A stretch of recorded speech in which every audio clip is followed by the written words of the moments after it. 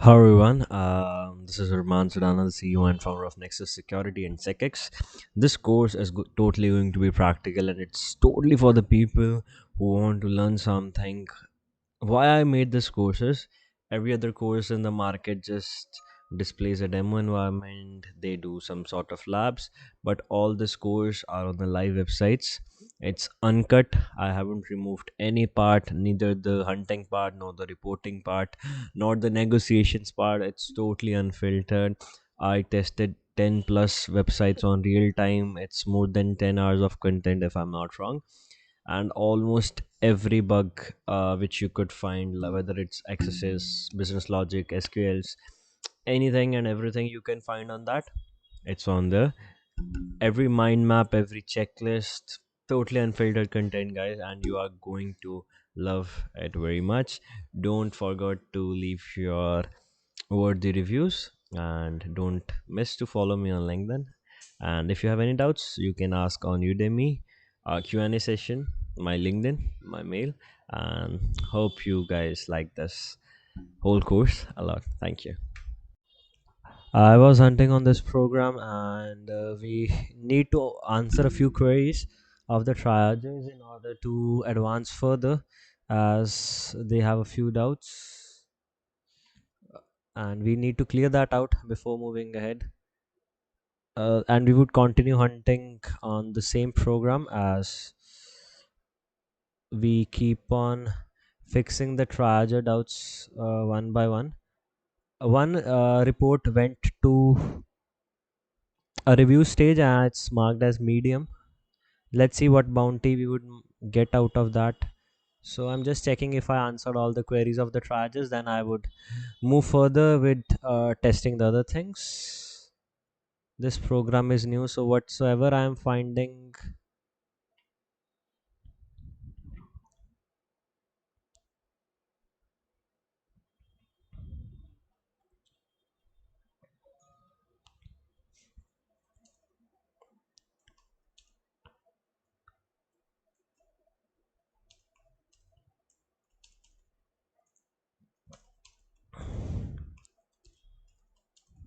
so we need to like uh work with the triagers.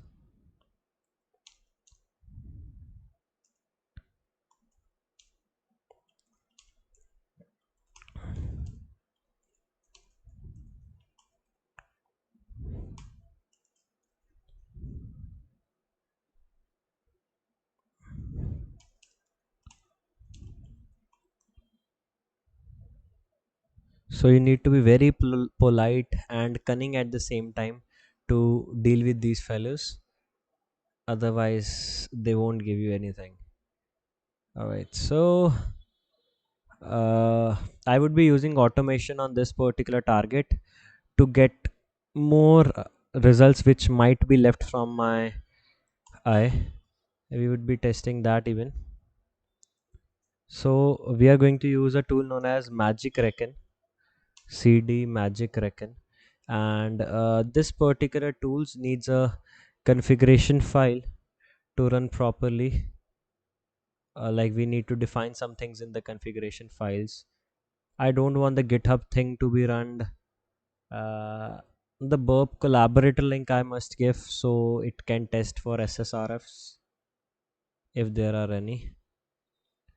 I gave that in, and how you particularly use that tool is magic reckon minus h to see the documentation. If you want to just perform the analysis on a single domain, you do like this, along with that if you want full reconnaissance and the vulnerability scanning, or you just want the vulnerability scanning. So if in my case I just want the vulnerability scanning to be done, reconnaissance is not much, but let's do with the vulnerability scanning.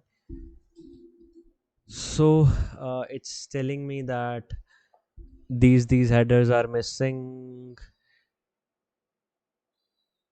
then it would search for open redirects if any. By then we would continue with the manual approach of finding things, We would go one by one into that approach. So I'm going to test a very interesting bug.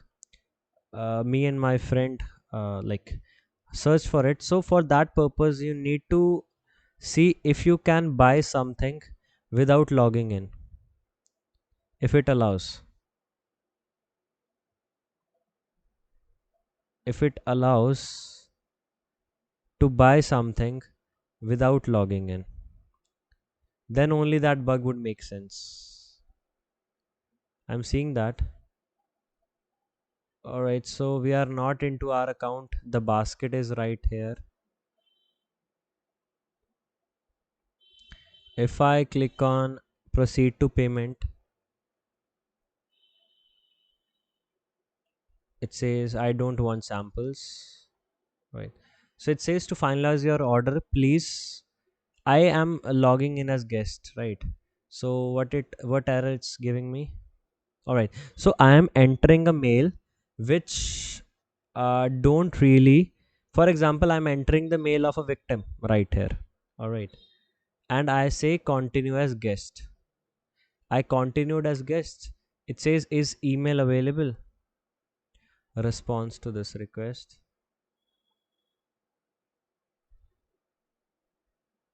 Due to some reason, it says the email already corresponds to a registered account. Log in into your account. All right. So let me enter a mail which has not been registered onto this platform.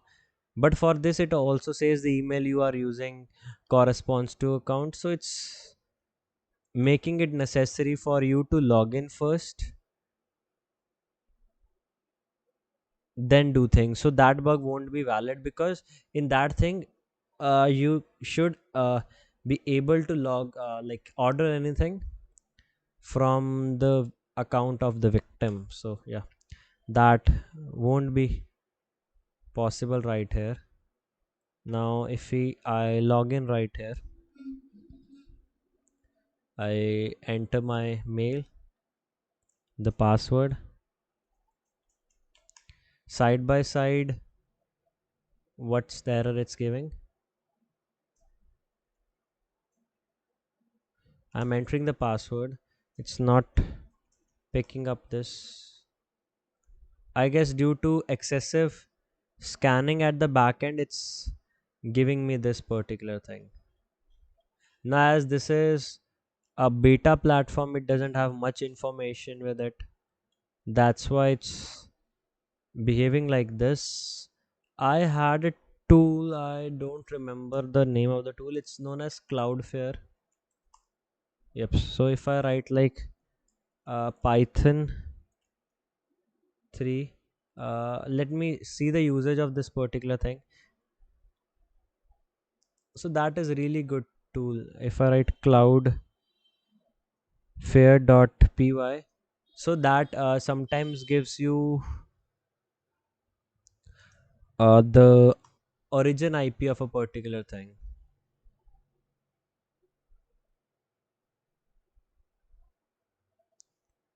which is like behind that particular Cloudflare WAF, you can sometimes get the IP of that particular thing. So just I'm trying that Python 3 and the domain name which we are hunting on, which is this. Okay, it says please set your census API ID secrets from your environment. Okay, we need to do that. Give me a second, please. So you need to give like this census API ID, census. You would learn a new thing today. Census search next.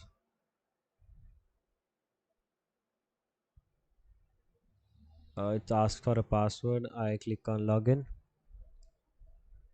So first thing it's asking is census API ID. So what I would do is, okay, the quota is used a bit. Okay, actually this is a free version, so this thing creates an issue. So if I write export from here, export census API ID is equal to, you pick the API ID from here and paste it right here, click on enter. Then if you want to export the census API secret is equal to, and then the secret right from here, then you can run this tool as we imported it into the environment variables. It says it doesn't seem to be behind Cloudflare. It could be behind CloudFront. So for CloudFront you need to do like this, CloudFront. It says it's getting, but there are no certificates found for this particular thing, so yeah, we can't get the origin IP of this particular thing.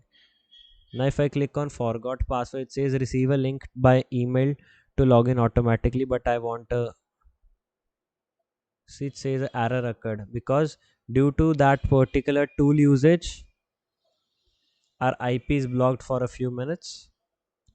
That's a normal practice, that the IPs get blocked due to the tools. So we can continue testing in the Kali Linux for the meantime, and by the time we got a new message on this, let's see what they are saying. The negotiations were going on.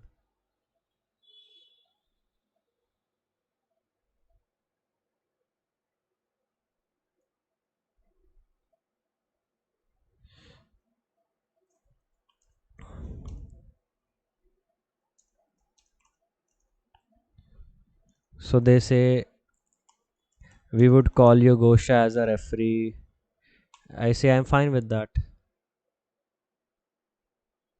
because pay to they are not doing na. So I am fine with every person being involved for that particular bug. If I don't see a particular hope, I am fine with anyone being involved in that bug.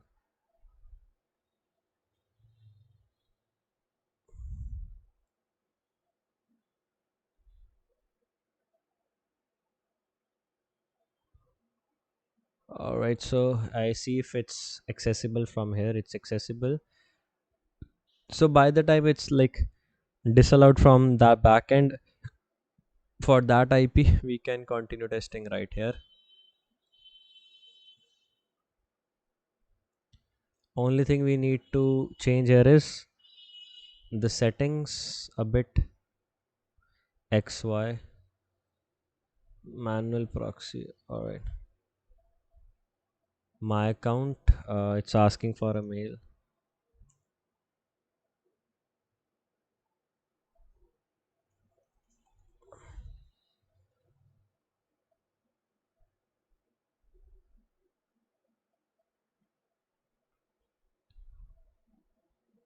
I get logged in now. Now we would see what exactly we can do here to escalate things to another level right here.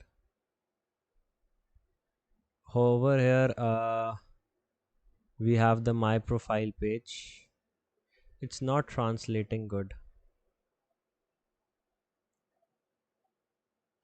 Over here, we have an option to change the mail.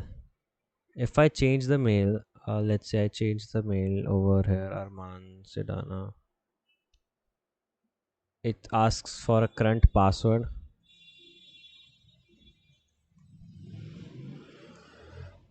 to update. It says password, old email, new email, and a lot of things. It's a API request, response to this request.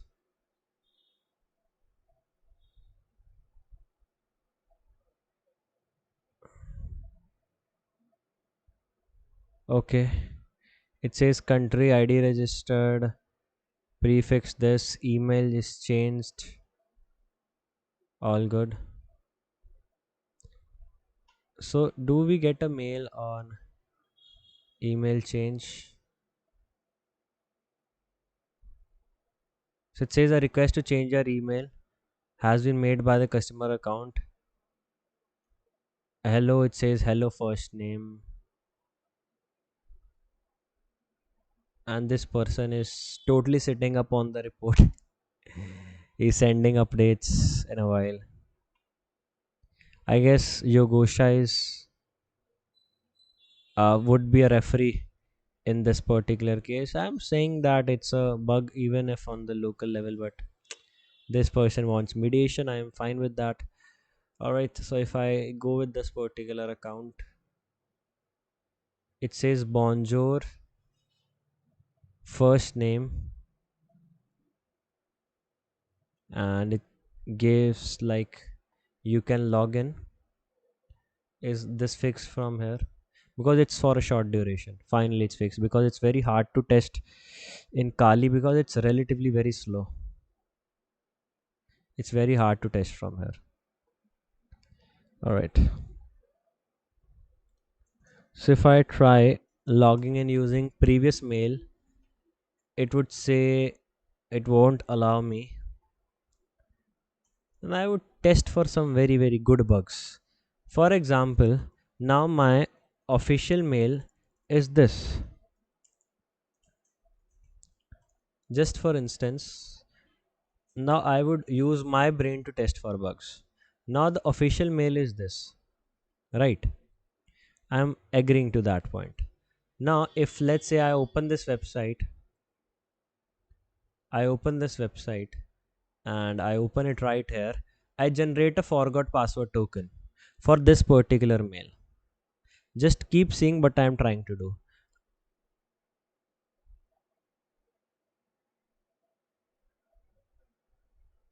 I generated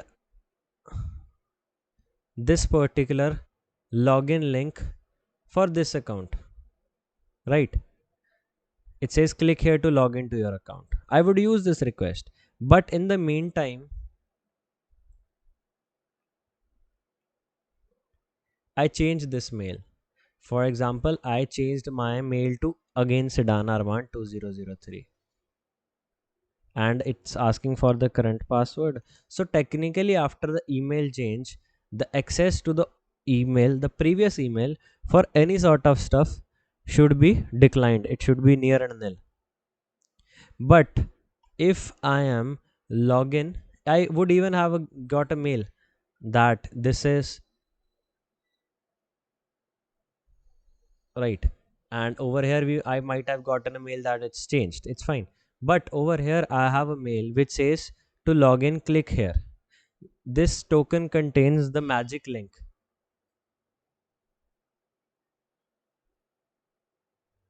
for logging in. So if I log out from here, I want to analyze that link better. I logged out from here. If I capture this request, I analyze it right here. A response to this request, it says moved permanently. It would open right here.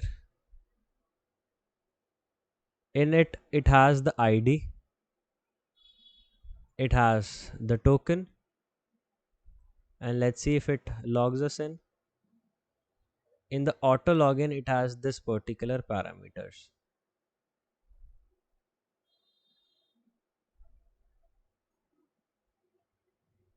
This is the particular request which is responsible for auto login. It says internal server error. That is right. It should throw an internal server error that the token is expired. So this functionality is safe. But it might not be the case with the forgot password token. You can check that even. But if it's safe, it would be safe too. Say I log in with this particular thing right here.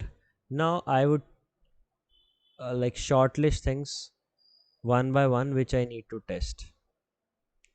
The basic bugs I have tested. Here there is a royalty program. It says choose my gift, register a unique code. Okay. In the testing, their testing environment, na, they also had given some another functionality to test. We would look at that too. Just a minute.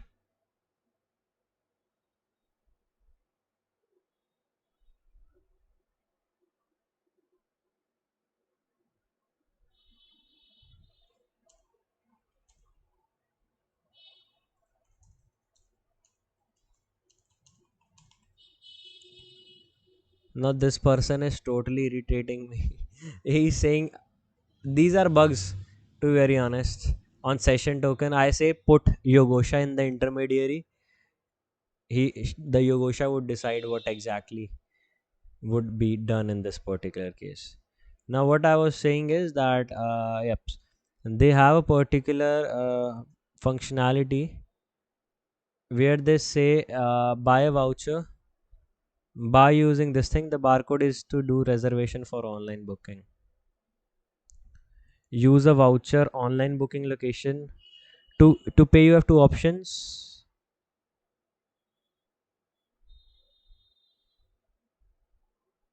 gift card.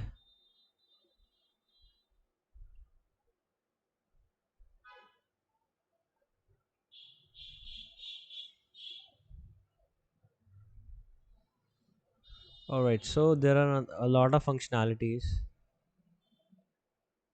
If I write like this, I click on validate. So over here, this is the code functionality where it says validate. I want to see how the backend is treating this particular thing. It might have said that, yeah, it's not right. But if I put a colon after this, it says unprocessable entity.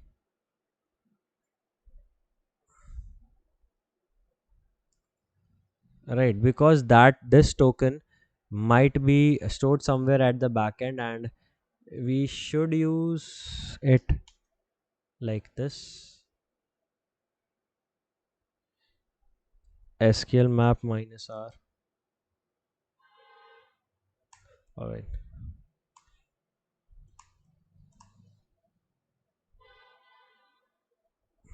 There's a WAF which would block a lot of traffic,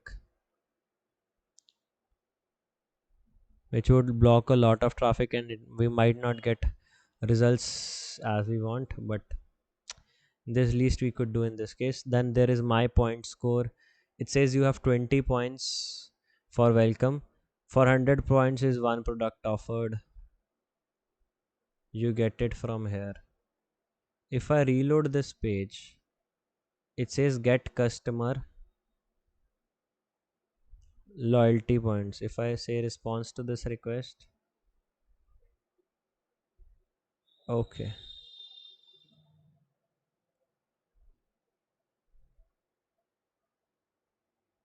So all these things are managed from this portal. I'm trying to understand the application a bit. So it says for 1 point you can add this. Okay, then let's add this. It says quantity is 1. If I enter the quantity minus 1, response to this request, it would show an error, I guess.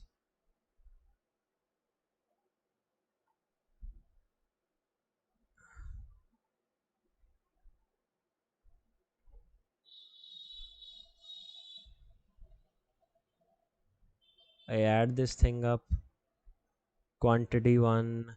If I write quantity 2, it won't be there is SKU means stock keeping unit. We'll test all these functionalities in a minute. It says minus 1 point. It deducts 1 point, and here it transfers everything. Alright, I'm getting some flow of it, how it's working. That in order to get this particular thing, 1 point is deducted, right? Getting it. So if I click on add, response to this request. In the response, it would deduct my -1 point. That would be the information out here. 1. So if I see like that, I would see my Cadele points used is 1. I say 0.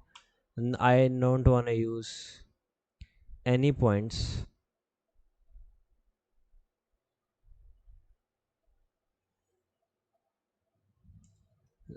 0. In the points, I say 0 and I let it go. So you see very clearly that my points might not be used. Okay, it's used. So it was just a front end artifact. If I click on minus, if I create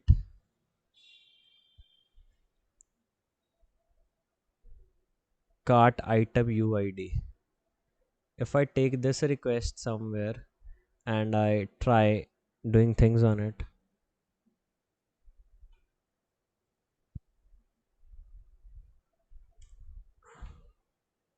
it's showing the errors. It says URI is vulnerable, URI parameter 1 is vulnerable. It's testing for the backend. It might sometimes gives false positives, guys.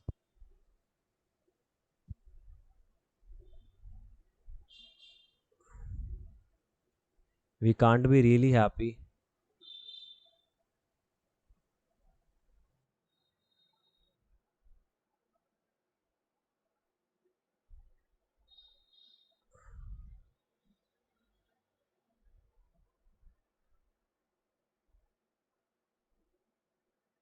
It's testing for all backend things.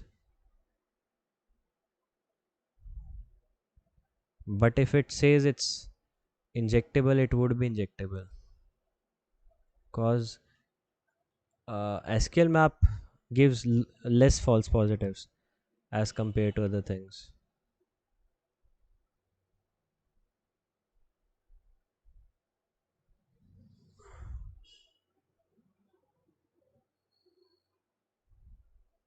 It says the backend DABMS is front base. So if I run this particular thing again, just to check everything is in line, so I just need to confirm. It says backend DBMS is front base. If this is right, it would be a P1 bug, guys. बहुत पैसा मिलेगा, to be very honest. You can't even think.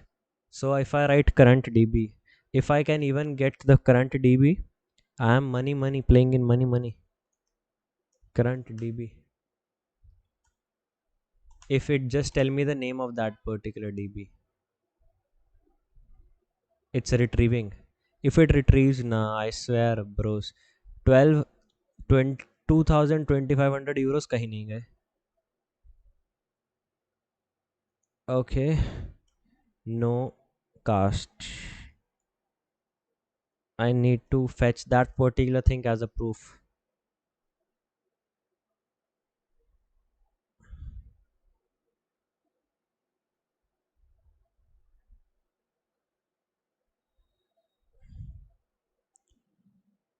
On front base, you will need to use schema names for enumeration as a counterpart to database names on other DBMS. Uh, just let me fetch the solution for it. It's a confirmed SQL because we were able to resolve this issue in SQL map. Let's see to it. For Yogosha, it रुक जाओ तुम लोग तो, तुम लोगों को तो एक P1 भेजता हूँ अभी, फिर पूछूंगा पैसे देने नहीं देने.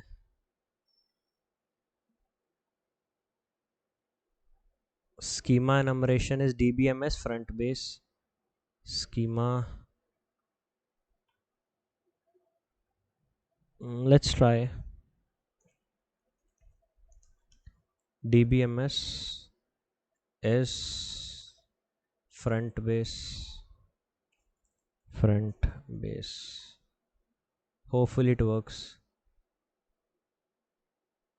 Okay, I guess there is some issue with my writing front base because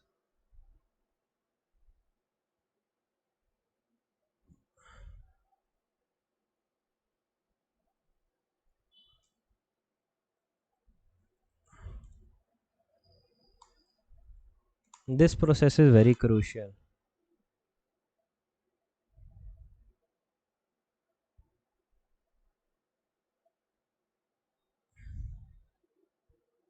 If once we get the name of that database, we are good. Because we need to prove the impact, na.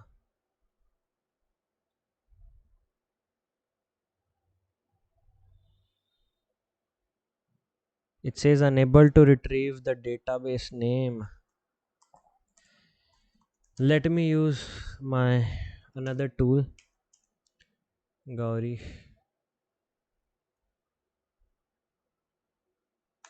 I use this.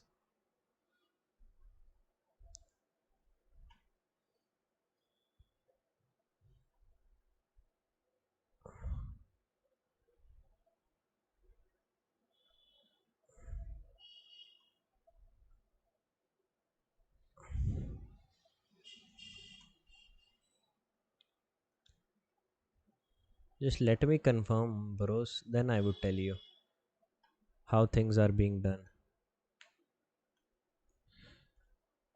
SQL map minus R. For this, everything is sorted because SQL map doesn't give faulty outputs.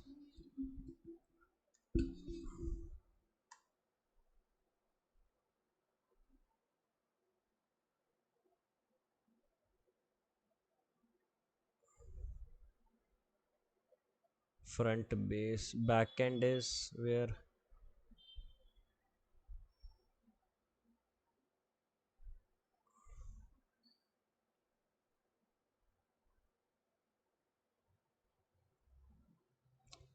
we need to find a solution to this.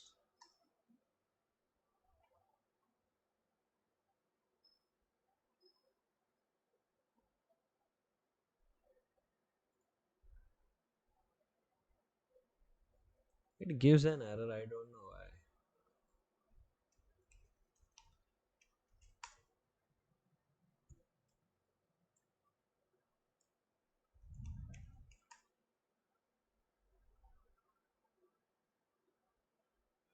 Let me manually confirm it too.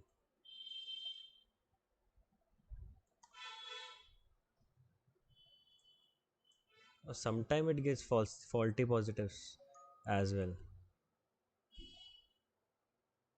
Because without manually confirming, rare case hota hai, but it sometimes gives.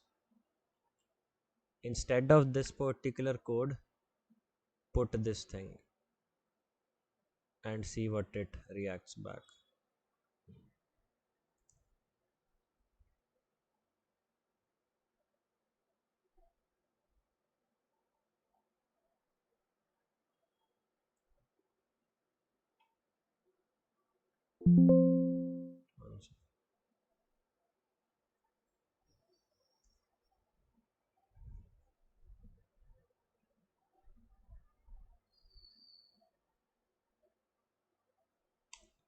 It says a bad request.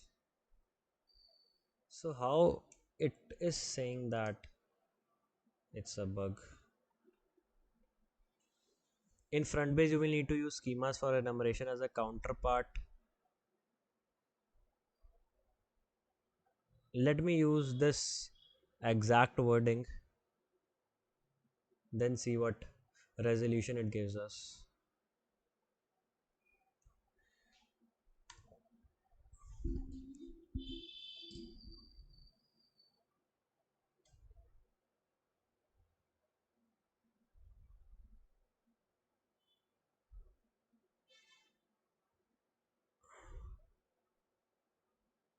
Okay.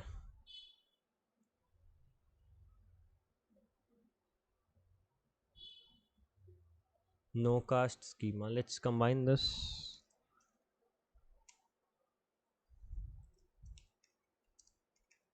No. If Gauri gives me the same result that yeah it's injectable, then only I would believe, because here it says it's not injectable, and both the tools should say it's injectable. Then only I can say that yeah it's injectable.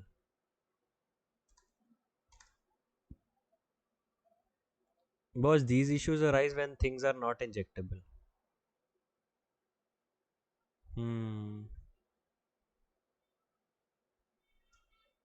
I also believe that. Threads.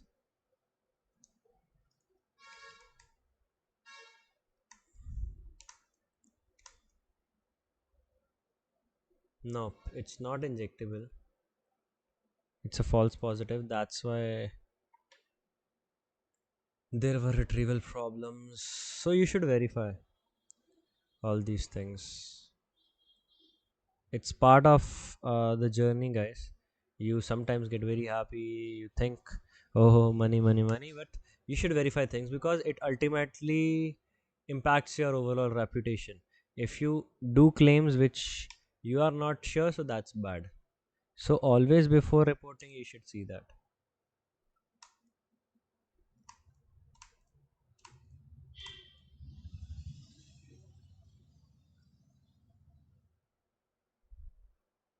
Okay, it's not working as expected. Now to just be double sure, I want to give it a second chance to run and then see how it's reacting, and give it a random number, then test something. Sometime na it uh, works that way. If it shows the same result second time, then only we can see. But we need to, I guess, clear the cache first. Now see how fast it went.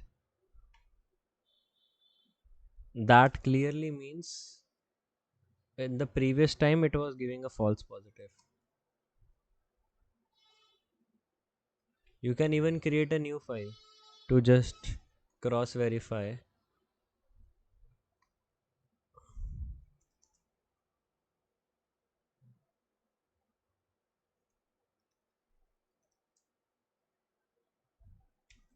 To cross verify things, I enter this, and yep.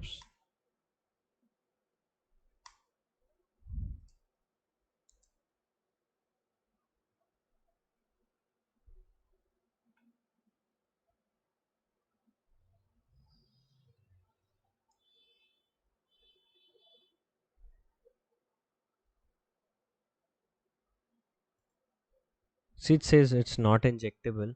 You can try a few mutations. So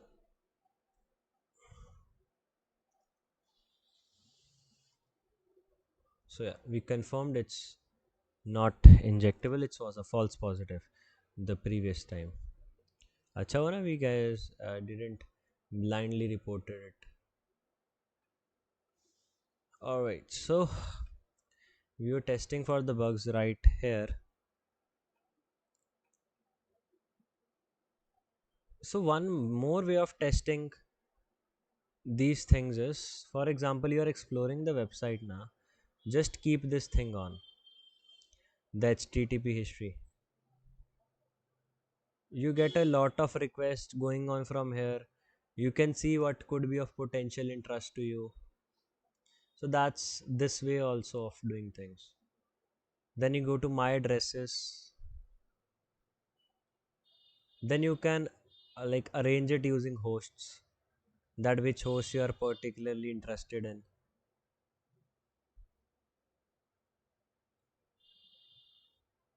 Generally, the SQL injections are on to the parameters which are linked to the database, like the backend. I'm entering anything.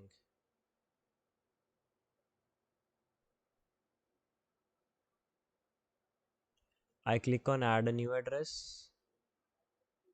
It's an API endpoint.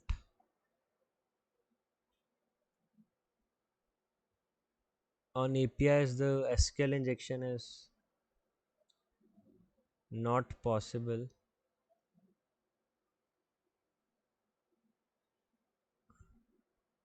Now there is this endpoint which is ID is equal to new. If I test this endpoint a bit, so if I give right here SQL map minus u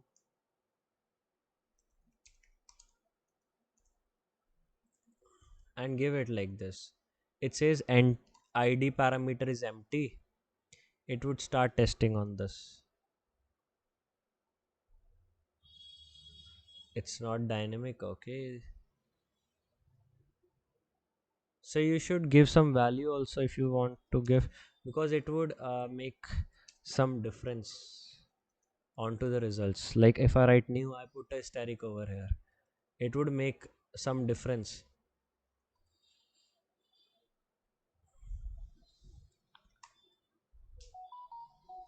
Sometimes we get blocked by WAFs even in these process. Then my payment methods, we should check right here, an error occurred. Then my communications, your preferences are taken into accounts, this will be effective. My beauty profile, it says make an appointment. Okay,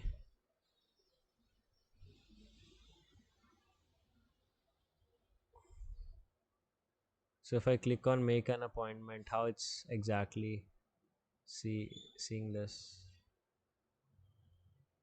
it says event booking, event place is equal to this particular URL. If instead of this particular URL I give like bing.com, https bing.com,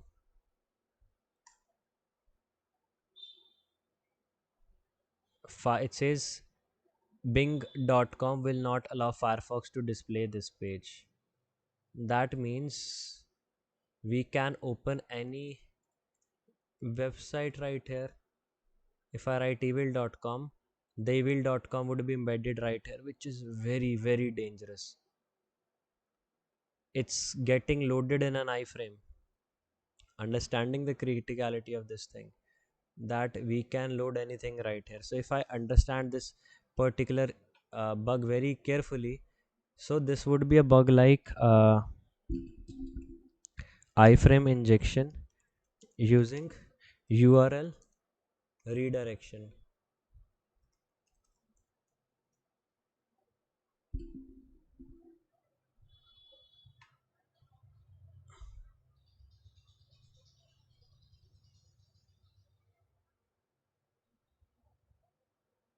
So in this particular case we are facing same scenarios, that after 2 seconds of loading the frame, the discourse website got redirected to this.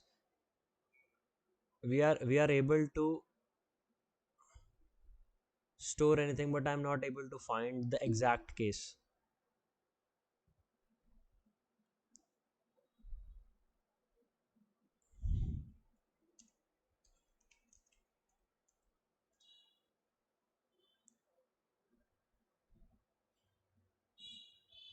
One second, let me see one thing. I think I can escalate it to SSRF.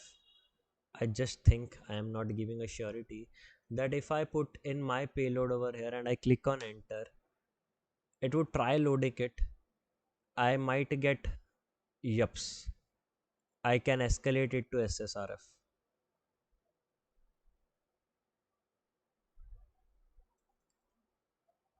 If I write nmap, that means if I send this link to a particular person, I can escalate this issue to SSRF. So, yups. Let me close this up, guys. Hmm. So if I fetch this over here, let me see if any of these is at the internal IP of the website.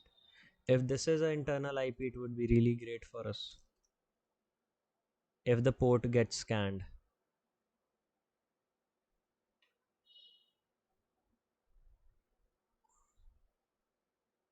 I'm just looking for that thing.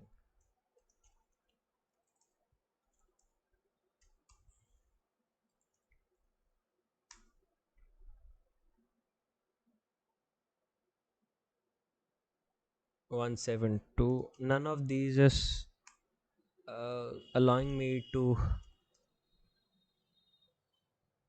do the port scan internally, but it has a criticality. I would report it. अरे उनको try these triads are really high on weed. इनको समझाना पड़ेगा that how exactly the criticality of this thing would go up. So I am looking out for a report which matches my case to SSRF.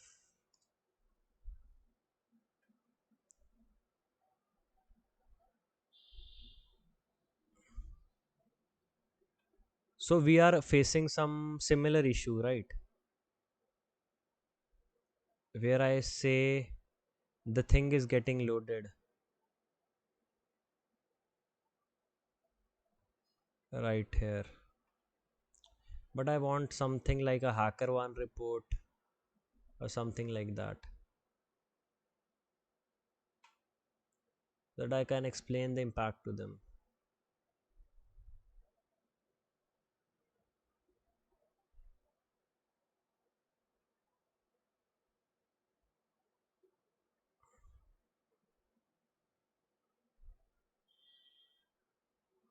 So according to them, if I would be putting like, I know it's not going to work, it's not the typical scenario. They say if you are able to fetch anything right here, right like this, file is equal to HC password.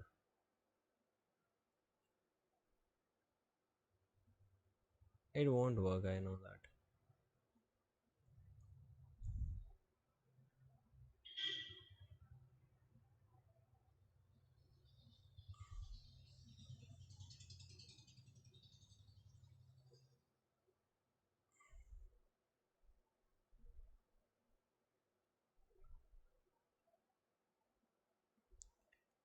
But using this request, can we fetch a file on the server?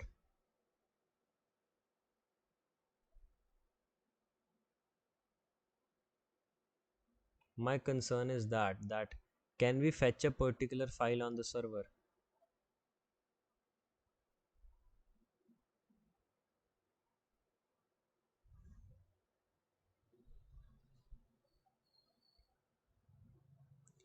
I'm reporting it straight away that https evil.com.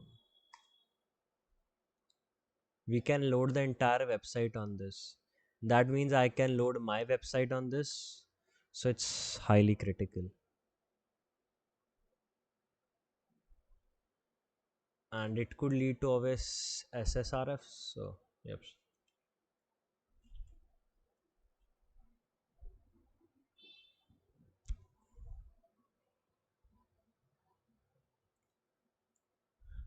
URL redirection. It's iframe injection leads to SSRF.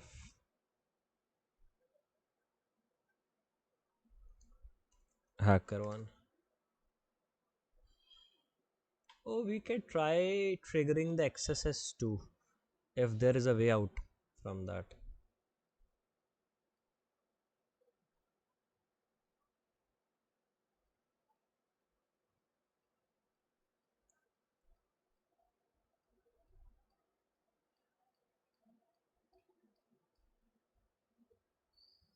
You can try triggering the XSS too, but let me find the same scenario.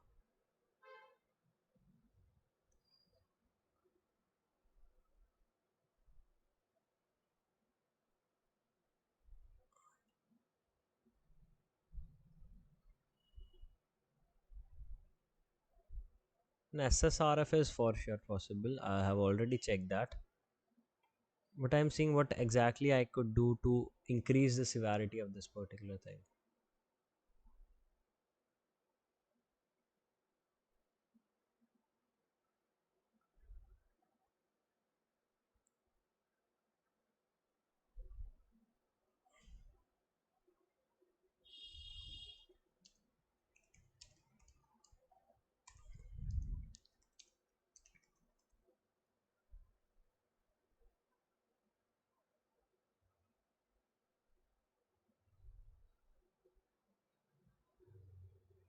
So it says if I load a file, I can exploit it. It says XSS trigger via HTML iframe injection. If I can trigger XSS, it would be really good.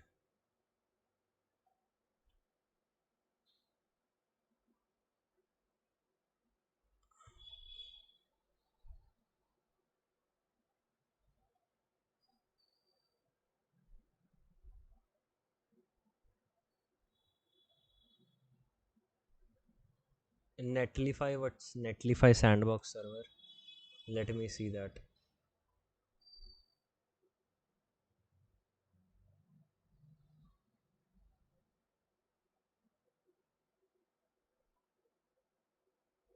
A person has done that. So we can take this. Research is very important, guys. I can report it straight away, but we should try to escalate it.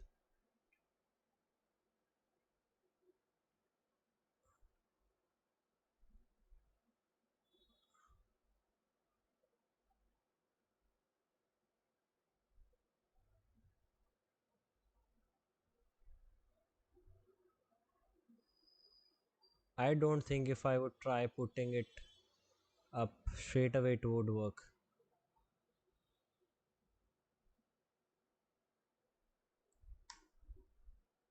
It's blocking my payload. If I'm putting it straight away,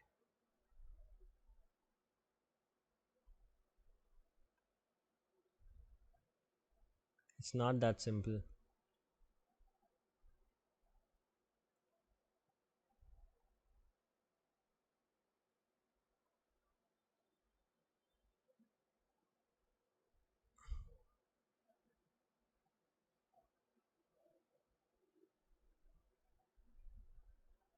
Here there was a write up about that,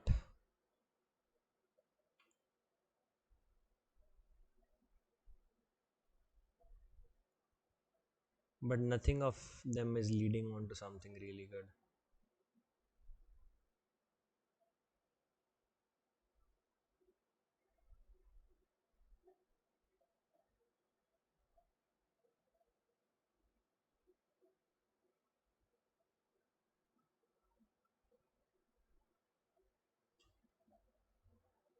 Now they are loading this thing into this particular thing and they say it's popping up XSS for them, but for us it would block this particular thing.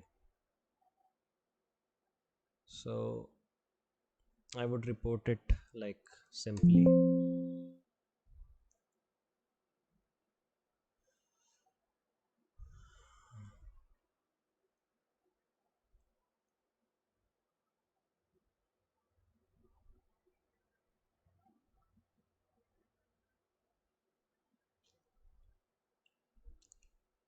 So I want a report where iframe injection leads to SSRF.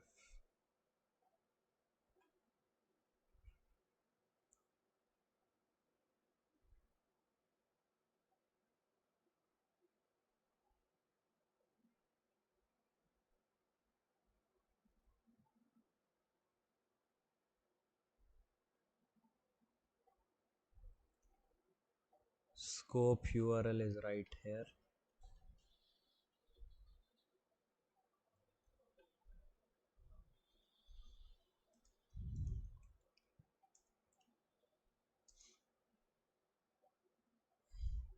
I would wait for these bugs to get triaged, then only I would uh, hunt for another bugs.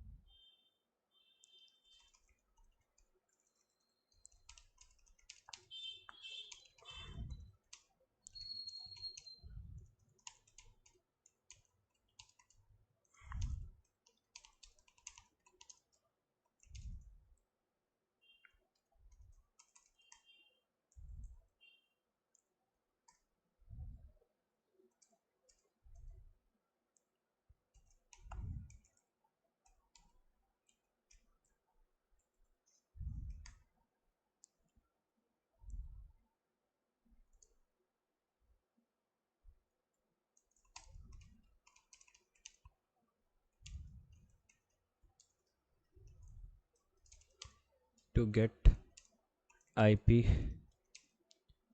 addresses, right?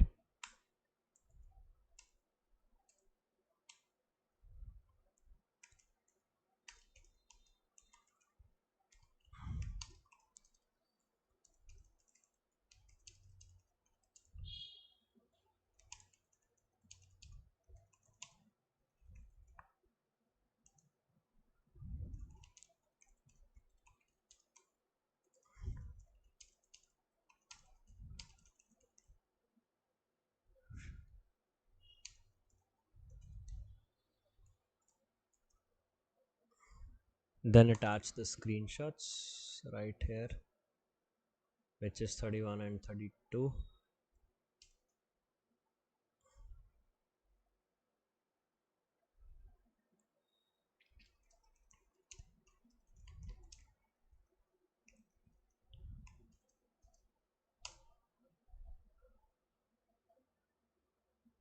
One thing which is more coming into my mind, I don't know exactly how it would be to RC.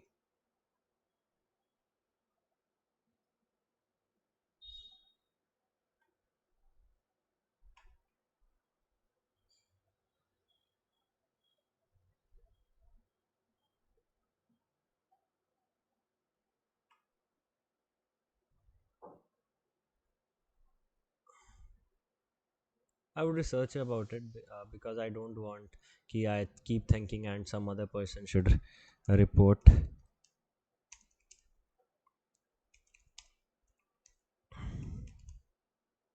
I don't want that specifically. The CVSS would be high on everything. It would impact.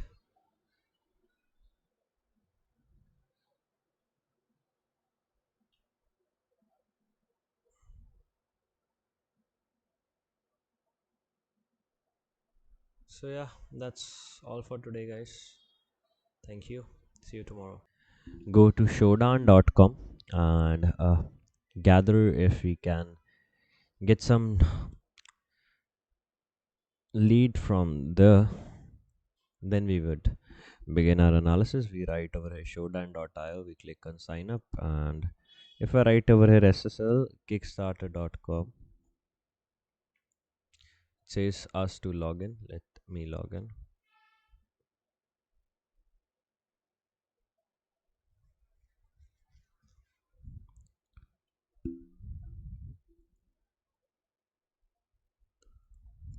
Sometime it gives error like this.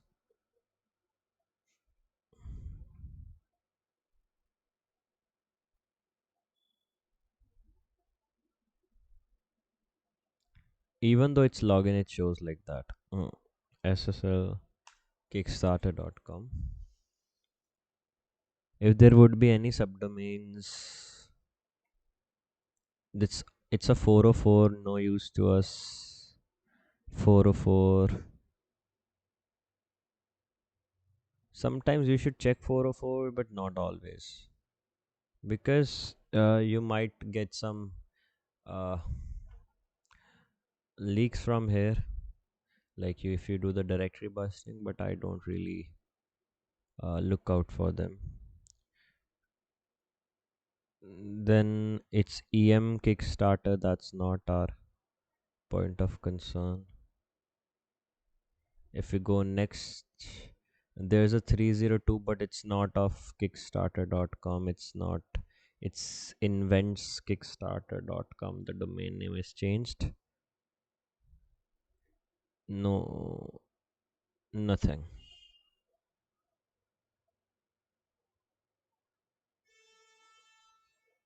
There is no result which is of point of interest to us. How you can further bifurcate things, right over here 200, and that would only show 200, but these don't belong to a target. So yeah, one thing more you can do in this particular scenario is go over here, write echo, sorry, and over here wayback URLs. Once you do that, you would be getting the wayback URLs of this particular domain. Then you would see if there's some entry which is of specific point of interest to you. But it sometimes take a bit of time to do this thing.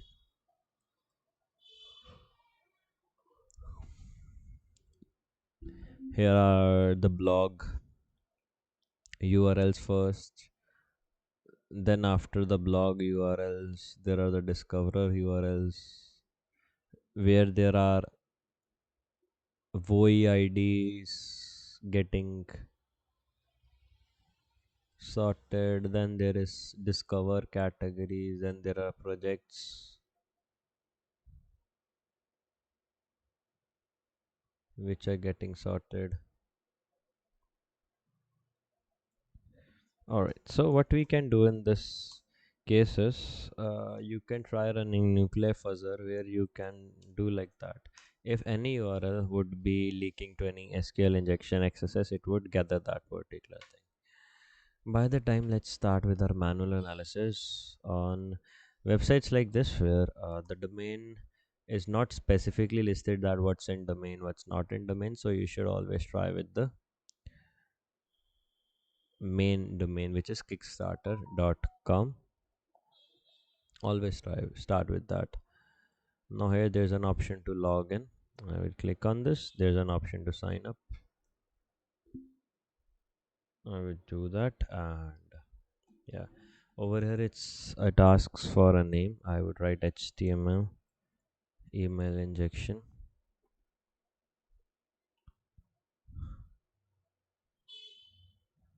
Then my mail.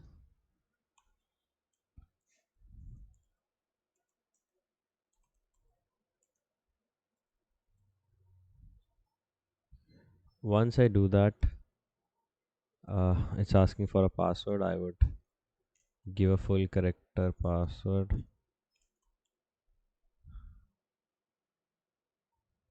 Click on captcha. It says cars.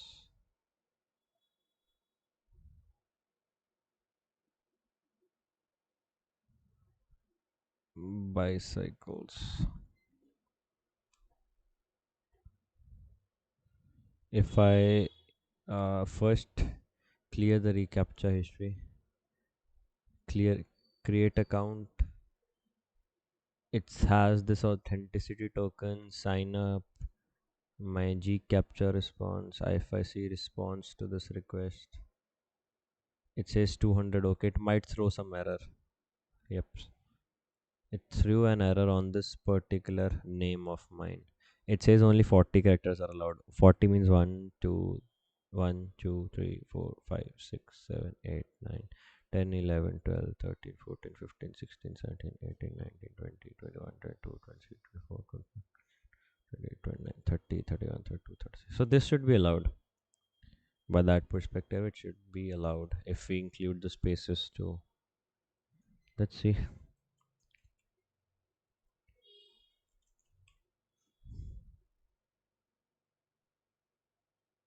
Create account, response to this request. Yeah, it says 302 found. User credentials. Alright. So it gives me this particular thing with the user credentials. I would store it for a minute. Click on forward. User credentials and everything. Alright. So we are into this particular website. Let me see if I got a mail or something like that.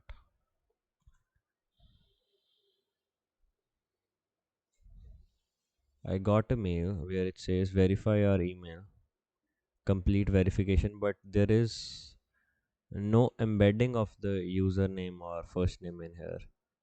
Let me go to profile section.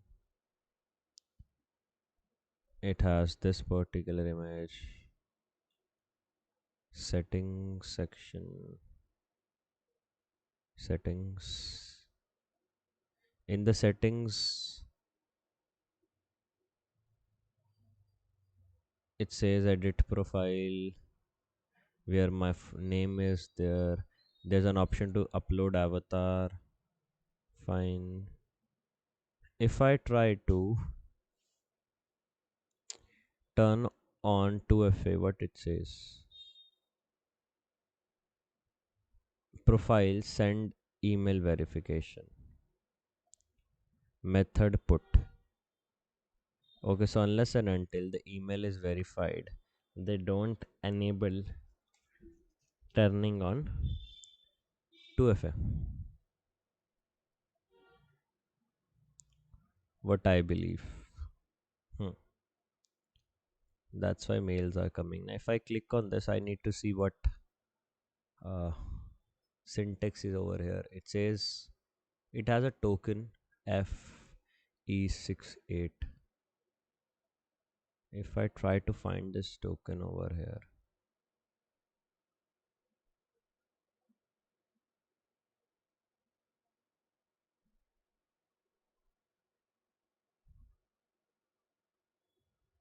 introspection, it's running GraphQL. Enter this response to this request 302 found and user is verified, the email is verified, and yeah, good to go. All right, now what I was seeing actually is if I go to settings, what is the endpoint to get this 2FA page particularly? Okay, okay, it says country, I write India. If I write my number over here,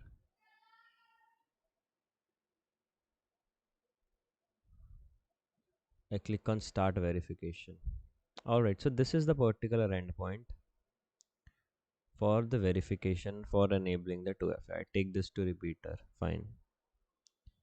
Do intercept response to this request. Okay, it gives me back this particular thing. Now I got a particular code. Fine. Now this code is a 6-digit code. Now what if I try to brute force this endpoint? I would take only 100 positions to see if it works or it gives me a rate limiting error. I go to numbers. Now my original OTP is 529592. So I would write 529550. Just for instance, 529599. And step 1, I am trying 50 OTPs if it works. I click on start attack. Most probably after some OTPs it would start giving me 429, and things like that, as I anticipated that this functionality might start to crash. Now if I click on this again, it would show me you have done this multiple times and things like that. I write over here 79734 start verification response to this request. I got one more OTP, but the OTP is same. But does that doesn't bother us much, because if the OTP is same, if I enter the old OTP, then it would be a bug 9592. I click on verify. Here's the token. A response to this request. It says 429. That means we have tried this OTP thing a lot of times. Makes sense. If I click on delete my Kickstarter account, how it takes this into play.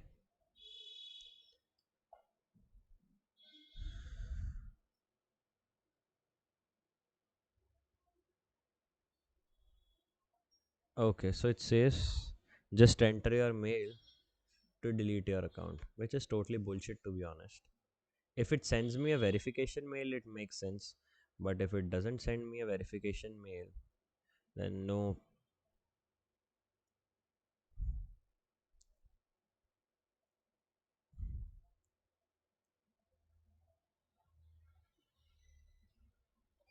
Yeah, I guess sends me a verification mail. Hi there. You need to log in and stuff. It says to delete your data, you need to. Alright. So they have a security that you can only delete account if you have that particular thing. But I want to see this request in plain language, because what I'm not understanding is how exactly this thing is working. For example, if I drag and drop this over here, it has a particular token which we can't guess obviously, where it says arrays verify login email response to this request.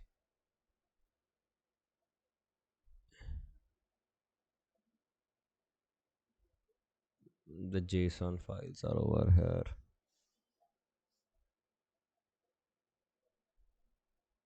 How exactly it's verifying? I want to see that request. Over here it's verifying, where it has this token input mutations, where it's verifying that yeah, exactly this token belongs to this particular ID.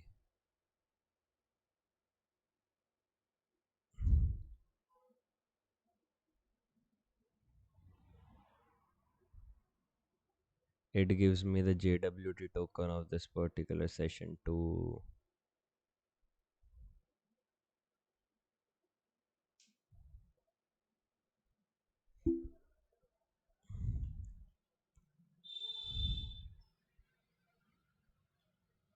Hmm. So what would be the request after they verify that yeah, everything is good? I need to see that request.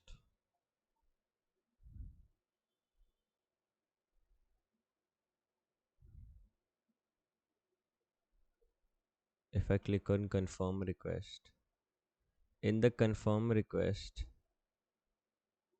it has the customer, the partition key, and a lot of things. We can't obviously guess that thing, so we can't really see. But seeing to that, if I write like this GraphQL introspection query, we can see if we can hunt for GraphQL.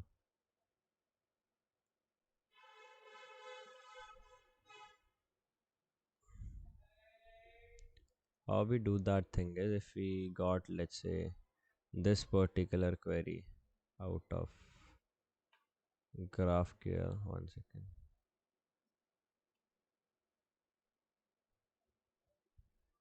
But it should be a GraphQL thing, then only it would work.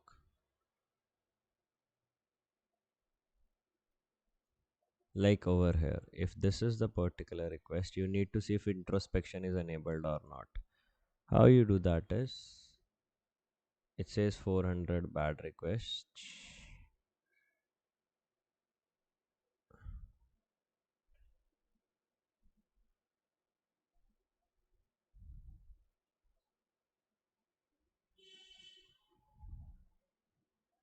Something went wrong, please try again. Let me find some automatic tool for GraphQL. It's like API hunting sort of thing on GraphQL.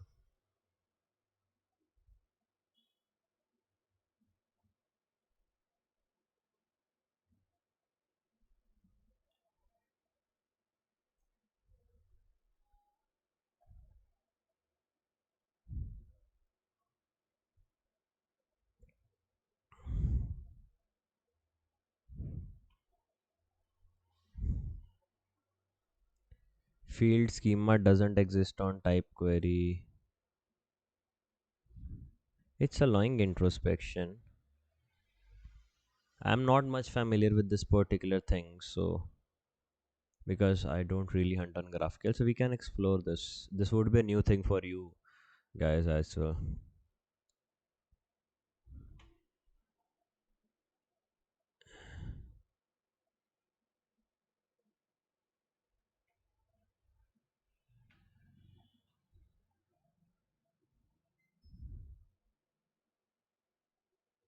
Let me see.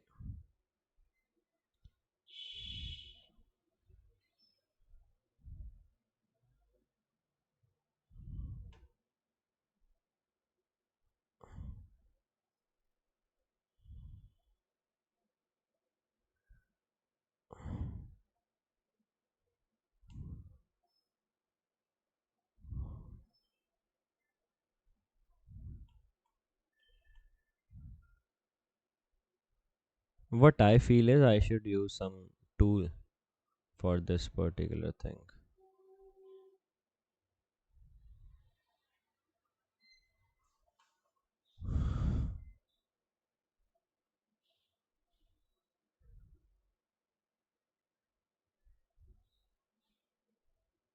Hmm.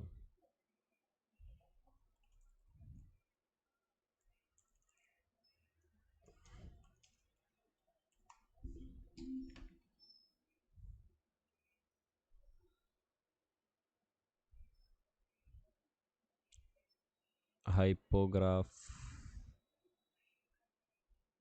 There was a tool in Burp Suite, if I'm not wrong. Its name was InQL. I don't know if it's available over here or not. Hmm.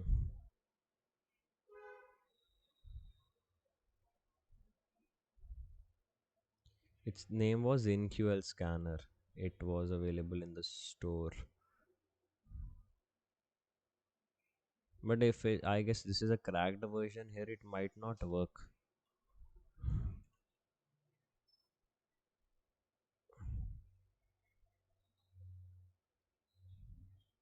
Yeah, over here, see InQL Scanner. But it says it requires latest version of Burp to run. InQL is a good tool. Let me see if I have the another Burp suit with me. I have this community edition Burp suit too.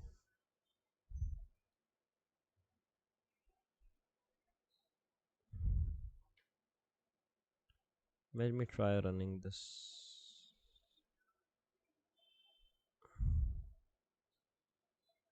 I have the NQL. Okay.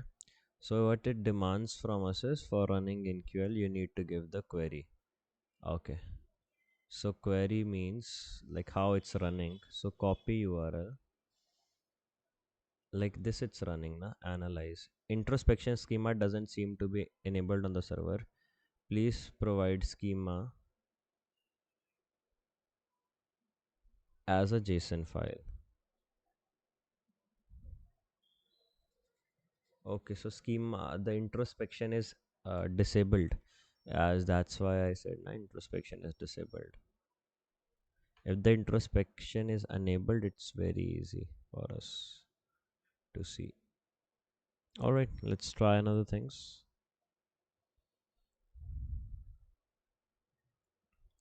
Let's try myself authenticating now.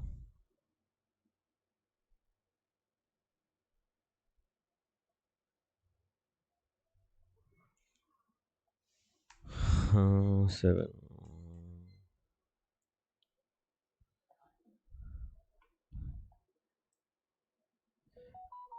And the bad part is the OTP is still same. The earlier OTPs which I got and the OTPs I am getting now is same. I believe that if a OTP is not used, then that particular thing remains same. Now see over here. This is the response where it says NS phone number is verified with this particular phone number and the ID of this particular phone number. That's the particular response of this particular file. I drop that thing and let me see if it's verified or not. Okay, it's not verified. Now I am trying to see, it says it's verified. If I click on change,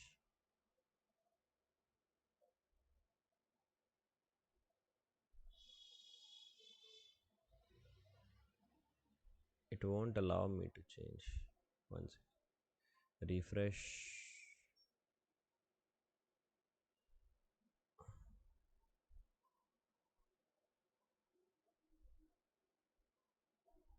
Let me try changing this number. I'm entering a number which doesn't belong to me. Okay.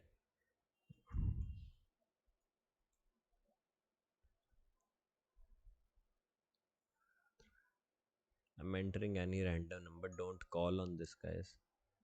और वो इंसान मेरे को मारे. I'm entering literally any random number. Okay. This is a particular number, so might be the code have been sent. So instead of this, I am entering the code 123456. Click on verify.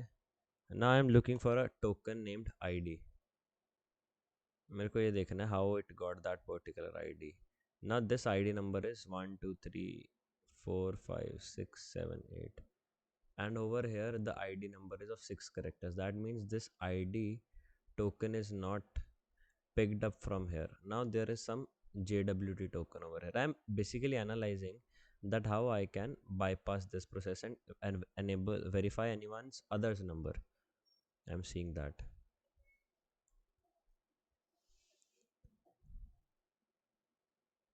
I'm not looking for any small bugs or stuff like that. Okay, here the ID is not embedded.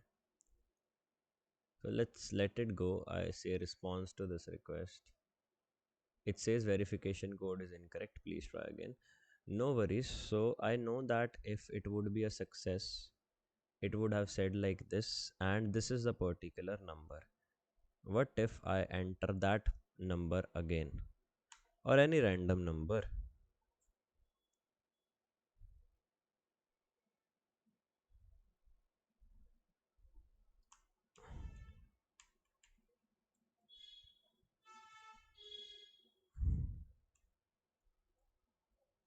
I'm entering any random number.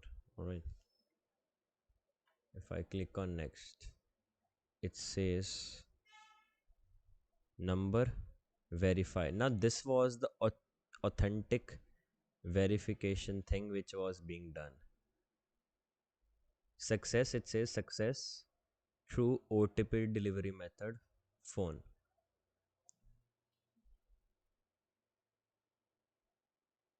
Like where we changed our number.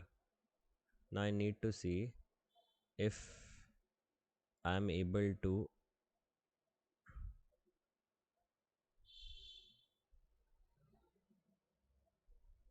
No, it's still on that old number. It's still on that old number. Let me try disabling this. It says 302 found.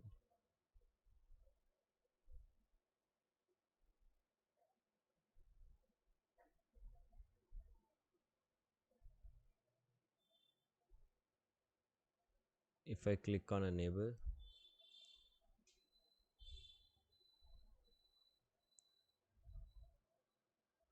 I was trying to get the endpoint actually.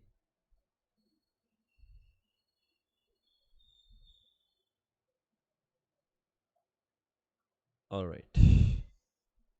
I have somewhat done my analysis over here.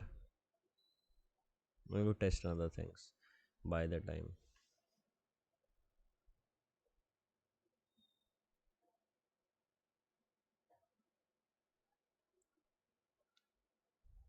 Hmm.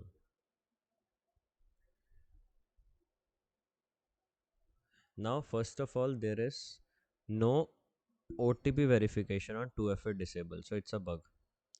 Like I tested 2-3 times, but there is no OTP verification on 2FA disable. And if I tell you that it's not really good thing. So it's known under the category of weak 2FA.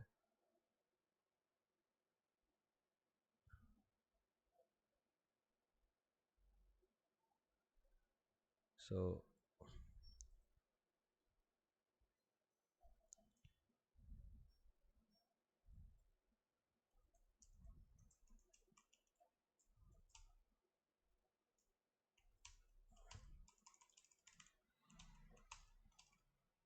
I wanted to see how this company is taking this thing.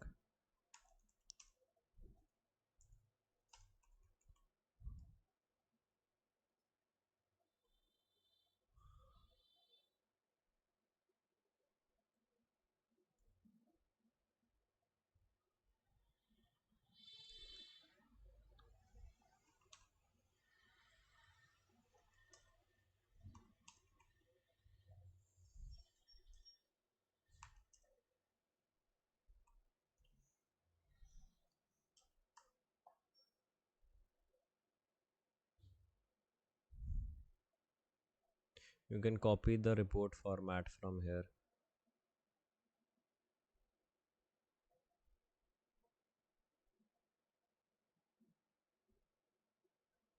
You can copy the entire same thing and modify it according to your needs.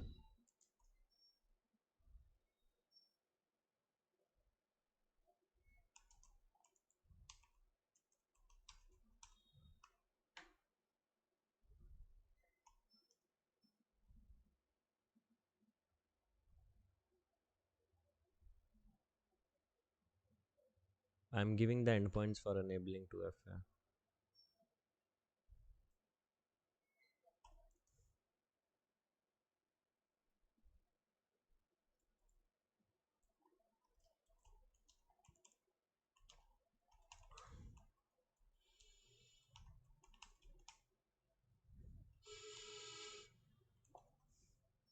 Submit it.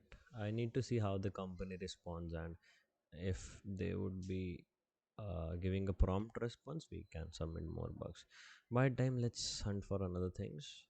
Over here, there is an option to change the password. We would come to it in a little time. Let's see what our tool is finding. It's still getting the URLs. Okay, that's the website might be having a huge uh, domain name.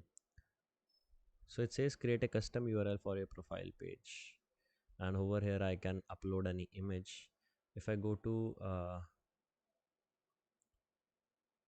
this PC, I go to try uploading. I would try uploading this XSS SVJ file. Most probably it should not allow me to upload XSS SVJ file. Yep, so it says not acceptable. As I thought, I would try uploading this file.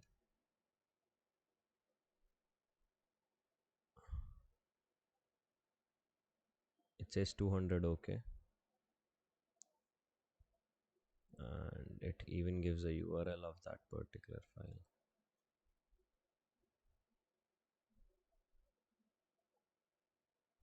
But nothing got executed.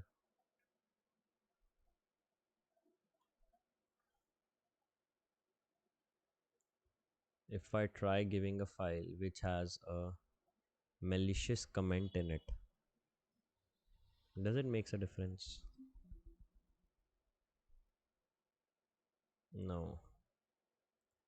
Let me try giving a lota pixel file in which there are so many pixels.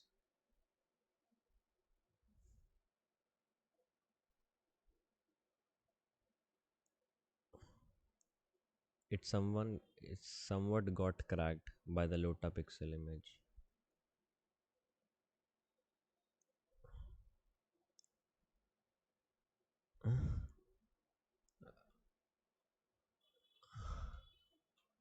Now I see a request over here.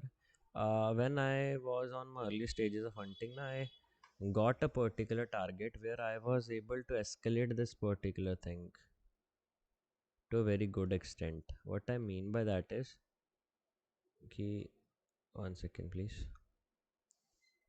I click on Control A, Control C, then went over here. Why it's only taking up to these characters? इतना थोड़ा output क्यों ले रहा है? It should take the full output.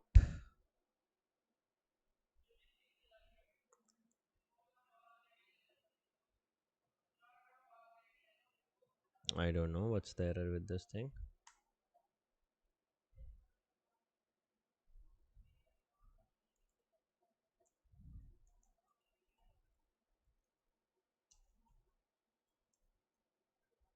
It's getting copied till this only. There's some error.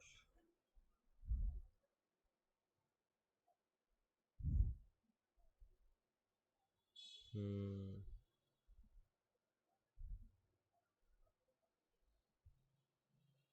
What I was actually talking about, if I give a particular colon instead of this verb ID, does it makes a difference? No, it says 302 found. A response to this request.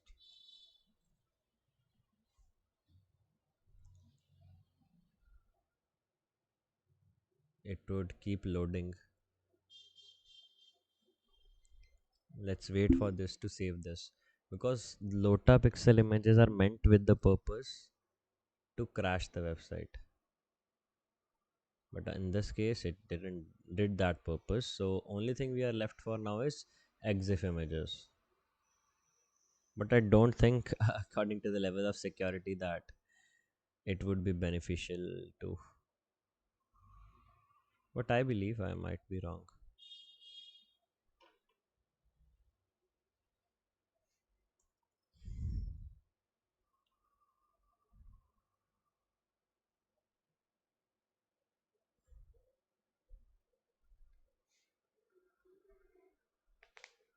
This image contains no metadata. Yeah, they remove the metadata from images.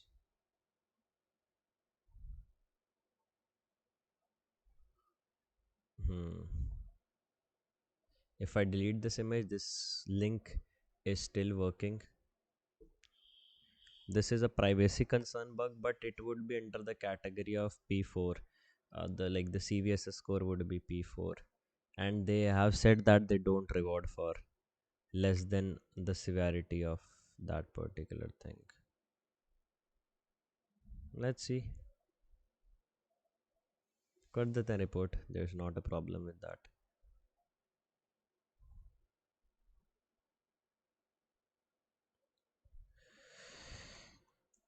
Privacy concern bug.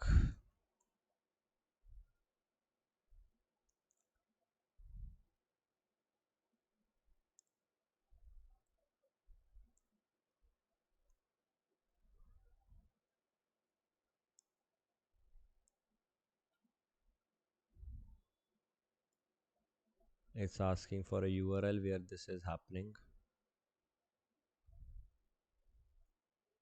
Settings profile URL, and in this particular thing na, give them the link of the image which is loading.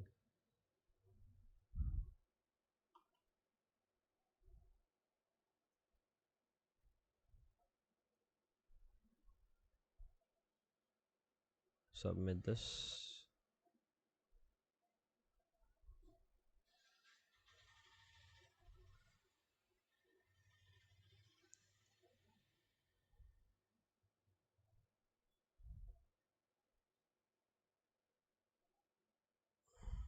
All right, let's move to other things. I go to account, and over here there is an option to change the password. If I click on this, it says enter current password, enter new password. I entered a single character password, like that's A and A along with my old password. A response to this, most probably it should not allow, it should throw an error. But if it allows, it's good.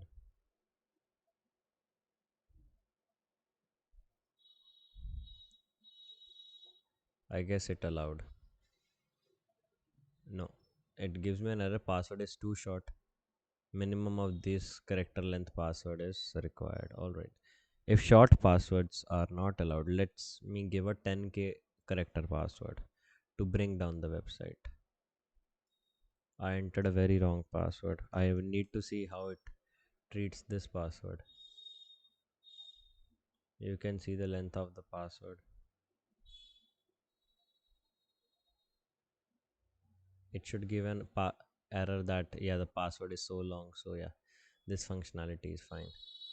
Then turn off recommendations. What is this put there functionality? This authenticity token is somewhat like CSRF token, which is preventing from any sort of hacks to be run. Then there is option to create a custom URL. If I copy this thing, if I write like this, click on save settings, it should show an error. Yeah, vanity URL is so long, and we didn't got a poll back even. We can add websites over here. I would try uploading this website if it sees that yeah how exactly it's working, but I don't think I would get a pullback. Okay, the websites gets deleted that easily. Let me delete this thing. Then the notifications,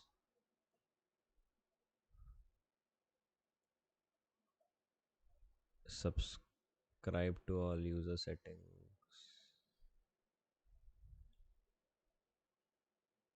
Let me see the response to this request.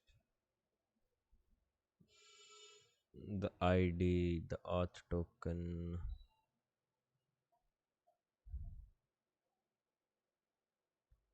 Okay,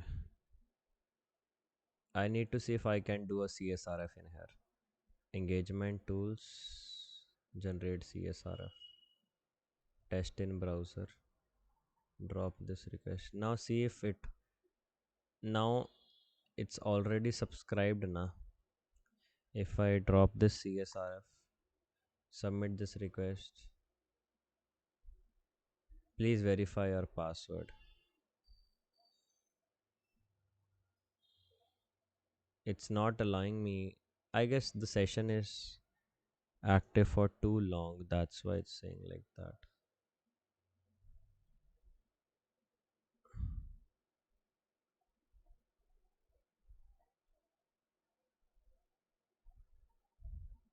The response to this request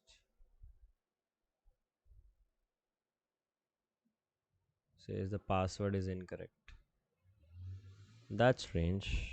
I entered the right password.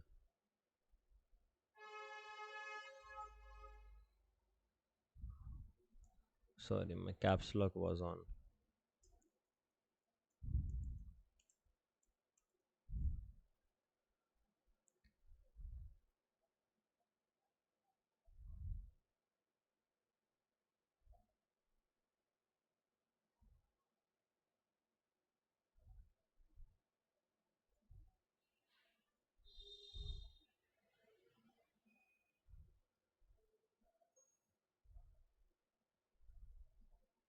Now, this is something very strange. Let me tell you how it's strange.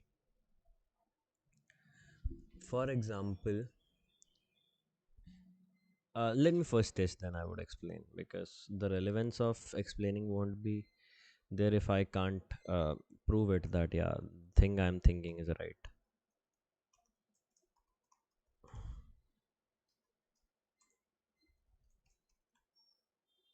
I click on login. It contains my username, it contains my password. response to this request. I interchange it with the response I earlier got. Can I log in into that particular website or not? I logged in. Now let me escalate the severity of this particular thing. Then I would explain, Ravi, that what exactly I did over here is, if this worked now, it would be a huge bounty. If it worked somehow, this would be a high level logic error bug. Authenticator. I scan this code 525934.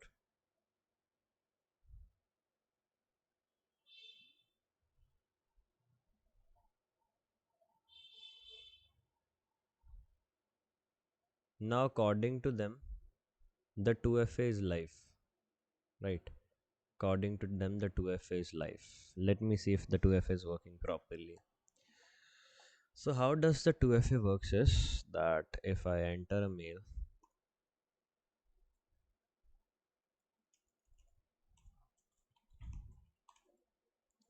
the password, and click on login, it would ask for a 2FA code for sure.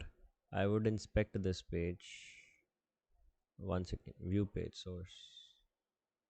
One thing I wanted to see if anywhere my username and passwords are supplied. Braze API keys leaked over here. Let me see if it's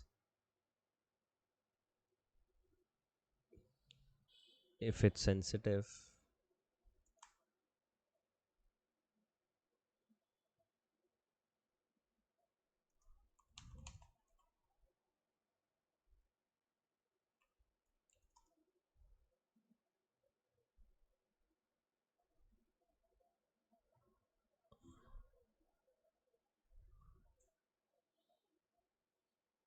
Braze API key.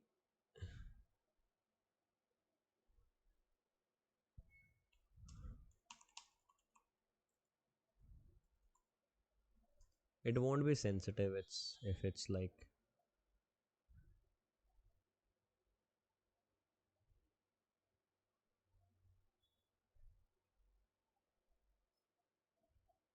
let me read the documentation. So it says, I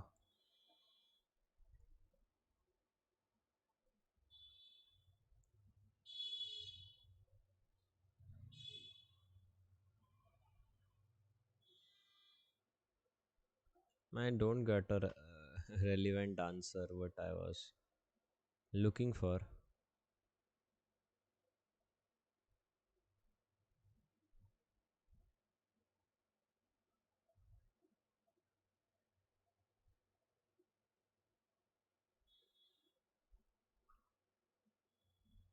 All right.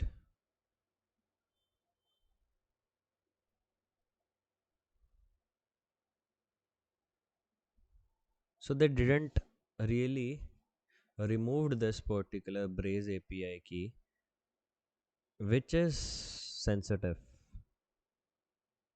So we should report it.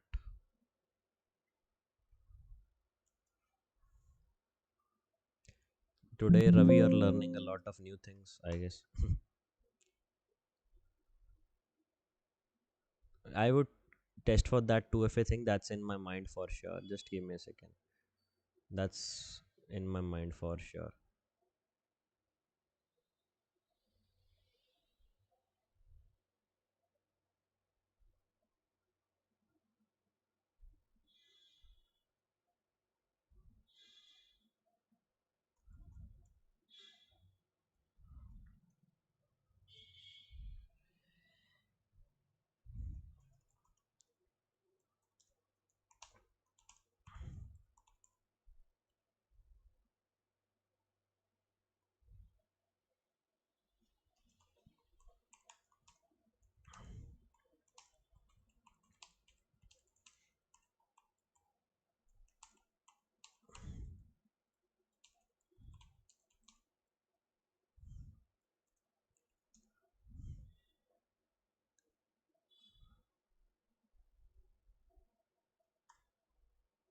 I'm reporting whatever I'm finding.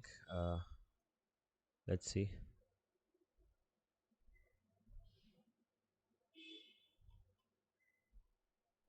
No, this is a third party thing. It's a third party hosted thing. So I'm not doing any testing on this, because we can test on this help also, but yeah, obvious we won't be testing out here. What I was looking for is that anyhow my email is embedded over here. Now see, my email is embedded over here, and I want to see if my password is over also here. No, my password is not here. So what bug I was looking for, it's known as source code credential storage. It's a P3 bug where once you it's a bug crowd bug that you should not store your credentials or passwords. But here is only email. There is no credentials as such.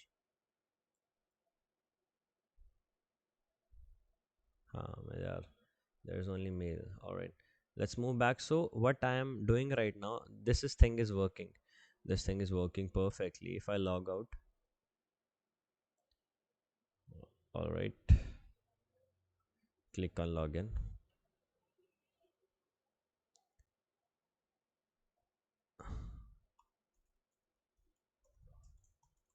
Gmail.com. Now instead of this particular thing, now login, response to this request, it says this particular thing. I am giving it a token which I copied it when I was creating the account, and the account was not verified. If it logged in, it would be a bug, but if it didn't allowed us to log in, it won't be a bug. A response to this request. Nups, it's not working. It's asking for a 2FA. Let me see if I click on code, that how it's reacting. Okay, it sent me a code. If I enter this code 492725.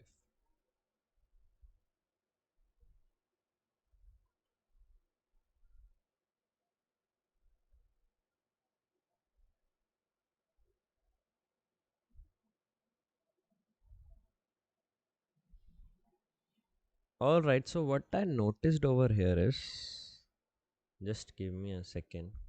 Let me cross check that what I'm thinking is right or wrong.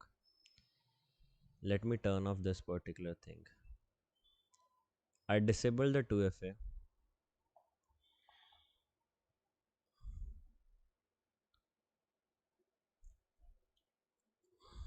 Let me try logging in. Login, and let me remove that 2FA from there. Hmm. I deleted this particular thing. This would be the last bug we were testing on this website for today.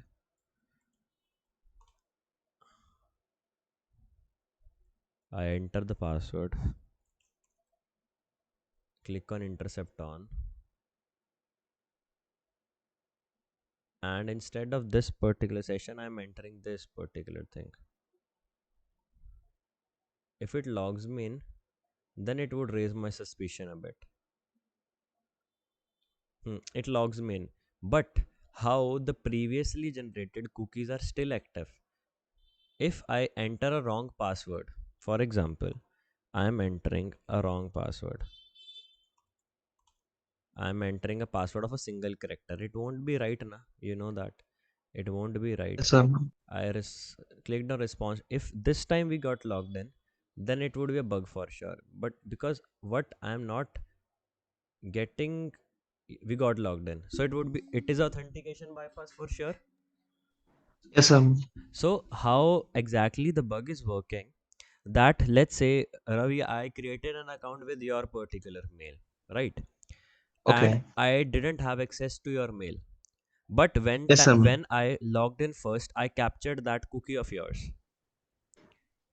Okay, the account is not verified. So regardless of your account is verified or not, I got the cookie, which is the credential storage, and it should get expired after every successful logout or anything. So Ravi, technically, if you do change your password, but I can access your account at any time, as I showed you in the POC. Yes, sir. Yes, sir, man. So yeah, that's really critical, and we should report it to the company for sure. It's a high severity bug, and it's a pure authentication bypass. Because if I create a account with a victim, I can access that account anytime. So it's authentication bypass due to logic error. It's a P1 critical. If this company like is like making sense, so obviously we would get money. So let me write the steps. Create an account on, let me see the URLs on bugs like this ना, make a very detailed report ताकि उनको मौका ही ना मिले आपको like टालने का and all that stuff कि याद you are lacking this, you are lacking that. All right, then capture the request to response to capture the response to request of sign up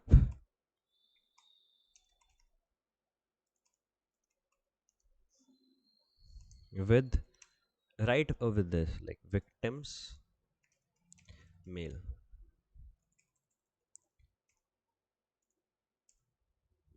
Mail. Then capture the response to request of sign up, which is a 302 request with user cookies. Store it somewhere. Account one. Now, I learned that don't write victim and attacker thing, because then they complicate things a lot. So store it somewhere. Then verify your account one and change the password of that. So technically, after logout or password change, the old cookies should not work. Whereas I was able to bypass the authentication even after entering wrong password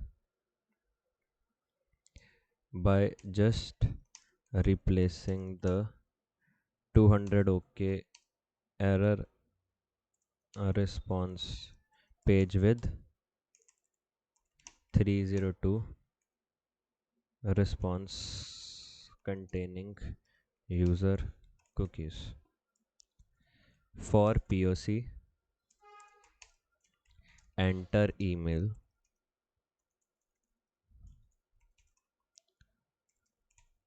and any wrong password,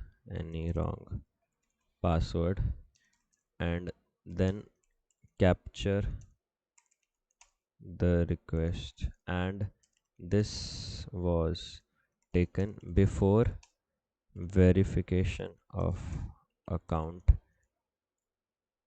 an account which could be easily done, as you can log in before email verification,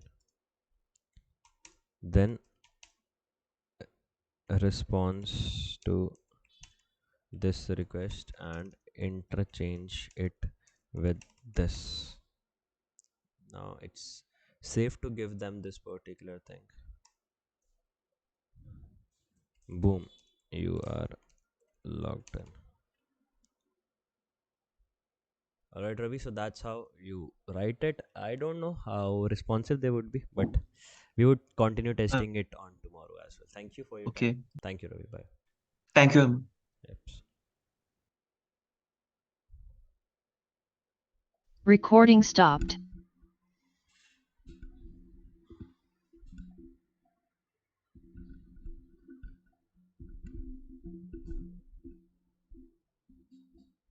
After clicking on edit access, I deleted my access of the mail. I click on, let me clear the HTTP first, and I click on continue.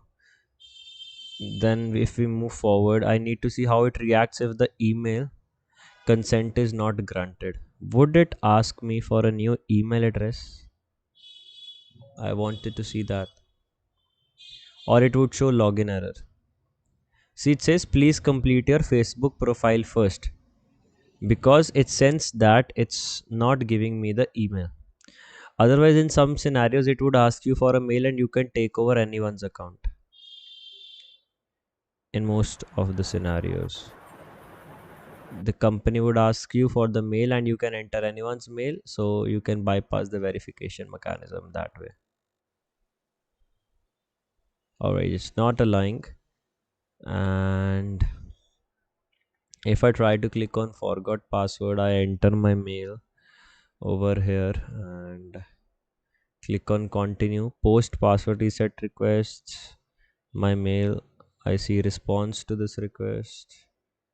It says okay, we sent an email, and in this particular mail, a auth token is getting leaked. If I'm not wrong, a auth token is getting leaked on this particular thing, and should reload false, send me message model false. Okay, we might have gotten a mail. Let's see over here.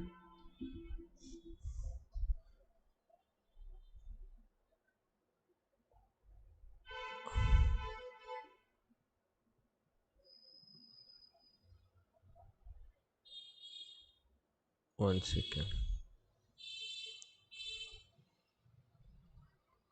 Yep. So over here, it says hi image src with my this thing. So it's a bug as well. It's hyperlink injection, and you can report it to the company. There might be some bugs which would not be of much severity, but the point over here is that they might not be of much severity, but uh, sometimes the companies can give small bounties, so you can try that. So Kickstarter bug bounty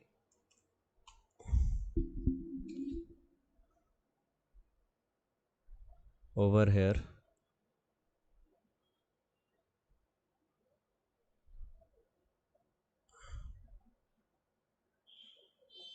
Your email address, which is my email address,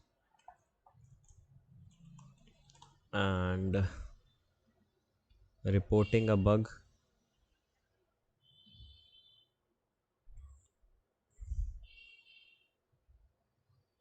Tell the URL where it's happening. Hyperlink injection on forgot password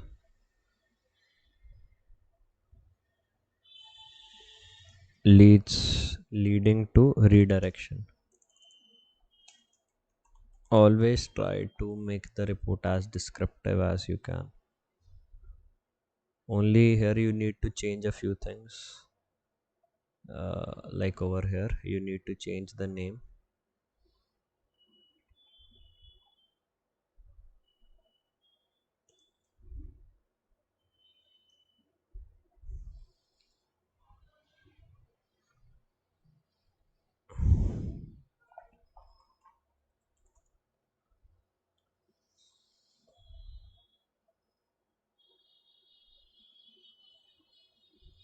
The link would be executed in the verification sent by the company. It's asking for a file. I give the file, and This bug is reported successfully. Okay, the files are getting uploaded, I guess.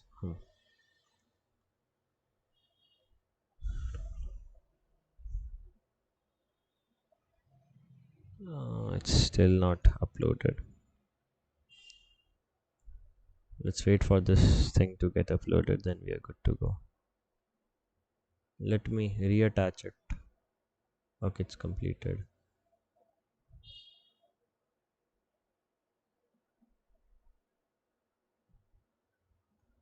Let me reattach it.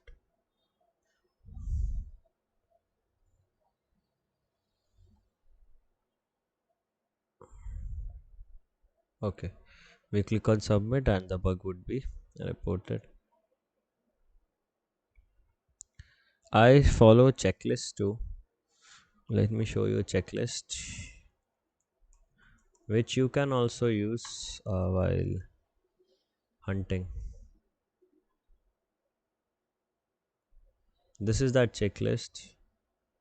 Now we would test according to this. Ideally, you should always follow this particular tactic, but I don't generally follow because I already have checklist in my mind. Now over here, it says password and this long token, but this long token, and we got a token as well now. Let me get that token which we also got.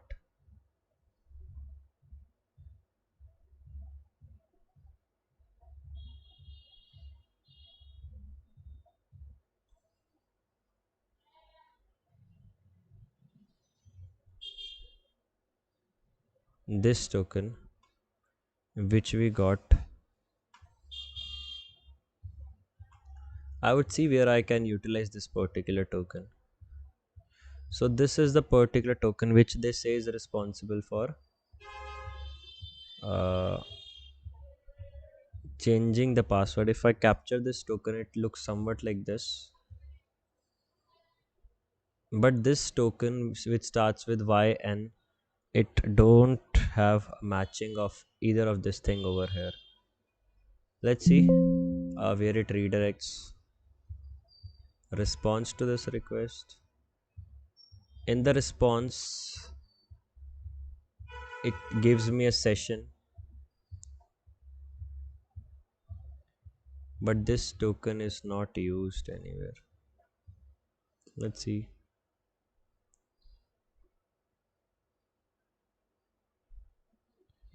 YN. No.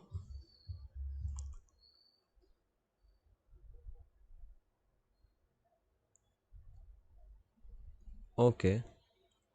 Now here's a bit of issue right here, that it loaded the name over here. If I click on not you, then it logs out. Okay, let's not go on to this perspective for now. It's asking for a new password. I enter a single character password and click on save.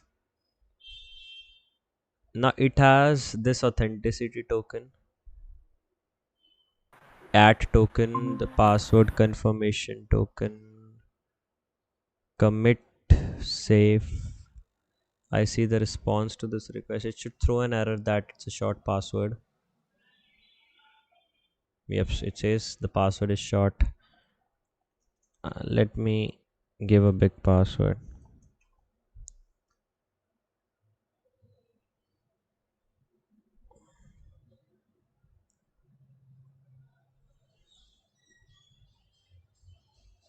Over here it says user credential this.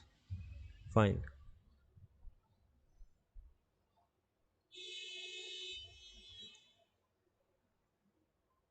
Your password has been reset and it logged back in. And if I try to reuse this particular token, it says the link is already been used. All right. It says if you haven't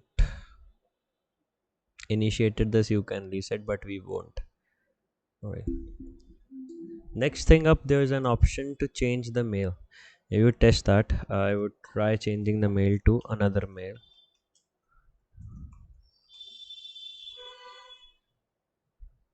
I click on save settings, patch method, authenticity token, username, and email. A response to this request. It says 200. Okay. It says your current password. Okay, we for the changes to happen, I need to enter my current password as well with it.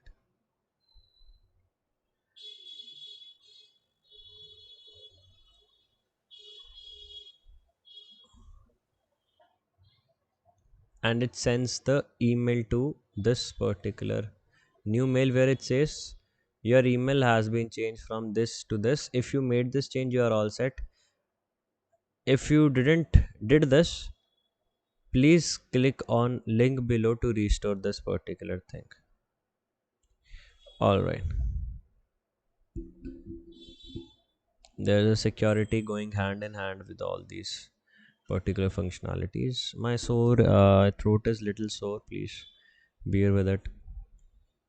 Then there is a complete verification process with this particular thing where it has a token which starts with CT and this particular code and KSR email user verification and things like that. All right, if I click on this, see a response to this request. It says 302 found, verify mail. There is no front end artifact, means email kahin bhi plain text mein is not reflecting. That's why it's difficult for us to modify stuff. It says your email is successfully verified. New mail might be working now.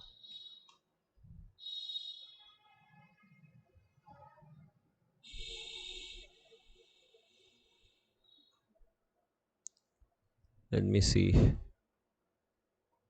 settings. Yeah, new mail is working. Now one thing I can test more is what I would do. Now I even change the mail, right?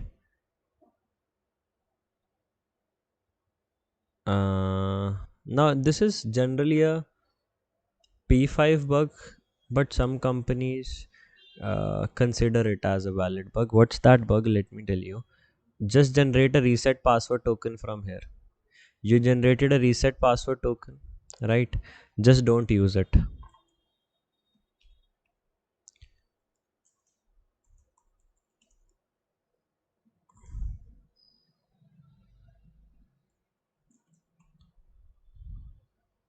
and log in.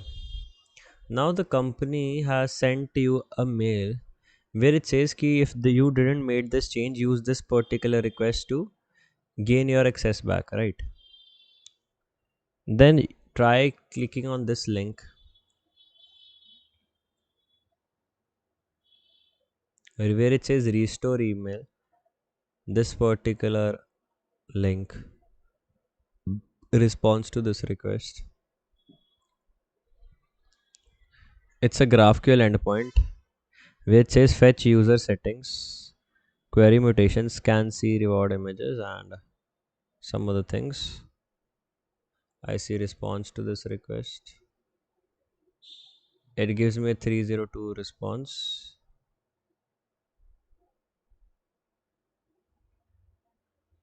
And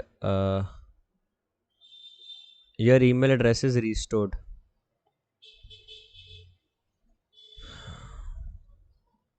Now I would check if my email is restored or not.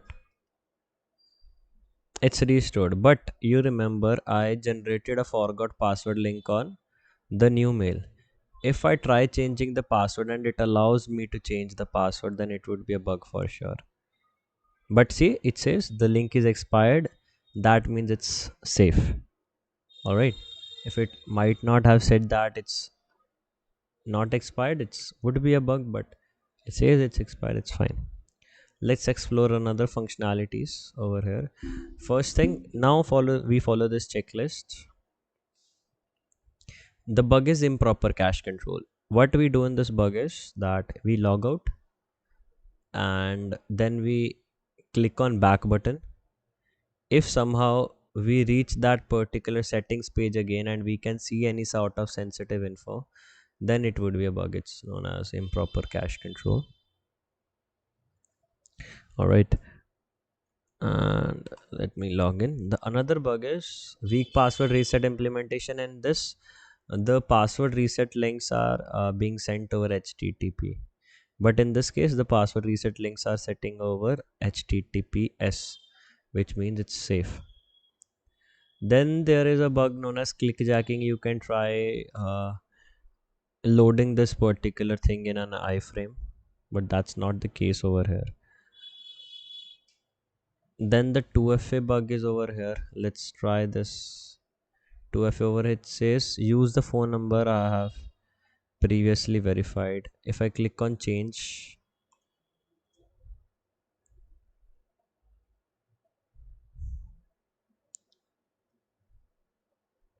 let's try this later words. Then there is edit profile button where we can add websites. We have the display name over here. I have the biography.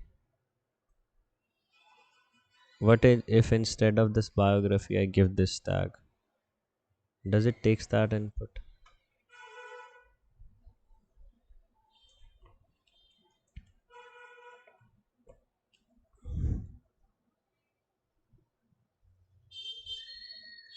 Hmm. Then notifications. I am exploring the website to see that what other bugs could we get out of this. Then the payment methods. Um let's see. Here you can try with the demo card details. Demo credit card details. You can check that for this particular testing with CVV with CVV. If we write this, then we can see if there is any bug out of this particular thing or not. Let this load and then we can do. कभी भी अपना card भर के testing no right because you don't know कि how it's gonna react. CVC is enter anything as CVC. We are just testing. If I click on save, this is authenticated with Stripe. मतलब it's third party hosted thing. So you can't find any bug over here if it's third party. Then there is a create shipping address thing. You can try over here.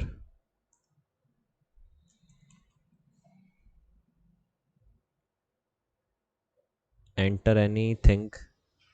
You're just testing. Enter anything. Click on create address.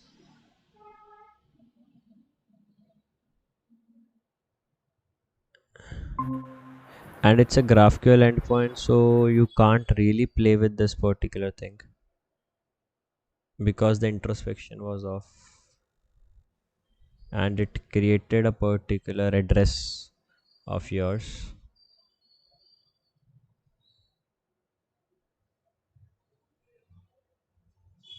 If I click on remove, another GraphQL query would be sent. Yep, it says delete address, fulfillment address ID. Alright, now if I put a colon over here with the fulfillment address ID, How it reacts?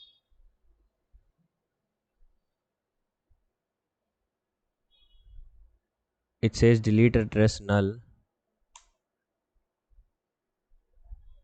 Okay.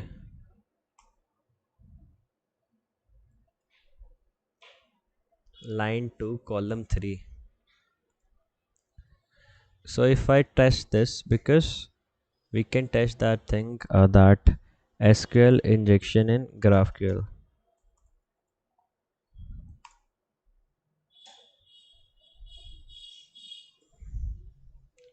You can check this particular thing.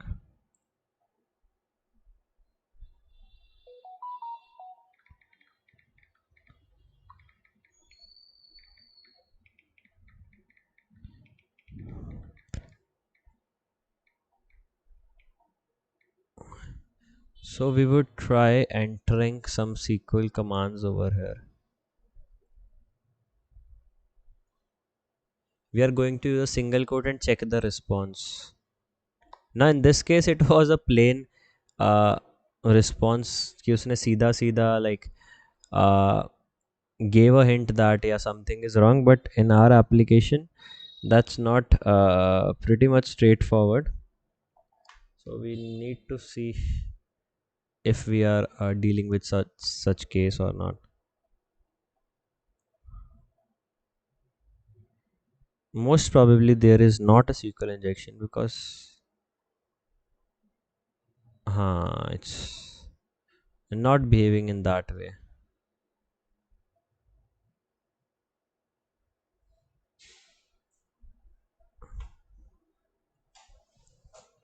But research is the key to learn more, because that's how you get a particular clarity, what we need to do, what we need not to do.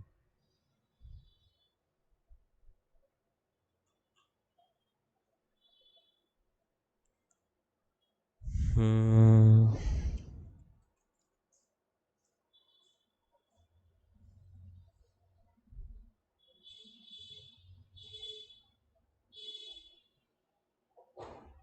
So some companies, some people also use automation to find the endpoints. Some people, because in this case you can see that when this person gave a semicolon, it says 500 internal server error. That is a clear like direction that yaps. Now in over here it says SQL map and Gauri couldn't find the injections.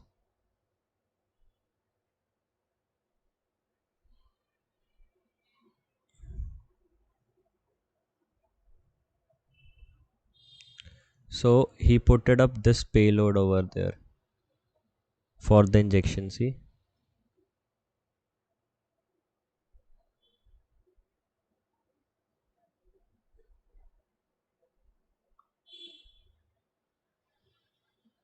he used this payload over here. Let's try.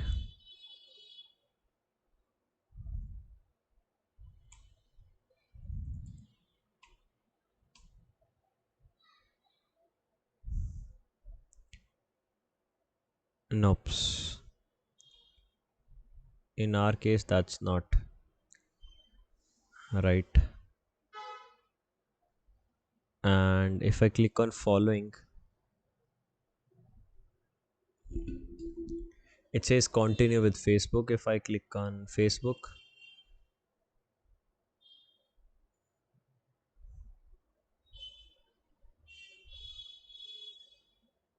it would again say complete your profile, blah blah blah.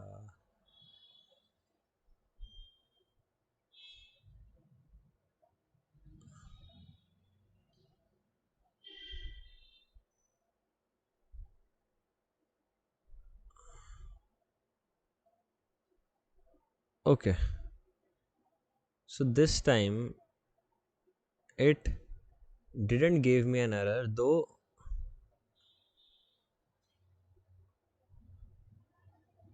I wasn't having allowing the access of this particular thing. Let me try logging in with Facebook, because my Facebook is linked. I need to see if it has a connection with the login mechanism or not.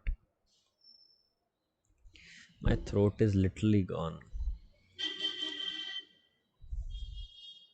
Okay, it's asking for the details. I don't even remember the passwords what I kept because it's a fake account. I don't use it much.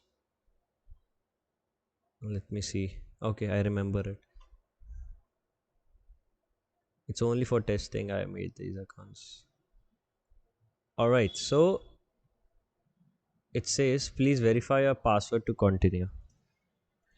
Now there is a literally a kinky plan going in my mind. I would see that and tell you if it works or not. It would be a P3 bug if what I am thinking is right.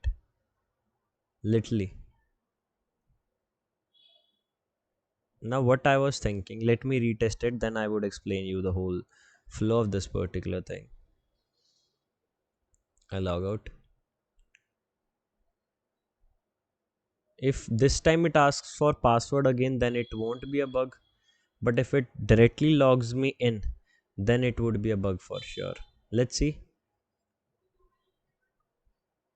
बस मांगे मत password, पैसे का नुकसान अभी हो जाएगा. But I think most probably it would ask for verification again.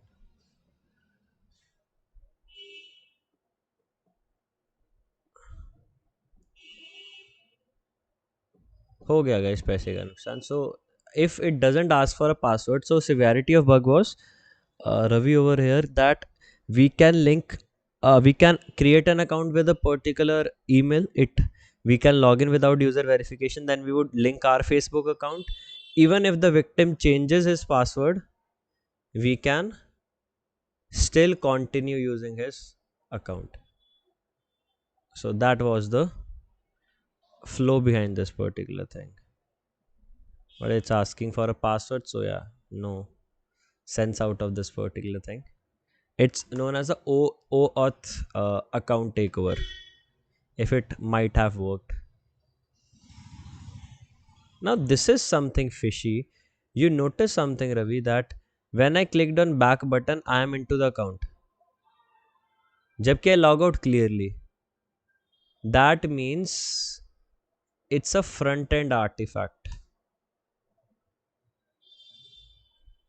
There is some sort of misconfiguration here for sure, because if you see clearly, I click on settings.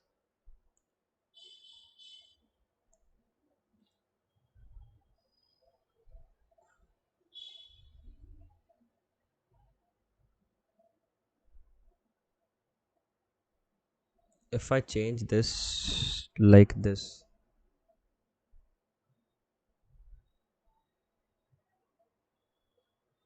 now here I can play a bit. Let me show you. I logged out clearly, just understand the flow.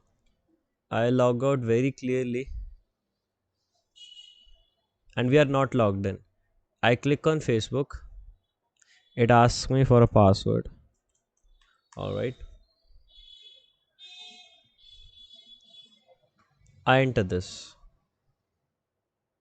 Here it asks me for a password confirmation, but I don't enter any password confirmation and I went back to this particular page. And technically I'm logged in. Right.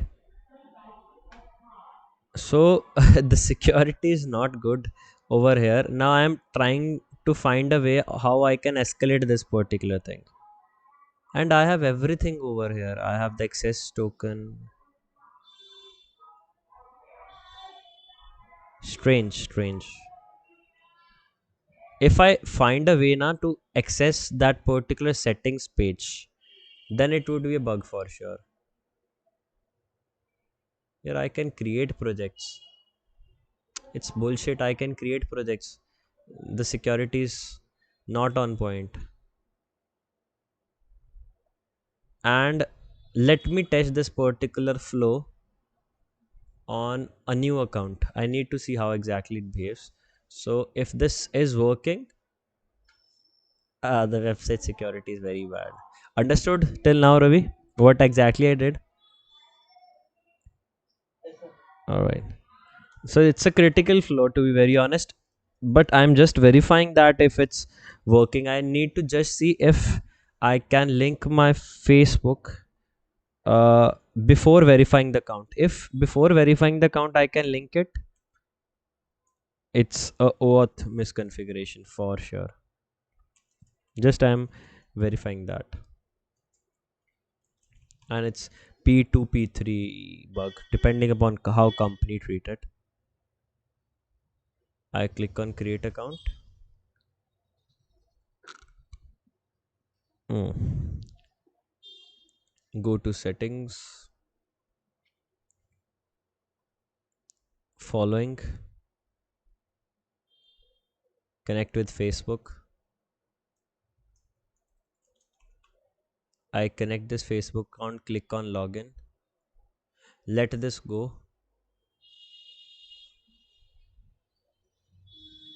Yeah, it would show an error that already this account was linked with another account. Else it would allow me. I'm just seeing that. How it would behave.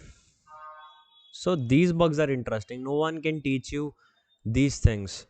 This is your own way of thinking, your own methodology. No one can teach you this.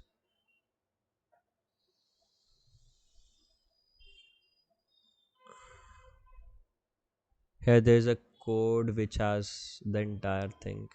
Yeah, this Facebook account is already registered, connected to another Kickstarter user. But this indeed verifies our bug. Right now, Ravi?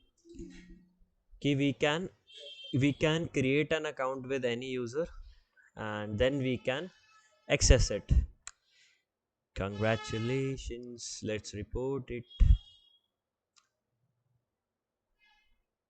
Let's report this bug.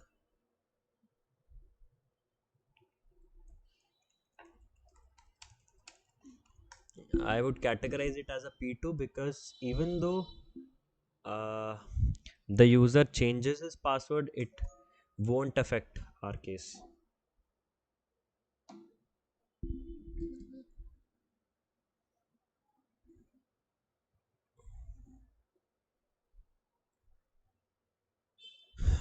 So this is more of your own effort, how you think differently. There is no guide for these kinds of bugs. So over here is my mail reporting a bug, choosing one where you encountered the problem. Kickstarter.com. Error message. It's o auth account takeover due to Facebook link option. Categorize it as P2.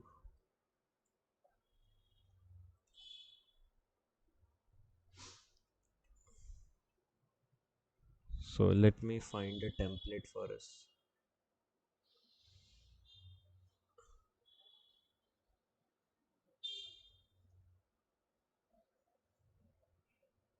So we need to basically modify this thing only, but it's not exact same case. You need to modify it.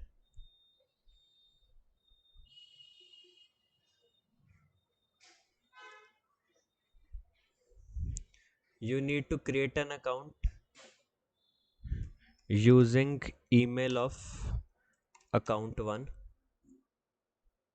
Change email address to no, it's something different case.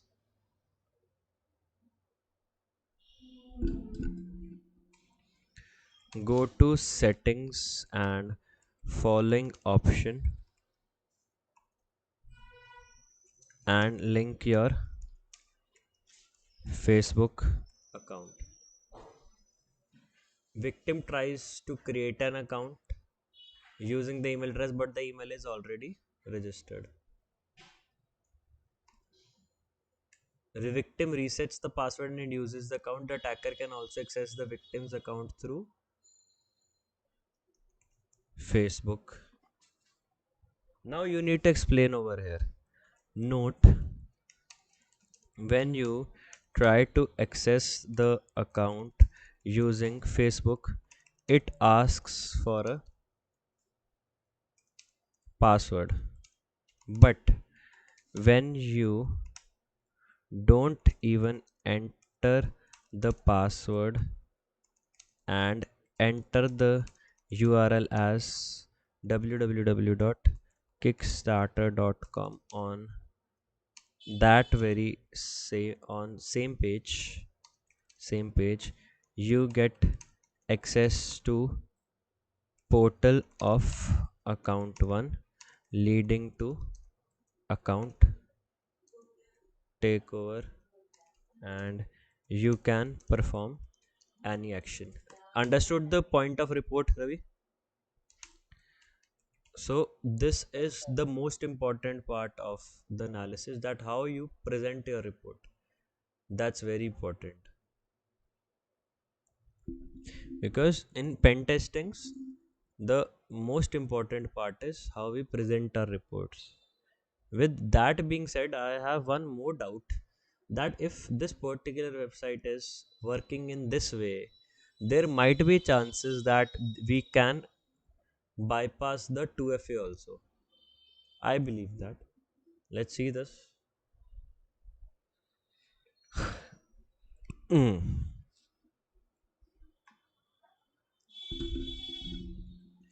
I enter my email, I enter my password.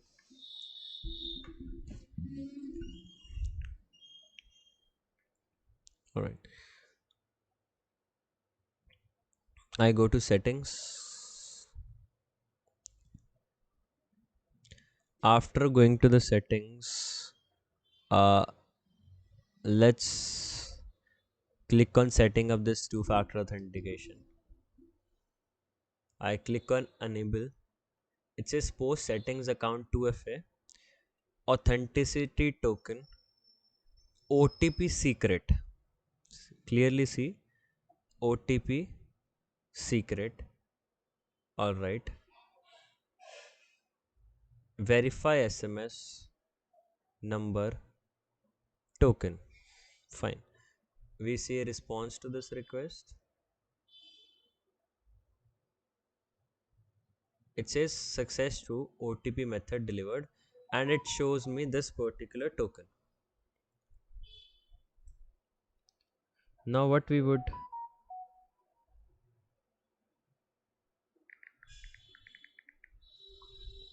I would see this particular token, and what we do over here is we scan this particular QR code and enter the code over here, which is 9350045. Click on enable. It says a response to this request, and it would be successfully enabled. Now what I was trying to show you, now the OTP is enabled in this particular scenario. Let's wait for this website to get loaded.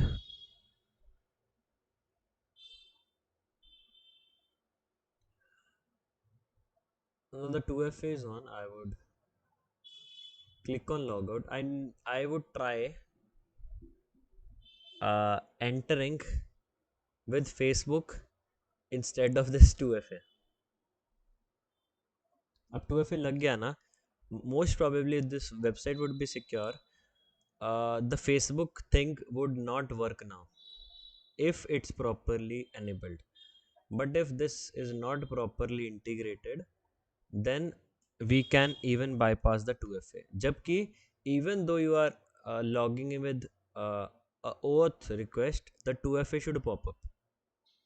2FA का purpose यही है कि no matter what mechanism you are using to log in, it should pop up.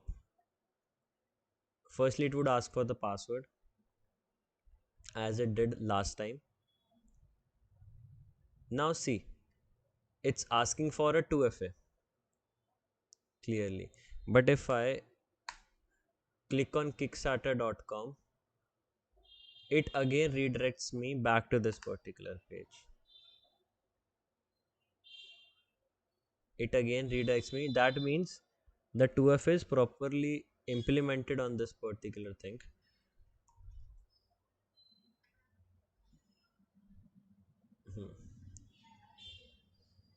The 2f is implemented on this particular thing. Now the problem arises over here, that how we can try to bypass this particular thing.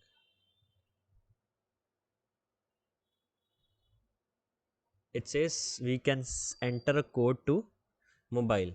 Now it says I have sent you the OTP on mobile. Let's see the OTP. I got the OTP. I would try to play with it a bit. 707144. If I click on submit, it has an authenticity token and this particular code. What if I try entering the wrong code?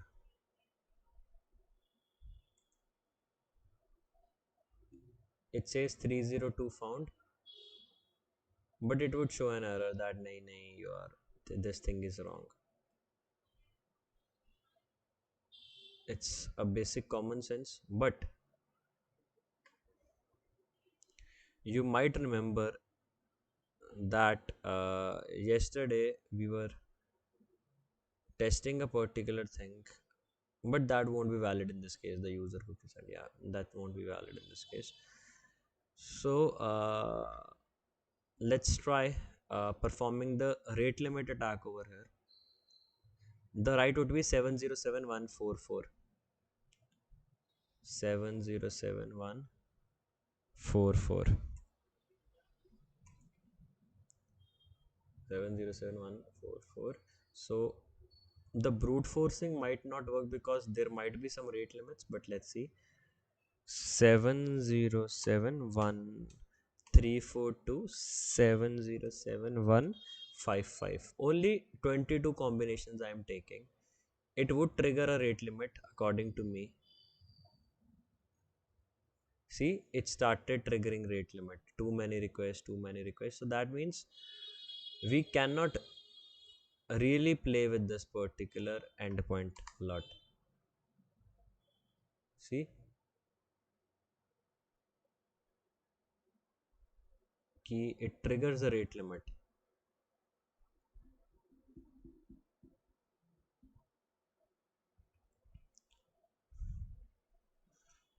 Let me fill the authenticator code over here. The authenticator code is 368682. It has throttled the rate limit. Now it's not allowing me to get into this particular account. This happens for a few minutes, but it's fine. None of an issue. We have another account for testing.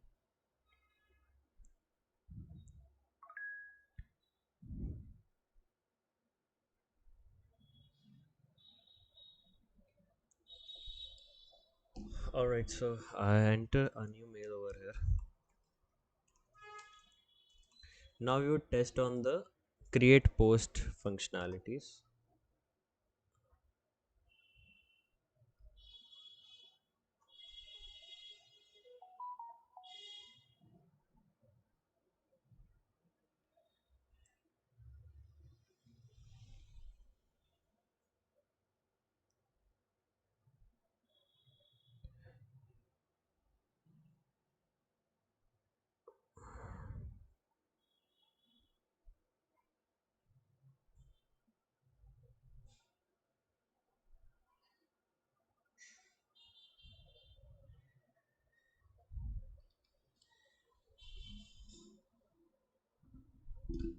Alright.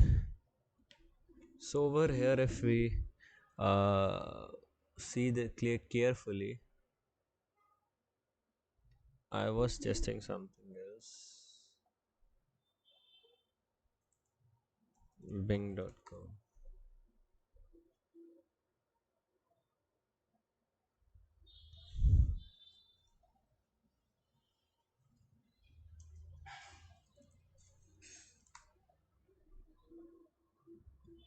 Alright, it's not working. So if I click on start a project,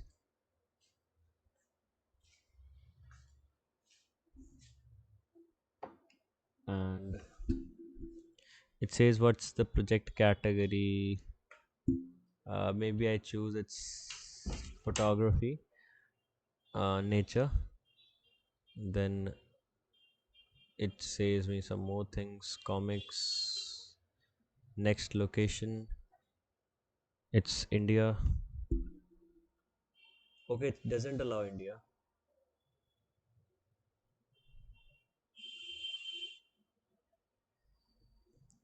I click on this, it shows category ID, country code AU. If I write the country code IN, does it makes a difference? It allows me. If you can access, see it says country not allowed. Yeah, so you can try these things as well. Sometime it is, if it works, it's good. You can try these multi things too. Because if you can create a post from a restricted country, it's a bug indeed. And you can't say it's not a bug. All right. So we have the ID. Now it would ask for another things. Let's see that.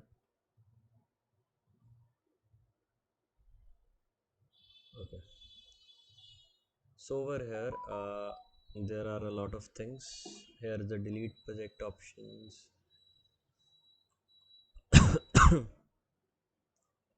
upload an image, video,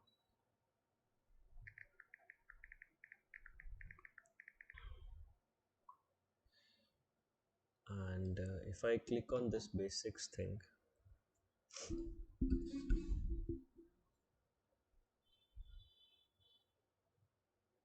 I'm finding a upload functionality.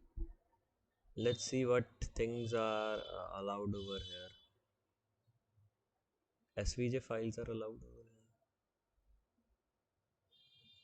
here. Hmm. Because why I try uploading SVJ files, because it can lead to a lot of good things. You can escalate a lot of attacks from there, to be honest. uh, I try uploading this particular thing.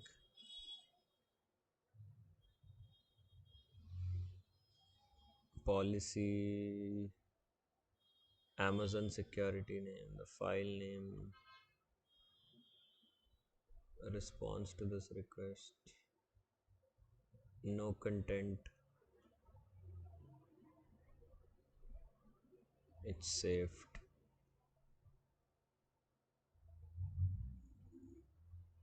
It's processing the file. If I open this, now one thing over here is that I uploaded the file. If I click on delete, it has the project ID. If I put a colon there in project ID, does it disrupts it? It gives you a 200. Okay,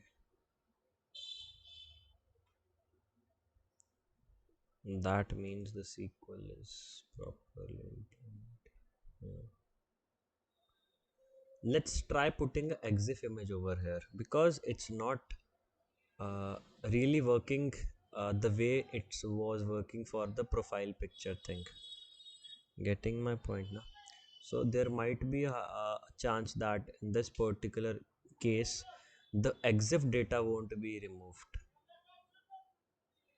If I click on save image as to downloads, let's say, I click on Jimple.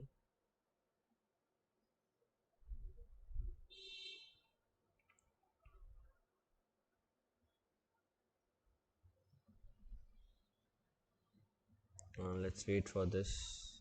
No, the image is removed from here as well.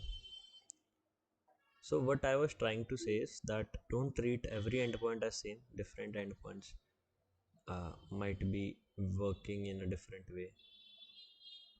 Then there is upload image thing. No, no. Then you can create items, you can add a story, people complete your profile, it says, then payment,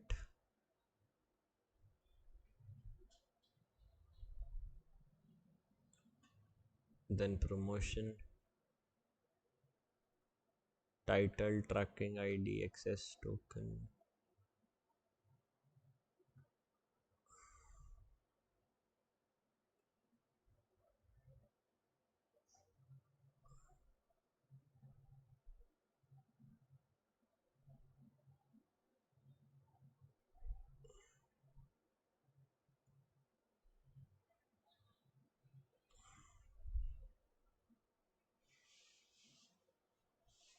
While we click on enter verification, it gives me an ID. I don't know if that ID would be getting used anywhere, because generally it's a very big thing.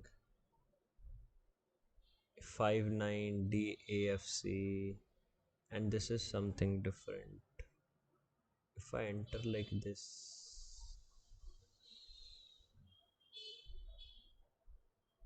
uh, it won't work, I know. It would show an error. I know that.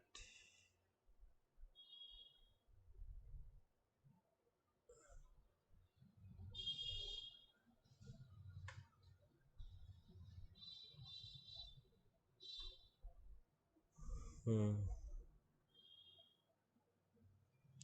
So where is this ID thing useful? Nowhere. Click on enter. If there would be an option to upload a PDF file, then it would be really good for me, because I would have a bigger attack surface area. Because I have a special file, a special PDF file, PDF upload in Kickstarter, which pops up excesses on PDFs.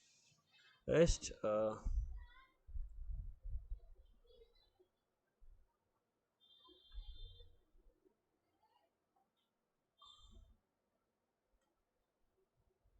I guess they don't have an option to upload PDF files.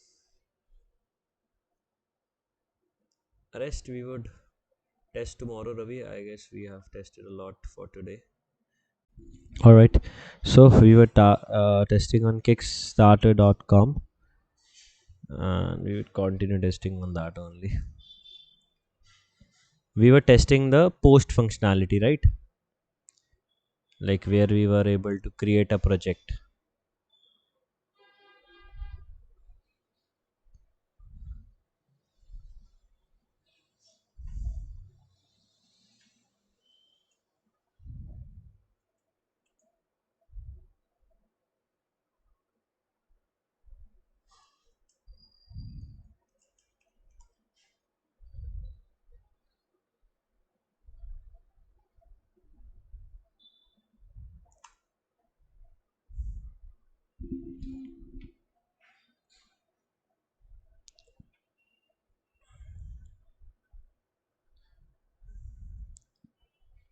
Let us log in, and then I would see.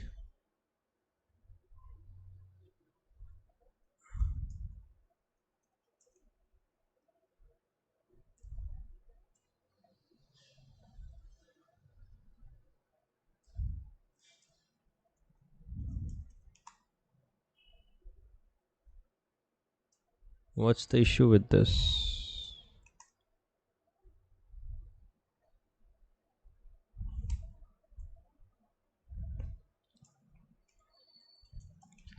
I'm entering every information, right? All right. So it says give me the authenticator code. I'd give that.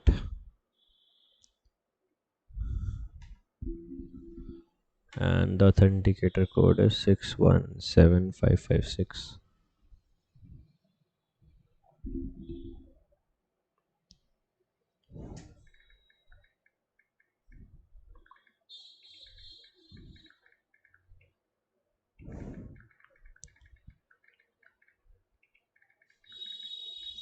Yep, so we are in, and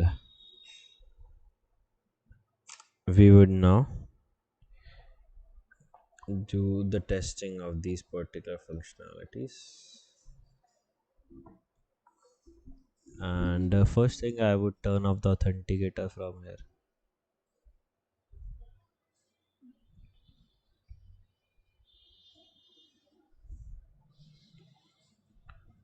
If I click on, before clicking on disable, I would see what it is disable.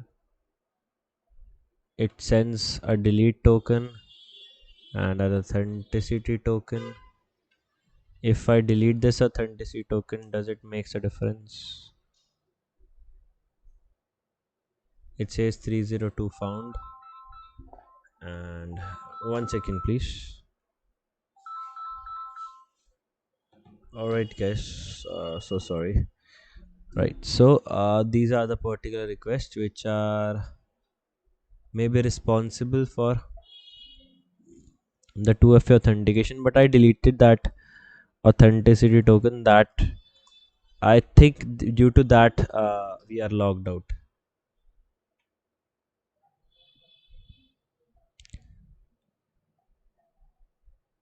Now this time it didn't ask me for a 2FA code. Now this is something fishy. I write over here remember me, but that should not be the ideal case with this particular. Nah, now it asked. I was wondering why it didn't ask me for a authentication code. If somehow, if by clicking on remember me feature, now it doesn't ask you the 2FA next time, it's a weak 2FA. You should report it as a bug.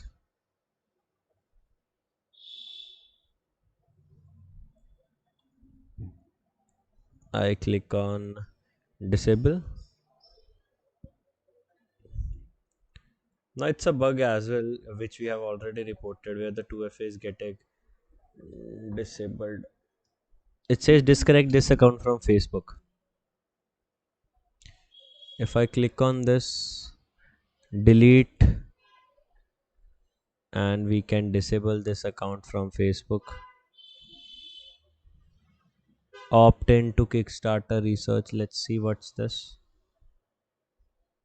Opt in, opt out. I don't see a difference. Exactly what's changing.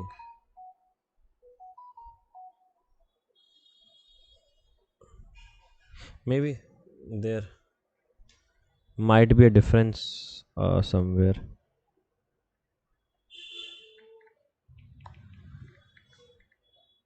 There might be difference on this particular thing.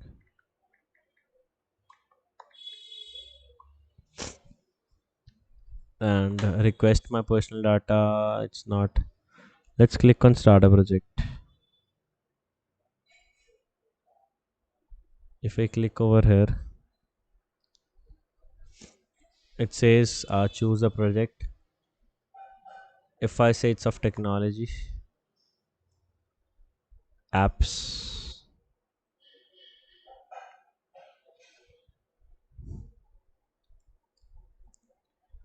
and over here click on next, select a category, technology, subcategory, web, location, United States.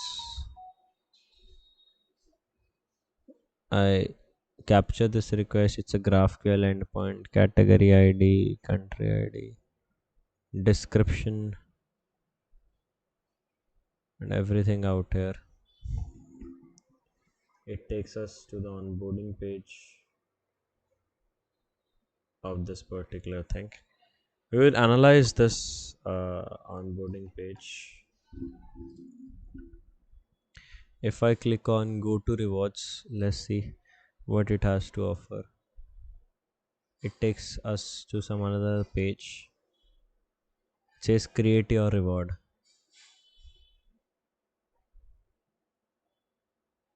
New reward add-ons. If I click on new item, it says item title, and you always know where I see a title, I always try giving a HTML email injection payload.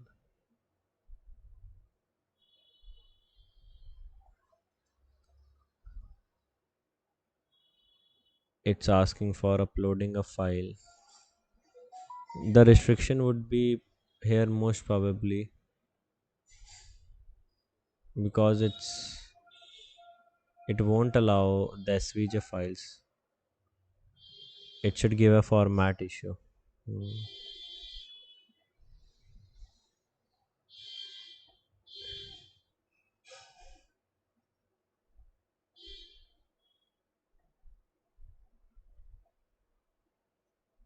The policy, the file name, everything looks good. A response to this request. It's loaded.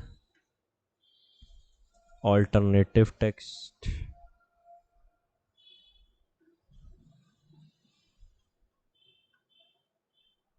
If I click on save item, again there's a GraphQL endpoint with the name, file name, project ID, S3 key, like the S3 bucket key always. Let's see.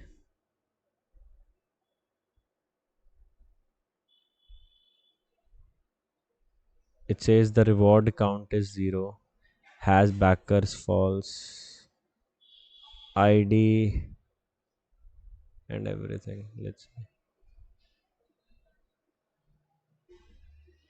how it reacts.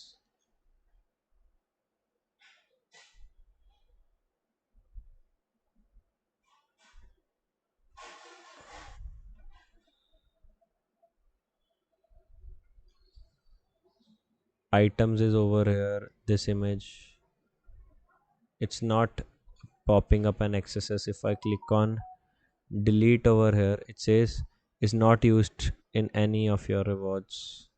Reward tires. Here only images allowed, no other format is allowed. That's bad. Import reward.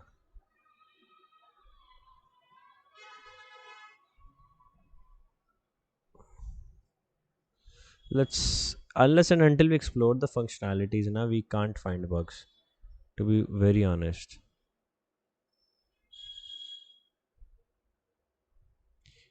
In here there was a character restriction, so I put this up. I need to see where some things are getting executed. That's why I am trying to see everything.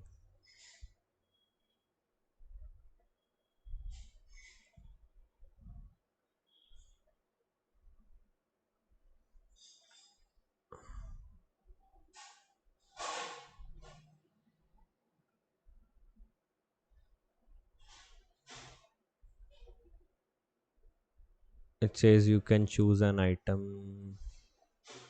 Now over here one thing came up to my mind is, if I click on this, okay, at this point nothing is getting loaded. It's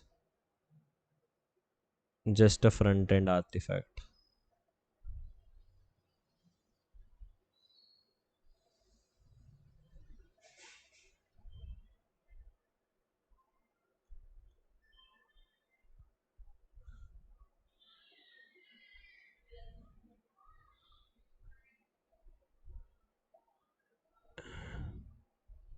Here is everything over here with location ID, and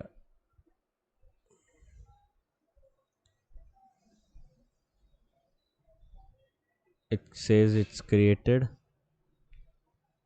with the mount and everything over here.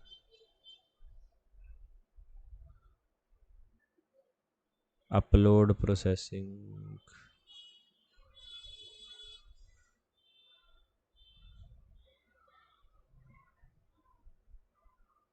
Either से भी exif most probably might have been removed. Well, let's see. शायद we might be lucky because different endpoints are treated differently.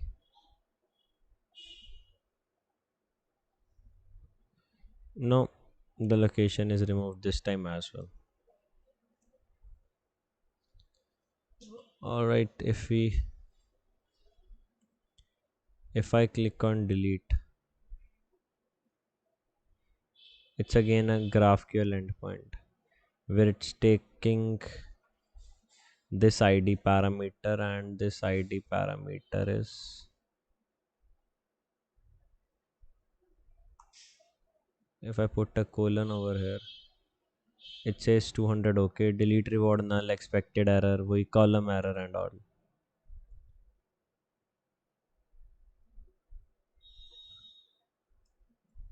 We would explore this functionality afterwards for sure.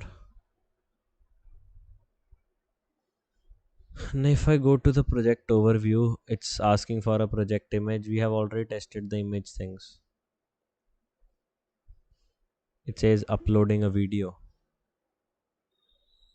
XSS with video. I'm just saying, I don't know if it's possible or not.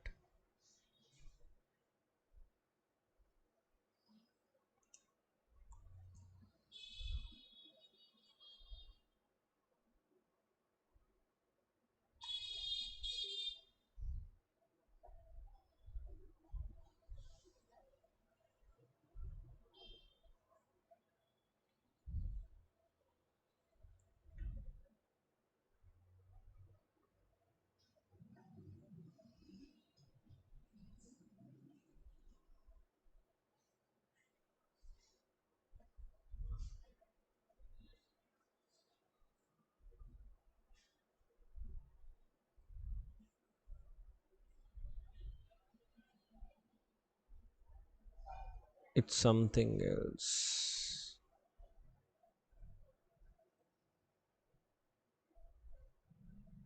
It's on audio and video parsers.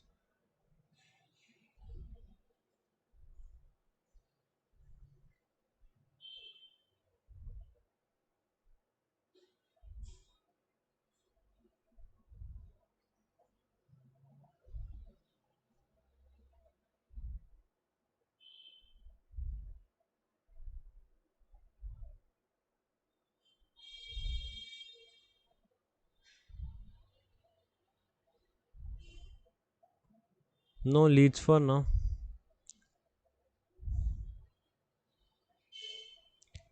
Campaign date. There is nothing to be seeing over here. Then there is create and share your budget, goal amount. I say generate the sheet. It has an ID over here. It has a mail over here.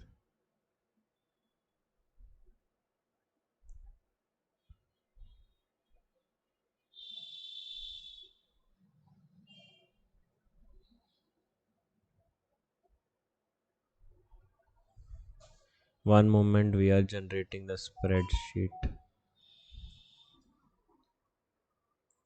Let's see what's the spreadsheet all about. If I click on delete spreadsheet, it would be a GraphQL thing with the spreadsheet ID. It's alphanumeric, so we can't really guess it.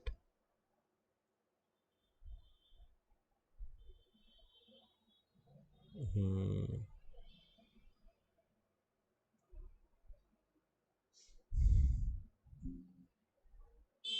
If I click on view spreadsheet, it take me to the Google Docs.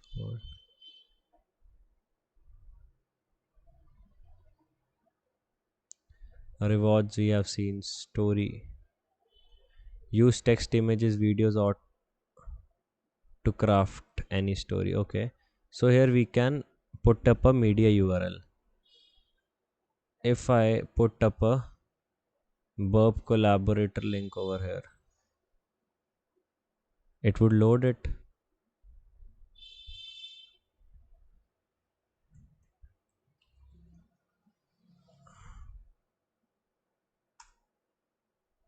It says media type not supported.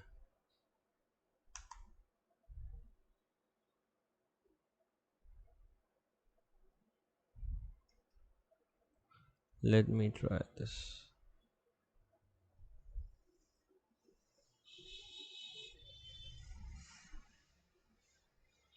That embeds it over here. But if instead of this link I'm giving this, so what's the problem with that?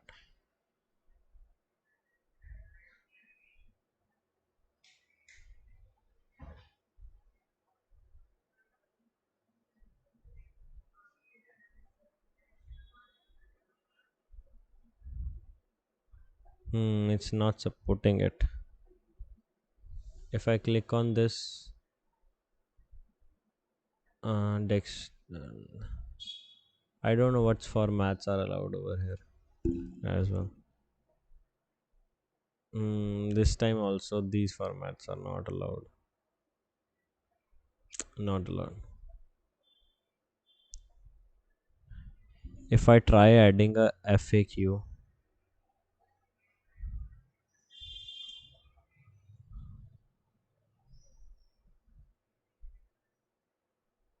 and I click on save,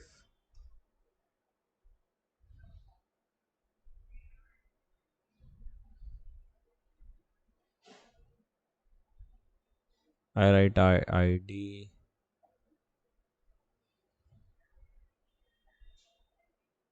If I delete this, एक ही FAQ is left.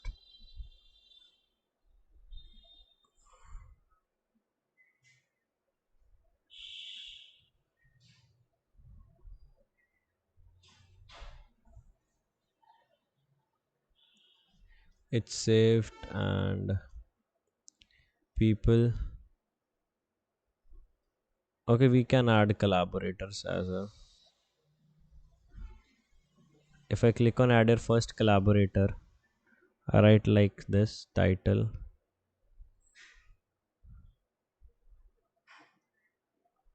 edit project,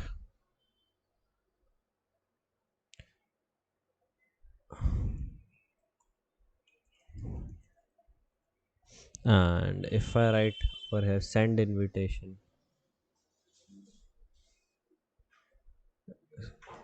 send invitation, so it has the project ID, user email. Okay, sorry, I gave my own ID over here, Arman. Send invitation, response to this request. It says ID, invite, invite project collaborator payload sent. It's showing that. If I see over here, it says is KSR admin false.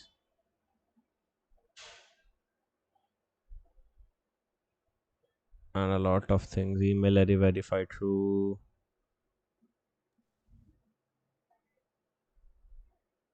and the requests are passing along.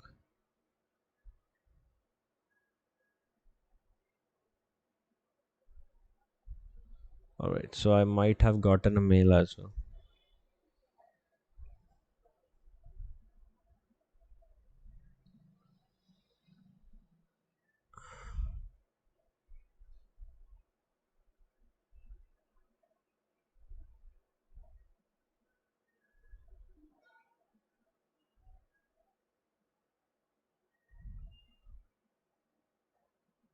So we are looking this mail. It says hi H1, none of these tags are executed, which is not really good for us.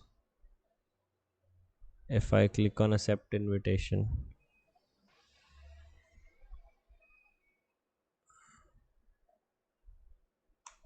enter it, it would say to create an account.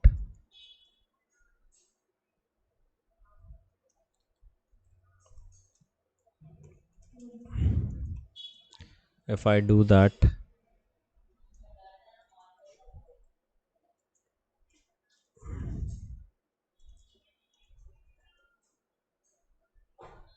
Click on create account. Email has already been taken. I might have created an account earlier.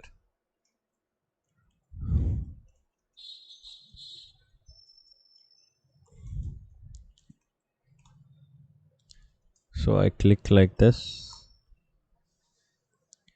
It says this person is inviting you. If I click on accept,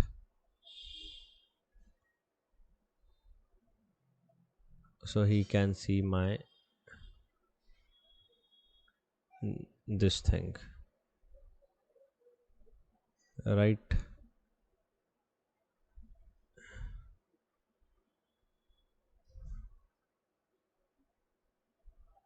Mm. So that person is joined. If I click on edit access, I write something like this.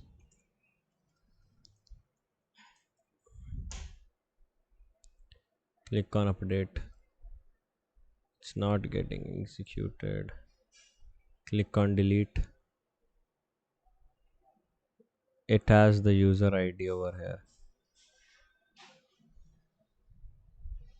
with the project ID, which we can't obviously guess.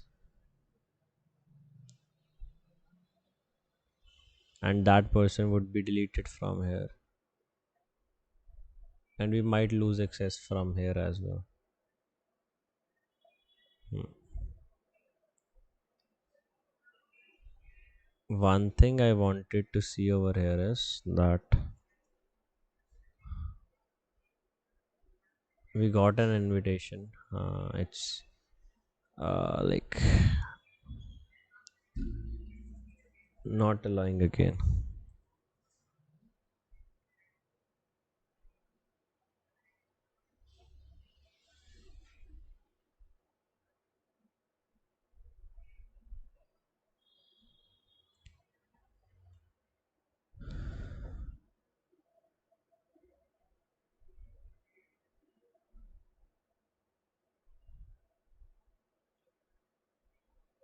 I'm trying to see if I can find that particular invitation link to join, but that won't be easy.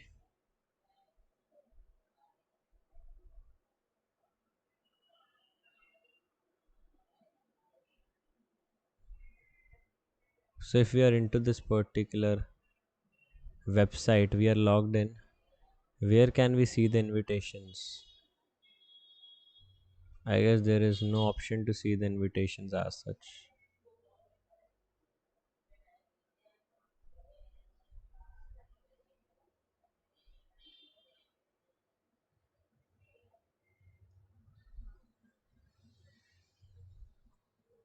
And we haven't got the new invitation. Let's see of payment. Payment was from Stripe, so we can't be much about that.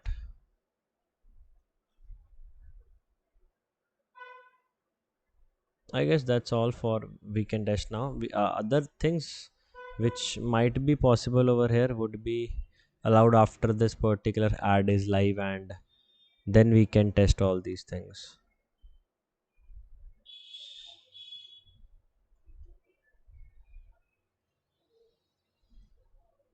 Let's see.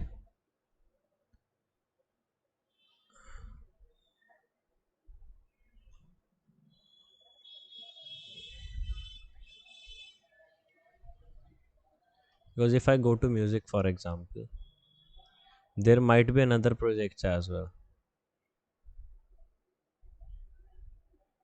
So if I see these things, there might be bugs as well. Over here, rewards,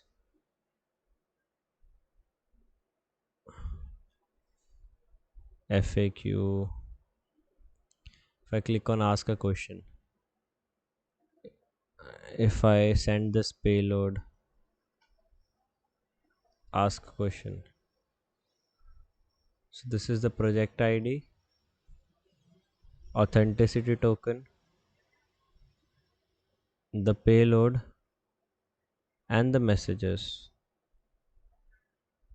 If I take this request to repeater,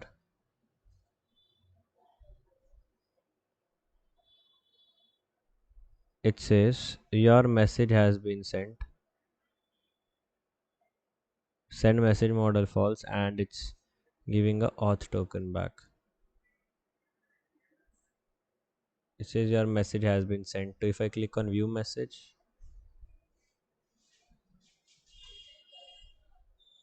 this contains a particular,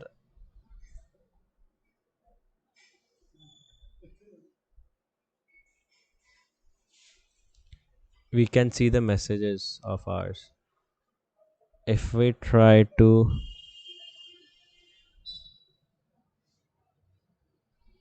see another thing, it doesn't allow. We can only see things from here.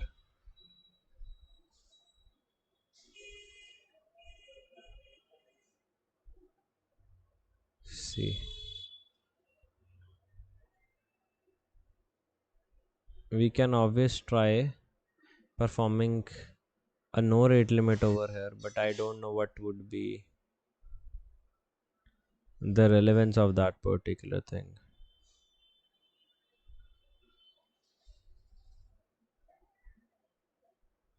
Because if I do like that, it would send a variety of messages that can fall under the category of, but they can say you can, it doesn't really create a problem for any other person.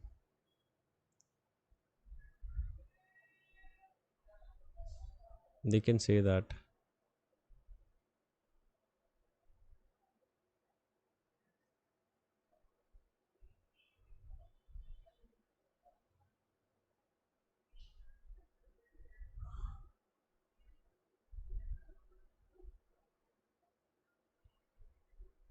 No mail over here, and I'm trying to explore the functionalities कि कहाँ पे we can find bugs, updates, comments. Let's see this.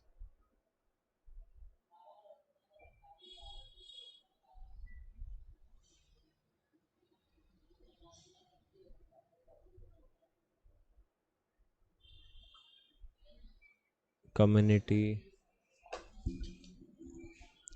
and that's all for this particular thing. We would wait for the company to respond for the previous bugs, then we would hunt for this particular target. We would first use census to do some information gathering, and let's see what we get. Let me log in first, and then we are good to go. Let's get the domain name, mural. Over here we got some IPs, but we don't really know that what belongs to the company. So for just for a second I'm using Shodan as well, because a good thing about Shodan is we get to decide that what thing belongs to what company, because we can see some things. SSL mural.co. Okay, so over here this is the first IP we got for mural.co, but it's not a wildcard entry because we need to stick to real-time image notifier app.mural.co. So we cannot uh, look for these things, because for example over here mural.co is in scope, and over here we got IP which is running mural.co, if I'm not wrong. Okay, it's a fastly server, it's a TLS certificate. No, it's not. It's for mural.co. Let's run it and see what happens.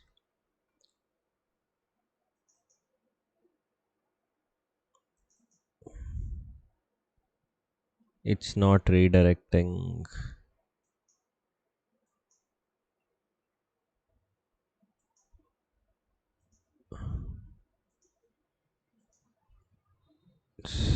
That should not happen. One thing I can do is host name mural.co. That might change some things over here. Mm, not because these are the wildcards. If there might have been a wildcard entry, it would be of some use to us. But we are restricted with the domains. It's, for example, it's mural.co VR manager. But this, if this domain is not in scope, so we can't test it, and I can't see a thing in scope. Okay, 1 minute.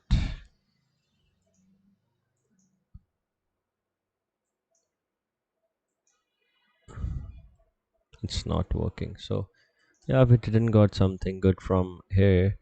First is notifier mural.co. It's the mural notifications thing. Image mural. This is a mural image. Okay, real time. So these are, I guess, used within this feature.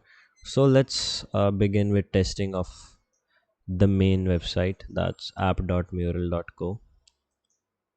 Let's begin by testing this. First thing we should do is test the sign up features very accurately. We have to wait for it to load. So we would sign up for free. It's asking for a work mail, but I am entering my personal mail. That is not a bug, to be very precise. That's not a bug at all. It sends me an OTP. Lack of rate limiting is not in scope, so we won't be wasting time hunting for that. But uh, one thing I want to tell you guys is, for example, I am entering this OTP, so response manipulation is allowed. Okay, do intercept response to this request. The response is create password hash with UUID sort of stuff. Let me copy this and take this request to repeater. Okay. Over here, one thing came up to my mind. What if I might have entered the wrong code? Okay. First, let me check this flow entirely, then I would come to conclusions. Then in the notepad, let me paste that particular thing which I got. It says welcome to Mural and things. I want to inject HTML email injection payload over here, so I would load it in here. It says these all things are not allowed. First name may only contains letters, apostrophes, commas. Okay, let's try some other things. It's not allowing. Arman. Okay, it's not allowing even. The bugs related to passwords are not allowed. So yeah, we won't test that.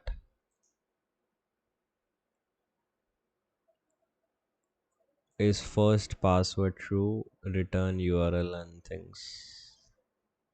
Create account. When I click on create account, it says create hash name verification. Now over here, if I try to change the name, does it allow? Most probably it should not allow. Yeah, malform JSON, invalid payload. As I thought,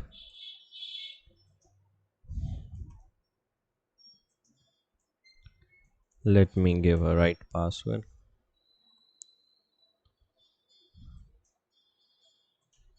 Response to this request.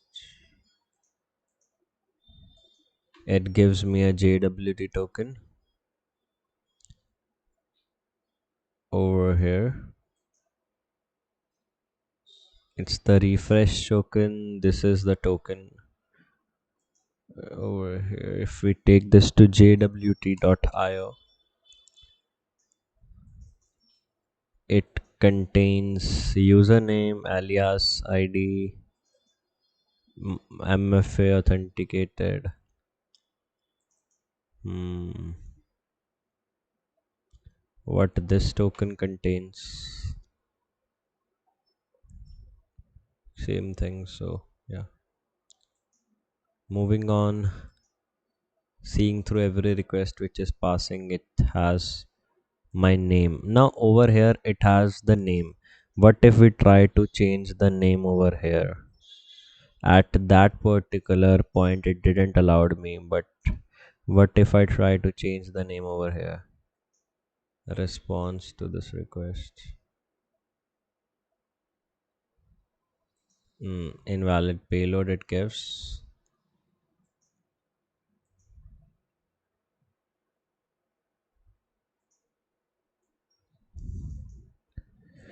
What if I try to give something like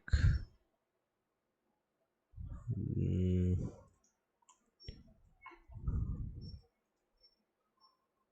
this invalid first name bing.com? It allows. Now, keeping that in mind, we have a few things to understand that according to the cookies I'm in here, the workspace name, let's enter a workspace name with this particular name.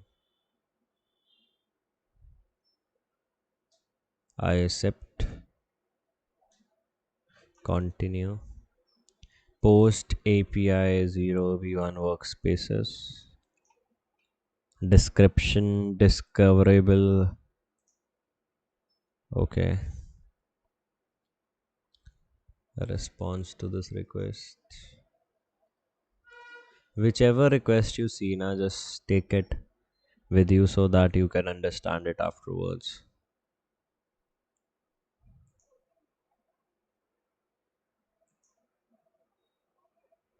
Invite team members. Okay. Maybe later. Personal a few times. Information technology. It's setting up things. Okay.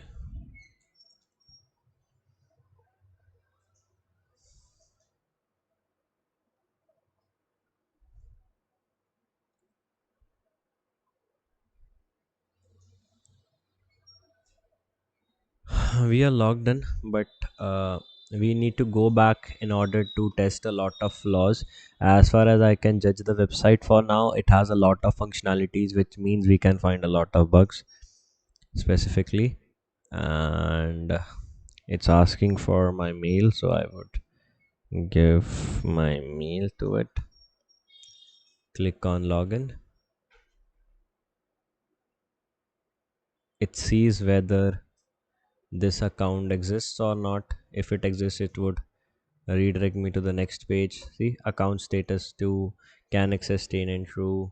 It would ask for a password. Over here I would click on forgot password. I'm not testing for any sort of rate limits because it's not in scope, but I am trying to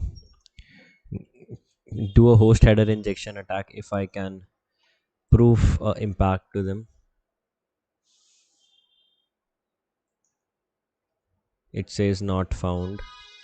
Okay, let's try the other way around.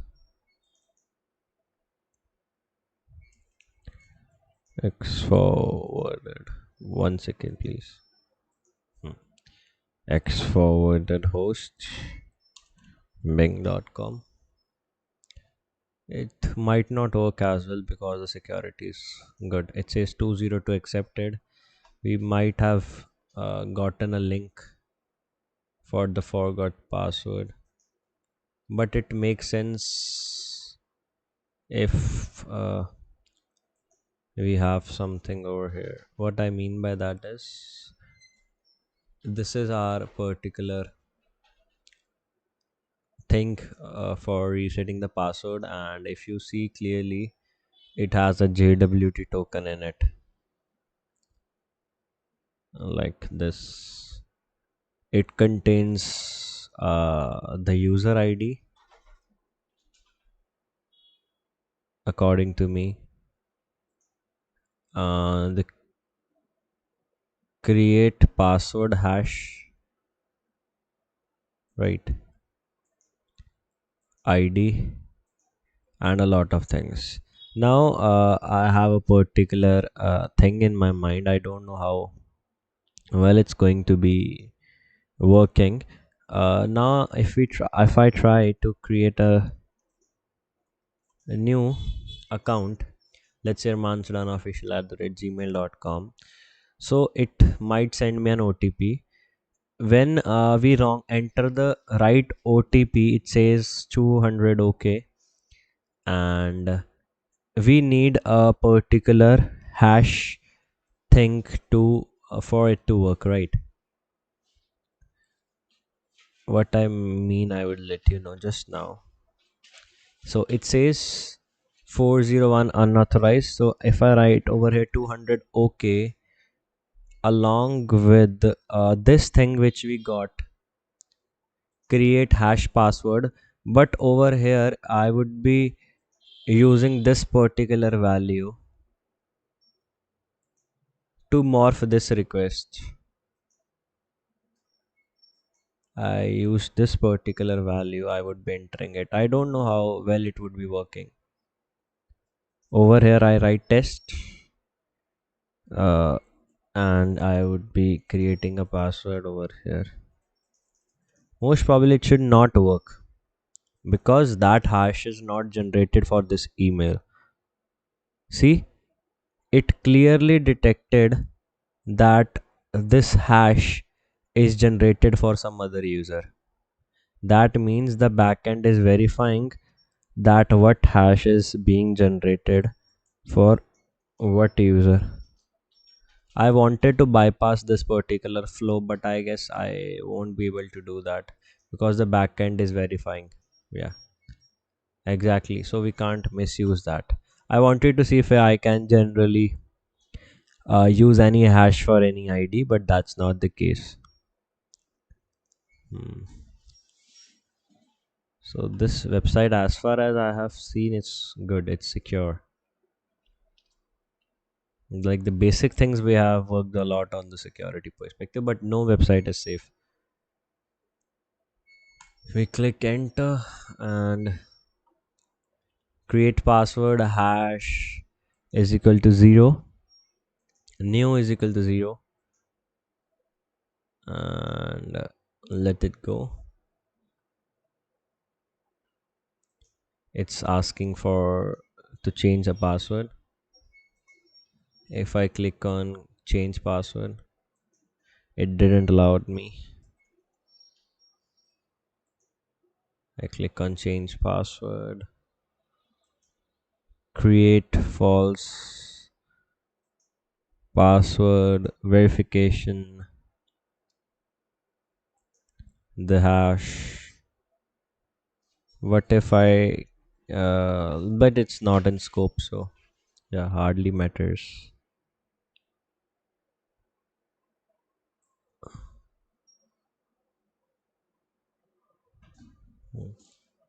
Now let's check other things.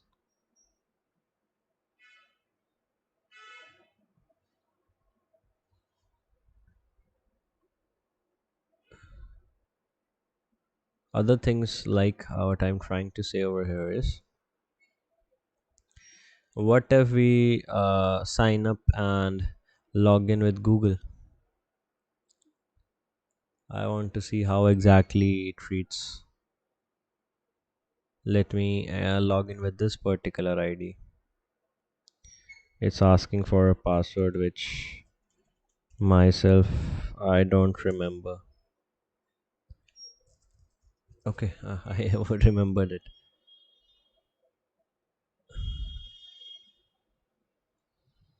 Okay, so what it's doing, it's saying verify the token, and it has a JWT in it. What if I take this JWT, put it in here, sign up? Okay, it's a normal thing over here. We let it go, and we are waiting for a request which might be useful to us. Okay, over here it has a request which has a state token, like it has a JWT token in here. It has the code. Okay, which might be responsible for our authentication, not sure, but yeah, that thing might be responsible for our authentication. And here in we got authenticated. Workspace name is 7 multiply 7, maybe later. Personal.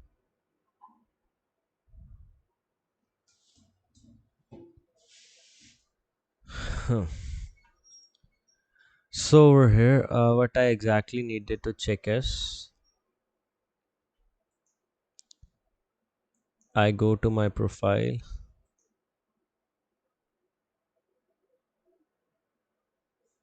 edit profile. Here there is no option to change the mail. See, there's no option to change the mail over here. There's no option to change uh, what we say, the first name, last name over here. But uh, if you clearly remembered, we had a request which looked like this somehow, where it was possible to change all these things. So I would try doing that. For example, if I load this particular thing, I want the cookies of this particular request in order to be successful. I got the cookies over here from the host till end na, till let's say this priority thing. I am copying it over here till this thing. I am copying it over here. That means now this request has the cookies of that particular thing. I click on next. It says error anonymous. It's not allowing to patch the data. That means there is backend protection for sure. I click on put. It says cannot put post. Okay,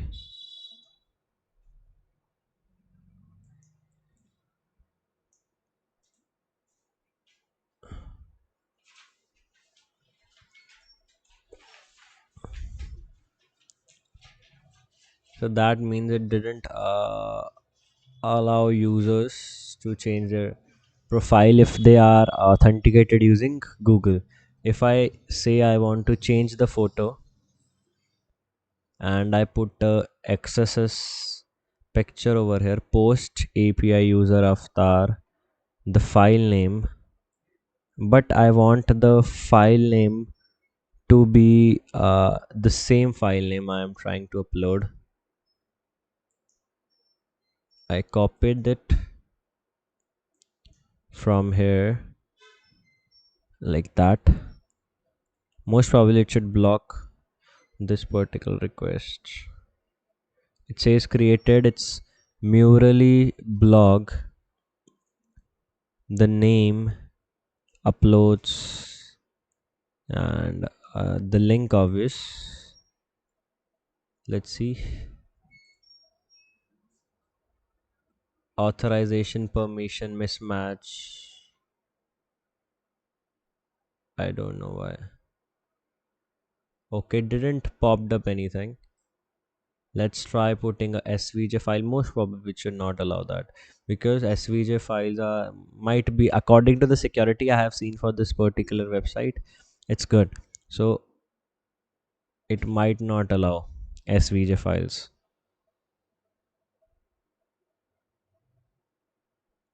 I don't believe it won't even allow me. .svj. See, it's not allowing. Hmm. Another thing, what if we try to put a exif picture over here,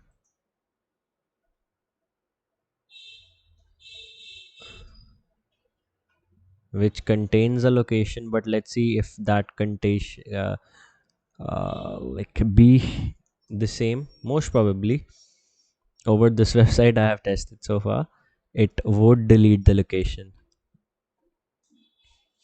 See, the location is deleted. Next thing up, what if we change this picture from here? We change this picture and we uploaded a random picture, for example. So ideally this link should stop working because the picture is changed from here. Now why are you storing that link at the back end? So it's a bug, it's a privacy concern bug. But if there is a expiration time, so then there is not a bug. But if they don't have a expiration time, moreover, if I can't open it in a private tab, one second please,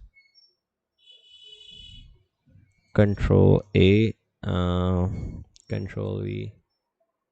Okay, so it's a privacy concern bug, we can report it. Rest totally depends upon the company how they treat it, but it's for sure a privacy concern bug. To one second, security at the rate mural.co, security at the rate mural.co. Let me get the template. Privacy concern. This website has a lot of functionality, so we might find a lot of bugs in it because most of them would be a privacy concern bug, means like the logic error bugs and things like that. This was the particular domain. According to me, they might not consider as sensitive, but we don't know about how a company thinks. So you should report every bug you see as critical. Go to the profile, and we would be giving them the link which we have over here.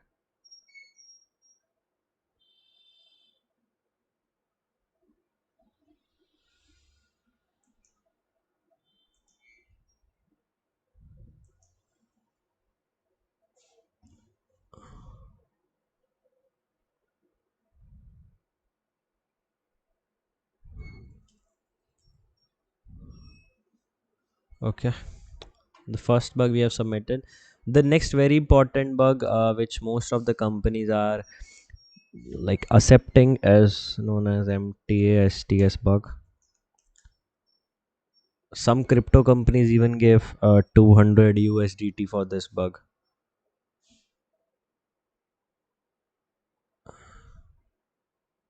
Okay, they don't have a MTSTS record found. Some companies do give.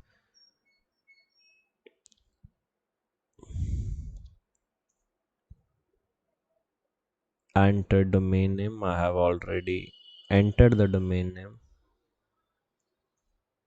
Check MTSTS.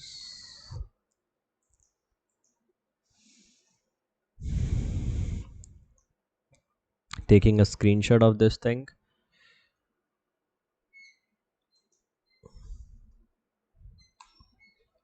Save. Next thing is reporting it. So security at the rate mural.co. Then you can clearly see that this company gave 200 USDT in reward for this particular bug. So it totally depends upon the company how they treat it. Two- 200 USDT is not less for a bug like this. It's the way of writing reports, how you convince them that how exactly it's going to affect you, that makes all the difference. I say again and again. So right over here, mural.co.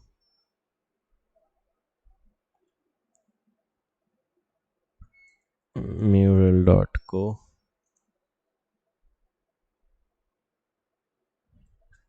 Write the domain name, like the screenshot which you took, report it, and that's how you are done. Moving to the next thing, what if I try to upload a Lota pixel image over here? Lota pixel. Open. Response to this request. Okay.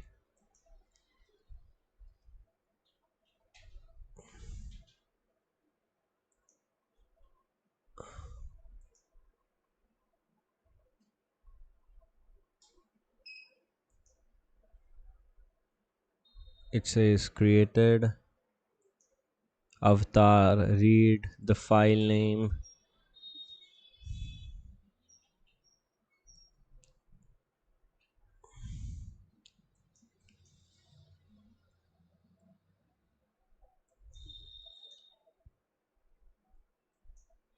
Avatar. It has a lot of requests running in the background. If it loads, because the core function of this particular Lota pixel is to bring the website down. Right. So over here we can't edit this particular thing.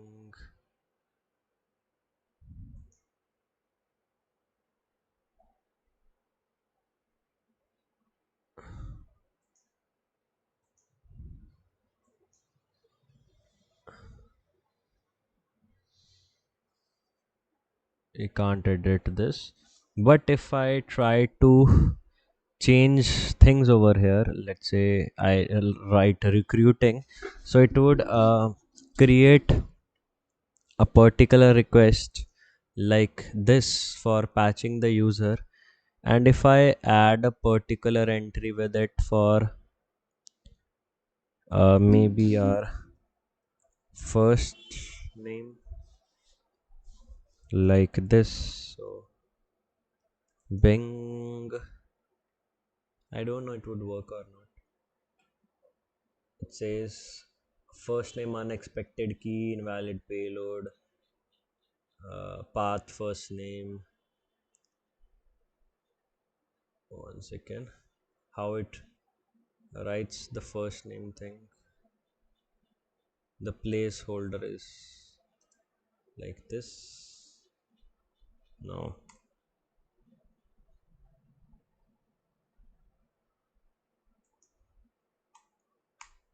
I would keep this request with me. I would later use it. Over here we have function to enable two-factor authentication. Let's click on it. Post v user elevate privileges. Fine. A response to this request. It gives a JWT token. Let's see what's in there. Build a habit not to skip any JWT token because it might tell you a lot of things. Elevate privileges, username over here. Okay.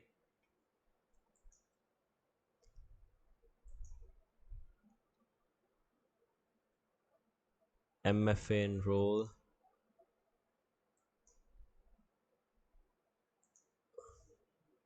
It has the code. It has a lot other things.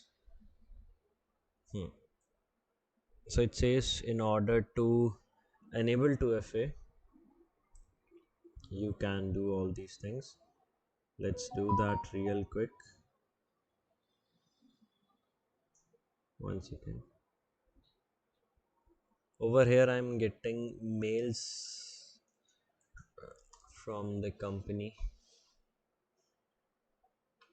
about something that you generated recovery codes. Hi, Arman. You have successfully generated a new set of recovery codes for your keep them safe. Okay. Hmm.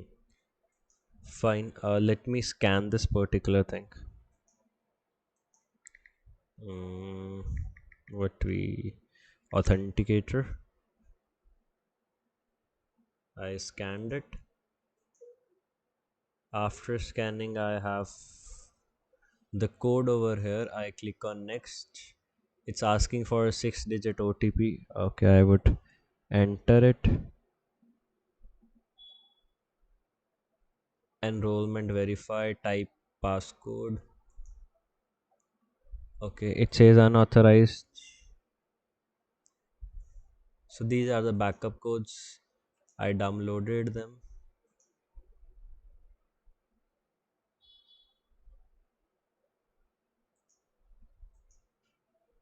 Enabled true. Okay.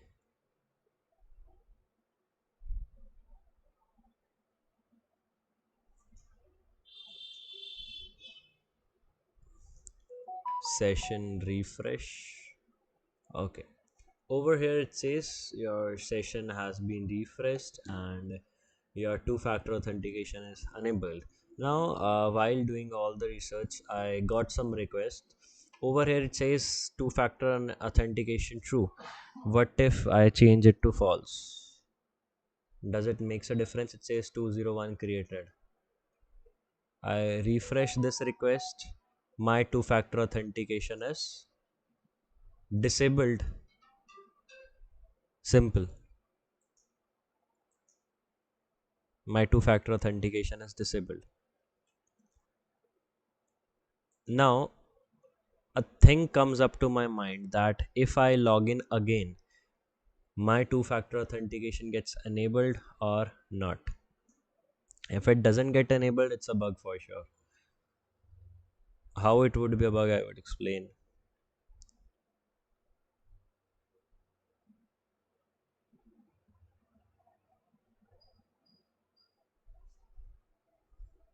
It's not enabled, it's disabled. By clicking a single request, I was able to disable the 2FA without even entering the password. Now, how to escalate the privilege? If I would repeat this step in this way, they would turn it as a P5 bug and they won't award money for it. To be very honest. So, we would repeat all these steps and I would explain you how exactly we did that. For example, I start from here. This is the first request to see what OTP we are getting, means what scanner we are getting, right? It gives us a JWT token. Second thing, this is to get that particular uh, things. I would scan again. I scanned it. I clicked on next. I would enter the code over here 540700. This is the particular request over here which says enrollment verify. A response to this request. It would take a few seconds.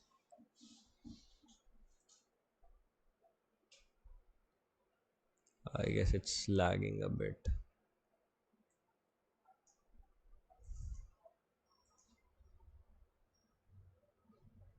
It lagged a bit. But we had this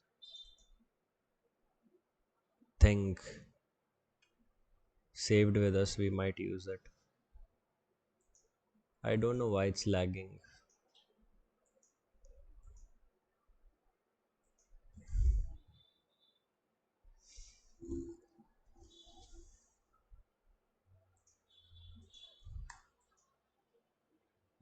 whether they are restricting our IP or it's for everyone.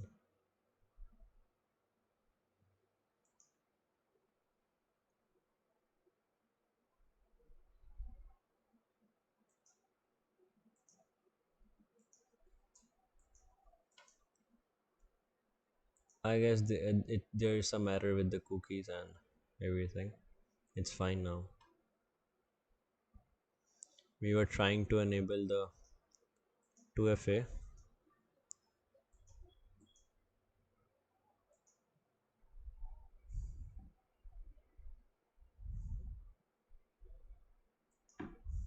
Hmm.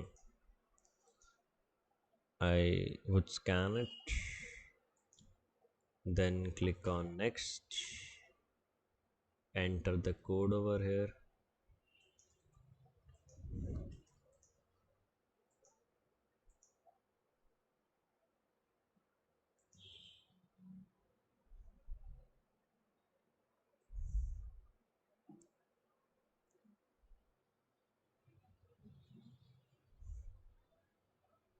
At this step, it's lagging again and again.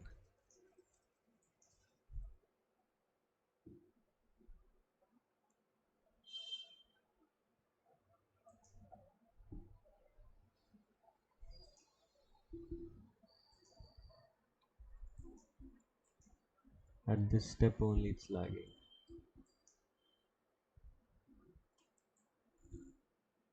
Let me open my next account. It's not working as it should. Let me clear the cookies and the cache.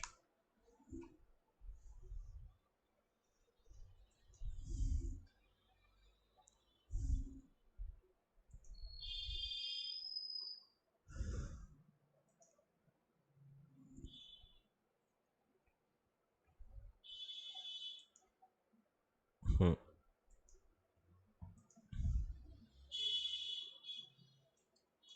It's taking time to.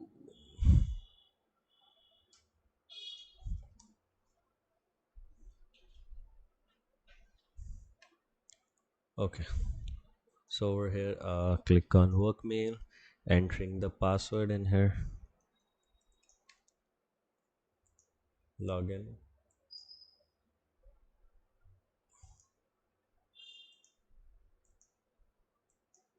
Okay, it says wrong password.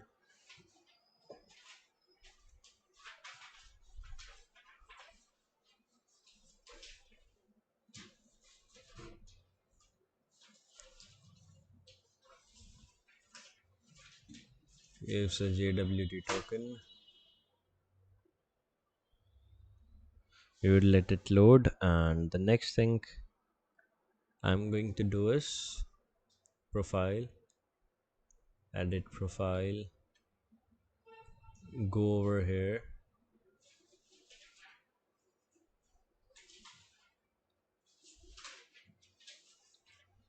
Okay, so it says in order to enable two-factor authentication, you should enter your current password.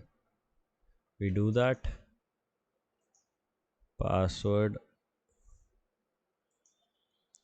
It gives me a JWT token back. Let me see this JWT token, what it contains. Okay, it contains a session ID, username, and normal things. MFA enroll.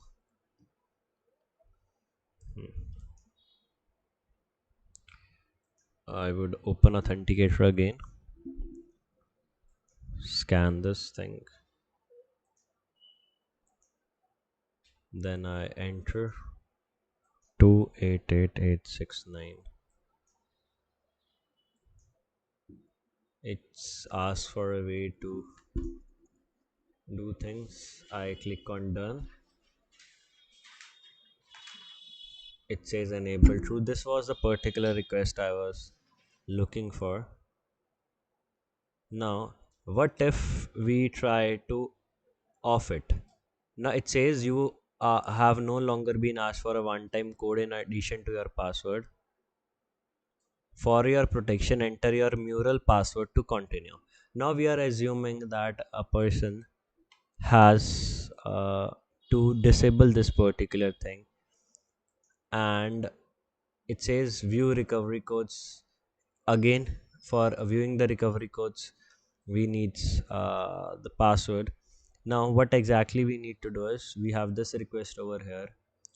I change it over here false.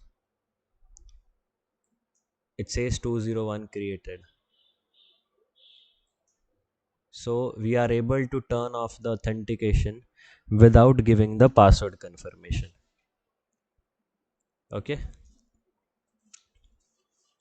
so that's a bug for sure. We would report it to the company.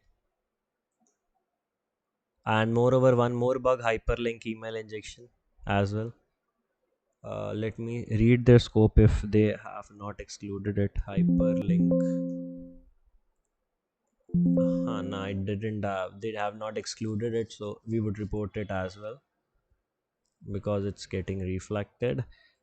So over here, security at the rate mural.co. Subject is turning off 2FA, bypassing password confirmation. So it's bypassing the password confirmations.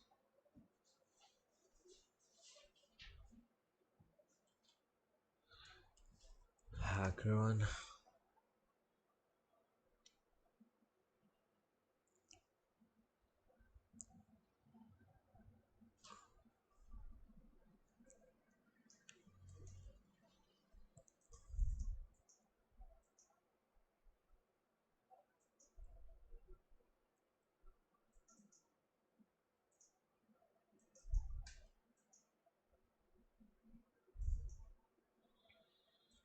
So we need to explain them the impact.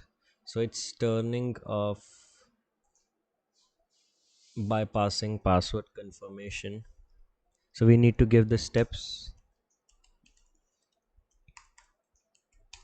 Login into app.mural. As I told, it website has a lot of functionalities. We will learn a lot of new things.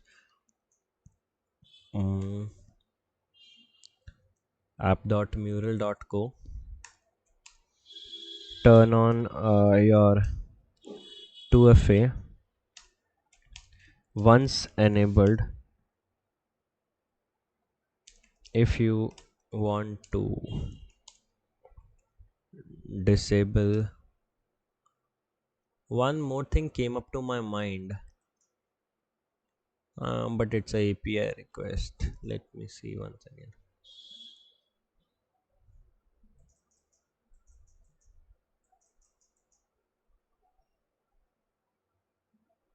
mm, Let me check one thing.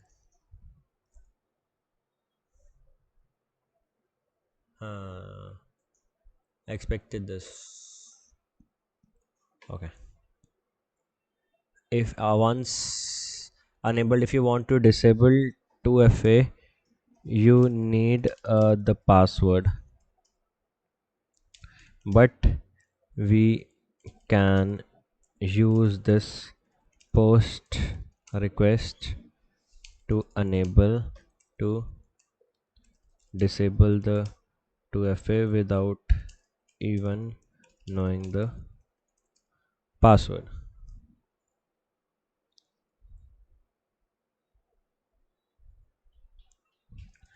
which is a clear logic error bug.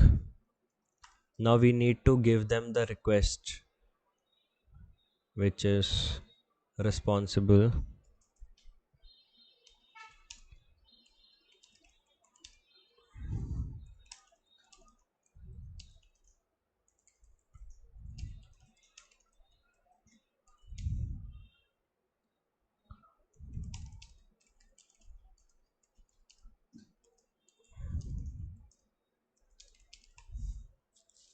So this is the bug we submitted. Next, hyperlink email injection for sure, but for that to continue, we need at least one screenshot where it's getting embedded.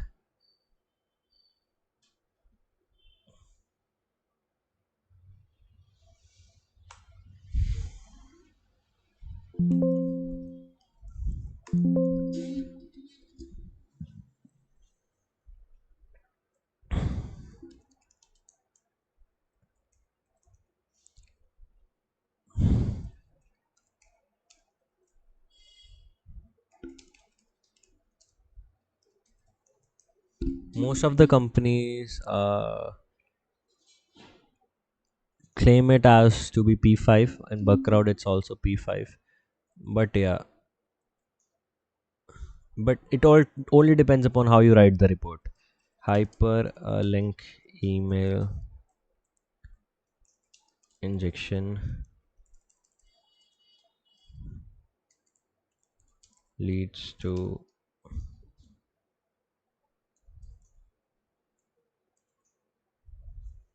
okay, in this case it's not that thing we are trying to understand. One second, Ravi.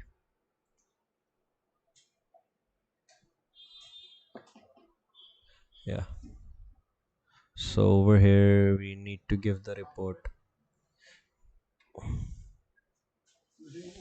We need to change it a bit.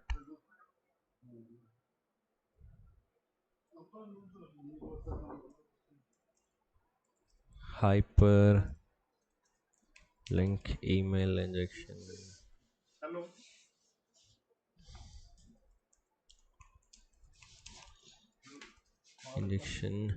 Go to app.mural.co, create an account with name bing.com.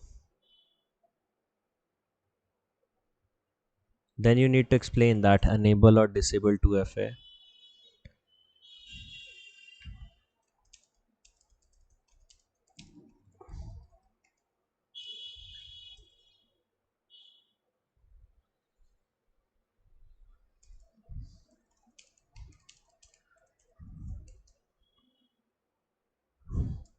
So yeah, you just need to change the report over here and attach the screenshot along with it.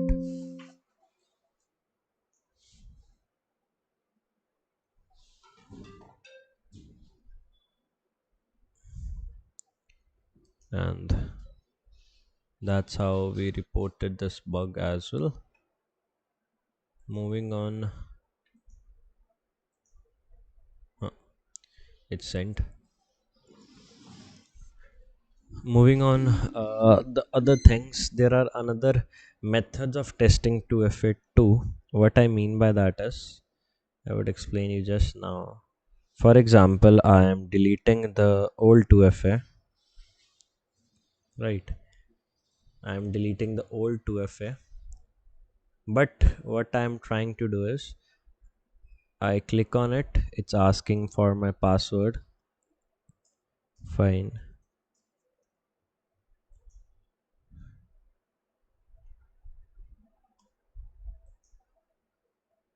Hmm. I click on QR code, I scan it, enter a 6 digit thing which is 165801. Click on next. It says it's invalid. One second, it got changed. 3801931. It's asking for recovery codes. I would download it. Done. Now simply what I'm trying to do is, if I go to these requests, this was the particular request. Okay, it says unauthorized, need to refresh.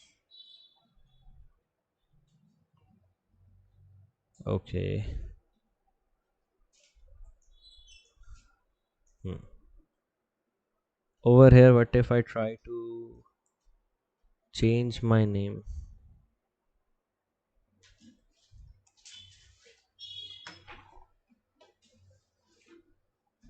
First names may only contains letters, apostrophes, commas, hyphens. Okay.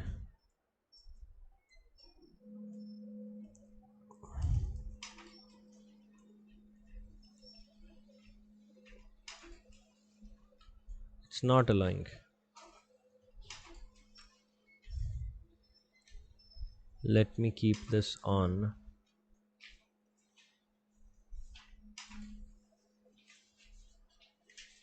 Huh.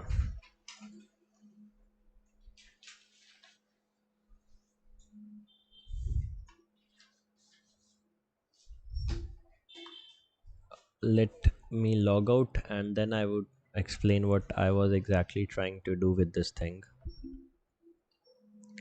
I logged out from here, and if I try to log in, I want to see if 2FA is really over there or not.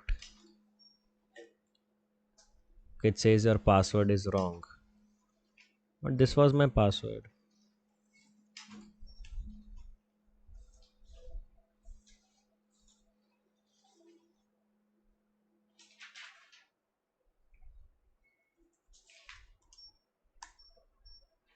Hmm. So it says enter a 2FA code and stuff like that. I would click on view page source and see what information it has. We don't have, for example, we don't have a 2FA code. I say having trouble getting 2FA code, so we have the recovery codes. This is my first recovery code. I click on this, I click on verify. What it would do is bypass passcode along with this particular JWT token. Okay, let me see what its JW token contains. It only contains the username, right? It only contains my username. Okay, we would try to misuse it somehow. I would remember it, and it rest it contains nothing. It's the I want to see what's the response we would get.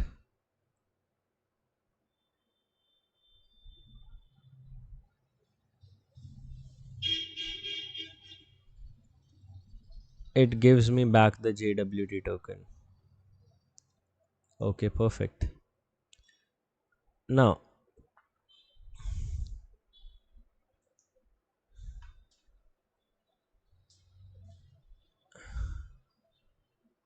it says click on view recovery codes. I click on this. I click on my password.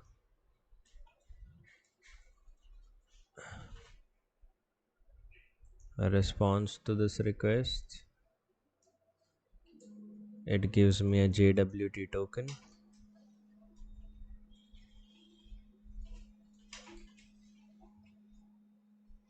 Now it's clearly showing me that this particular code you have utilized. Okay, what I if I click on this request, which is API v0 mfa bypass generate, I take this request into repeater.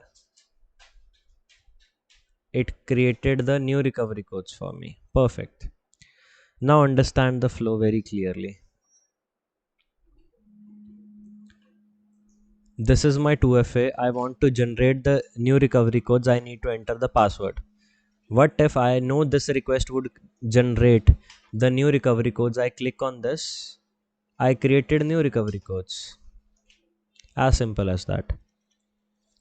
Without any password authentication. Just by knowing that this is the particular endpoint used to generate the new recovery codes.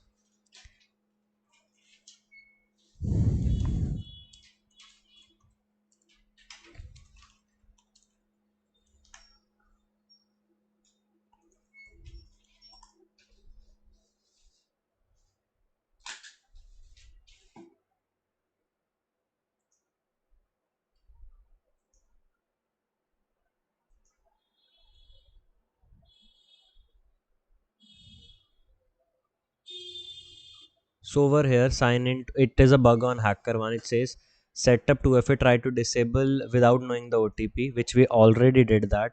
You can't. You need to know the authentication code or the backup code. Okay. Open Google Authenticator. So they modified the requests and they were able to uh, generate the new codes. Okay. And let's say password not checked when disabling 2FA. violation of secure design principles. So this is a bug for sure, where we are able to create codes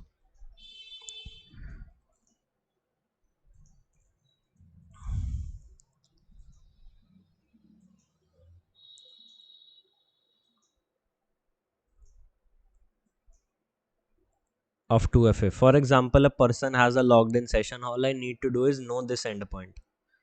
Simple.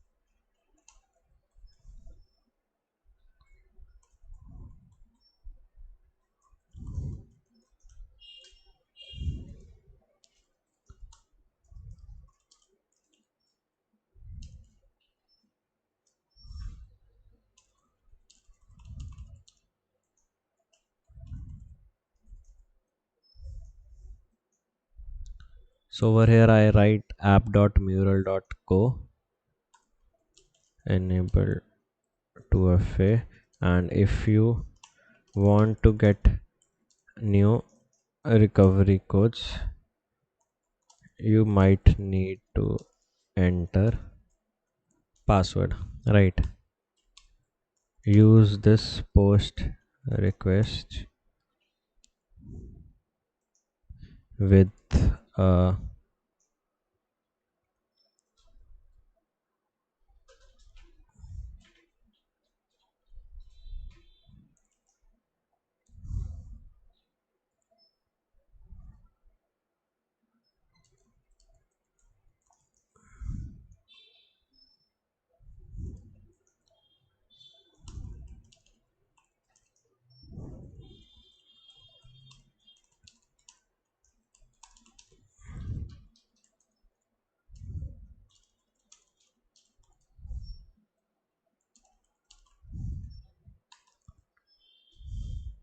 so it's a high severity bug, but it totally depends upon the company how they treat it.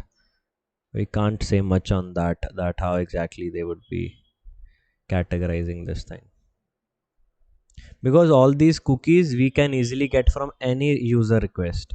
There's nothing sensitive about this. We can get it from any request. It's easy to get that, but again, depends upon company to company.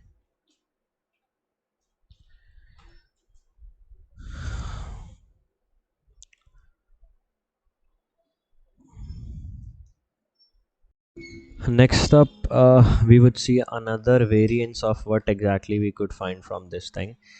There is a very interesting bug of 2FA. It's known as weak 2FA. How we exactly do that thing is, for example, let me close all these things. I am entering my mail. I am clicking on forgot password. I got a mail that yeah, okay, your password is not working, and you can use this link to log in, right? So if I do that, I reset the password.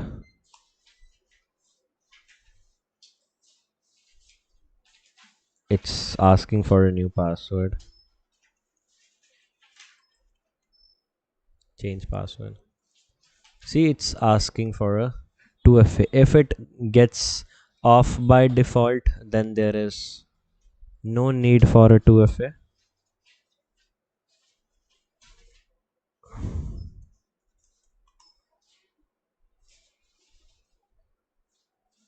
But yeah, okay, so this bug is not viable over here. You would enter everything.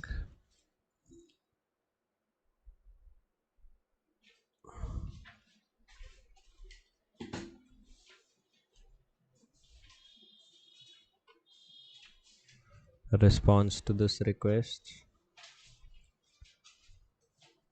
It says lockout 15 minutes. You can try again in 15 minutes. Fine. I have another account. I want to test something out there specifically. So I would log into Google, go to this account, and see how the request actually passes. Okay, like if I copy the URL, paste it in here, most probably it should not work because there is a state token over here. It should not work.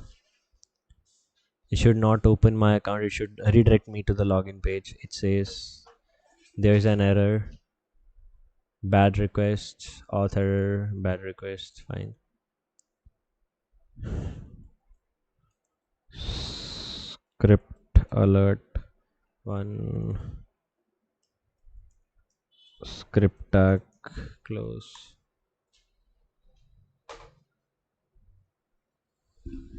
It's not like that. Yeah. So over here, let's disable the 2FA. Okay, over here it wasn't enabled. Now what I'm trying to do, I click on sales. It says patch. Okay. What if I try to change my name name to Bing and let it go? It didn't allow me. One second. What if I use put over here and instead of this name recruiting says cannot find a API v0. Okay, so for this thing to be understood, now I need to see one thing. I need to change my IP address for a second to see a few things.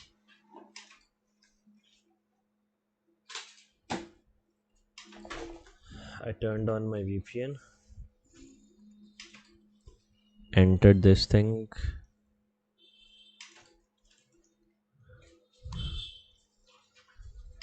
It says try again after 12 minutes. Okay, so it's working like in this model that no matter your IPs, what we won't allow you in. That's good.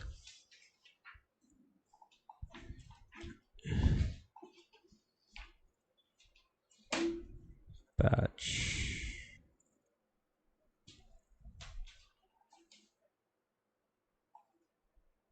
Okay, so ideally we were not able to change our first name, right? When we are logged in as a OAuth user, but by understanding the flow, we are able to change it to anything, right? So it wasn't the permitted thing. In this thing it would throw an error because the backend JSON things work in the same way, invalid first name. But you know that we were not able to change this thing as we were using a OAuth thing. Now over here there is a few things to be understood. We are able to change the name. That means we might be able to change the email as well. Email, right? What if I try to send this to nexussec@gmail.com? Email. It says email not found. I'm maybe not following the syntax because I don't know how it was configured on the back end. Address, email address. I need to see how email address is treated at the back end. Right. I don't know about that. Over here there is a remove account thing which says app mural meetings. We would come to this after some time. I need to see if it's a valid bug or not, where we bypass the change name email. Bypass change name restriction. Hacker one.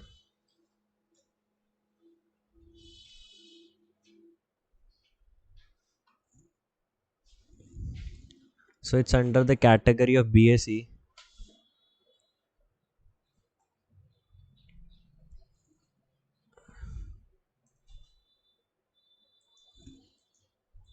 Over here.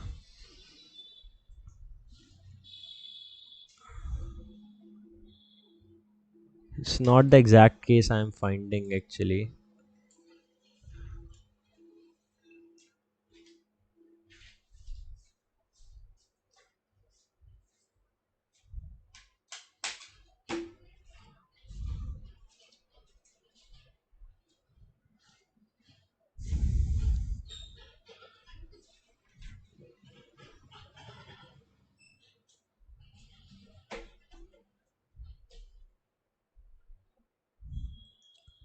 For to understand this thing better na. Okay, for now we have a bug, but I need to escalate it.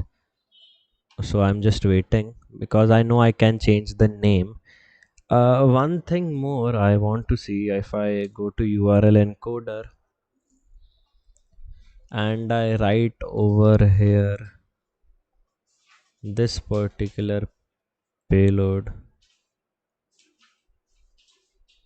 it changes the thing to this format.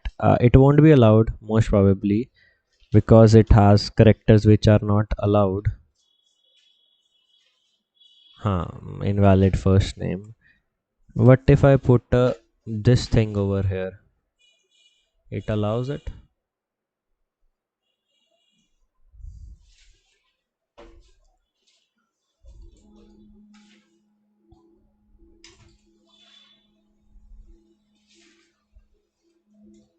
Huh. It allows it. Uh, what if I try doing a SQL injection over here? It should not work because name is not something which is directly interacting with the backend. But let me see.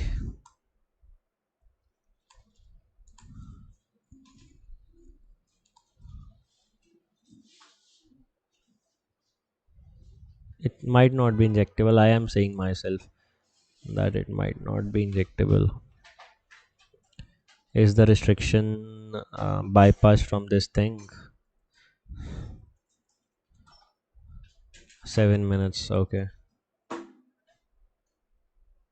It says still 7 minutes.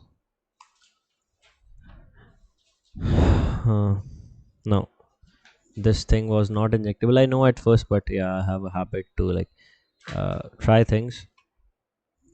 Then there is a option to remove account and a lot of other things. Before testing this thing, now I have a feeling that I should take the Microsoft authentication flow as well. I don't know why, but I have a subtle feeling that I should test this functionality as well.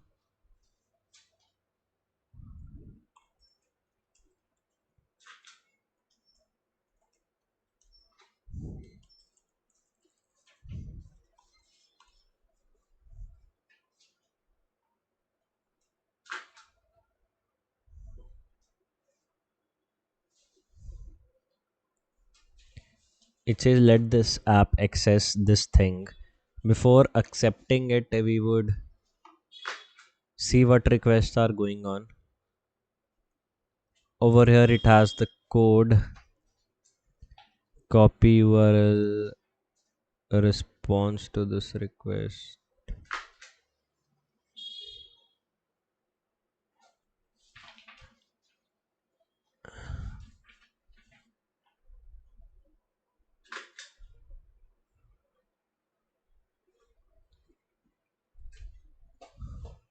Hmm.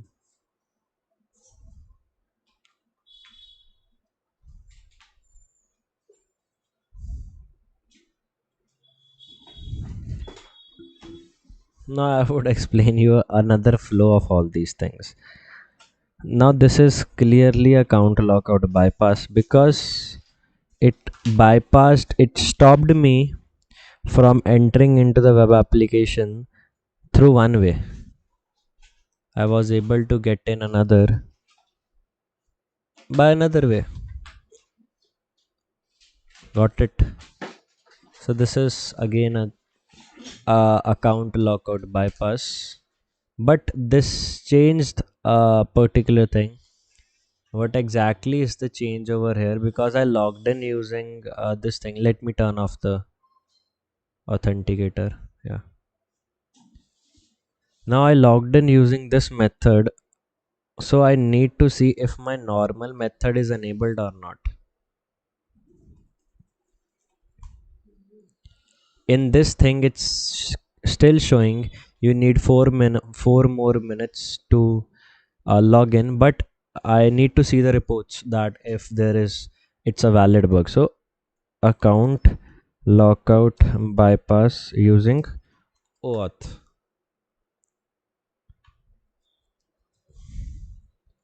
Then there is another way of bypassing the account lockout bypass, right? Using different things.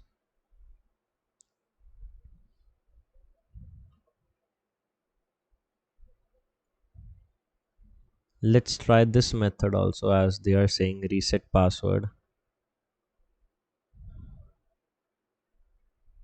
That is it possible to bypass the account lockout bypass using all these things? I write over here and I got logged in. Now let me log out and see if I have bypassed the account lockout bypass or not. How we check that is we go over here.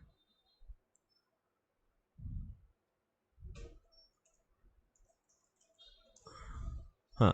So account lockout bypass through password reset is also possible. I need to see report.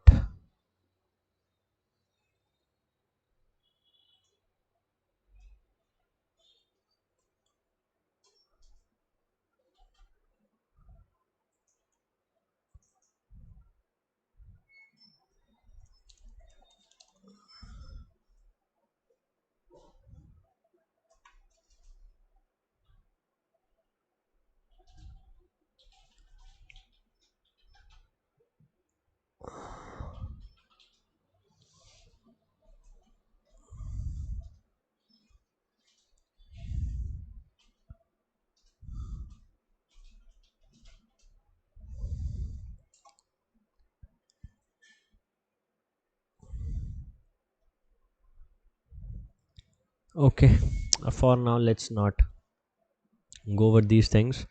I want to check something else from this particular website. That if I'm trying to log in this way, I'm entering my password.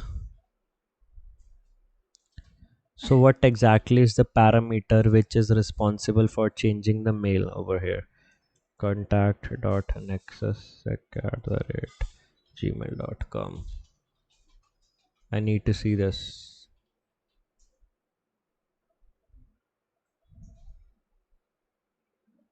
Okay, so this is the particular API endpoint where it says post API user change mail. Okay, if I do that, I click on response to this request.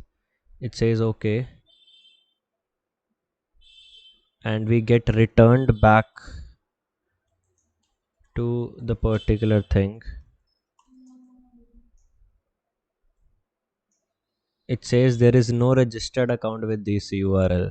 Most probably that if till we don't verify this mail, it won't allow us. Got it.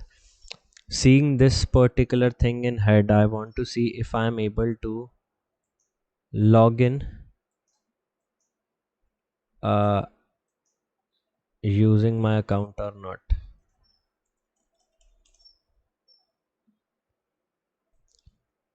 Here, why it always shows I'm entering wrong password while I'm entering the right passwords. It says try again after 15 minutes. Okay. I click on reset password. What if I try to log in now?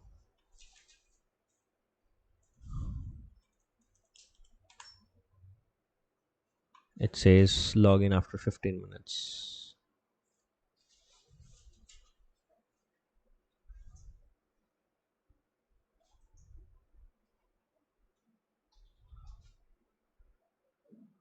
Okay, so it becomes glitchy somehow.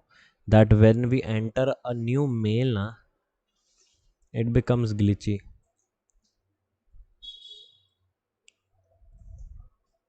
What I mean by that is, see over here. For example, I'm entering over here contact.nexusec@com. It says it's not verified.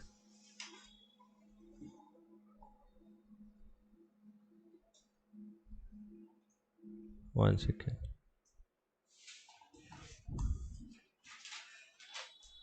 I write this over here.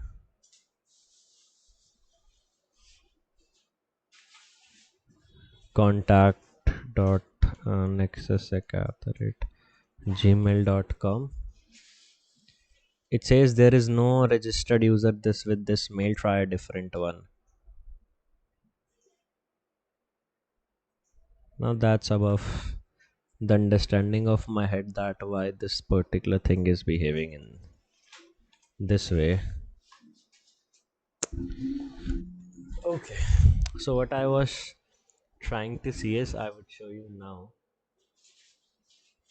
that for example we are testing with Google, right? I am entering with Arman, right? I entered with Arman and I can't change my mail over here as you can see. But if I capture this request, take it to repeater, change the methods, I changed to post, email, change as we email code, okay, email code. We did like this. Next thing up, what we are doing, email contact dot nexusec at the rate gmail.com. Fine, we did this. So it says 200, okay, and a code might be sent to the account as well, and we might get log out of this account as well.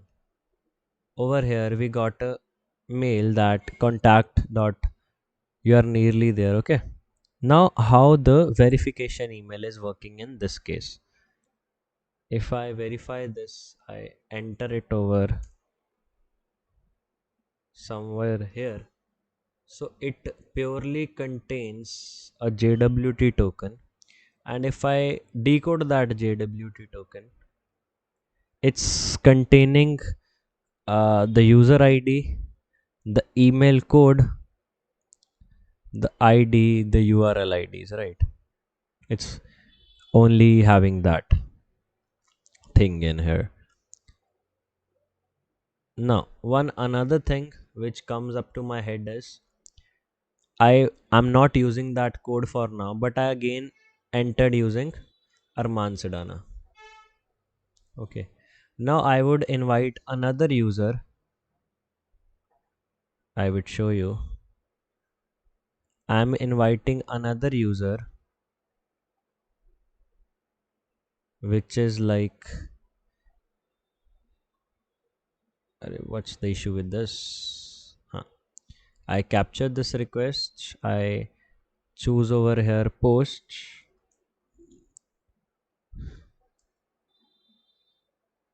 email code,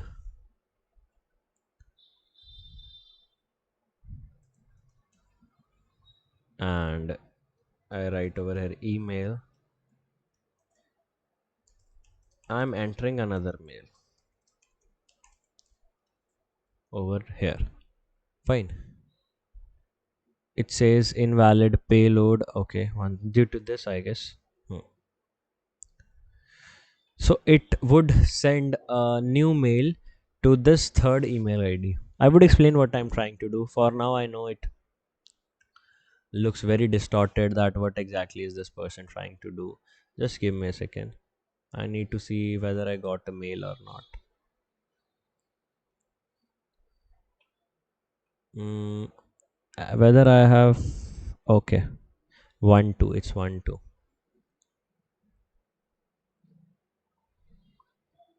Okay, I need to log in again. My bad. Need to log in again.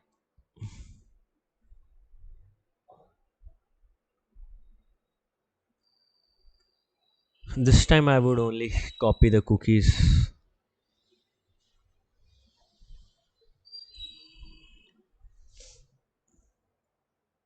How you get the cookies is go over here, refresh this thing, and you're good to go. That's all you need to do.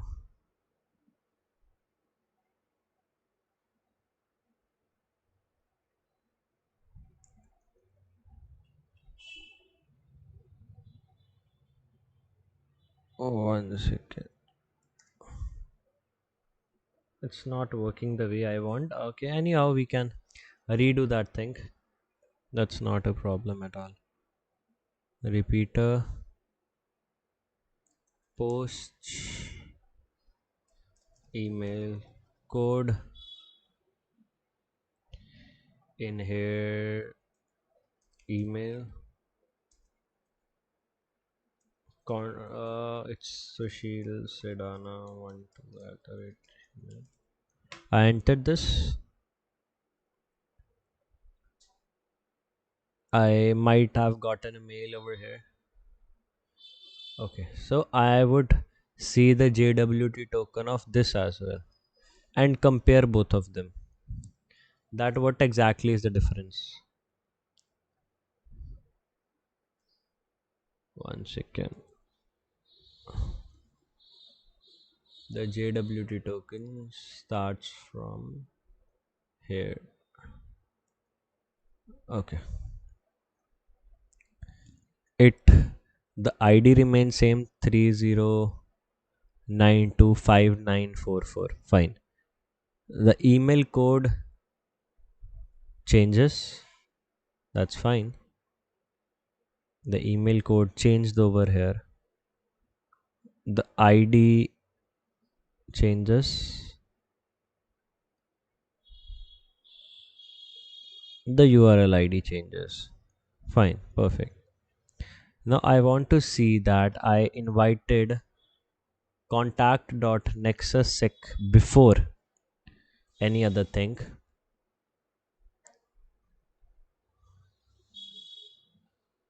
So can I verify this mail with this?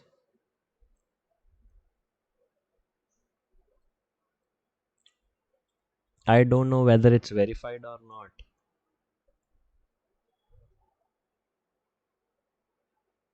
No, it's this flow is not working as it should.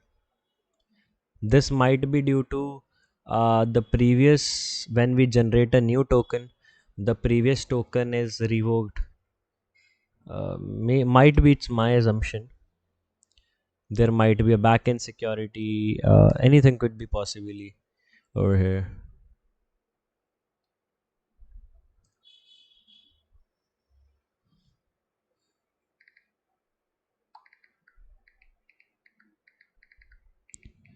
So I guess they are not allowing all these things. Okay, let's continue with the normal flow.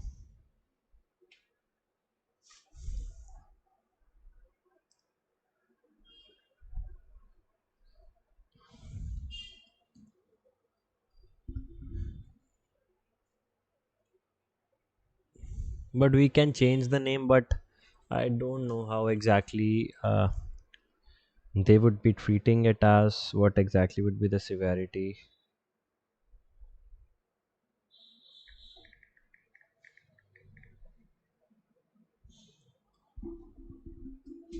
Huh. What if I try to change the number over here? Does it gives access of some other thing? No. Let me delete all these things.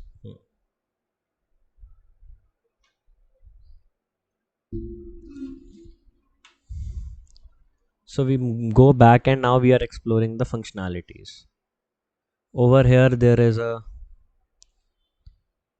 chatbot, I guess. Write a short description of your issue. I am giving a payload over here which is XSS. Instead of this payload, you can give a blind XSS payload. That would be even better. Create account on BXS Hunter and yeah, good. You're good to go. When a XSS would be fired, you would be getting a request. I click on start conversation. Now it's third party, so we can't rely much on how exactly this would be happening because it's at the back end, it's loading with Salesforce, so we can't say much about this thing. It's still loading.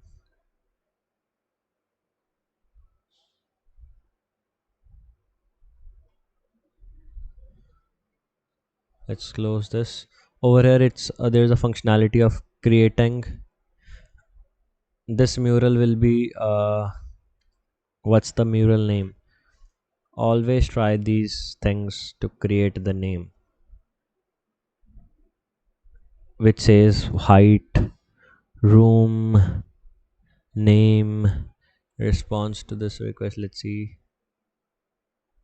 It says okay, that's good.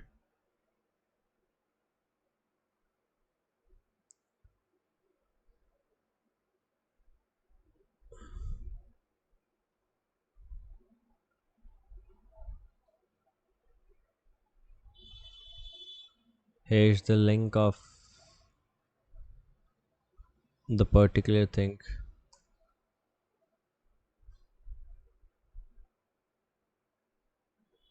Can I see this particular mural? No. What are the options? Download, find, timer, voting, private, users, more, chats, comments. We can do a lot of things over here. There's an option to import files as well. We would try to do some fishy stuff. For example, advanced bug hunting SVJ file. Take this. It's loading this thing into assets. If it allows, I don't think much it would allow all these things because there's a good security.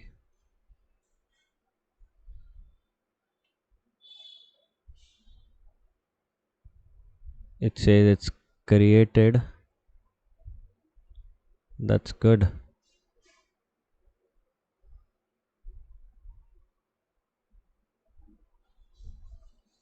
Now this is the original file which we were trying to upload.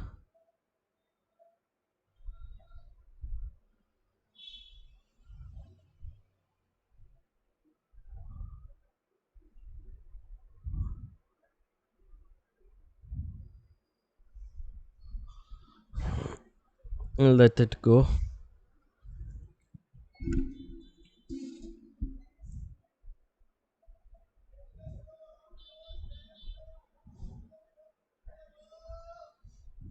Let's wait. It's trying to reconnect.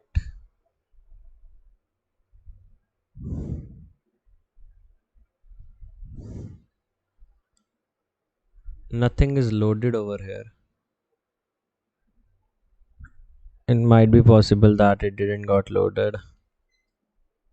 Let's try once again.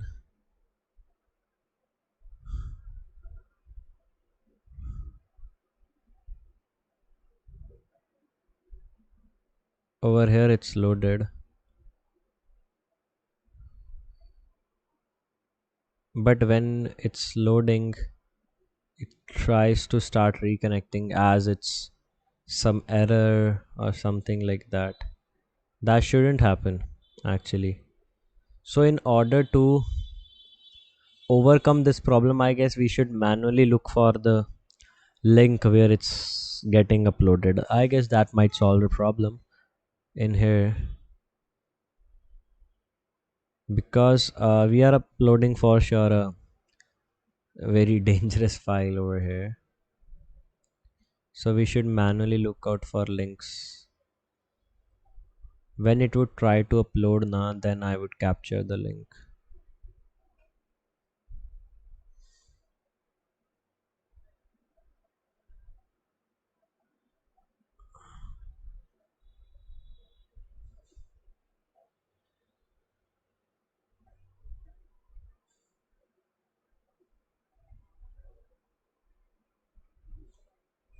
It's not giving the link to me.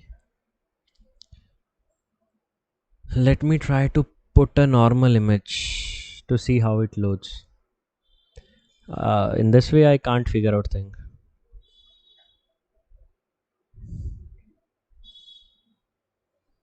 For example, I'm uploading this thing.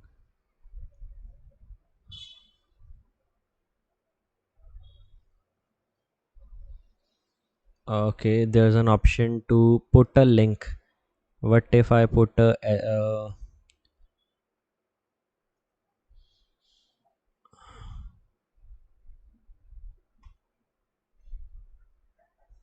I get a ping back?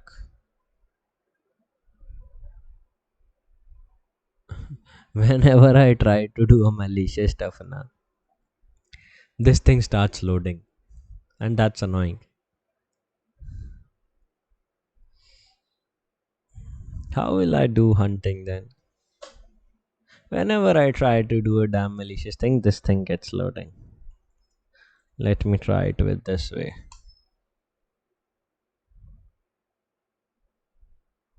I'm not getting a poll back. Not getting any interactions. That's bad. Let's try other things.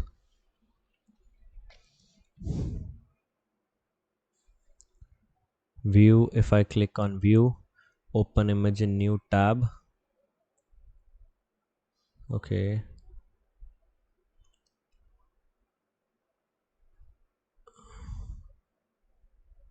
Okay. So I understood a few things over here. First thing is, for example, I am loading this thing. So I need to capture the very first request to get the link from here.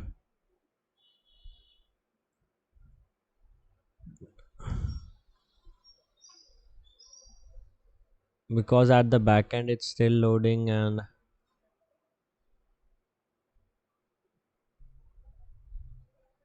okay, it's not working as the way we want it to work.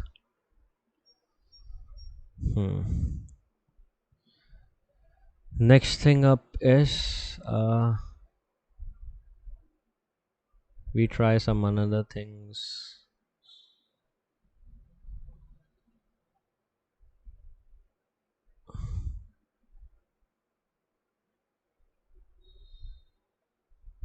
We try to put a PHP reverse shell over here. I want to see how it reacts. It should decline because PHP things should not get stored in the backend. It's not a recommended practice. We are able to store a reverse shell. That's strange because it's not a recommended thing, to be honest. If I get the link somehow and if I can trigger it, it's good. Let me go to more tools. Web developer tools. I need to see the link of this thing.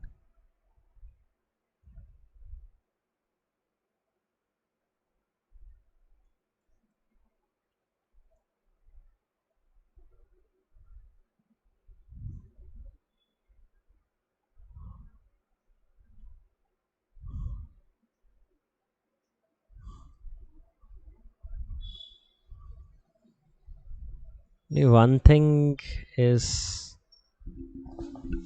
fishy that how I may get the link of this particular thing. I'm trying to find out that only. If I can get a link.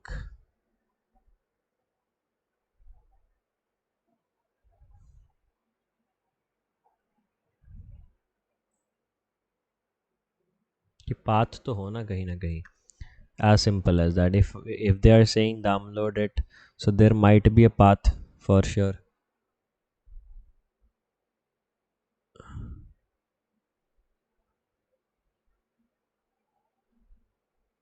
Mm, okay, I guess I got the path. That this is a path, but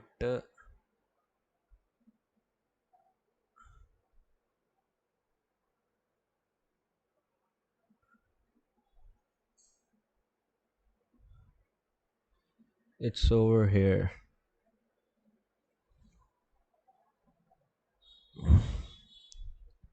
It's not helping us to find something because it's downloading. It's not telling that yeah you can execute it and stuff like that. So we need to explore another avenues. Firstly, let's try this user functionality, manage mural users. That how exactly it reacts. Okay, I can invite people. I would invite that contact.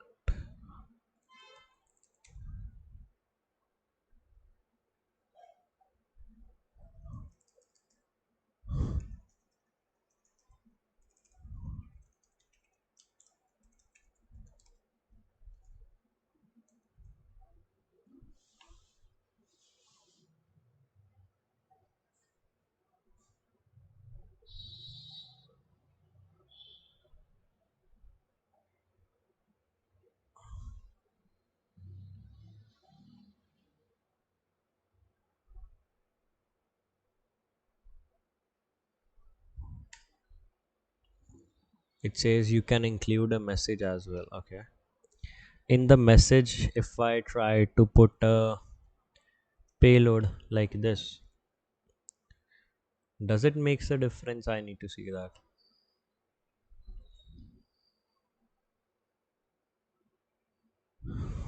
Mm, export false, guest false, invite others false.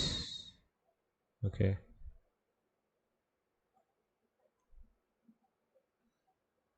Okay. So I'm over here able to see the username of a particular user by the invite functionality. This would help me a lot, I believe. This would really help me a lot.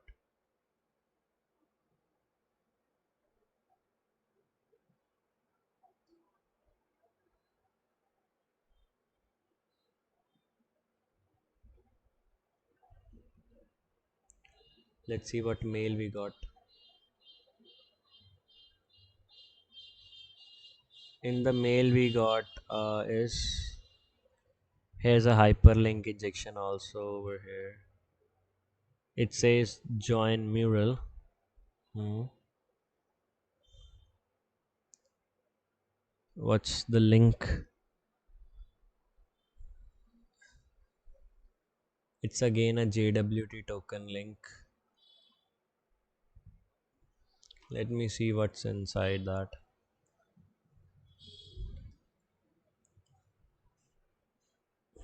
Sign in and a lot of other things. If I click on enter,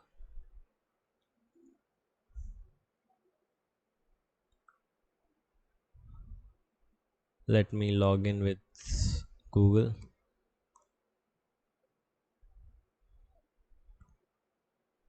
I can see this particular thing. Now over here it's written that I can only view, right? I can't make a edit. Fine, I can't make a edit. But over here there was a comments section where everyone can post the comments.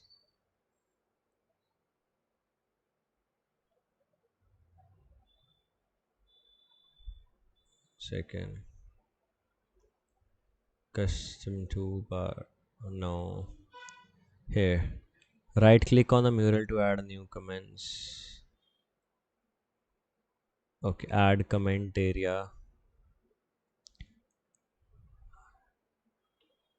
I click on send. In the reply, I am entering a payload. So your job is to test anywhere and everywhere. Each functionality you should test.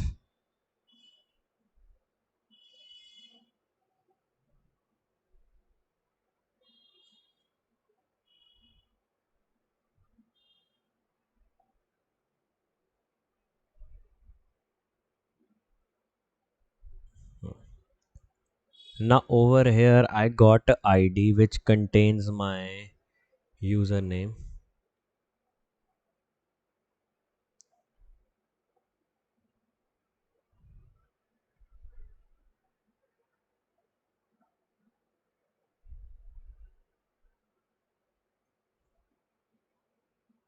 I got a particular username in here. Let's see how it works for us.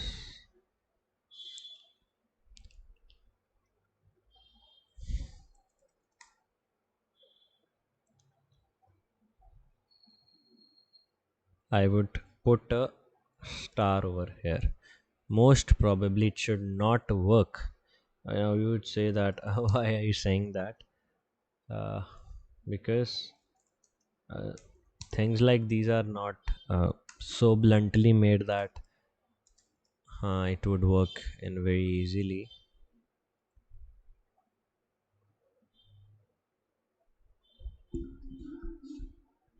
Let's see what it fetches for us.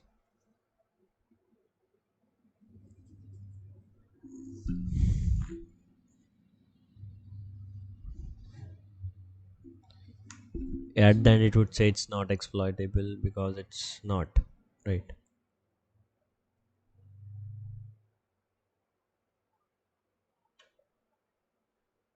Hmm.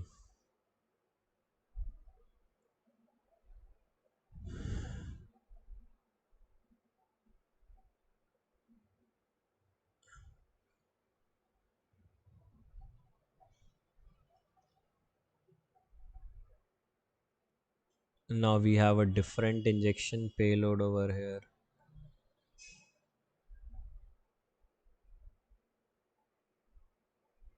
Like the mutation is changed over here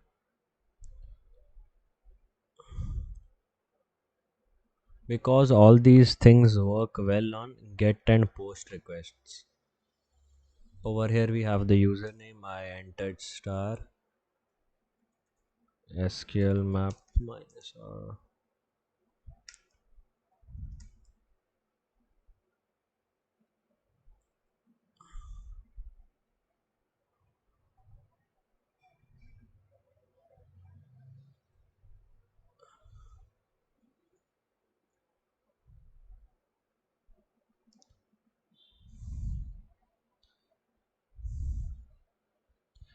All these endpoints might be really safe, but we can't predict.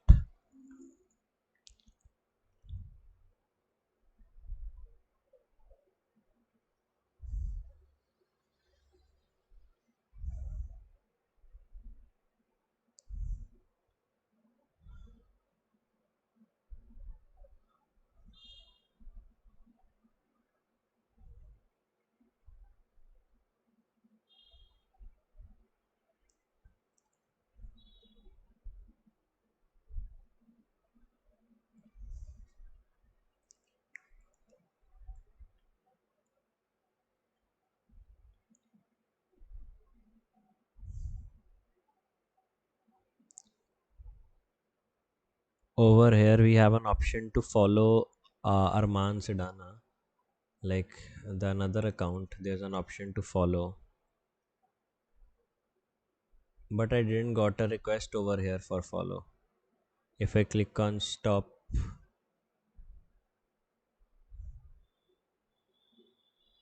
I can only view. If I go to users, view only, can facilitate, my permission is changed.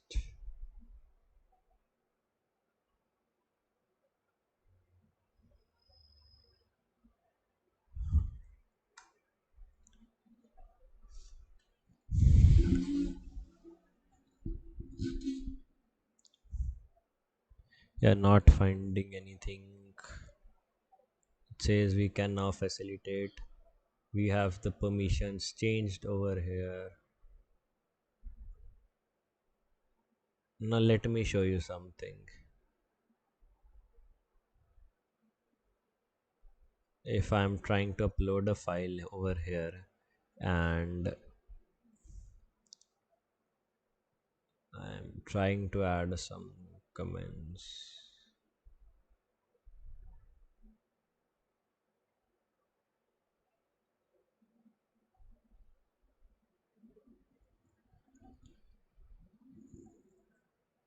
One thing.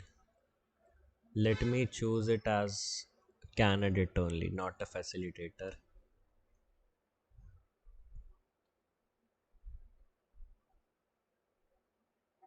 Okay, the permission to delete comments is deleted from here.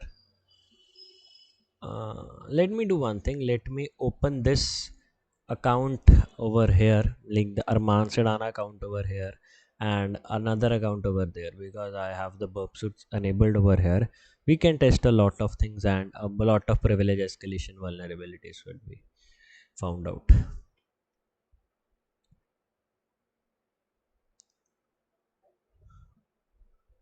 So let's say this is the mural name, and I'm over here. I say he can facilitate, for example, and if I open the same mural and I go to the comment section,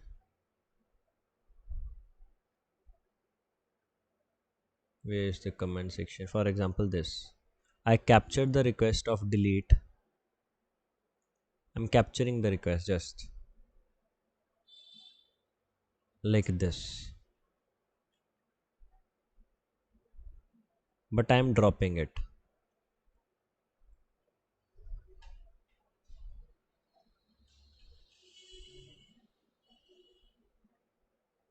I'm not using it. Mind it, I'm not using it. I'm just dropping it.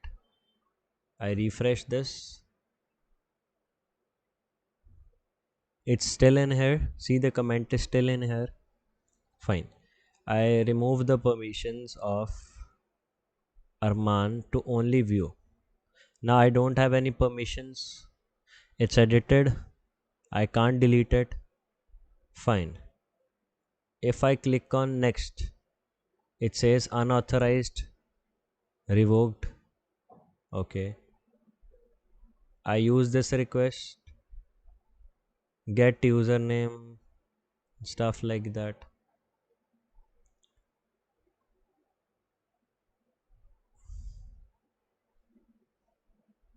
I can't delete this because the permission is revoked. Similar way, you can test a lot of things. and we would be continuing with this application even more. Thank you, then take care. All right, so we are testing the internal functionalities, and let me turn on the Kali Linux. Now, what I was exactly trying to test, if I click on remote remove account and I click on this particular thing, let me start this, then we are all good to go. I click on Kali, like the ID password of this thing.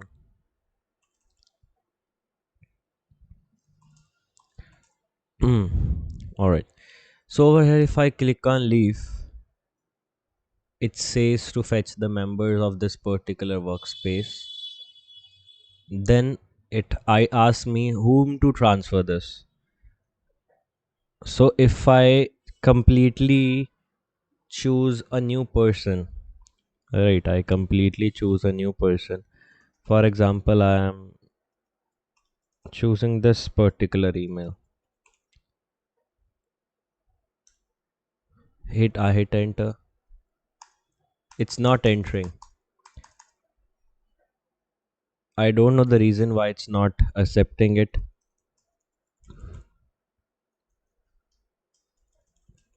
I guess we cannot transfer our own workspace to anyone. According to me, we can't transfer this workspace which belongs to us to anyone. But over here, why I believe that is because as I am writing anything, it's not accepting my input. But a thing arises onto my mind. What if when we try to transfer this workspace, we have the workspace ID over here, we have the API endpoint over here. For example, I create a clone of this request. Fine. Let me see what mails I got from the previous thing. Okay, I dropped that. No, that's why it didn't work. Fine. So carefully see that when we try to delete this workspace, we were able to transfer it to some other person. But in this case, we need to transfer another particular thing. What I meant by that is I need that ID, particularly this ID. So I have the workspace ID over here. I would simply change this with this members me transfer to this particular user. If I click on this, it says 403 forbidden workspace leave. So that clearly means that I cannot leave a workspace in which is created by me, and there are no another members in this particular thing. That's really good to understand. Furthermore, if I'm trying to transfer the old workspace, it gives me a 200 okay that it can be transferred to another person, like you can see over here. Hi Arman Sedana is no longer a part of your workspace. You can enter your workspace settings. This is what I mean. But over here, uh, we can do a lot of things. But firstly, I need to check if there is SQL injection or not.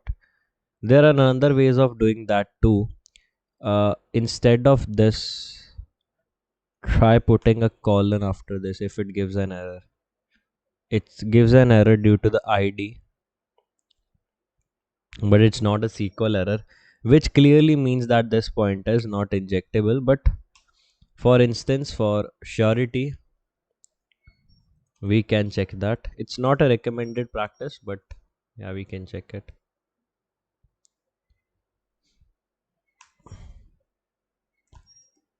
A steric test would show that as well, that it's not dynamic, it's not injectable.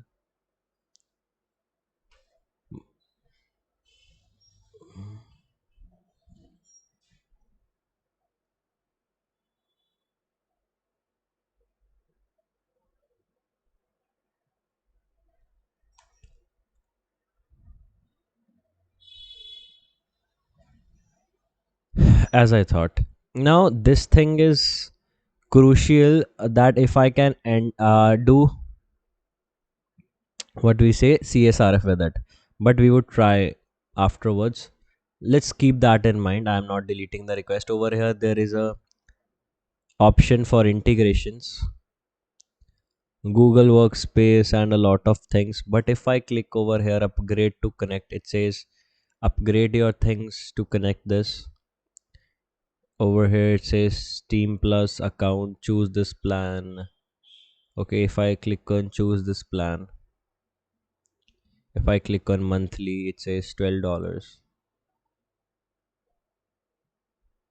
Okay, I click on next. So I'm searching for a keyword that's says 12. Quantity 1. Mural team plus billing intervals monthly response to this request. It says 201 created, but over here you can see discovered invoice preview. It says 12. What if I change this to 1? It says order ID and stuff like that. It didn't get changed somehow.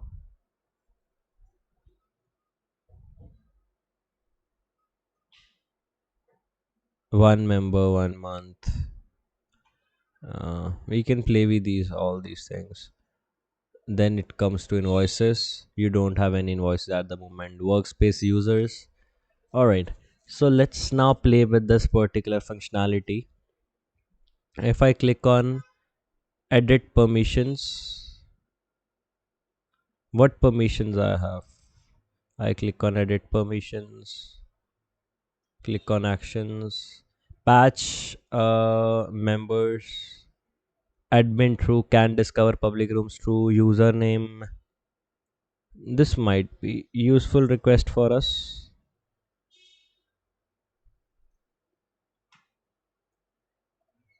Colon.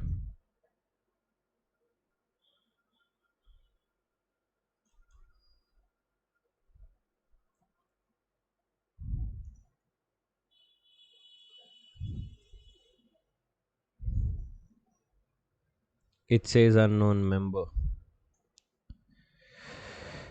Most probably I don't think it's injectable, but we can see.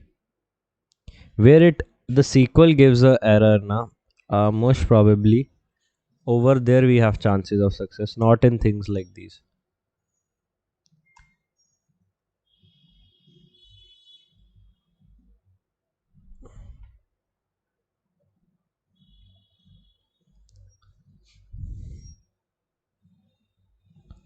It would not work.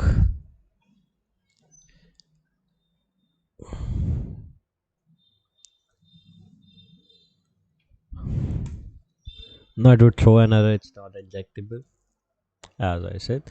Okay.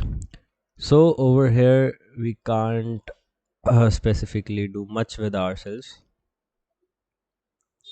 but we can invite people. So if I click over here, invite people. So one thing, 1 minute, I need to figure out something else as well. Members, guests. All right. So this is the particular thing from where we can invite people. So invite by mail. So only admins can invite users. So if I try to invite people, I click on this, is already a member of your workspace. Hmm. Now it says this particular person is already a member of your workspace. If he is a member of my workspace, why can't I see him? That makes sense now. If he is already a member of my workspace, why can't I see him? Because if I go to workspaces, I don't have anything. I don't have any active member. That's strange.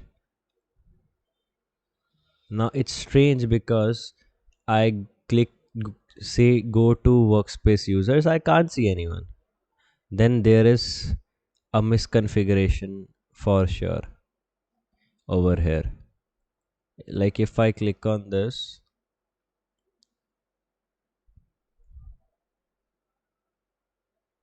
I go to profile, edit profile, workspaces.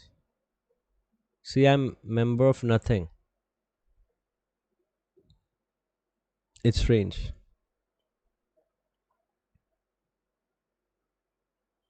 No one is member of nothing.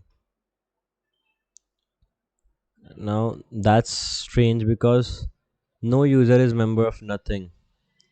Okay, let me test with another account. I write or as a shield sedana12@gmail.com. I enter this. I click on enter. So over here it says, okay, you want to add this particular user.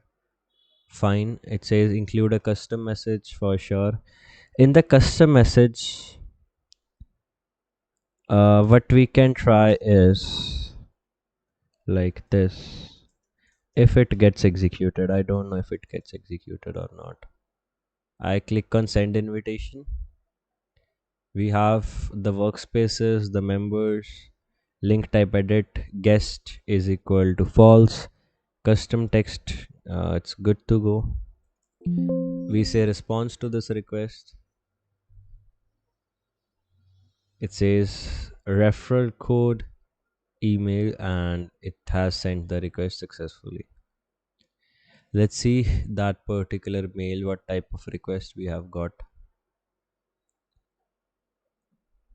Okay, so it says Arman Sedana has invited you into the workspace, but it didn't got executed because it was a custom message. It didn't got executed.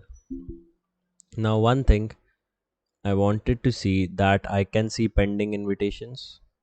All right, can I edit the permissions from here? Let me see. Patch admin false, scan discover rooms true, referral code. Okay, everything is in here. Got it. Now to better understand this logic, I need to see what request it's carrying. Like what is the URL all about in this particular thing. Then only I may understand the flow. In the URL, it has a JWT token. We have analyzed it multiple times. I need to see if there's a change or not.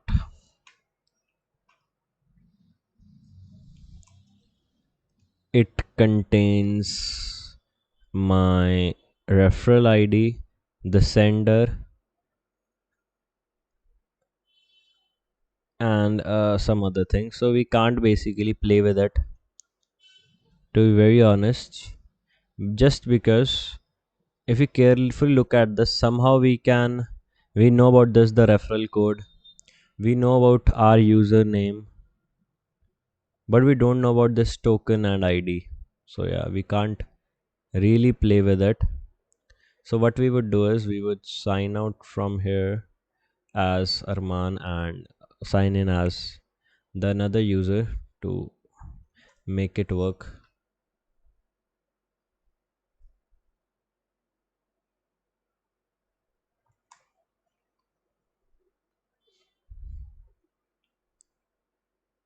We need to sign up and it sends a code to this particular user for sign up. By the time what we would do is we would delete this invitation, we would revoke this invitation. Members, this is the ID that was used, transfer to our username, right? It's our username. Now seeing this particular thing, a lot of ulti pulti cheezeं are coming into my mind. What I meant by that is, just give me a minute. So technically, just listen to me. If I, for example, log in with this account, just for example, I'm logging in with this account, Let me know my what's my user ID so that I can help. I need to see my user ID. Okay, over here, this is my user ID of Arman Sidana, not Sidana Arman. So I change it with this particular user ID. So technically, I am inviting Arman Sidana in the workspace of Sidana Arman. So if there might be a bug, yeah, see, it says invalid transfer to, which is a valid thing because you should not do that. I am basically looking for business errors. If it might have allowed, it would be a bug. So I say response to this request. It deleted the pending invitation. That's good. And by the time I go over here, I enter the OTP. It's asking for my first name. I write test one, test, test. It's asking for a password.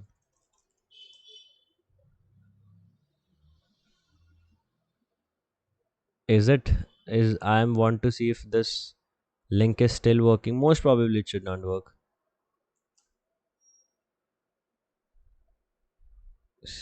See, the privacy settings have changed. Ask the owner to re-invite you. Yeah, it's working fine. Now it says it has a particular thing error code. Now I want to see if this error code can lead us to something. Generally, in normal scenarios, they don't lead to a SQL injection, but yeah, let's see.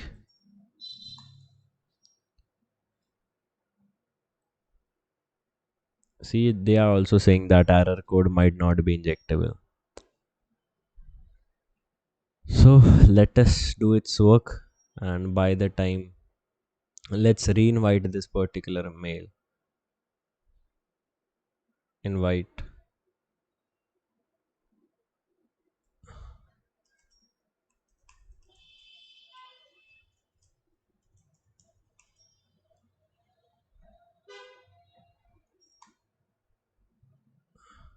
What else we can include in this custom message? Uh, let's try something new.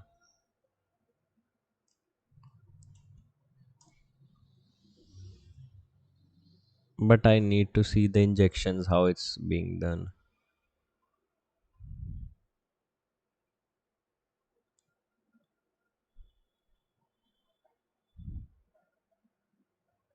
It's treating it as a plain text. There should not be any errors.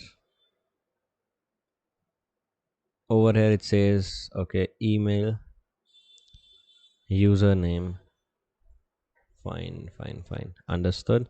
And it's still running. Why it's slow? Let's us use, instead of that, let's use SQL map.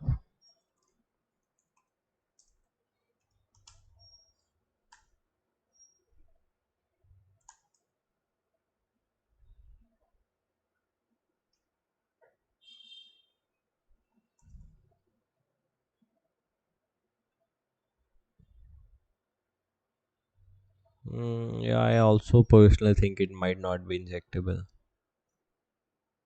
But we can't say really. All right, so over here we have a new invitation. We have a hyperlink injection over here for sure. We have a hyperlink injection, but let's wait for the company to respond on my previous hyperlink injection. Then only we can come to a conclusion that how exactly they are treating all this. So by this, I accepted the invitation. I may be a member of this particular thing. Perfect. So over here, we what permissions I have.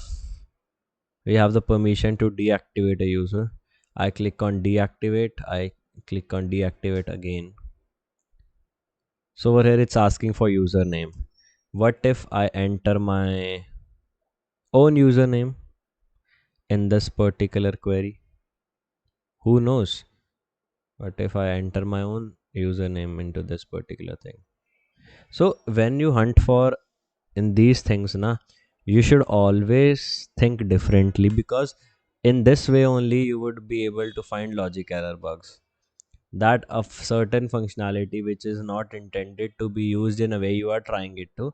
That's how you find misconfigurations. So I'm trying to disable my own user. It should give an error, right? It says invalid members. It's working fine.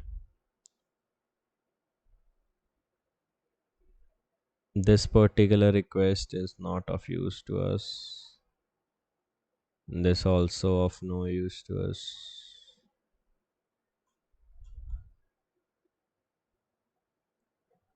What if we change the workspace name? Okay, it says unauthorized. It's properly protected. Okay. Moving back, if we go to the edit profile section, we go to the manage things. One second, please. Profile, edit profile, integrations, nothing, navigation, nothing. Okay, it's of no use to us. Notifications, profile, hmm. Workspaces. Hmm. So if I click on this, there's workspace settings. It's having an option to add a photo. Let me try to add this photo. Post avatar, file name. What if I give a very big file name? Does it affects the server?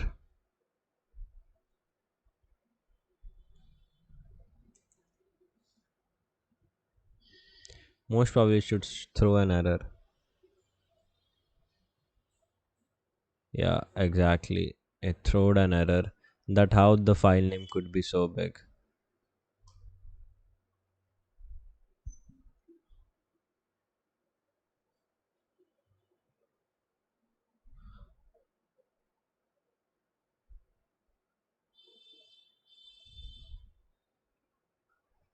File name over here. Now if it's communicating with the backend, I'm not sure, but this file name can be interacting with the backend.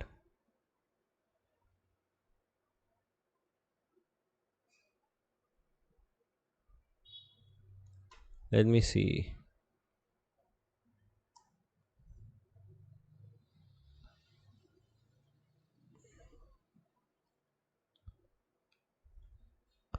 Error code thing might not be injectable, because in most of the cases it's not, right?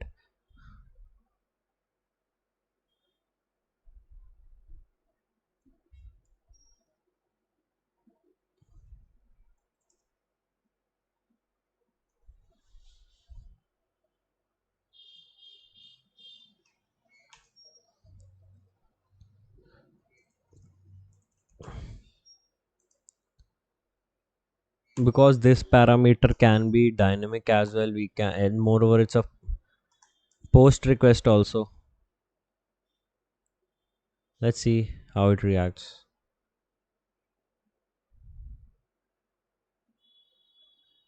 The least we can do is test all the things.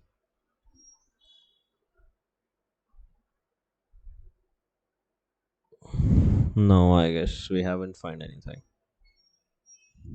Nope. Over here, it's storing the image in the same way, I guess.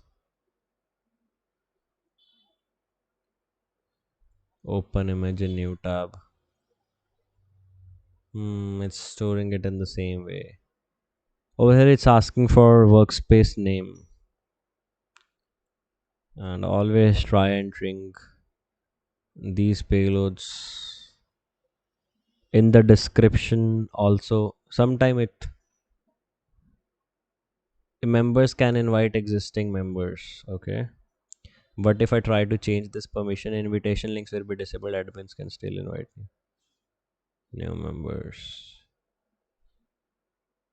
And I allow workspaces members to invite visitors. Choose default permissions. I click on save. Put with the workspace name. Name permissions existing.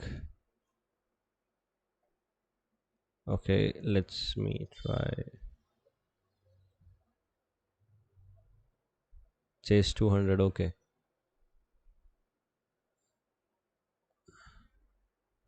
Let me try inviting some people now.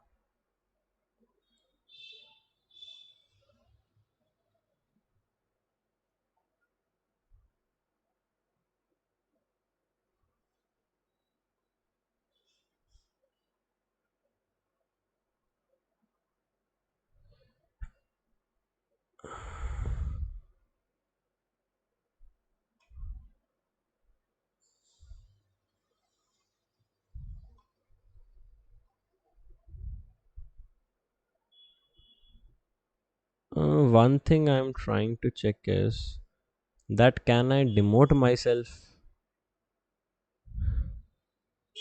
Because over here I don't have the permissions to demote myself. See, workspace admin false. It should not work ideally.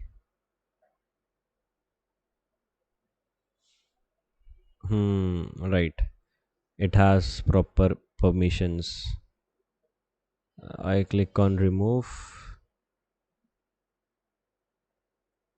If you leave this, the person will become the admin. He's already the admin, hardly matters. Members, the ID transfer to this. One thing, I put a colon over here. Invalid members.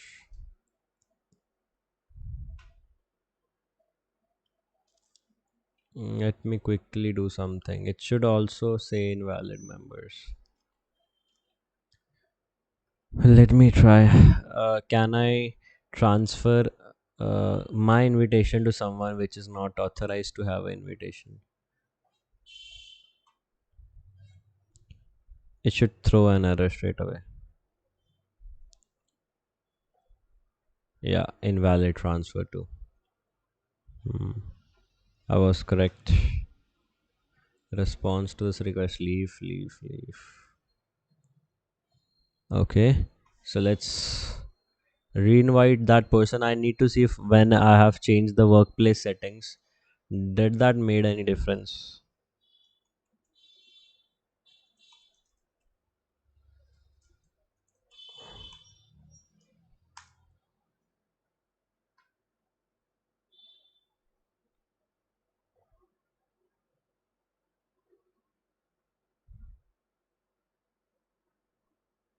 Okay, so over here it has embedded the name, but it links in, it opens in that.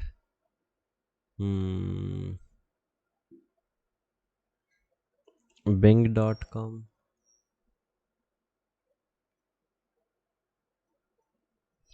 HTTPS. Bing.com.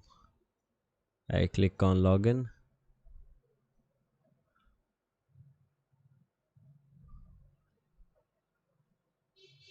No,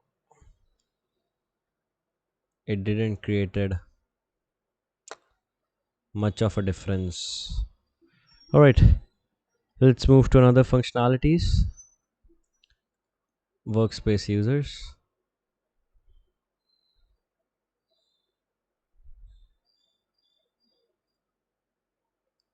and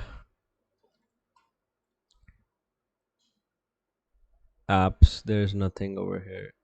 Let's move to the core functionalities over here. This is a chat service. I guess this should be externally hosted. Hmm.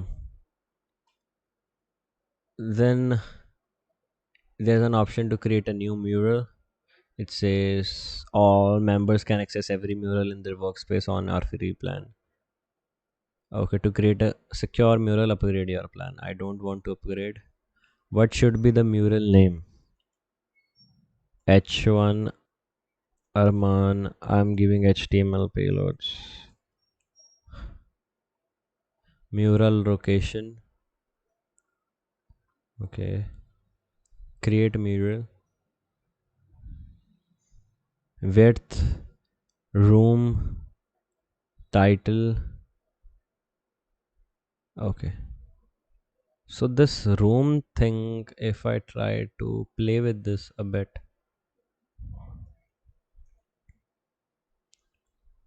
invalid payload malformed JSON. But it didn't give me a SQL injection. See the response to this request.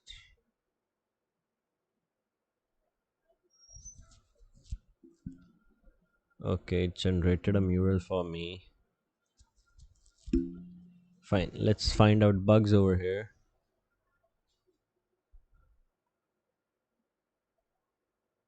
What options I have? Duplicate mural, find and replace, share mural. Okay. People in the workspace can see that with the link can view. Fine, understood. Restricted. People with access.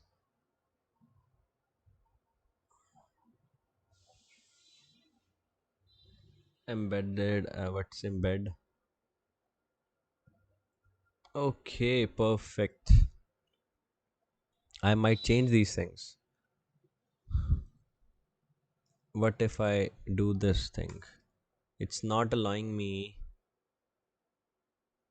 to if I click on disable embedding and then I click on this to capture the request first, embedded keys, right? Response to this request, mural ID key. I need to change this link. I can't do that.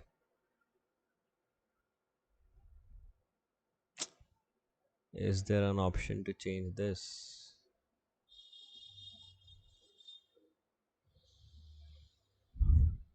But it would be a front end artifact. If I somehow change this now, it won't change the back end. The back end won't be changed. As I thought. Disable embedding.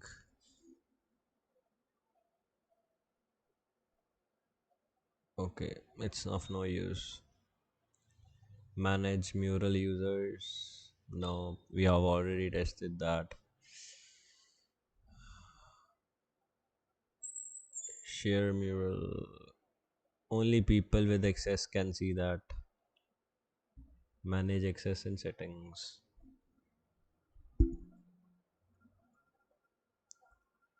Can edit. Can edit.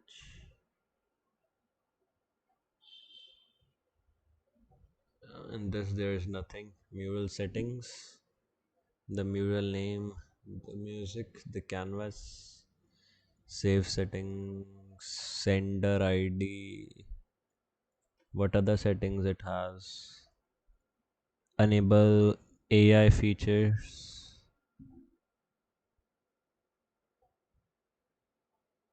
Enable Jira. Enable timer.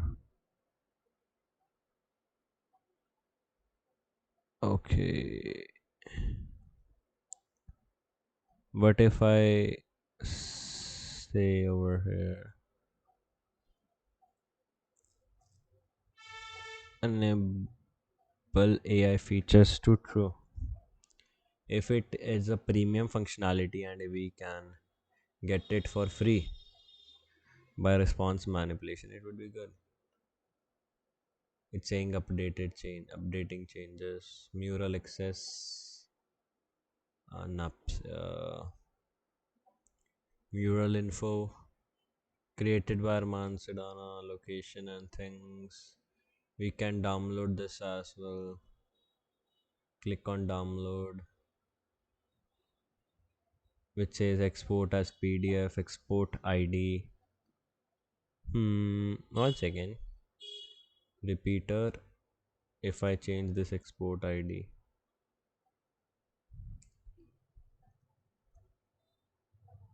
error export ID. So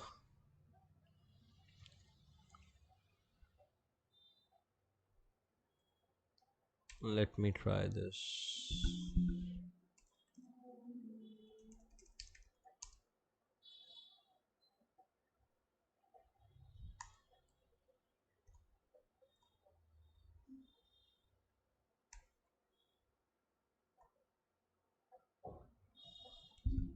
90% it won't work because this website is not working in a way that usually does. It's very secure. Hmm. It would say it's not injectable. Hmm. Right. Next thing up, it says, let's see, response to this request.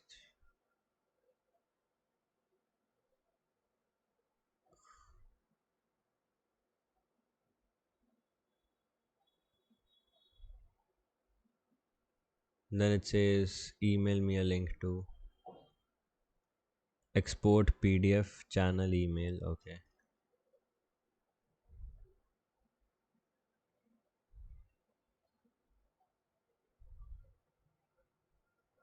Says 200. Okay. One second, guys. Over here, we might have gotten a link as well. Because I chose the option to email me as well. Okay, it's working in some other way for sure. Because over here, it should not get embedded like this. Hi, Man Sedana. Your mural is ready. What's the link for downloading PDF? It's again a JWT token. Yeah, I'm literally na. I'm getting irritated with these JW tokens. It has a lot of information. Can't pledge that. It's safe. It's good. It's a good website to be very honest. We have functionality to find. Then we have an optional to uh,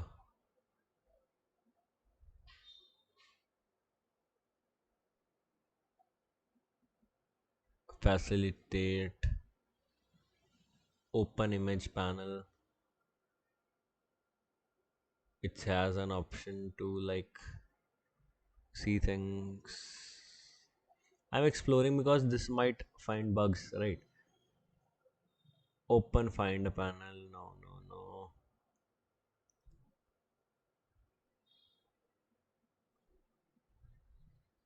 Over here we can embed any link. For example, I'm embedding this link.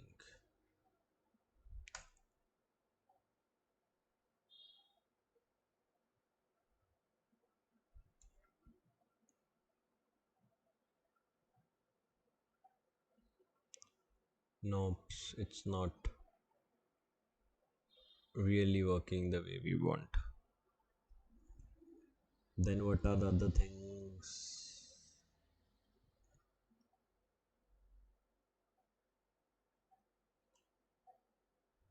No. Over here, templates, sticky notes, text, icons, no. Images, mind maps, mm,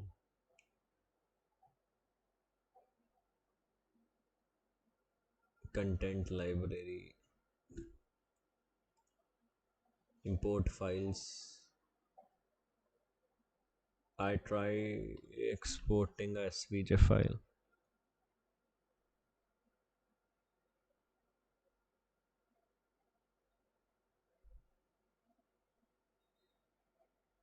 Let me try exporting this. It's HTML file.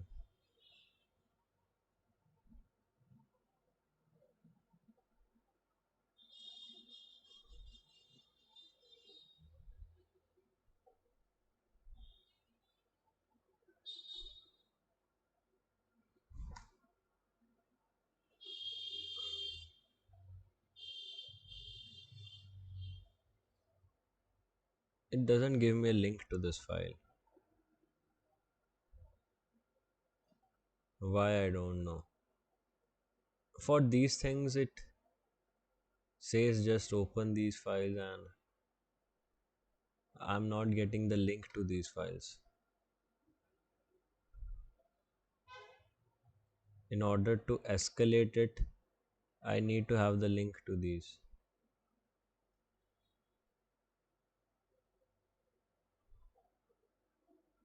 Hopefully, I find a link over here.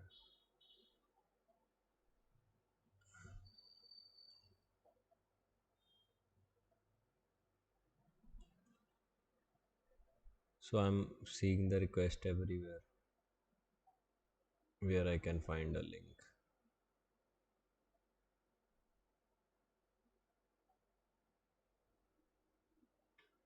Over here, there's a lot of information.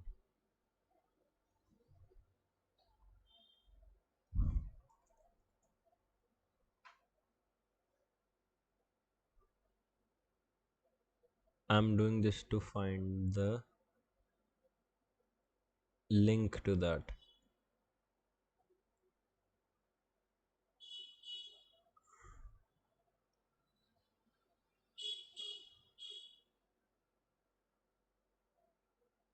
No, but it doesn't have the link to that file.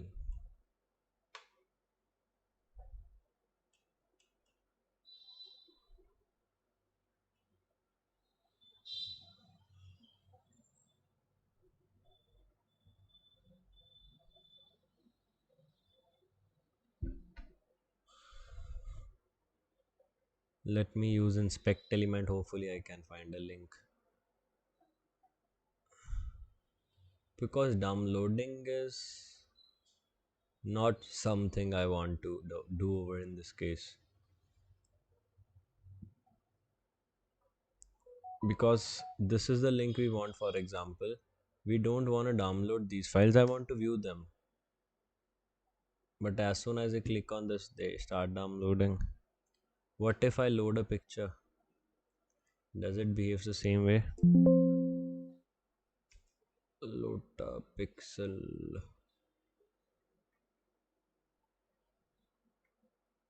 No, it didn't worked in that way.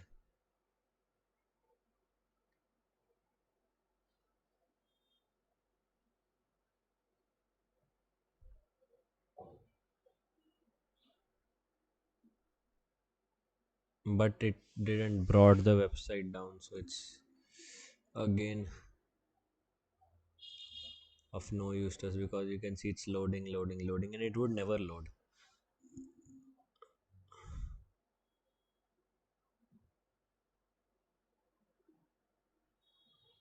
Because if a particular thing is so much in pixels, it can't load. It would just keep revolving. That what leads to resource exhaustion, and sometimes it brings the entire website down.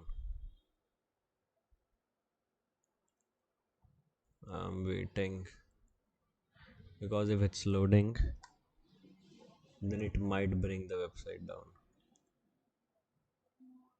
But I guess it's a front end artifact. It won't make sense. So,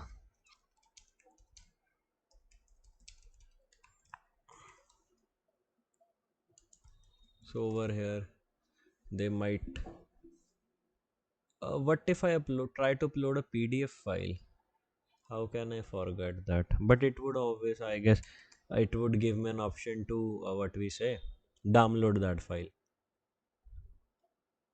That's not what I want. It did that.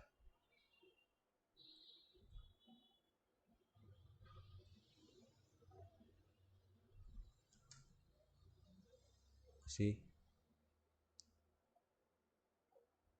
the PDF got loaded over here. Ideally, it should have popped up XSS. In general cases, it does that, but over here, it didn't do that. Either their security is really good, or I don't know what. XSS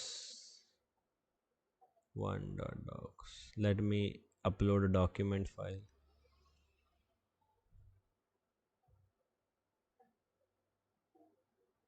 It got loaded as well.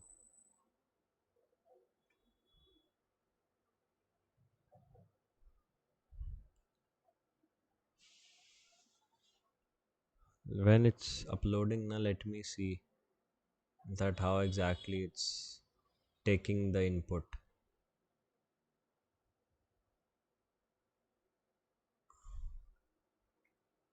The metadata is parsing fine.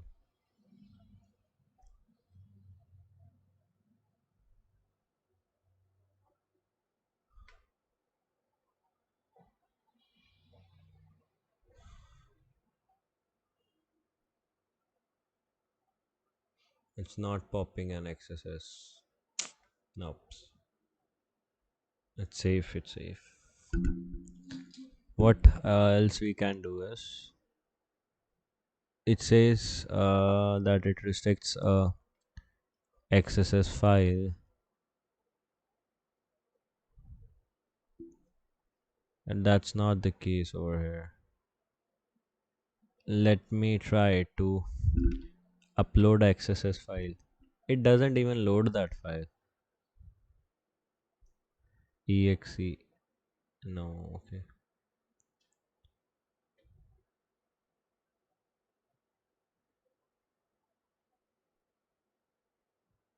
For example, I'm trying to upload this.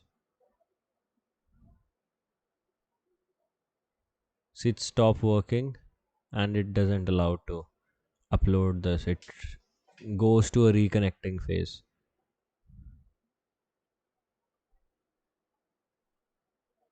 It doesn't upload that.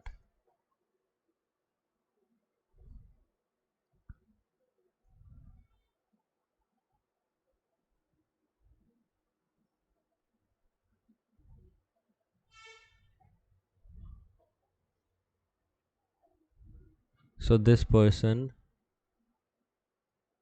tried to upload a exe file. He has a particular svj also, evil svj file, but in our case it won't help according to me because it's not taking that svj file. It doesn't even allow to upload it. See, it stops working.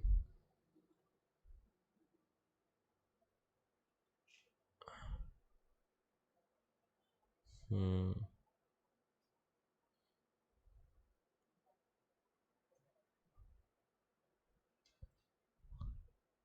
What else we can upload to see what we can get?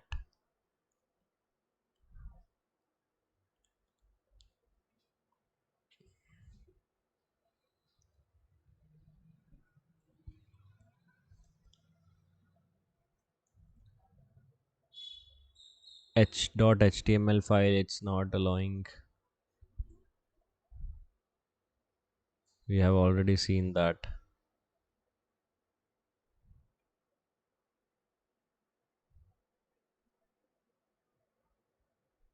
Exif metadata we have already checked. SVJ file it's not allowing, so most of the things are not really into that. So it says try uploading a file with 500 MB file size. It would bring the website down. Okay, so it says there's a zip slip attack. What it's all about? Let's read about this.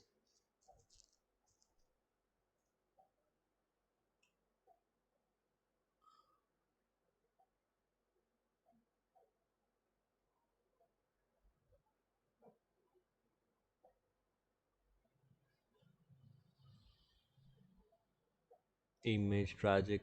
Let this read me about this.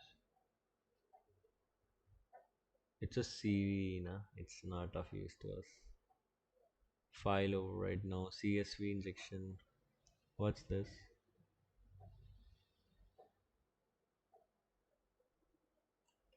No, no, no, no, no. This 500 MB thing looked cool to me. But do I have that big file with me? This PC. I don't think I have that much big file. It's big, it's big. Let us try uploading this. It's uploading.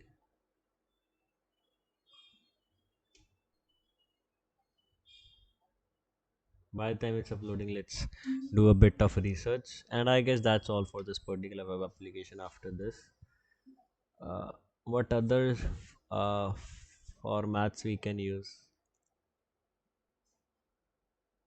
It says uploading a PHP file, but no, it didn't work in our case because it's dumb loading.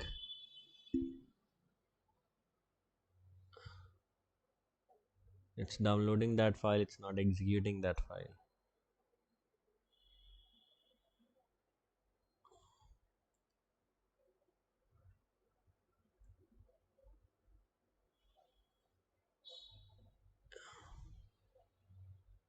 It's still trying to upload this thing.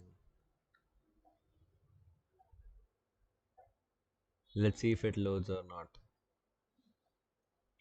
It says blind SSRF through picture upload. How does that thing work?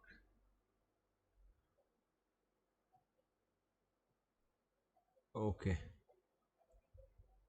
It upload uh they uploaded it with an SVJ thing.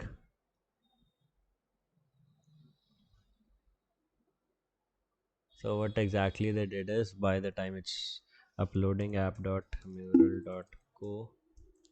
let me see if it's really uploading or not. It says upload failed. It detected that we are trying to upload a very big file. Over in the settings of this, one second, let me go back.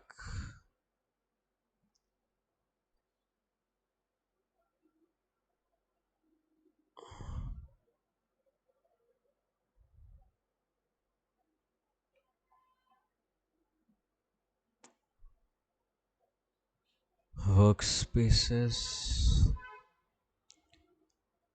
click on manage. Here, where is the settings of this thing? Edit profile, workspaces. I need to change this picture.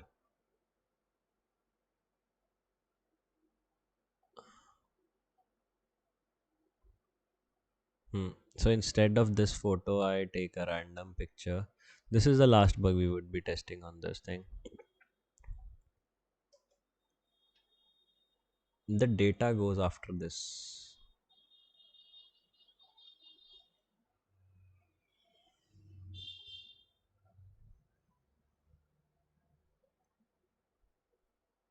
Huh. Over here is the data.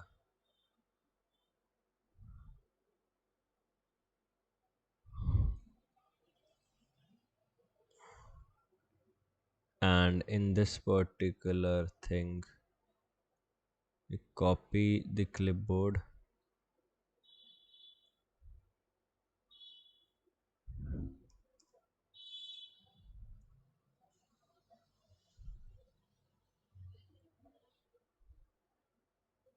Stays 201 created, but I don't really think it's created.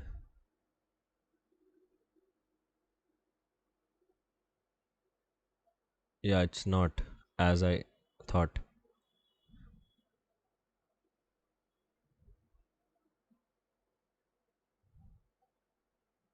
It doesn't allow to upload a CSV file. The website is really good. I have really impressed with the developers. They have focused a lot on the security perspective, and that's great. See, if we try to upload a CSSVJ file, it doesn't allow, it would throw an error. See, invalid payload. But we do like this svj percentage 00 dot jpg. It's not allowing svj dot jpg. It allows. So keeping that in mind, a thing came up to my head is, if I can give multiple extensions svj dot jpg, let it go,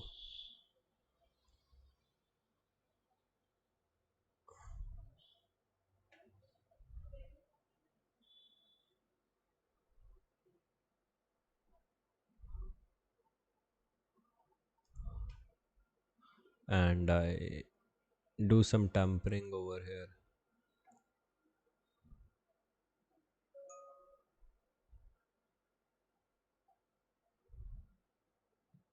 which is like this somehow. It won't work, I know, because it's not really that good. Let's see. Response to this request.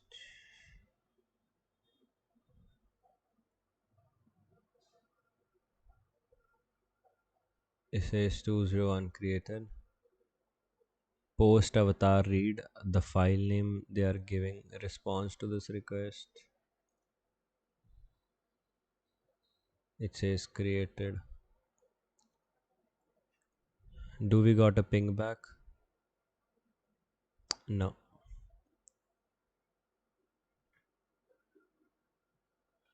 It won't load, I guess, because it's not loaded till now. Nope, it's not loaded. Let me try one more variation. I know it won't work. Well, let's see.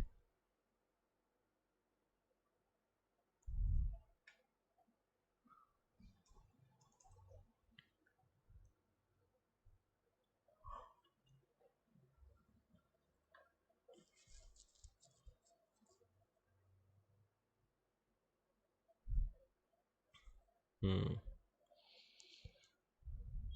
Let me refresh.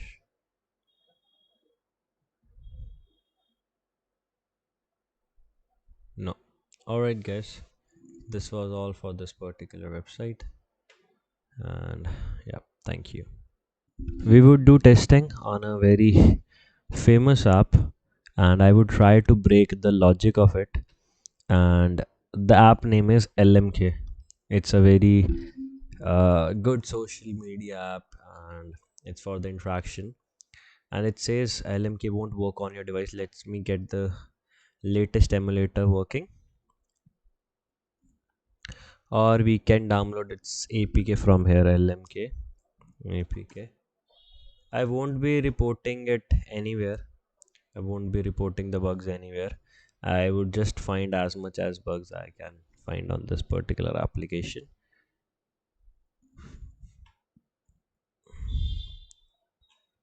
It, it's a XAPK file, but we want a APK.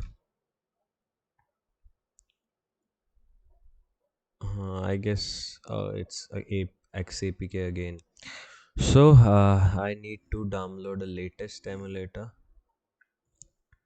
On that, I guess it would show up. By the time I would continue exploring the APK file if I can get it. XAPKs are not easily downloadable. That's why I'm refraining from that. Okay, it's now downloading the APK file. Our purpose is solved. You would close the simulator. I won't be doing static analysis because you know what exactly we look in for the static analysis. We would directly begin with the dynamic analysis.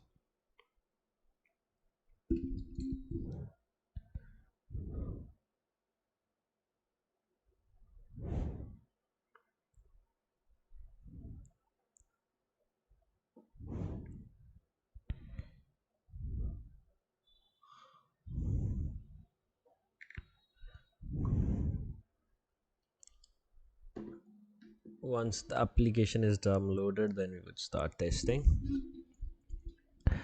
And this is a paid app, if I'm not wrong, and there would be much of the features which we can abuse. And I won't say the app names which are similar to it, and you can abuse that. You know for what purpose you can do that, and you can enjoy the premium for free. There would be a lot of features. I don't know if I would be able to crack this application and hack it or abuse it, but yeah, I have a bit of faith in myself. So yeah.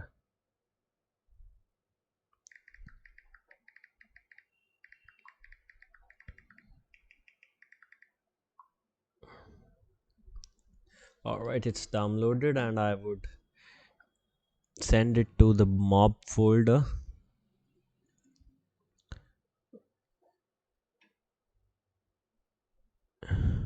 One second. I would send it to the mob folder, and then we would begin our analysis. All right, it's in here. Now I would run up the emulator. Try running the latest emulator so that nothing crashes.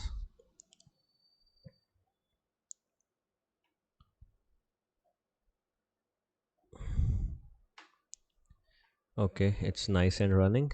So I would drag and drop the application right here.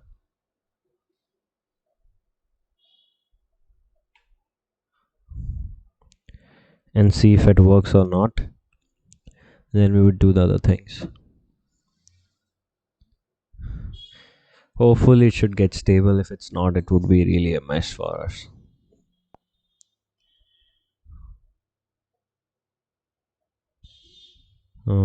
Let's wait. Okay, it's running perfectly. It's running damn perfectly. Now what we would do, I would first run this particular thing as root adb shell cd data local temp, run this particular thing, and then what you need to do is write here frida minus u minus f. Obvious the package name of this particular app, you can get the package name from here.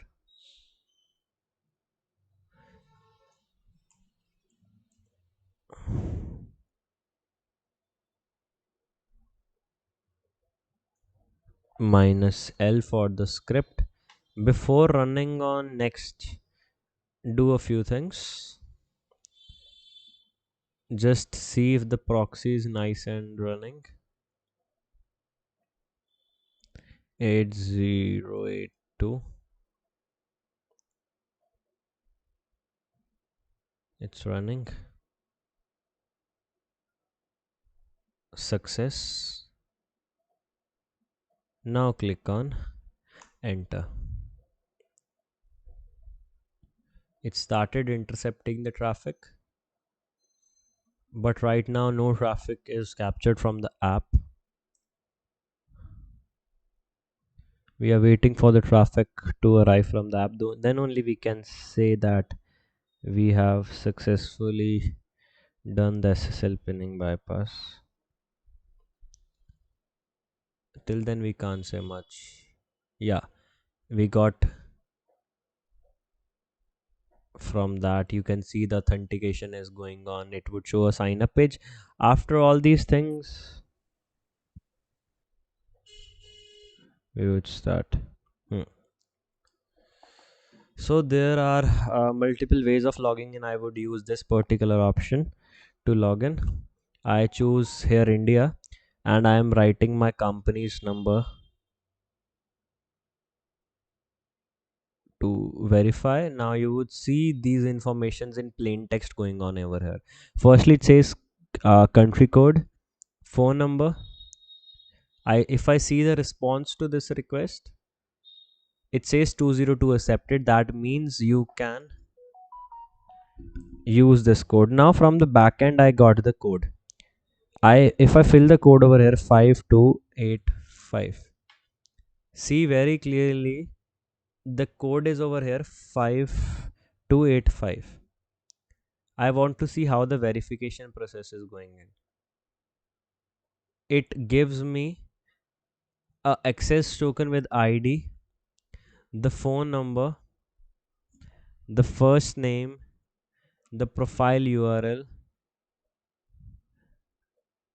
and everything. If I only take the JWT ID into consideration, I can analyze what exact things are being stored over here.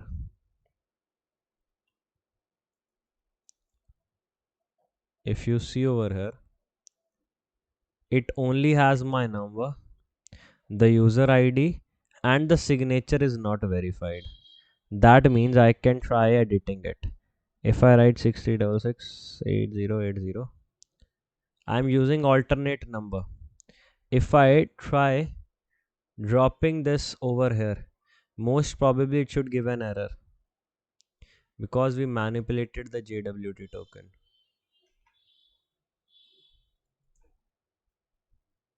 But it's not.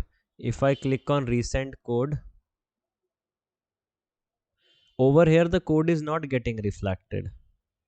You can see that over here the code is not getting reflected. That means there's no chance for us to see the code or guess the code. But one thing which comes up to mind is that if there is lack of rate limiting on this, if I write the code as 111, take this request to intruder, and I try a random combination of codes, means let me try 30 or 40 OTPs to see how it reacts. And my original code is 3587. So if I start from 3570 till 3600, I'm trying 31 codes and I need to see how exactly it responds on wrong OTPs. My right OTP was 3587. उस पर you saw ना guys how it reacted. मतलब we can brute force any OTP ना, हम किसी का भी mobile number से अकाउंट बना सकते हैं. अब समझ में आई criticality.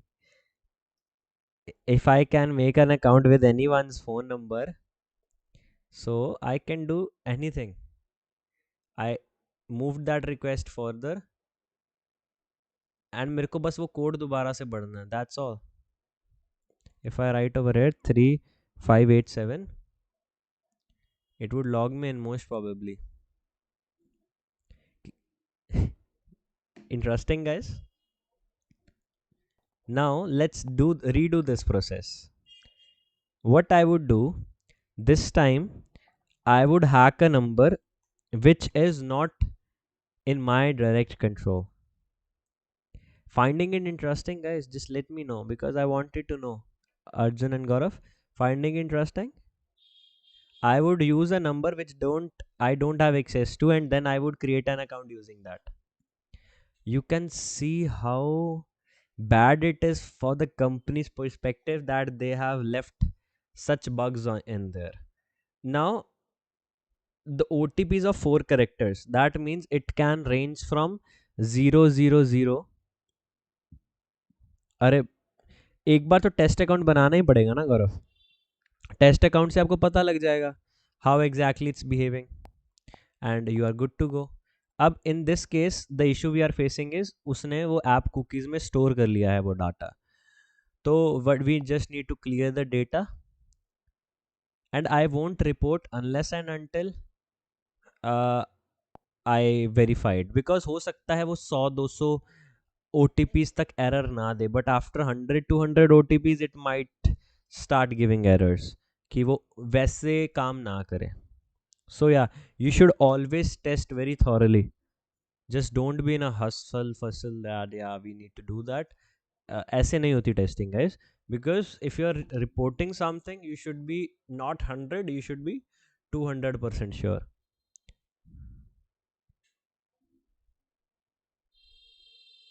Yeah. Let's wait for that to pop up again, and I would just try on any random number, or let's try on my friend's number. मेरे मेल फ्रेंड का number है 0. You can contact him, guys. Make him worry. All right, so the OTP is sent. Now I am entering OTP as 000000, and it could reach up to 999 ना, right guys? Making sense? 4 digit का OTP है, max 00 से शुरू होके 999 तक ही जा सकता है ना. I would verification code over here, payloads, numbers, and I would choose from 000 to 999. Hardly it would take 5 minutes, but if I increase the speed it would take lesser time. But most probably हो सकता है we might get blocked. I am not sure होंगे या नहीं होंगे. Till now we are not getting blocked, but all this would make sense if the right OTP gets hit. अब इस case में we are not aware about the right OTP. हमें सिर्फ ये status length से filter out करना है. If the status length gets changed in any case, then only it's right. We need to wait 5-10 minutes to see if this thing is working properly or not.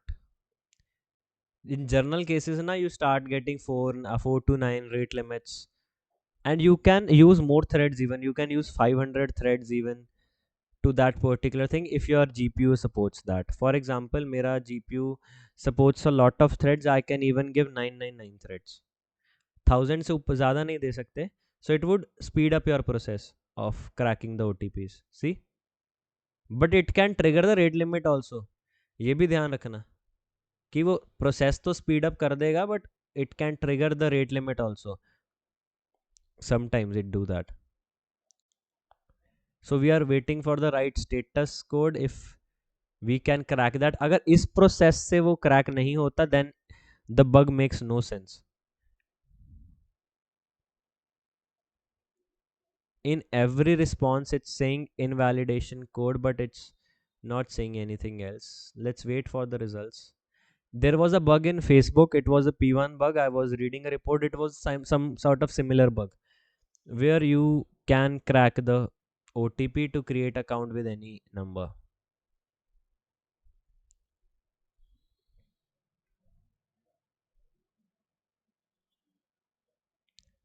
Over here I don't see any 200 response. Agar after completing all 10,000 combinations it still says that yeah it's not valid, so it won't make sense, because hacker के पास तो वो range नहीं होगी ना कि in what range the OTP would be falling. I don't think so कि it would crack.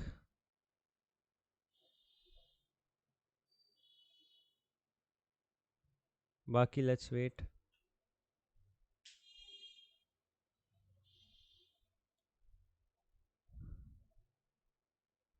Because after these much combinations कहीं ना कहीं तो OTP होना चाहिए था.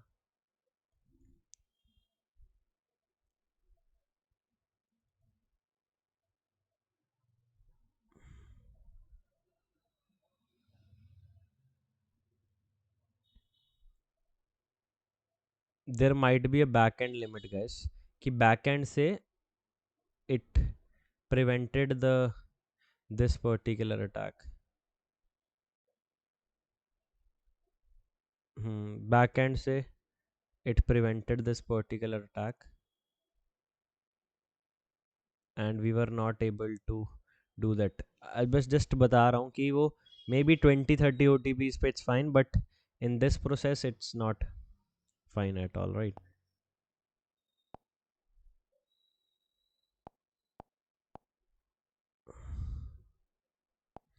Now let's log in using our own number only so that we can test another functionalities.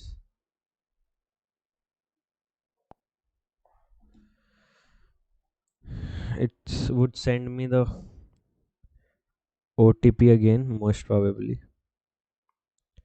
यार OTP भी send नहीं किया. Let me use the old OTP. It's working fine for us.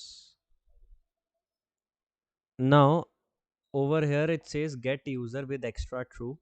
Now you should analyze every request, that what's going on in every request. Mobile पे it's very important. You can just clear this HTTP history and analyze every request very carefully.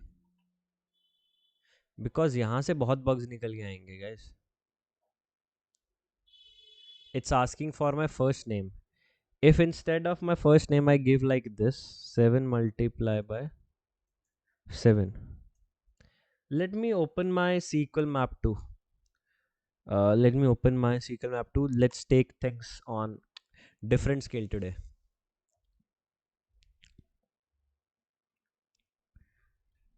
The main hardest part is SQL SSL pinning bypass. If you have done that, rest the testing is normal. Usme there's nothing much technical. But yeah, obvious your brain should be technical enough to do things. That's obvious. if if you are randomly testing on any company and you need to convince them on any aspect, always try to do bugs which is against their functionality. They would be much interested in that. कई बार होता है the companies don't have bug bounty programs, but you do some sort of stuff. For example, this is a put request. On put request SQL injection is not possible. If you try to convert it into post, it says method not allowed. If you write over here get, it gets the profile of that particular user, but it won't help us much. If instead of this particular thing, put that particular thing doesn't work, the SQL injection doesn't work, and it put the first name as we give it, then a thing came up to my mind. If I gather, just keep that request with you. I would tell afterwards what you can do with that. Then this is our user ID. Capture this request. Every request you see would can be of potential interest of you. Just keep it. Over here requests like these could be of sense to.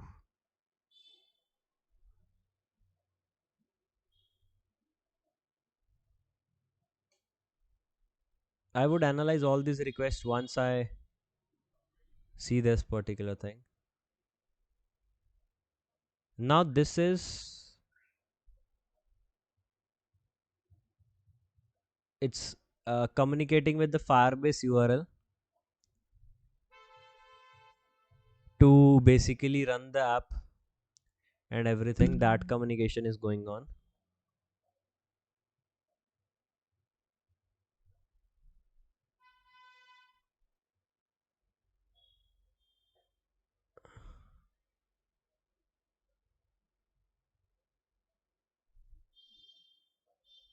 All these requests would keep coming unless and until you fill this particular thing. So yeah, mail 0527, because it's a widget, so it would keep coming. I click on next, I click on confirm. Another request would come up for choosing the avatar. I click on yes. It would ask me for my interests. I would choose any two and let it go. It's not loading. Let's go back. Click on next. Sometimes things don't load on the very first time in mobile apps.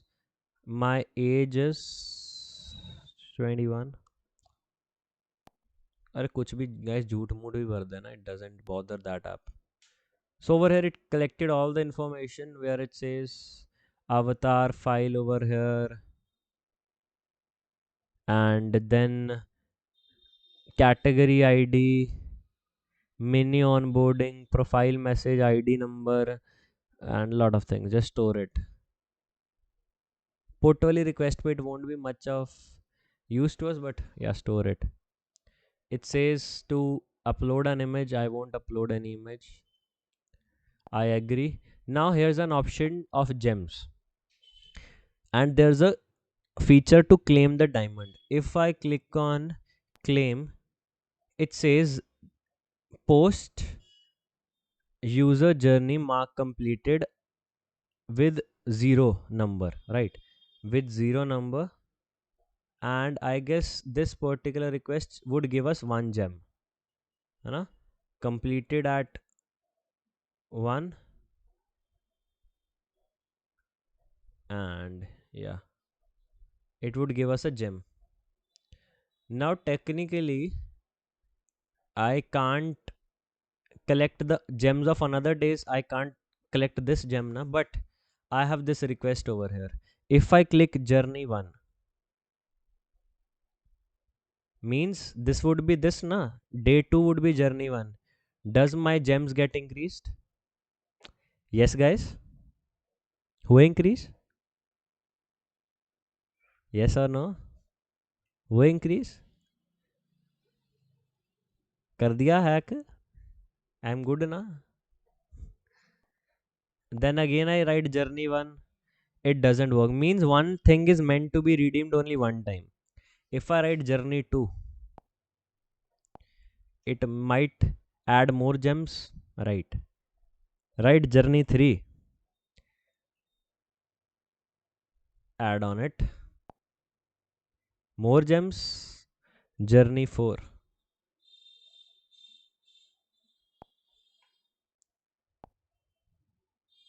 अब journey 4 पे it didn't added anything. It means that there is something कि journey 4 पे there are no rewards. ये मतलब हुआ ना कि journey 4 पे there is some sort of reward error. If you write journey 5, does it add any gem? It adds 31 gems. If you write journey 6,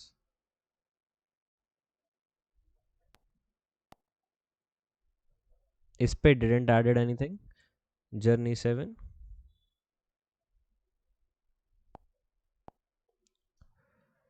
now it's not adding gems. Now the request we captured earlier, this is of no request for the authentication.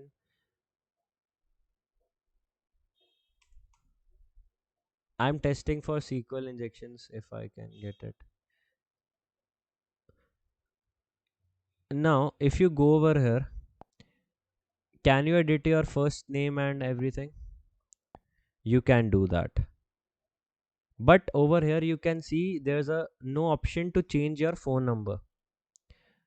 But if I take this request over here, put it up like this somewhat,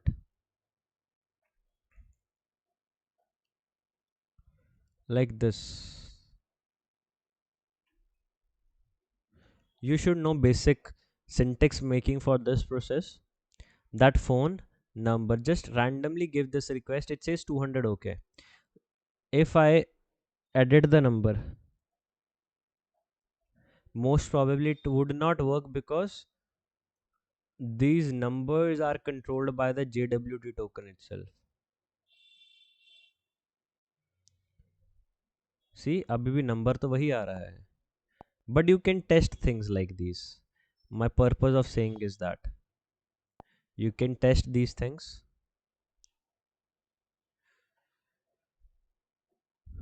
sir इससे use करते हैं diamond या फिर बस हमें ही show हो रहा है? नहीं नहीं भाई, यूज़ कर सकते हैं, क्यों नहीं कर सकते? It's not a front end artifact. बताओ क्या, कहाँ, किसको बांटना है गिफ्ट?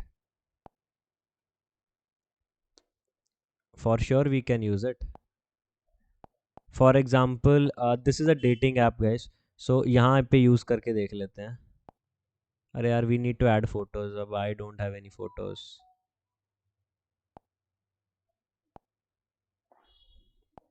ये यूज़ तो गाइस फॉर श्योर कर सकते हैं.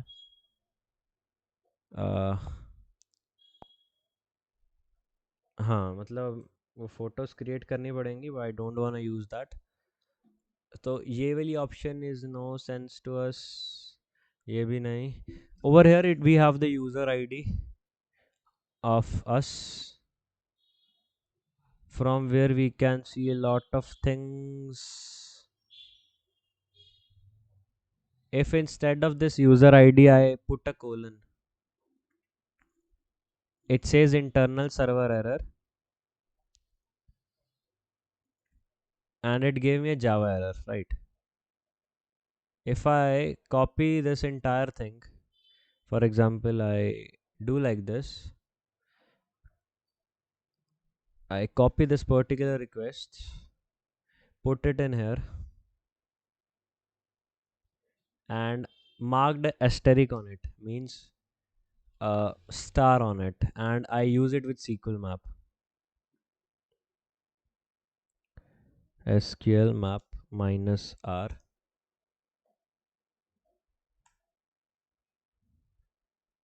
They say we found a asterisk on this particular thing.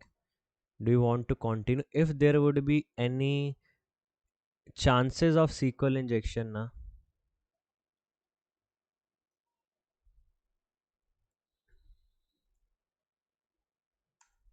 it would tell us.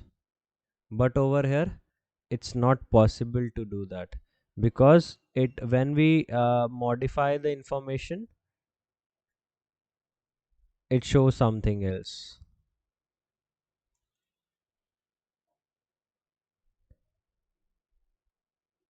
See, now it's running.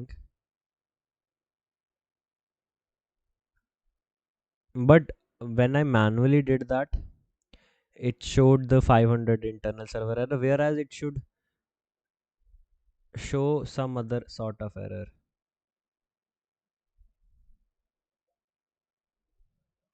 Let's see what would be the results of this particular thing. If there would be any chances of SQL injection, it would for sure tell us. By the time, let's do another things. Let's see this request here. There is a number element as page. If we put a comma over here, it says no path, failed to convert value over here. If I write page 1, okay, you can try over here as well. Let's create another file, so you can test any payloads, guys, but you need to be very specific on what you are testing.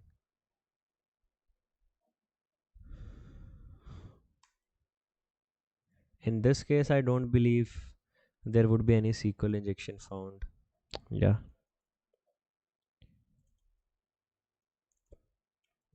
generally the SQL injection is on the parameters like user id, which is relevant to the backend in most cases. Not always, but yeah, in most cases. It's doing its work. Till then, we can see another things. Here there is an access token, no use to us. Then this particular thing where there is an option for age. If I try putting an asterisk over here, like a colon over here, how would it react? It's not allowing.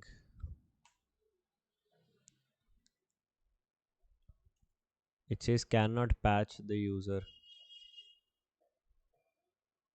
Okay. Let's see another endpoints which might be of use to us. Here there is an ID endpoint. ID endpoints are mostly vulnerable to SQL injections, Not always, but yeah, according to my experience.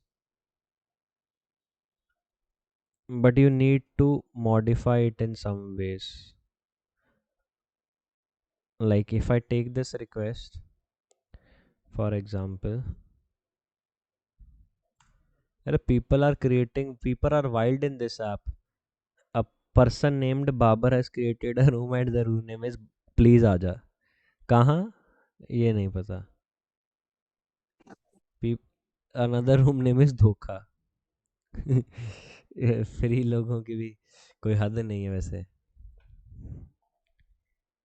सिर्फ इसने लिखा है आजा where don't know. यार it's a put method, so I don't believe it would work much because it doesn't run with that. Now let me use Gauri.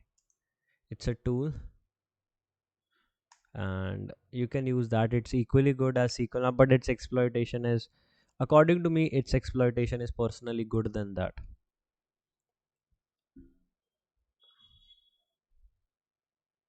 See, now it clearly detected that you have given the JSON ID as the parameter where you need to give the injection. That's the speciality of Gauri. It clearly detects where I want the injections to be done and it would target that endpoint only. By the time it's doing its work, we can see if there is any injection on this endpoint, the journey endpoint. Because backend पे तो इसका भी कुछ ना कुछ logic तो होगा ना guys, for sure. So we should test it as well. Everything which is dealing in some way or another, it has a link to the backend. And if it has a link to the backend, it would have some chances of SQL injections.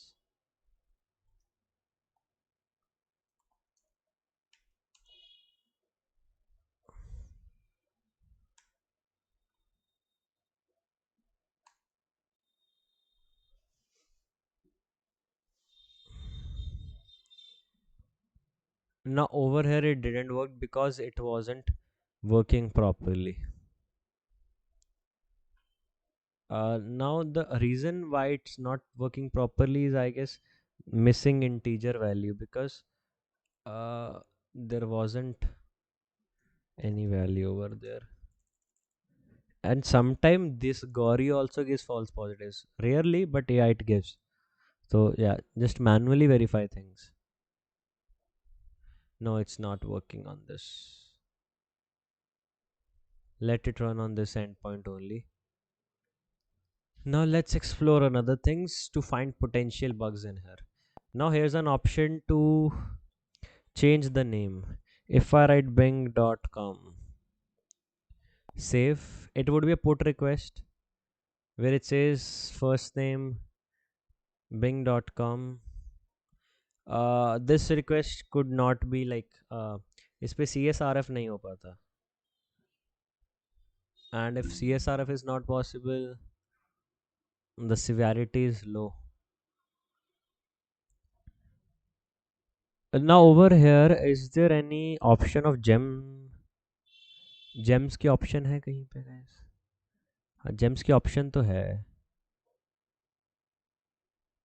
And this thing is like somewhat like this wallet gems. If I try modifying this request a bit,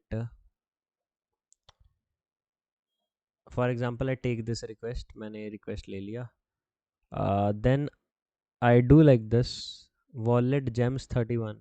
I need to see how the syntax behaves. Okay, I made some error in this particular syntax. I need to find that error.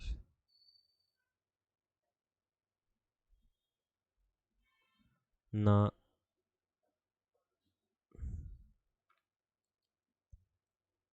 Okay. Here it is 31. If I do it 32, would it change? I guess not. 31 ही है guys, 32 हुआ नहीं. That means it's not accessible from this endpoint. Then You can't change the gender once it cannot be changed. It says you can't change the gender. एक बार change कर दिया तो कर दिया. Okay. If I see what's the request of the gender over here, gender. It says gender male. Fine. If I cancel this request, I put it over here, put the curly braces right here, and if I convert it female, let it go. अब इसने क्या दिया, gender locked exception. Gender locked exception मतलब यहाँ से भी एक बार choose कर लिया तो वो नहीं चल सकता. That means the website is secure on this perspective. अगर यहाँ पे फीमेल हो जाता, it would be a bug. Got it guys? Then birthday date, it cannot be changed. Then there are swipe settings. Show my posts, I want show post is false. These are simple true false endpoints. इसमें there won't be much to test, to be honest. Then there is my premium thing. It would be linked to the Play Store. FAQs. Okay, let's explore the functionalities in here. Now here's a chat option, and it's like a demo chat feature. If I click over here, I click on hello. For example, I'm entering hello. I'm just testing features, guys. मैं सच्ची message नहीं कर रहा. And chat bot है ये. Okay, just don't get senti sir message कर रहे हैं. I am just testing. So see, it works. It goes like some sort of socket where it says content is hello, and it's not like a proper post request. बस एक socket के जैसे everything is going in and the message is dropped. इसमें तो there is nothing technical. Now over here I can gift to this particular chatbot. If I click on lollipop, I want to gift a lollipop. खा लेगी बेचारी. If I do like this, I don't see a request. किया तो lollipop select, देने नहीं दे रहा.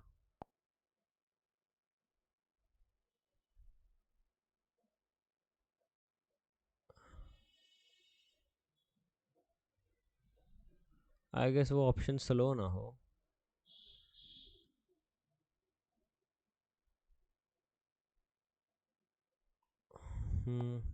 Here's an option to follow as well. I would click on follow.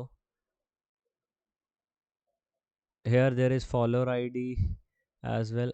मैं just ज़्यादा से ज़्यादा request को समझने की कोशिश कर रहा हूँ कि how exactly this thing is working. अब वो तो working तो तभी समझ में आएगी ना guys, when we would explore.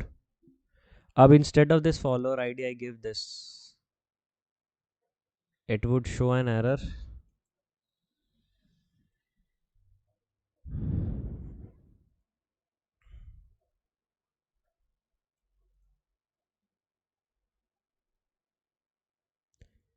It gives no content. अभी यहाँ पे it says 62 followers. If I do it again, it's still 62.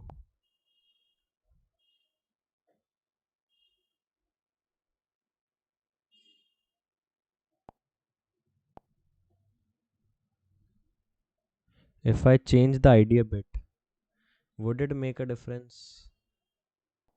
क्या फॉलोअर बढ़ेंगे उसके? No. It verifies that how exactly everything is working. Instead of this user ID, I put it in here. Hello. This is pretty much secure web application, and it's still testing. I don't think that it would find anything. Then if I go in here and if I click on report content, for example, I want to report the content of this particular person, and if I say harassment, and if I write totally testing, for example, testing. And if I click on submit, so we can do spam reports, item ID, reason, reporter ID, violator ID. Okay. Ab, if I take this request over here, response to this request, अब वो यहाँ से वो चीज़ remove हो गई है. That means I have reported this thing once. If I do it multiple times, हो सकता है उस इंसान का अकाउंट ही बैन हो जाए. We can do that easily. So these all are the bugs. Now over here it says RJ Jannat with Abhishek Kesharani by Friends app. I want to like this particular post. I click on like, post Sydney likes. I take this request to repeater. मैंने like कर दिया, 7 likes हो गया. Enter it again. क्या 7 के 8 likes हो जाएंगे? I guess no.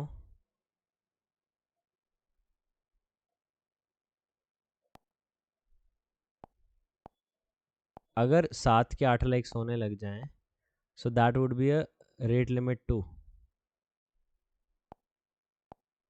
Lack of rate limit 2.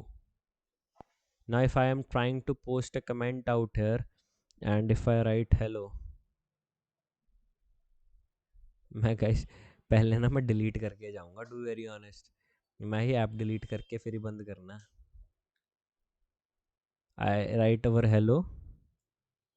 If instead of hello I give this colon,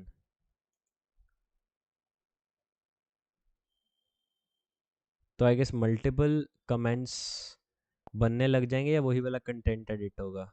नहीं, सी मल्टीपल बनने लग गए. You can abuse this particular functionality to if you use the method delete. Now I can abuse this particular endpoint somehow. I personally think that. For example, I create a post. Let's say I create a post. Hello, कैसे हैं आप लोग, ये वो. Hello post create करी. It's a right hello description. Response. It would give me a post ID like this. All right. It gave me a post ID and I would store it somewhere. Notepad. Yep, I stored it in here. My post is created. Now if I want to delete this post, for example, is there an option to create this delete this post?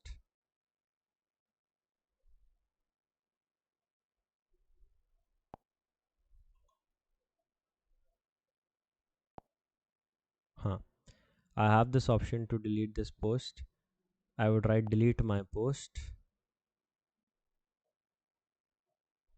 Delete.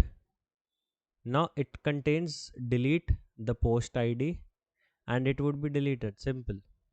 Now this was the same post ID 26A92AA1C2. Right. Now this is the post ID of that particular user.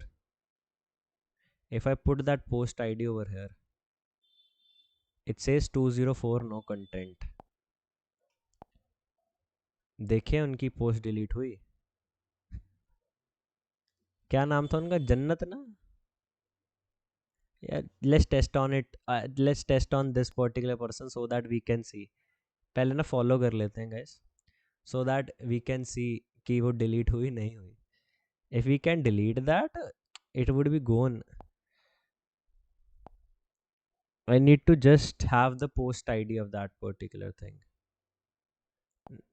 यार report ना करूं यार, क्यों मेरे लिए उड़ जाएगी फिर, वो दिखेगी नहीं.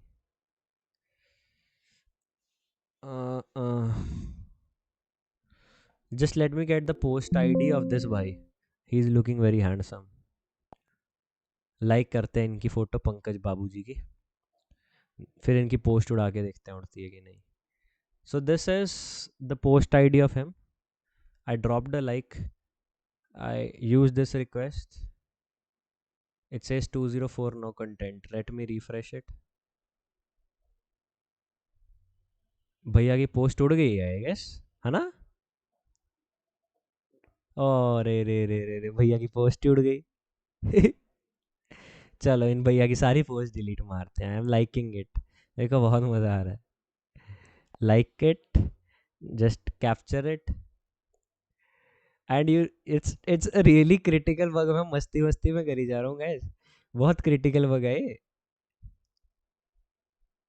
ये लो भैया की दूसरी पिक्चर भी गई. सारी फोटोज भैया की डिलीट करते हैं.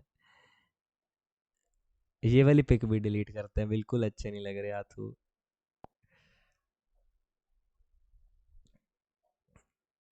ये वाली का भी लिया नंबर. Delete it. ओके भैया, bye bye. That's enough guys. वो उस बंदे को बेचारे को नींद नहीं आनी है. हो क्या रहा है. And that's it guys. अब इसको देख के ना मेरे मन में एक और चीज भी आई कि if I can use this particular thing to delete someone's account, how critical it would be. If I click on delete account, I want to capture the request of delete account. Then I would see how exactly it works. अब इन delete account request वो भी end point कुछ ऐसा ही होगा जिसमें it would have. अब इसमें we don't have an ID, but if in this particular thing also we might have had an ID, it would be equally sensitive. अभी तो बहुत bugs मिल सकते थे इस particular application में, but I don't want to do that. I want to contact the company so that I must tell them that yeah, that's the thing.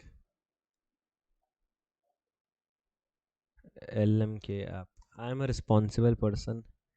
Sir delete को recover भी किया जा सकता है या नहीं? यार रिकवर तो बाद की बात है. हमने तो अपना काम कर दिया. टू वेरी ऑनेस्ट हैकर्स को कोई लेना देना नहीं है कि क्या किया जा सकता है क्या नहीं किया जा सकता. यार आप देखो उसकी पोस्ट डिलीट कर पा रहा हूँ मैं. इससे गंदा क्या हो सकता है.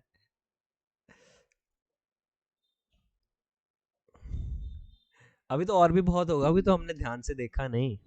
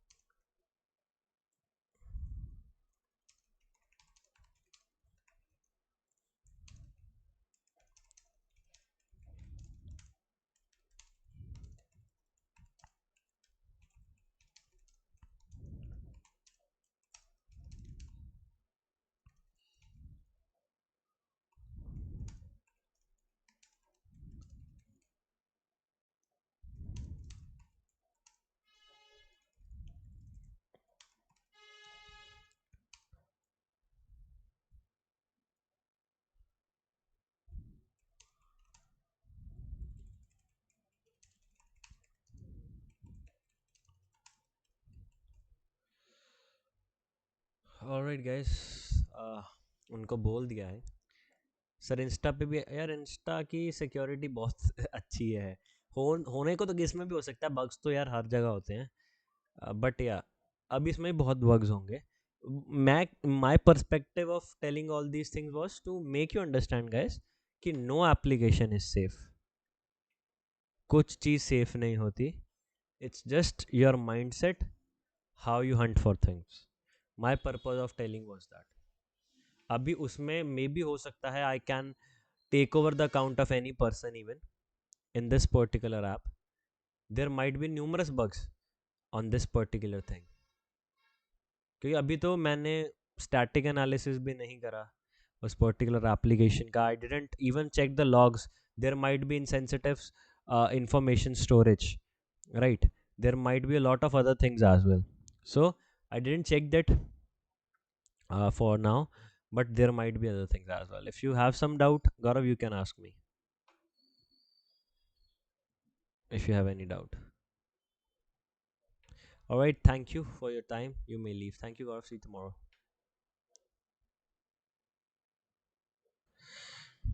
All right, so let me share my screen. So this is our target for today. Target name is app es grid, and we would take this target and start hunting. It's not a bug bounty program expressly, but they have said that they might give out rewards, and they also give a token of appreciation if we potentially turn out to find something really good.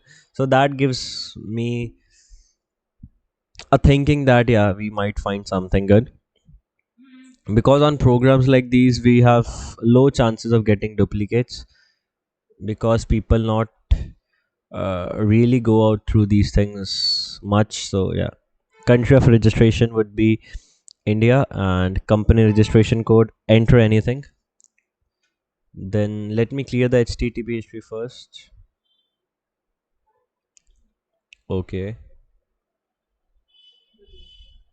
next. So it has code, INR, registry number, this particular thing. I would take the requests, and then at the end I would see what I can do with that. The company name.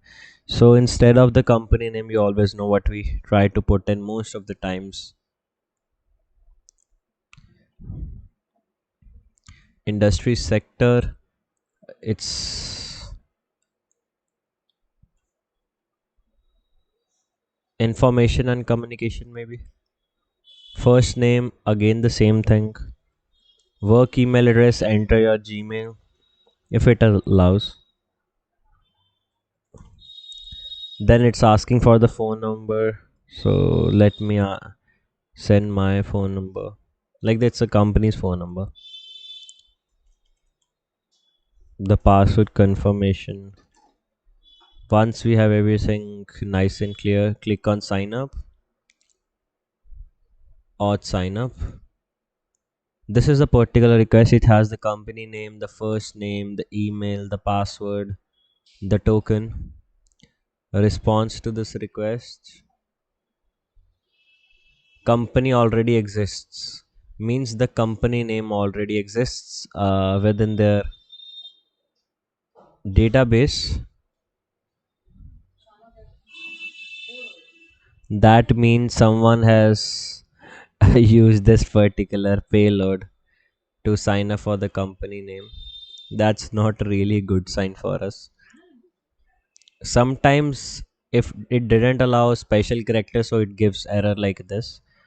So 7 multiply 7. Now it might give me the errors for the first name.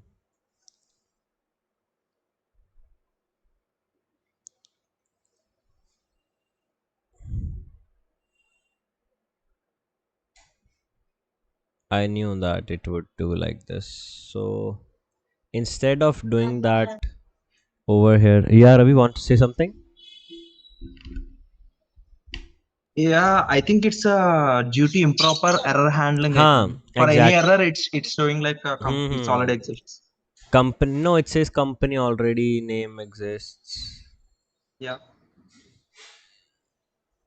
No.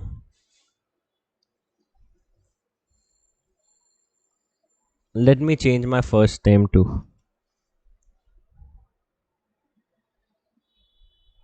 Okay.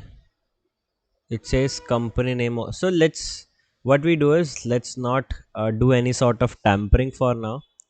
Let's register normally, so that we can see we can do that or not with original things.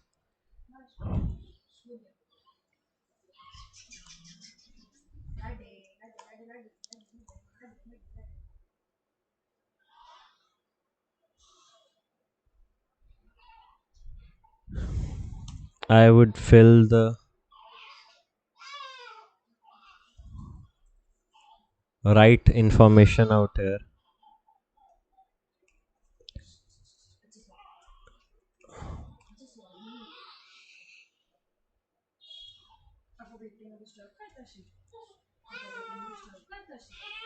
So we would fill all these things. If it doesn't allow now, that means there is some error with this particular thing.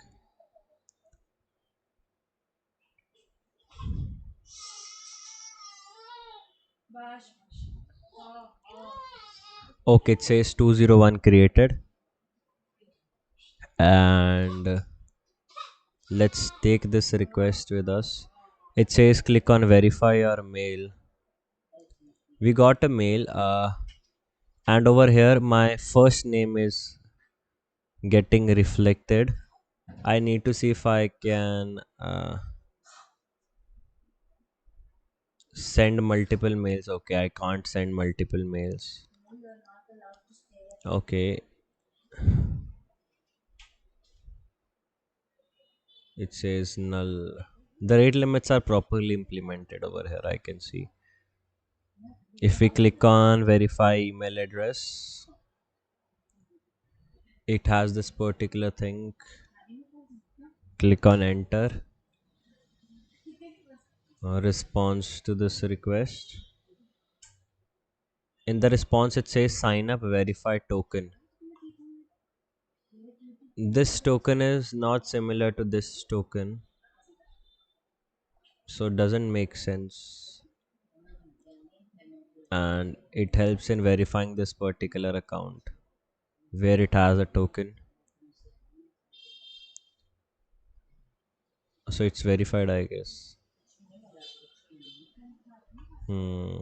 Your account is ready. Over here, we try the forgot password functionality. Click on send.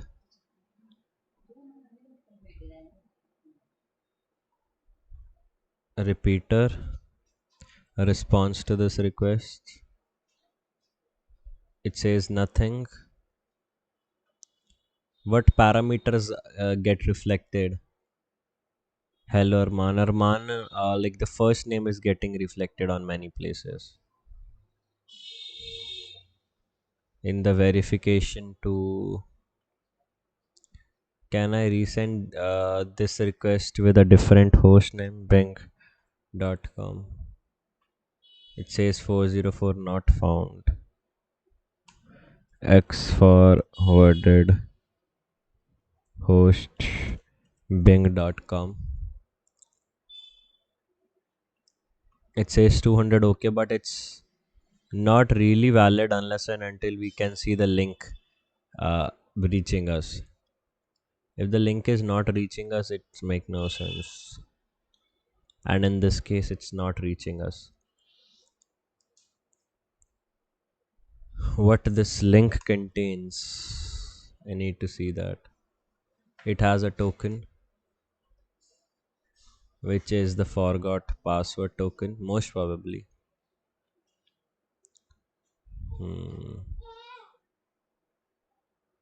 It's asking for a new password. Let me give a short password. Okay, please choose a stronger password.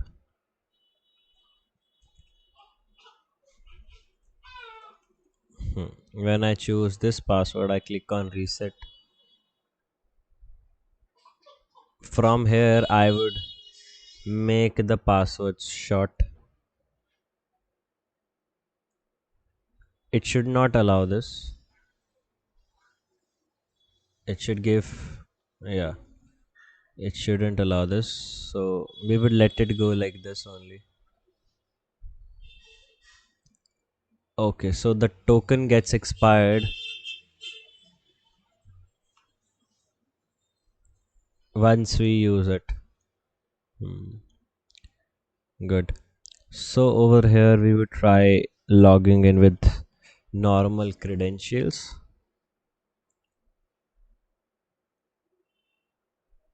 Where it's like Sidana Arman and the password. Let me see one thing. Okay,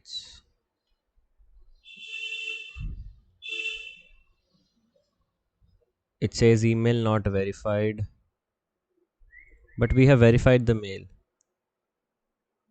Now this error is strange because we have clearly verified this mail.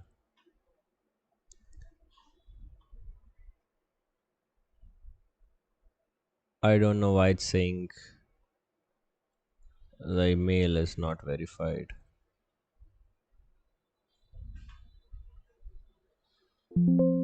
There might be a backend issue. It says email not verified. That's strange.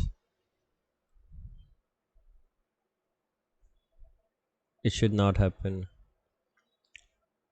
Let me test one thing.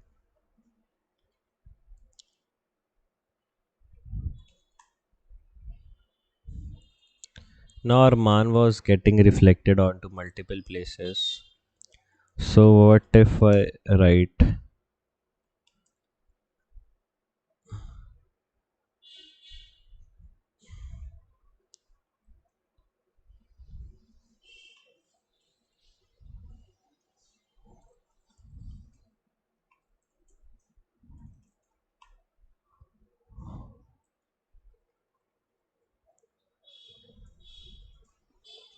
if it would give a error again, that means they are clearly verifying what I am entering. There is input validation on first name.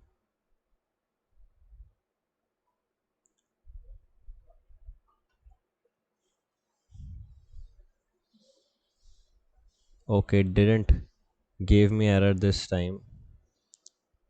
So let's see if my HTML payload is executed or not. It's executed like a hyperlink. We can report it like a hyperlink injection.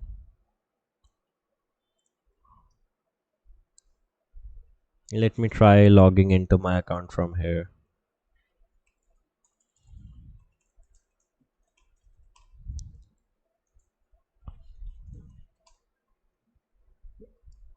There is some error with this particular website. Even though after verifying the account, it still says your account is not verified. Uh, there is some glitch with this particular web application.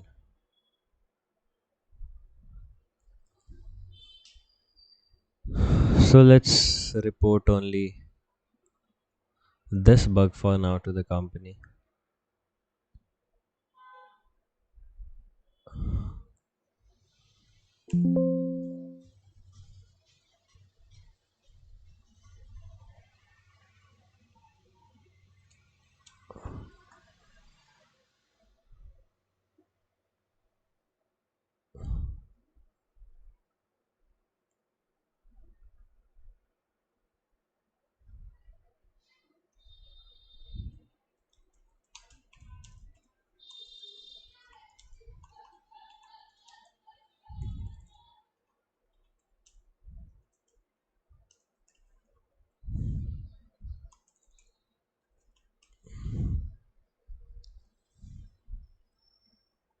Let me find a report I might have sent to a different company. app.esgrid.com. We need to change only one thing over here, which is app.esgrid.com.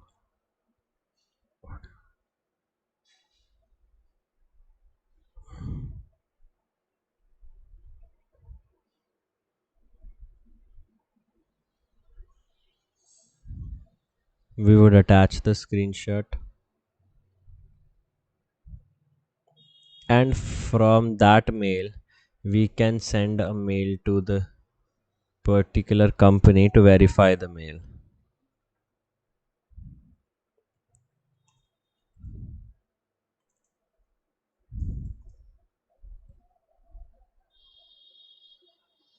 support@esgrid.com.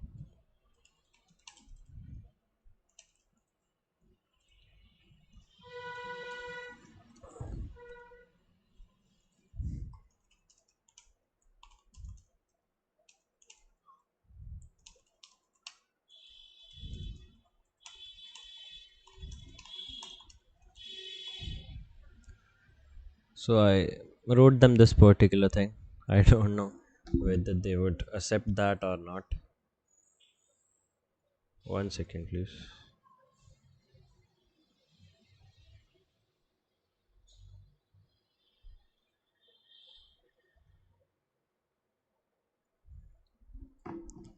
All right.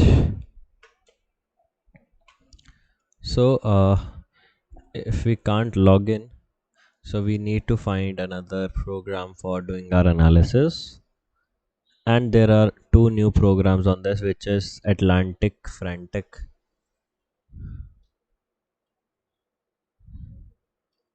In both of these things, there are no guaranteed rewards. But let me see what the website has. Okay, most probably this website would have a lot for you to learn, which is Atlantic. So let me test on this particular website because our purpose is to learn a lot of things.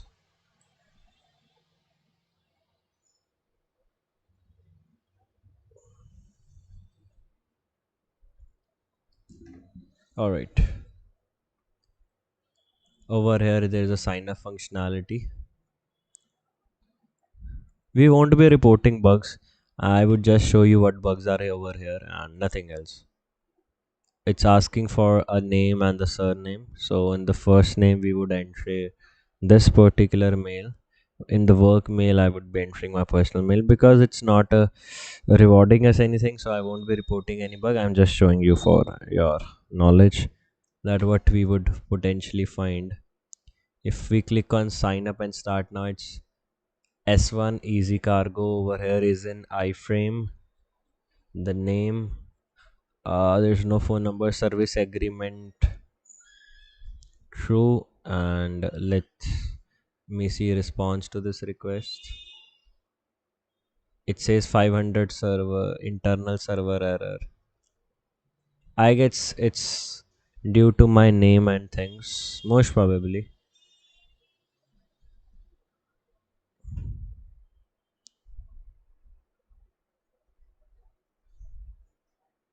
It was due to. So it says your password and detailed information has been sent to your email. So we have gotten a mail. We can try brute forcing this endpoint like this. I have the register.aspx link, but it's not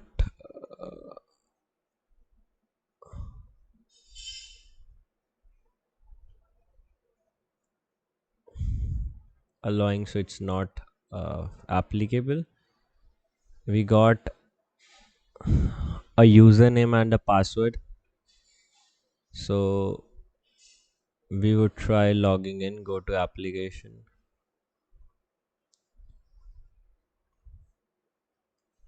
Okay, so if we click on that thing, so we can directly get logged in.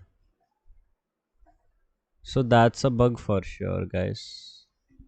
That's a bug for sure, because what's the purpose of sending the mail if you are allowing a person to directly log in? I don't get the point of that thing. If you are straight away allowing me to get into your account, what's the purpose of doing all this thing? Because if I sign out and return to the main page, I can access that particular link from anywhere. It's it's a bad configuration.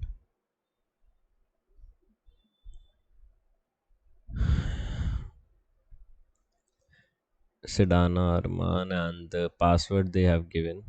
What's the purpose of this, to be very honest? I enter the password, click on sign in, response to this request. It works on ASPX tokens. We might find a lot of things over here.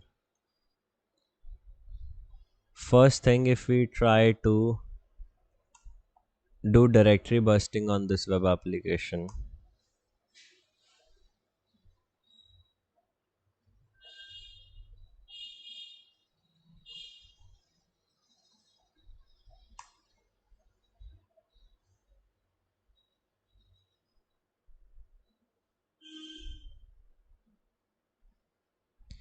add load common.txt.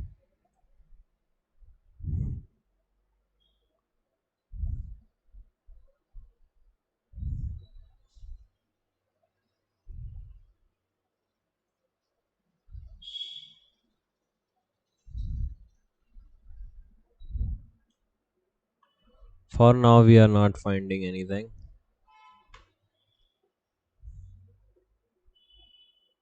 We haven't got any mail as well.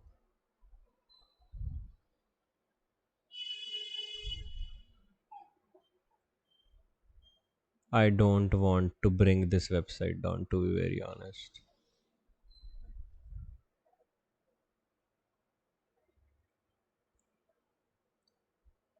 We got one page which says info.php. So, what it has? We found the debug page of this web application, guys. It's a very sensitive page because it leaks a lot of information. We even got the server administrator mail over here. If we got the IP of this particular website also, atleasycargo3d.com.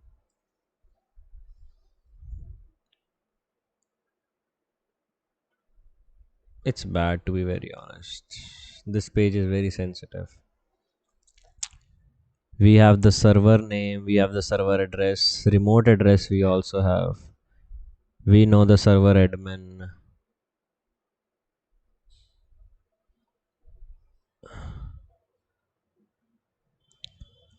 So it's a bug, you can report it to the company if you find it on any website. Yeah, Ravi, want to say something?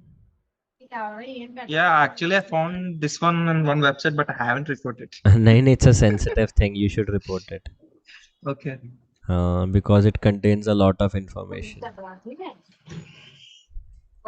I'm seeing it. And Yeah, Ravi, like, please. how can we convey to them in the over mail? 1 second. Use this report template, okay? Okay.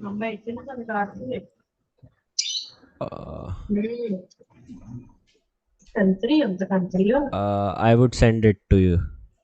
Okay. I would send it to you, don't worry, right? Or I can Okay. send Okay. it to you on LinkedIn. Just give me a second. You are in connection with me now on LinkedIn. Yes, sir. 1 second. Ravi. Let me search. Alright. I shared the template with you, okay? Okay. Hmm. Thank you. No worries, no worries. Just use this template and report the impact to them. So it's we even discovered that what MySQL version they are using. Seeing if I can find some credentials. This would be a perfect website for me to teach that what exactly you should not do as a developer. Uh, the environment variables. We have the PHP variables too. The server unique ID we have. It's very sensitive.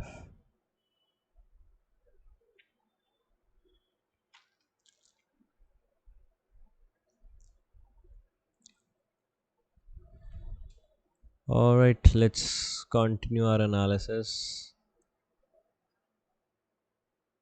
So it contains our name. Here's a change password functionality.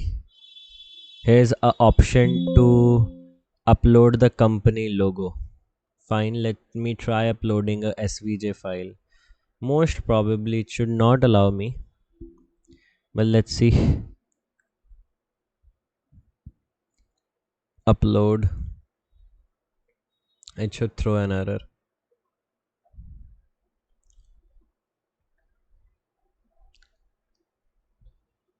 File format doesn't support it.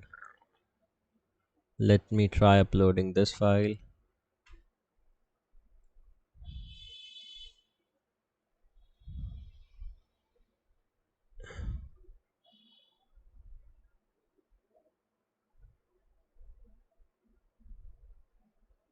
Is it? I guess it's successful. If I try to open it in new tab,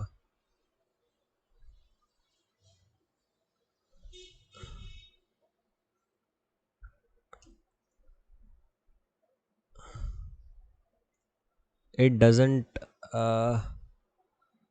give me a XSS. But this thing was meant to give access. If I click on remove, get user, remove company logo, I guess I can do a CSRF over here. Generate CSRF POC test in browser. If I, let's say I drop this request,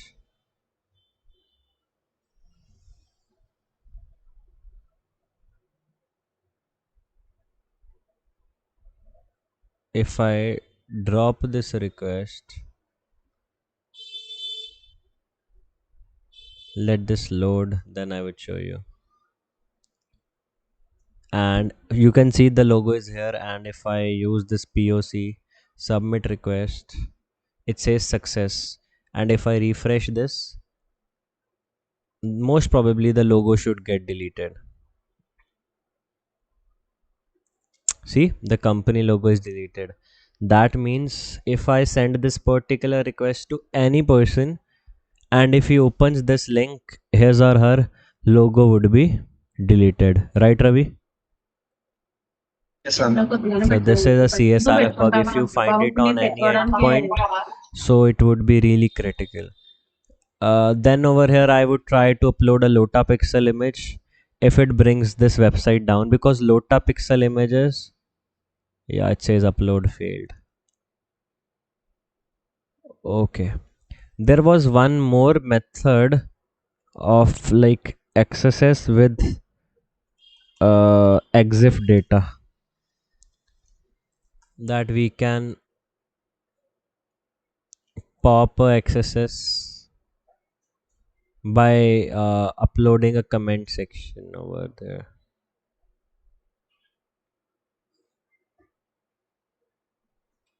EXIF, yeah, they put it the data in like this. We want to try this method if we potentially find something, because we haven't used this method so far, na Ravi? let's Yes, sir. let's let's try this method if it works. Websites like these are a perfect places for me to teach and show as many as scenarios I can. Let's see.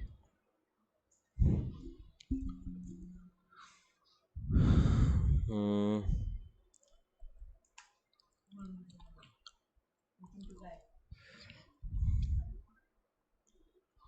So for this purpose we need an image.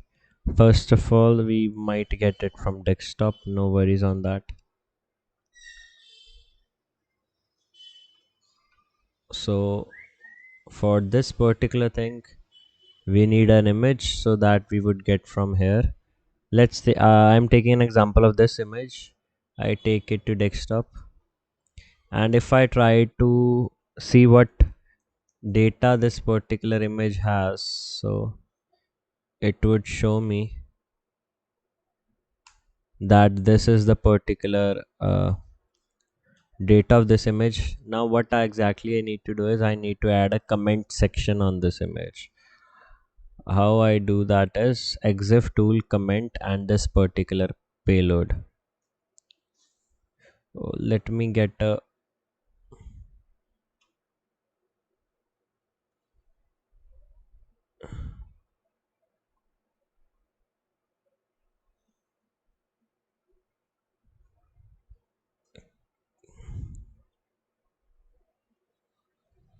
Let me do it same by same so that I don't make any errors.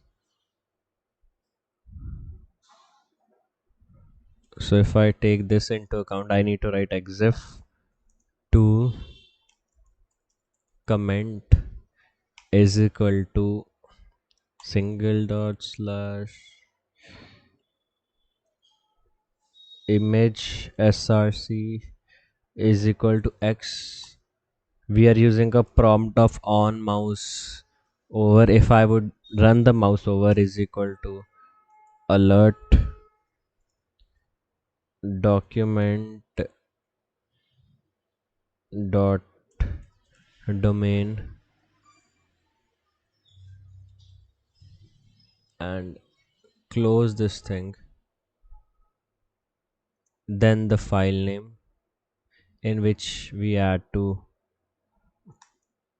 want this comment to be added. This is my picture, guys, when I was small. So yeah, it's very old picture, and this is, I guess, that picture which has that comment. Yeah, it has this comment. So what I would do is I would take this picture from here, like I would copy paste this.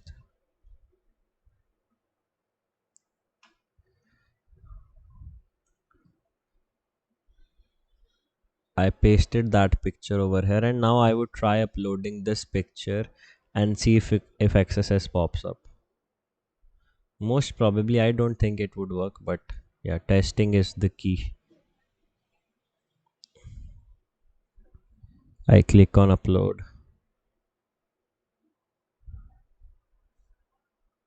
No, see, XSS is not popping up.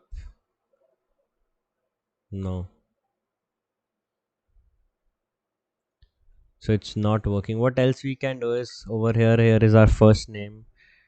Try putting a XSS payload over here.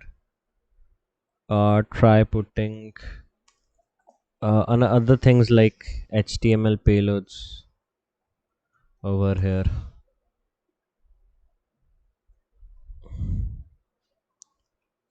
If I click on save changes, the first name, last name, response to this request, it gives an internal server error. That means this thing is not permitted to be embedded. What if we give like this?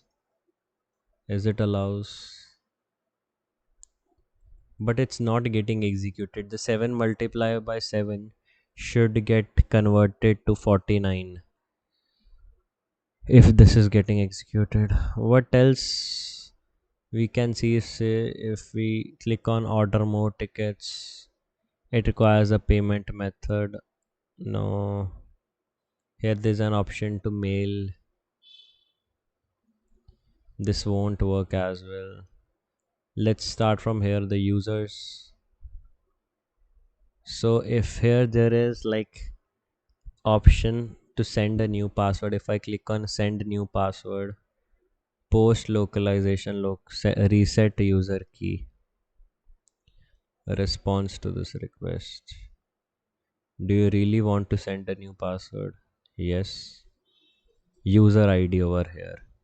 Post user reset ID, and the user ID is over here.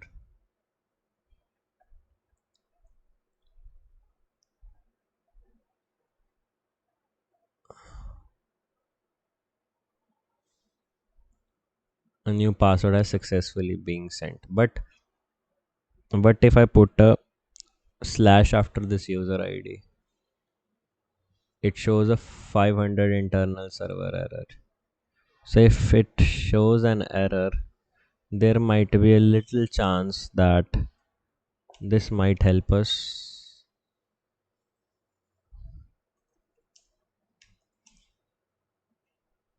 Not sure, but yeah.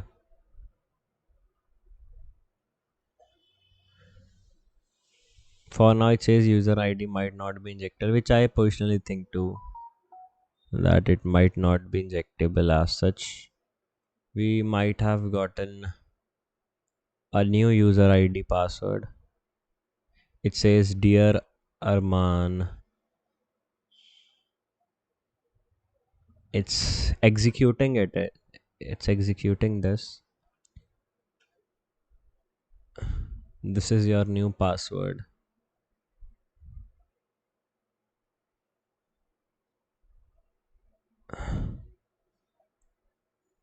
Hmm. We are getting new mails because on the back end it's running. Na SQL map is running, so it's a email triggering too.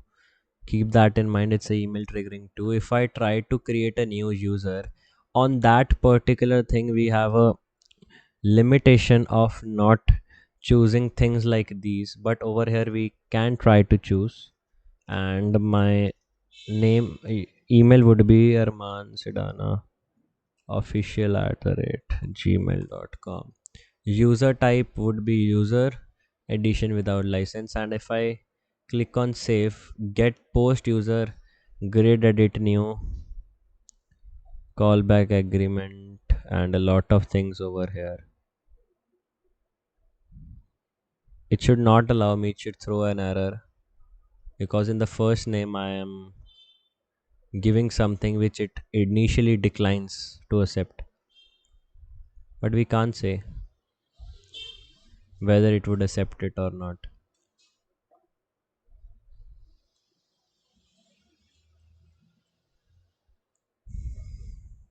Hmm. It throwed an error. This error might be because this website would be slow due to the usage of SQL map. What I personally think. If I click on save again,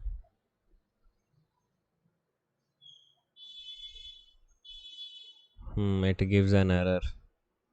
What if I put like this h1 Arman h1 close? Does it still give an error? It should give. What if I write over here bing.com? Click here to login credentials has been sent to inbox. So here there would be one more hyperlink injection and email triggering too if it reaches over here. But we haven't. Your account was registered by administrator, and this particular thing you have your ID password over here. But this is not sensitive for us.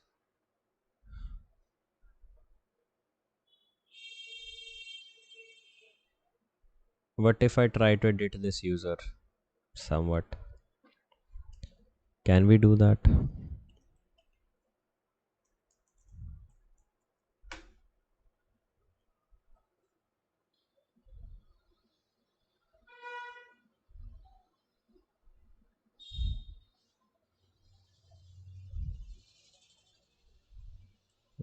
It doesn't allow. If I use a special character, it says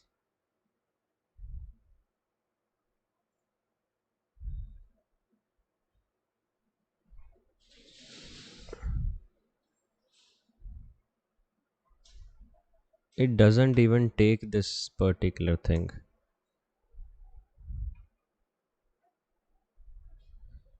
That's strange, to be honest.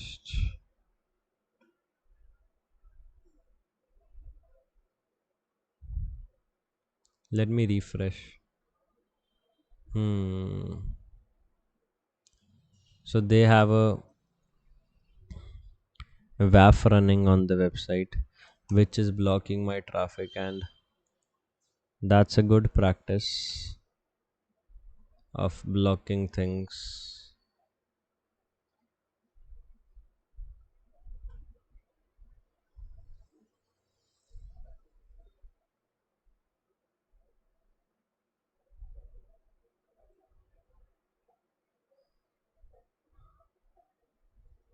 So they are blocking our requests. But yeah, this was a damn vulnerable website, and I showed you some new test cases. Moving back to this particular thing, I'm trying. Why I'm doing this to show you as much as variations I can show you of things. Let me open all these things and see if something is of our concern.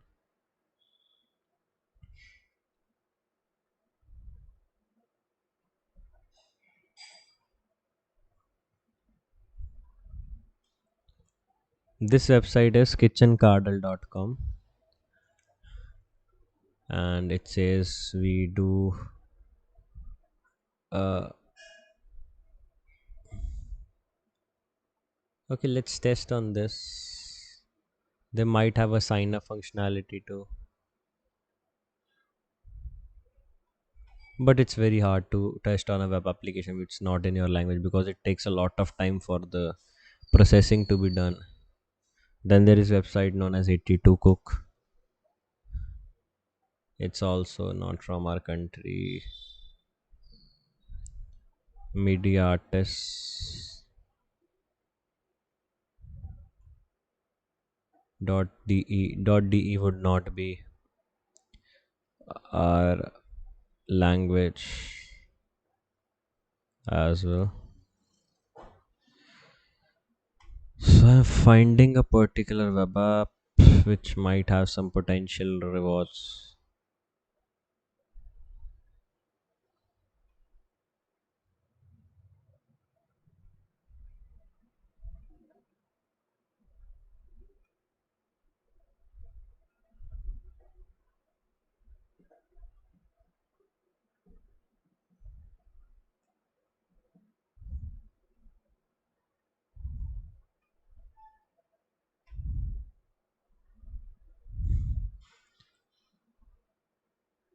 Let's look ahead.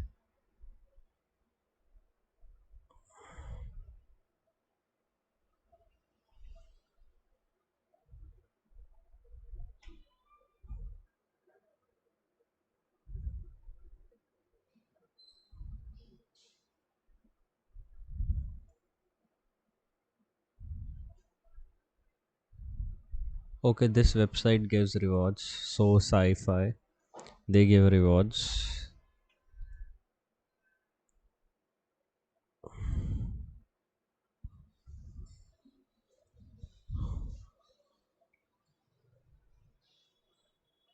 Okay, they give rewards too.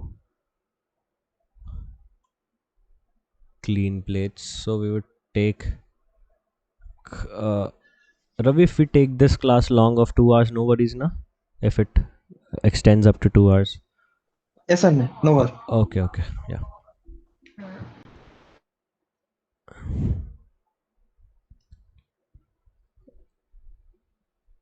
Go. How we need to report it.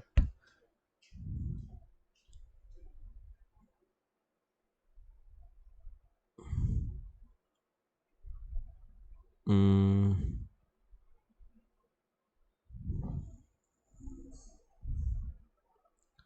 all right. So for now, these two are the websites.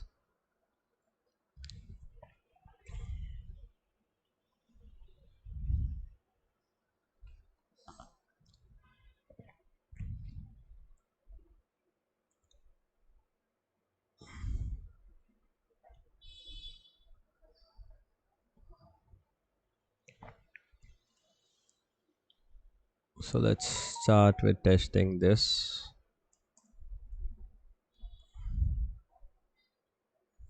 Okay.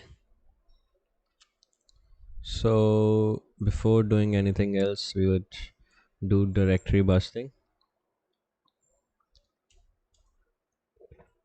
And you should constantly keep updating your this list because uh, keep in touch with LinkedIn posts because there are some different endpoints which might yield returns.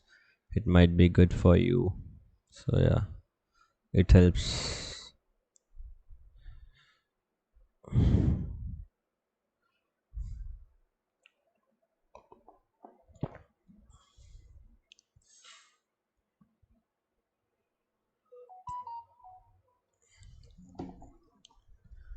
for now we are getting catalyst, but these are moved permanently things. We are more interested in 200 responses, security.txt, index.php. There are no another things of interest for now.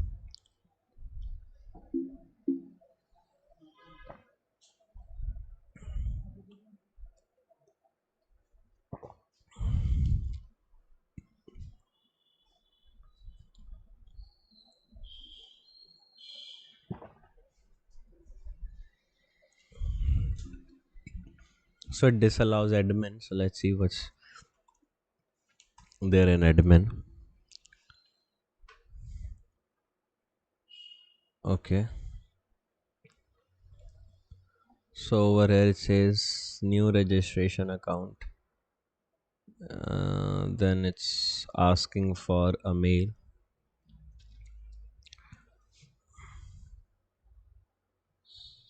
Then register user account.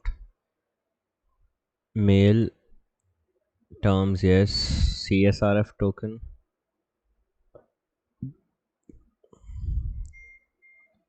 It gives a 200. Okay.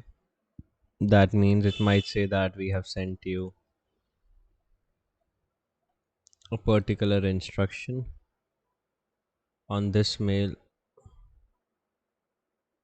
but I guess I haven't received it. It might say take some time.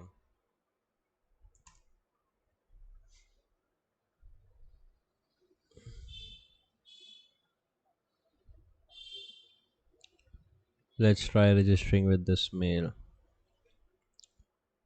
It should not take this much time. If we don't receive the mail, that means uh, this website is not appropriate for testing, because we can't wait whole day waiting for the mail, and that's what I feel like now. So just let me quickly go on to the next website, because I haven't got a mail, and without that thing we have very limited things to test.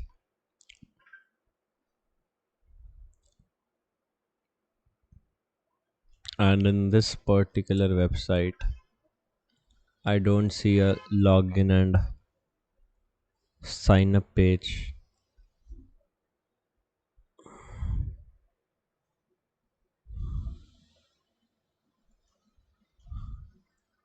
That's strange.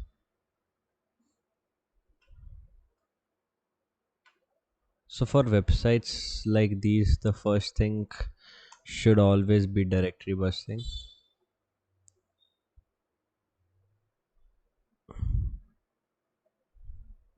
And I would show you a different technique of hunting these things.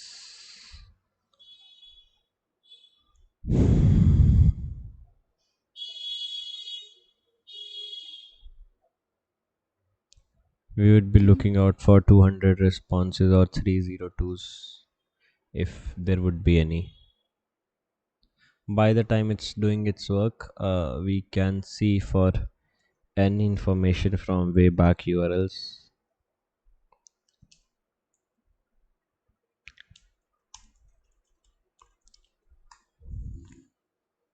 It would fetch all the URLs which might have existed for this particular website, but I don't see parameters over here. There is only promo ID, campaign ID.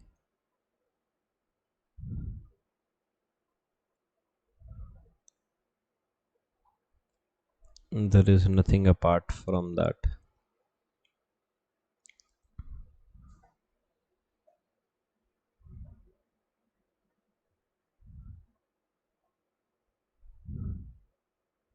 Then there is this MGI parameter, which is very prominent over here.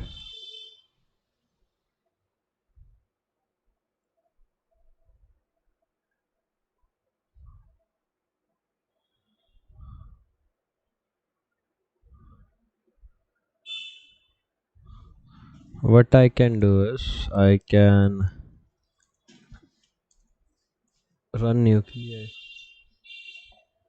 I can run nuclei further on this particular website, and we have only got 1 200 response. Haven't got the mail from previous website. By the time they both are doing its work, let me see any other domains.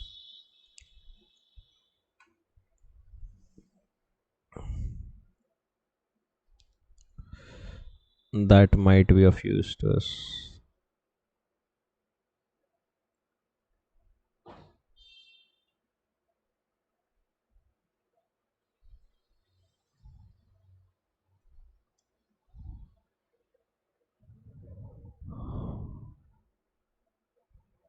Hmm.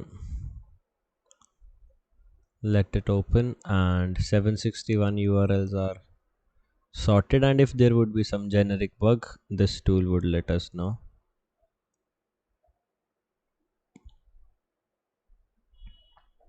Over here we are only getting 301s, nothing else. The particular programs which don't have any reward, we won't be considering them.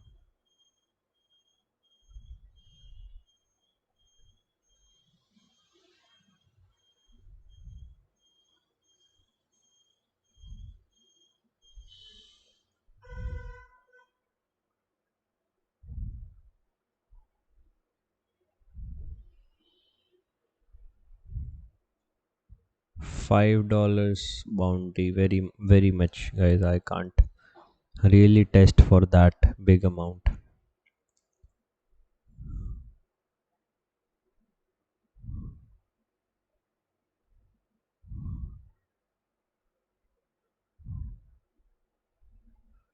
Hall of Fame, no, no, we don't work for Hall of Fames.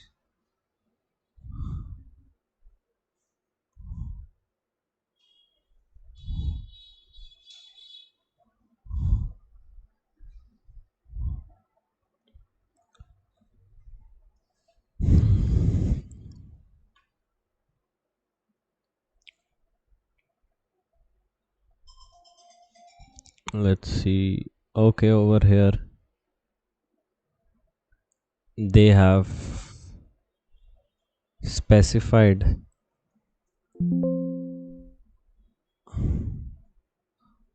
the scores, but over here we don't have a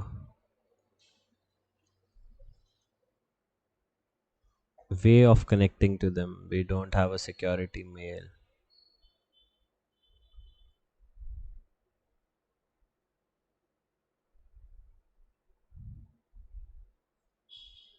There is no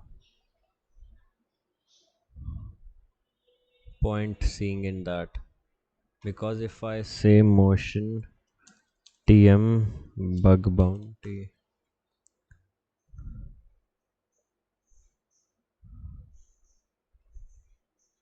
so I can see people are finding bugs already,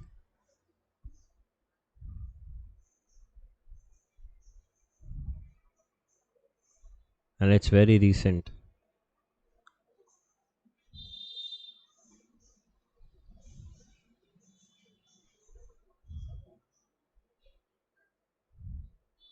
And this is something, if we don't have the mail we can't connect directly with the company.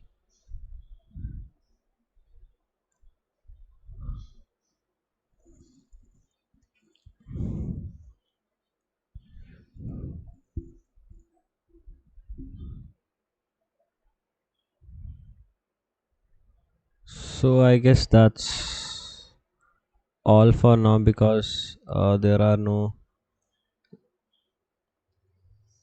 generous things I can see for now. And from tomorrow we would start with Windows Previsk, no matter what happens.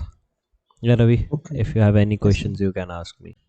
Alright, guys, so the website we are going to test today is this particular website, which is known as theblogcoin.com, and I would try to go as deep as I can and report as much as bugs I can in this particular live session. Furthermore, try to send this particular meeting to as much as your friends so that they can be a part of live bug bounty too, because it's very rare to see live bug bounty on the sessions. And if someone's mic is on, prefer muting it, guys. So let's go to the sign up functionality, the sign up login functionalities. First of all, it's asking for my email. I am entering my own mail over here. Then the password. I am trying over here a single character password, and the testing begins from here too. I am using burp suite to intercept the traffic. Here's my mail, a single character password. Recaptcha is null, h captcha token, and you can see there's a single character password. If I let it go and I want to see the response to this request, it says uh, you should keep at least a 8 character password and you need to fill the captcha too. So we choose all the PCs over here. Then let me keep a 8 character password.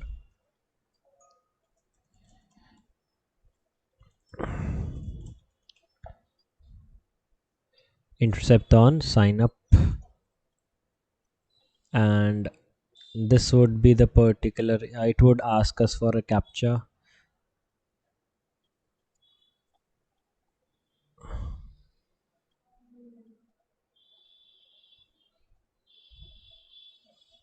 We are waiting for the register request. Over here it says email, password, password confirmation, captchas. If we see the response to this request, it says success true, redirect to this thing, and there is a particular JWT token, which is the session token. This is the session token, and if we put it to jwt.io, now I am hoping everyone knows about JW tokens. They are used for login mechanism. It doesn't has any value and it's getting redirected to the balance page and let us load. So this would be a dashboard for this particular website. Let's wait for it to get loaded. This website is somewhat slow because it's in the development phase.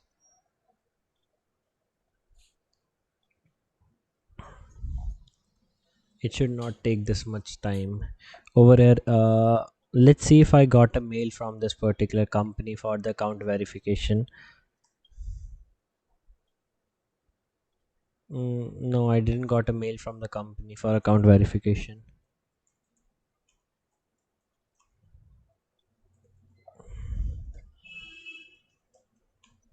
I'm testing it for the very first time. I haven't gone through this website, so I don't know if it's glitchy or not.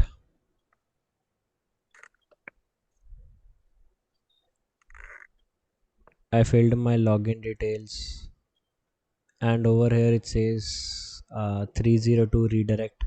That means it should redirect me to the dashboard. This website is glitchy for sure, because over here I can see the login page and over here I can see the account page. So the first thing which we determined till now, that there is no email verification. First thing, we can create an account with any mail, right? But they won't consider it as a bug unless and until we turn the 2FA on. Why would they would say that is, if you can see here, we didn't got an email, and they would say it's an intended functionality that we uh, don't allow the users. क्यों बोलेंगे या it's simple, हमारा ऐसे ही flow है. Then it says the security level. Then there is a particular QR code over here. If we take authenticator and I scan this QR code, after scanning this QR code I enter the 2FA code over here. That's 8 44214. If I do that and I click on enable 2FA, so it says one time passcode, enable 2FA, response to this request. And if we see the response back, it says 2FA is enabled successfully. That means we have enabled the 2FA successfully without even verifying our email address. Now there are two things related to it. That first of all, we made an account with this mail, right? But we haven't verified this particular thing, and we enabled 2FA on this thing. Now why this is critical, let me show you one thing. If I sign out of this thing, for example, I made an account with an email that doesn't belong to me.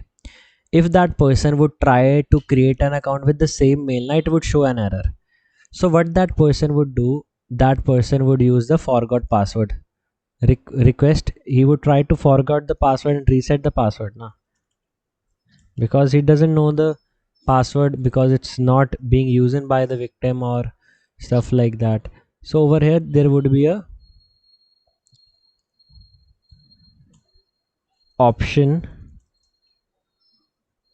for forgot password, but they have not given a option for forgot password.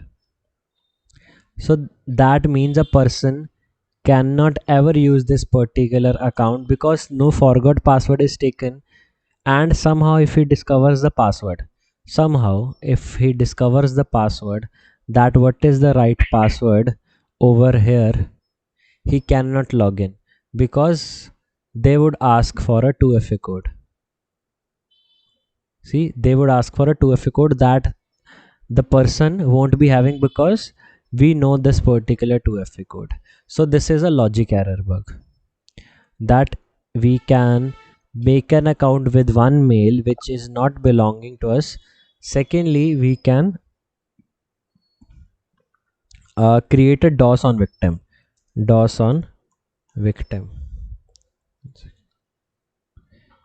So this bug is known as lack of email verification, and 2FA enabled leads to DOS on victim. It's a P3 under bug crowd severity, lack of email verification. Yeah, anyone saying something? Employee ID DSB11. Please mute yourself, Mohammed. If there is someone from the admin team, please do the needful, guys. Thank you. So it's known as lack of email verification, and 2FA enabled leads to DOS on victim. Over here you need to do only two changes. Yeah, just contact on the WhatsApp link to get the recording. I have one doubt on this. Can I ask? Unix, just type your doubt in the chat box. It would be much easier for me to cater your query. Just don't turn on your mics, guys. So only here we need to change one thing. We need to give the endpoint which we used for signing up. Like this is the register endpoint. We need to only give that. If you clearly see the instructions, now we have done the same steps. Create an account through victim's email. Account should get logged in directly without email confirmation. The attacker enables two-factor authentication. Victim generates a reset password and changes the password, but still he cannot use his personal account, and the severity is P3. Right, the severity is P3.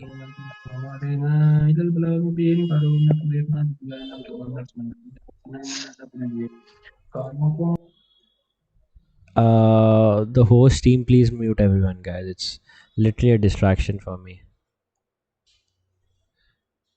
So All Arman, what right. I'll give you the host access and mute all of them, and then we'll continue. Okay. Yeah, that would be great. I would Do the needful. And guys, today is a demo session, and from coming Monday, 7 p.m., we have the proper classes. So approximately 50 hours of content we decided to deliver in this particular program. Yeah, Akshay, I would do that. Just give me a second because someone turn on their mic. It's very distracting for me. So over here, what were the steps? Firstly, create an account on the particular website with victim's mail. Means it's not your mail. Secondly, account should get logged in directly without email confirmation, right? And then we should enable a 2FA using Google Authenticator. Then even the victim changes his password and tries to log in, he cannot do that just because he doesn't know the 2FA code. So that email the victim cannot use for that particular website ever again. Got it, everyone? Type in a quick yes, everyone, so that I can know that everyone understood this particular bug. Type in yes, everyone, real quick, so that I can see everyone is attentive. That's good, everyone. Over here, so what we would do is we would try to sign up again. Good, everyone, good. We would try to sign up and enter my email, and I guess this website is in development stages because the UI is also broken. Over here it has the option of a one-time password, but it's requiring a 2FA. Now over here I understand we need to give the 2FA token over here. I need to see what if I give the 2FA token, how the request behaves after that. 258035 2958035. Once I give this particular code, how it behaves.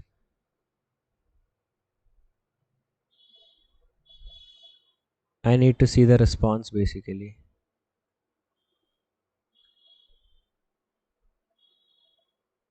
There are a lot of web sockets. So after I do this particular thing now, it says success to redirect to balance.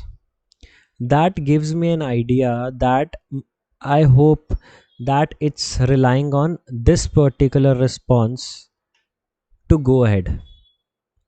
Basically it's relying on this response to go ahead. So what if I don't know how beneficial it would be in our case. What if I enter my email and I enter my password and click on sign in, and in the response of this where it gives me an error, there is something off with this particular thing, because this time it didn't ask for 2FA. You guys might have noticed that this time it didn't ask for a 2FA. That's strange. It might be due to the cookies, because cookies are stored and there might be a restriction. So let me clear the cookies, guys. Let me clear the cookies for last hour, and now I would try to sign in and do the things. Now the cookies are refreshed.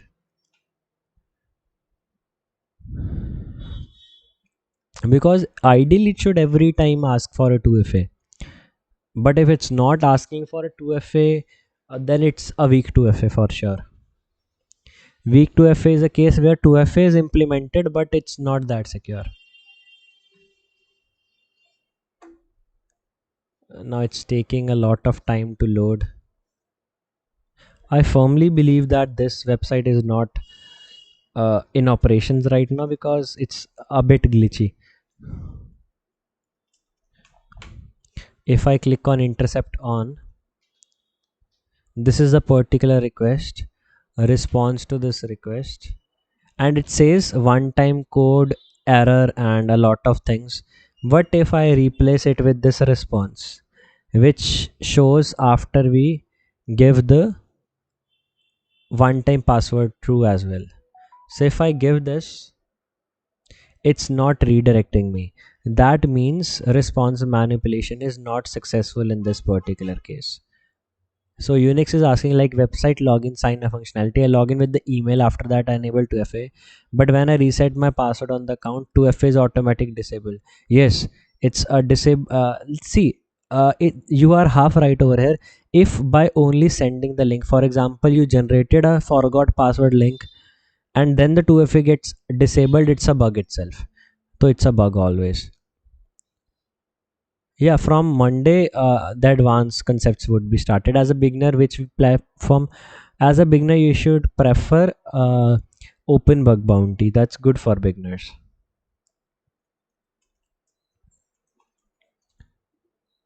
Now there could be one more thing, more aspect in this, that it might see the content length as well for verification. So we would try another way. 356.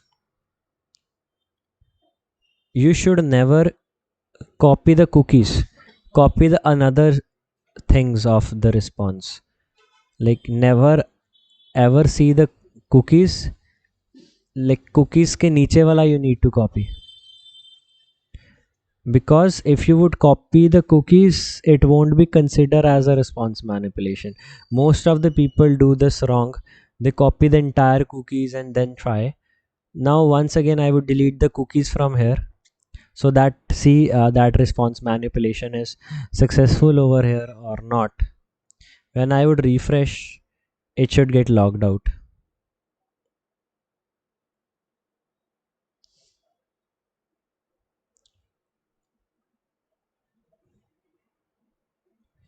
It got logged out. Now I would try to bypass the 2FA.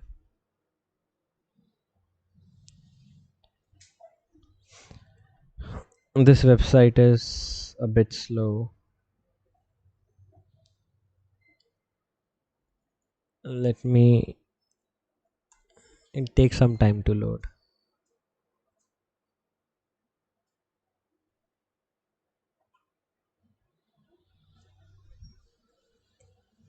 Because while running a particular app, if we clear the cookies, it sometimes takes time to load. It's a common problem. If I would try opening it in Chrome, it would open relatively fast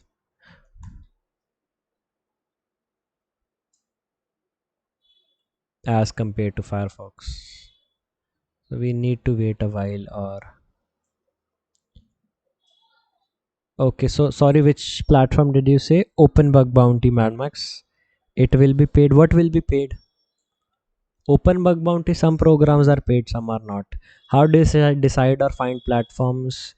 You approach to the platform apart from bug bounty platforms and mail them about it. So it's another best way to find vulnerabilities. Yeah, it's good. Like the mailing thing is good. Can open bounty program give us any monetary? It depends upon the program. Sometimes it gives hall of fames.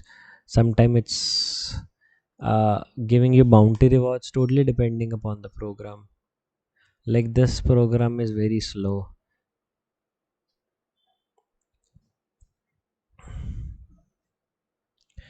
This is the last time I would be trying response manipulation.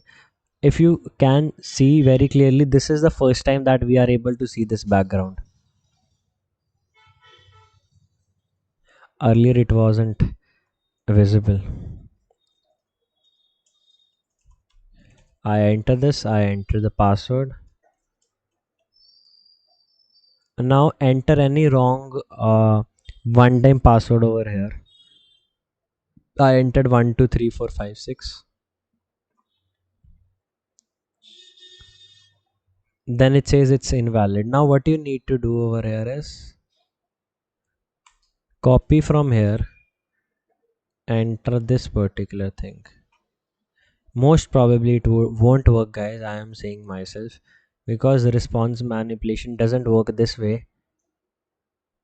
It would redirect back us to the login page, but but this is the way of doing the response manipulation where we need to bypass the 2FA. It's taking time. Let me open a new tab to see whether it's succeeded or not.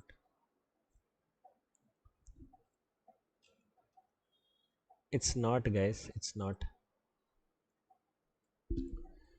One thing more you can see over here is the session is active over here. That's strange. That's strange. Let's log in and then check for another bugs.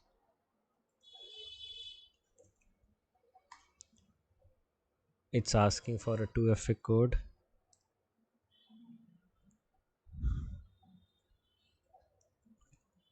I entered the 2FA code. Ideally, if I go over here, I click on assets. After disabling 2FA, your profile would be vulnerable. Okay, so it's to disable 2FA. It's again asking for a code, but let's test this particular thing. It says 276134. I click on disable 2FA, post disable 2FA, one time password, and in the response it says 2FA is now disabled, data secret QR code, create QR code. The secret you can see over here. Okay.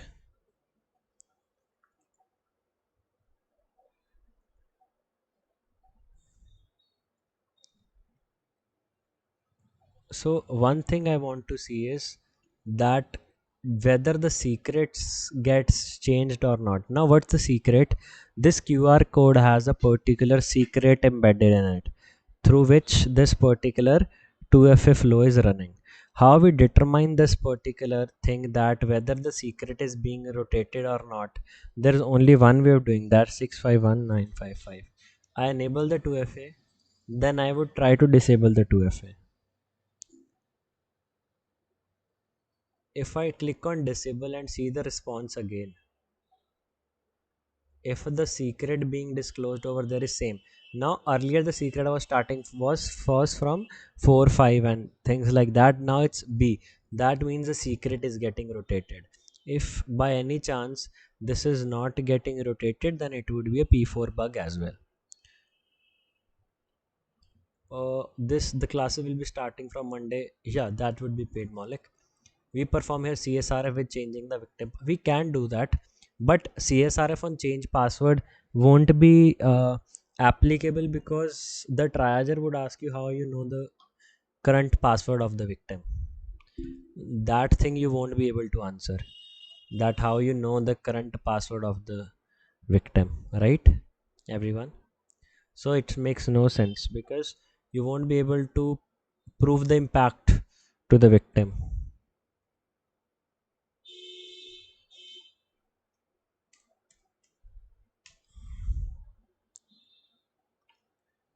Rate limits are out of scope, and moreover there is no forgot password page. I must make you remember, guys.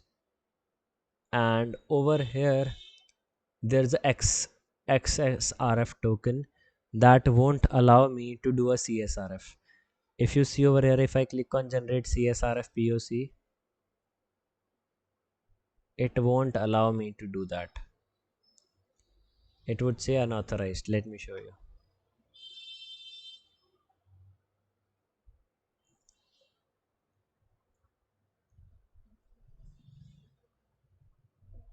See, it won't allow me.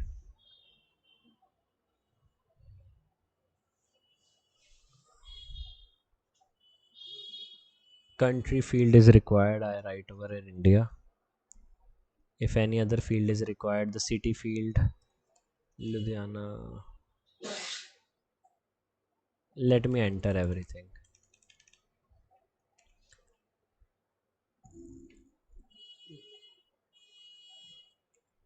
धीरे धीरे it want every field to be filled. Okay, it says data was successfully verified and sent for verification. Perfect. Now if I click on save, let me show you guys that we can't perform a CSRF because I took this request, I dropped it, I used this over here. See, because there is a XSRF token, it won't allow us to do any changes.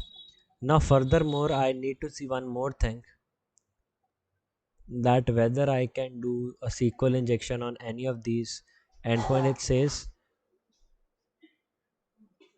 It says you have already sent the data, and it says success false because over here it says unverified. What if I change this status to true? I am just testing, I don't know how well it would work. But if what if I change this status to true?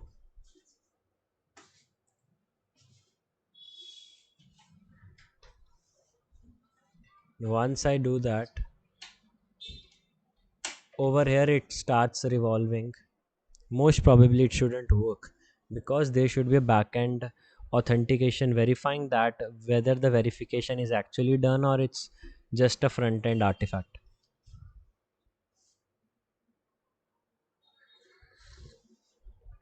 It's just loading. 90% the status won't be changed. It should be unverified.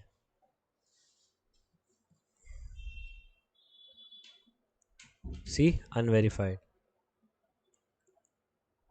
Because they should not work in this way. Then we have the UID over here. Then let's test for another bugs. I click on inspect element over here. I go to storage. There is no sensitive token over here, and you can see that there is no HTTP and secure only flags on. Secure only flag is missing. It's a bug itself, missing secure only flags. But you should see the scope of the program, that lack of secure HTTP only cookie flags. See, it's out of scope.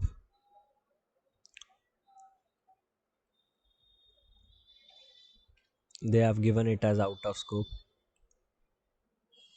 Now, what next thing we can test over here is, this is our account. We have a UUID over here, but it's not getting reflected anywhere. So if I go to staking, it says receive bonuses with affiliate program. I enter a UUID over here, click on activate. It says promo code, response to this request.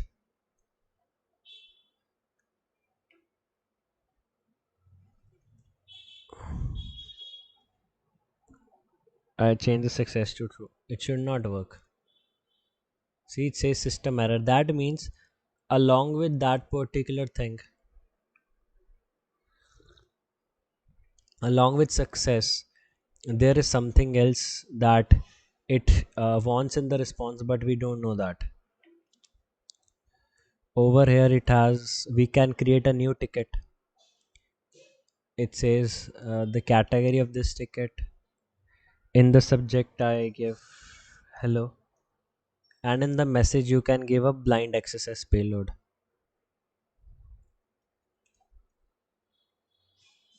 So that if it executes, so you know about that.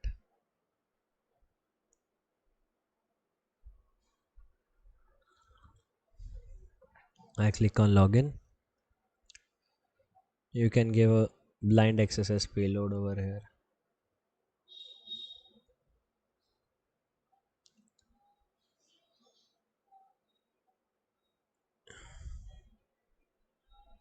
I click on create ticket. It would be externally hosted.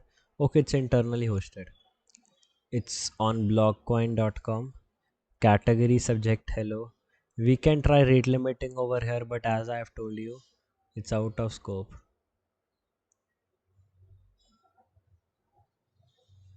it says ticket ID, status, hello, and the ticket is successfully created.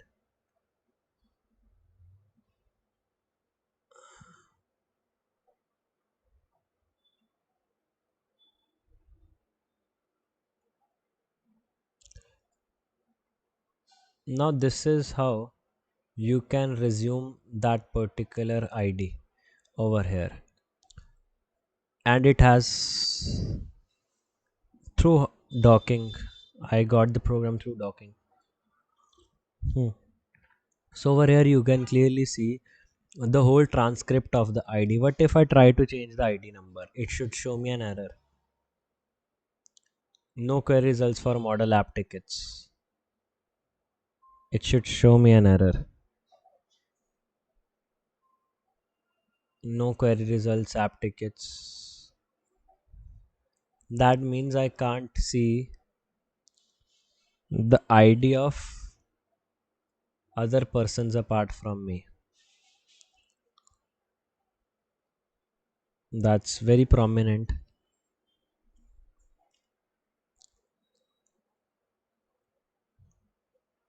That's due to this XSRF token. But if we take this into consideration and I go over here and try to perform an XSS on this end, but most probably it shouldn't work.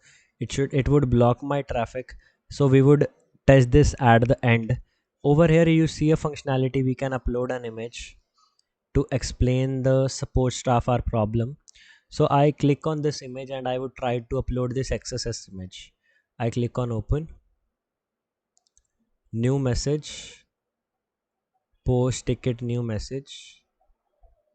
This XSS thing, ticket ID responds to this request. It gives me back images and it might be created. Over here you can see it's created. If I open this link on new tab, the access is not executed, but we can find many bugs from here.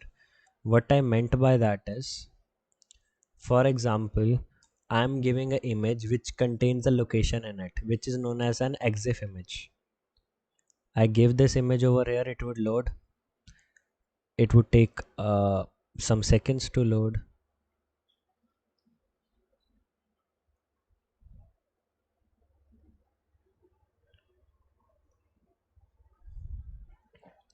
What if I refresh this thing?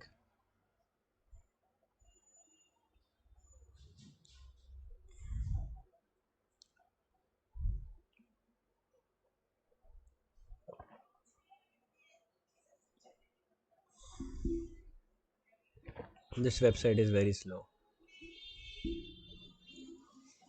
I like the way, yeah. So it's my way of teaching. I teach live. So if I save this image, like I download this image back and put it on Gimple, I put it on Gimple, and Gimple is like to detect whether there is location embedded on this app or not. And boom, the location is embedded.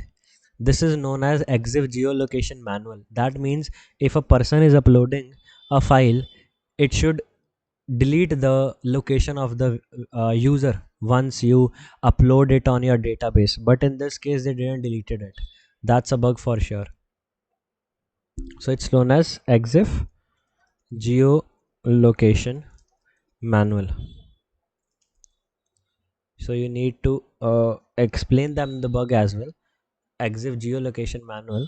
Generally, it's found out on places where you have a option for profile photo, but in this case, it's somewhat different.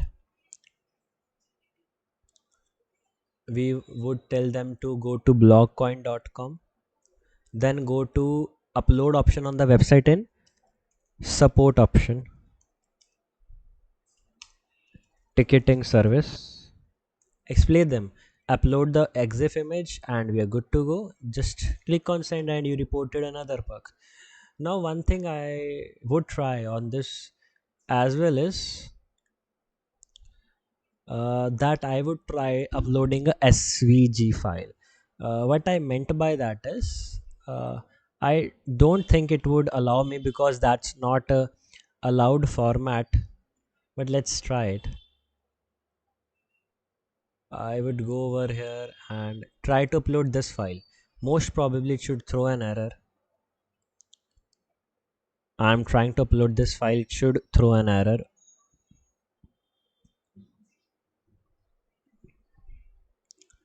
See, it says success false. The image must be a file type image, JPG, image, PNG. This should be the file type. So that means we can't upload a SVG file, but we can try uploading a file known as lotapixel. Now, what is lotapixel? Lotapixel is a file which has a larger MB, but it has a lot of pixels in it. Now, there is a difference between MBs and pixels. Always understand that. Response to this request. Over here, it uploaded this particular image. Let's wait for it to pop up. We can't even upload a PDF file, so yeah, that's bad, to be honest, because uploading a PDF file gave avenues for a lot of bugs. What if we upload PHP by changing the format? It would be treated as an image, my dear friend. What you are trying to say is, let me show you. You are trying to say that what if we try uploading, doing like this, right? .php.jpg, it would be treated as an image. It won't help us anyhow. So if you take this into consideration, I change the response to this request, it would be treated as an image. See, the image must be your file. It's focusing more on the content type rather than anything else. So we can try bypassing that thing, but uh, it's not likely to be successful. Now if you take this image, that actually works in only CTS, right? Either it doesn't work. I would show you the scenarios that would work.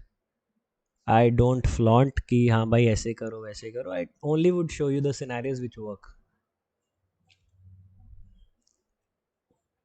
Now I want to check one thing, that I have a particular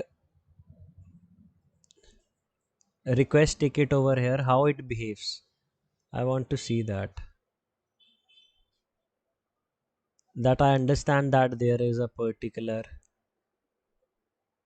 one more thing I learned it yesterday, that try uploading a picture in which you have entered exif of XSS, means in the content type na XSS is embedded. In this particular photo na I have embedded a comment which is a XSS payload. Sometimes if there is lack of proper handling, sometimes it's works. I don't say every time it works, but sometimes if there is lack of proper handling, it works.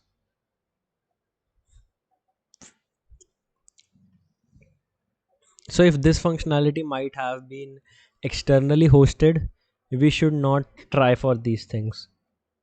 Alright guys, on externally hosted thing you should not try these things, because they would simply say it's out of scope and there is no sense testing these things. So you should save your time.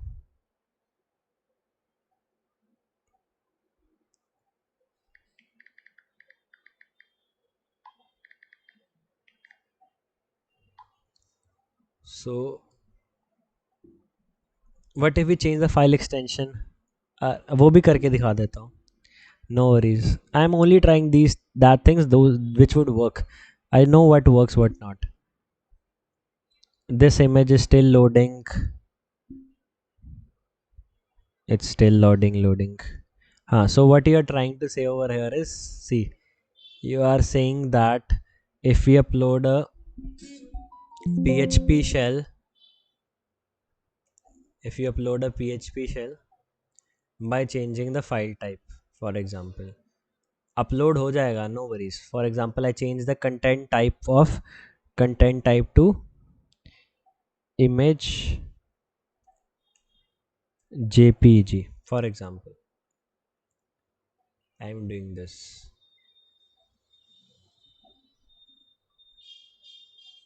One second, I made a minor error.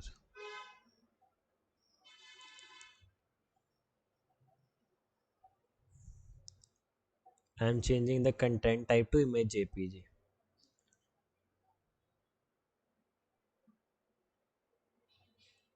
See, they are detecting that it's not a image JPG, and our last file is not even loaded yet, which we gave with the XSS comment. That means they are actively seeing what we are uploading, what we are not uploading. See, this is not even, now it's loaded. What if I try to open this? This is me when I was small, guys. ये मेरी बचपन की photo. I know I'm cute. So this is not working. What if I try to enter a message over here? Now I am entering a message like this. One second. HTML email injection payload. I'm entering this message. It should treat it as a particular plain text. But if I try to send this message, so it says post ticket, ticket ID, sending this message, response to this request. It says ID, image null, name, timestamp, and a lot of data, blah blah blah. So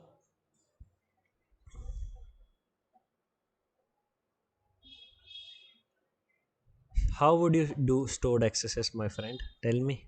How would you do stored accesses? What file would you upload over here?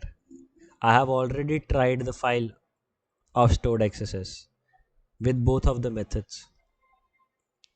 I wrote down a hello over here. Now I am trying for CSRFs. What if I generate a CSRF POC out of it? Test in browser, copy. I enter this. Most probably it should not allow because there is a XSRF token implemented, but sometimes there are misconfigurations, so we can't say much. It's loading, it's taking some time.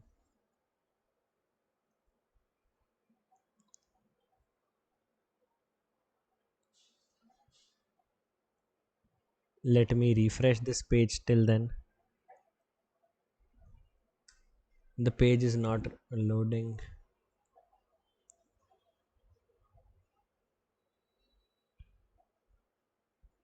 Oh, CSRF is working, I guess, guys, because though it says the page is expired. Let me try one more time. What if I write over here hacked? But there is one criticality over this thing. What's the criticality? That they would say how you know the ticket ID of a particular person. That's the criticality. Oh, okay, that's the topic afterwards. Let's see if this thing is working. There are two messages right now. What if I enter it again? Click on submit request. I am trying CSRF on this ticketing functionality. It says page expired, but let me see if one new message popped up. No, it didn't popped up, so we can't do that. It didn't popped up, guys. Next thing what you can try doing is changing the ticket ID. Most probably it should not work because it says ticket not found. Now to check this particular thing, you should create one more account and get the ticket ID from there, then check on this particular ticketing ID. How you do that thing is, for example, I am over here. I click on sign up. I have multiple accounts, so I would write over here. Then I write the password. I click on sign up. Verify you are not record.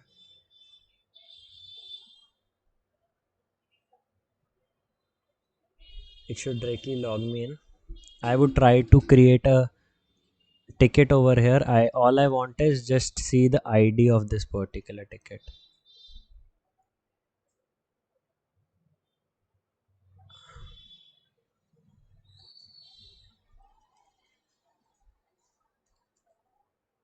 If I click on create ticket,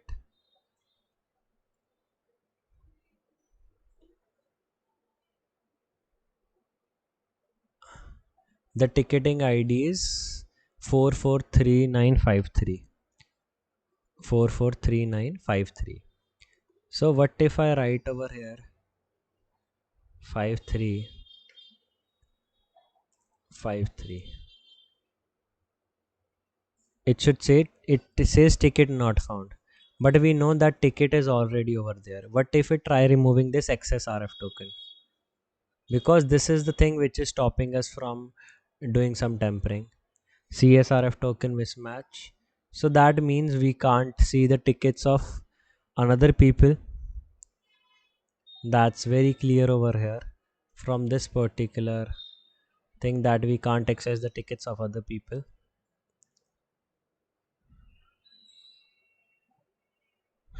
Moving back to our analysis, we have tested on these functionalities. Now let's move to another things. Over here it says confirm and staking things. So if I write over here stake is for 3 days, amount is 0.11 ETH, confirm and staking my coins, it says insufficient funds, पैसे नहीं हैं हमारे पास, जो कि सही बात है, बहुत गरीब हैं हम लोग. Then we go to transactions, there is nothing over here. Then we go to assets, there is nothing over as well. Then there is an option to deposit, we don't have anything over here. Then we go to accounts, we can try changing the password. I know the current password. I would try keeping a shorter password and click on change password. It says password change error. Now this error might be due to the shorter password length. It says 403 forbidden. What if I enter a long password? What it shows me?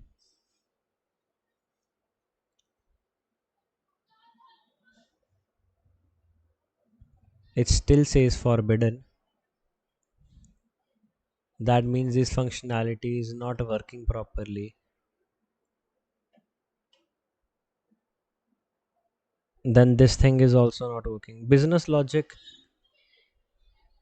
अभी तक तो I haven't spotted any sort of business logic things. Let's go to the FAQ thing.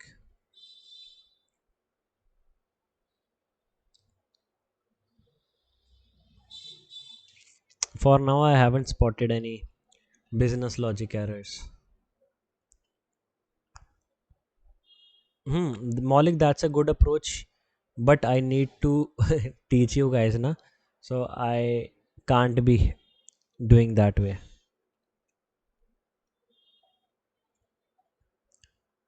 It redirects to different platforms. If I go to staking again, I go to my wallet, transfer funds from this to this, withdraw funds, swap, about section. So try exploring the website as much as you can to see what could be the possible endpoints. Can I delete this particular? Let me try that. What if I click on delete? It's forbidden. Post method is allowed. It says forbidden. For every request, why I'm getting forbidden? That's strange. Let me sign out and log in again. We can do that, Malik, but it's not very prominent because on things like these, you won't be getting the balances because it's blockchain. Unless and until the amount verification won't be done, you can't do the price tampering. ये कोई e-commerce web application नहीं है where you would just tamper the prices and you are good to go. We need to understand that thing. Yeah, exactly. There's no cart. तो इसमें those things don't work.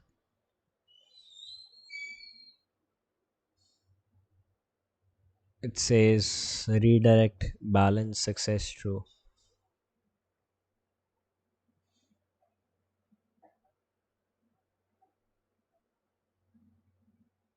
Now seeing this particular thing, different idea caught my eye that whenever there is, let's say I'm trying to verify this request, it says verification not done. It says success false message you have already sent, please wait until verification. What if I change this particular response like this? Redirect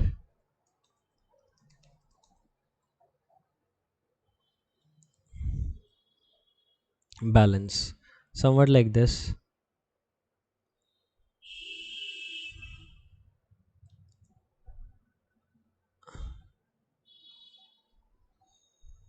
Does it makes a difference? No, it shows an error. There might be something another things because unless and until it's verified we can't know what exactly would come at this place, so we can only have assumptions over here.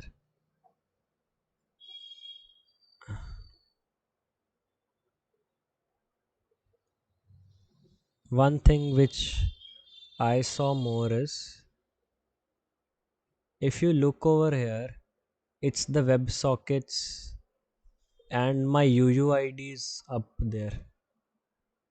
It's not working. Success true message, haha. The message is getting popped up over here, but that would be a self access if I even try that. I can enter any payload over there, but it won't work and it was still unverified. So this was a little demo from my side, guys, that how exactly we do bug bounty on real websites. I'm open for your doubts now. You can type your doubts in the comment section in the chat box so that I can answer them. I always prefer doing live websites in order to get the real insight of how exactly things are happening. I'm open for your doubts, guys. Please carry on with the doubts. Any doubts regarding to me, regarding to the course, regarding to the timings, anything? Please go ahead, everyone. Yeah, so there's no streamlined syllabus, but what exactly we would be covering is we would be doing 150 to 200 types of bugs. We would be doing Android app bug bounty, the SSL pinning bypass, pulling the APKs. Then we would be having the podcasts with different famous bug bounty hunters. Then we would be having live bug bounty sessions, the live Android app bounty sessions, and a lot of things. Self XSS is generally P5. It doesn't have a severity. You can talk with the admin team for the pricing and the availability of the course and everything that's necessary to be concerned. How you do server side bugs?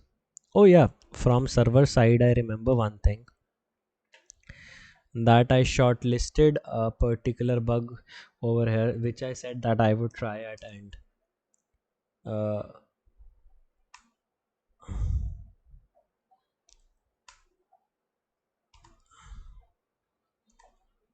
where I was trying to play with this particular ID. So first of all, what's my manual a way of doing that thing is I try putting a asterisk on that for SQL injection to see what the errors I get. For SSRFs, I totally use what we say the manual approaches because SSRFs can be in many places. So for that, I totally believe in manual hunting. And do you try to focus on once? Not at all, not at all. I have a proper checklist. I strictly follow that checklist. If there are some specific type of web applications, so that in that cases I need to focus on some things in specific, but yeah, in a general sense, no, it's not required.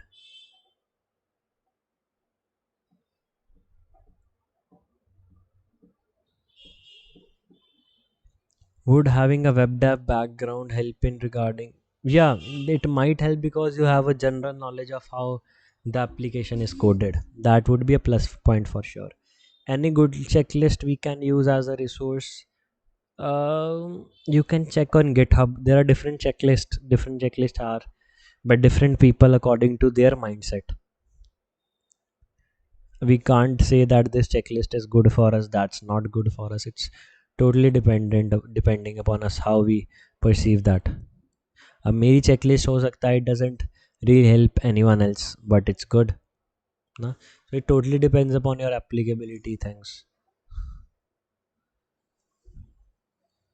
Alright guys, that's all for the session. It was really nice having you. So in bug bounty, when do we stop it or no we have reached endpoint? See, my personal approach is you should stay on a target if it has many functionalities. So you should stay on a target for at least 1 week. If it has a large amount of subdomains like 30 40 and everyone has different functionalities, you should give it from 2 weeks to 1 month. There was a particular program when I started in my early days. So there was a particular program that was, it had a lot of subdomains, 700 to 800 subdomains of different wildcards, right? So I spent 3 months on that domain and I got decent bounties from that particular domain because I enumerated very deep.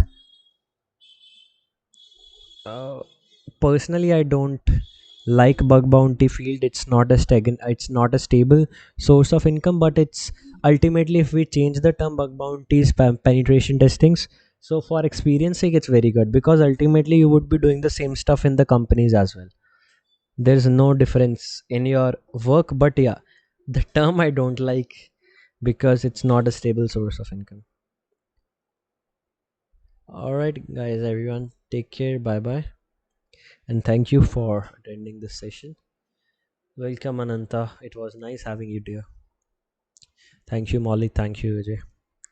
Bye everyone, bye Hema. Yeah, recording you can get from the admin team or you can see it on YouTube as well. It would be live in some days if I'm not wrong. Okay, hello Ravi, how are you doing?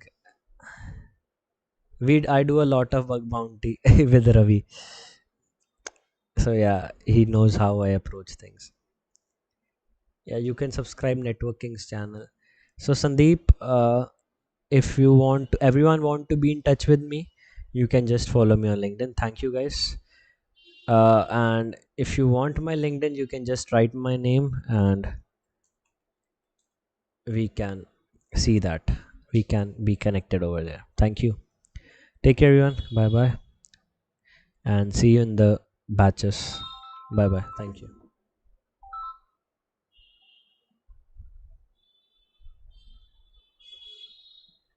Recording stopped. Hello. हाँ जी.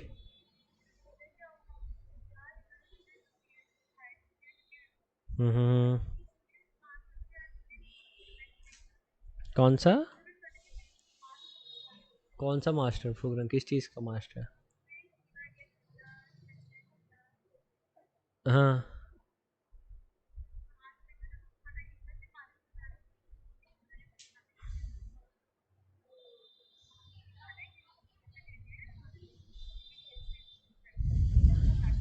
Mm-hmm.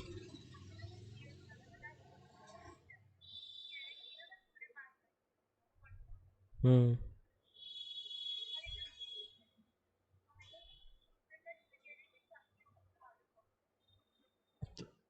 कौन था meeting पे?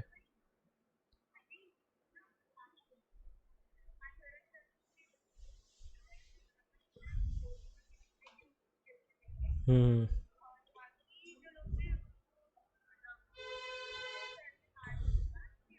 Dig as deep as we can onto the target, and here's the disclosure page. And what's not in scope, coding ninjas blog is not in scope unless and until there is a critical vulnerability, denial of service, self access, spf dmarc, exif information on images, brute force attacks, and reports a lack of rate limiting on certain apis, right? So rate limiting is out of scope. And internal development services, content spoofing, or html email injection is out of scope unless demonstrates a significant risk.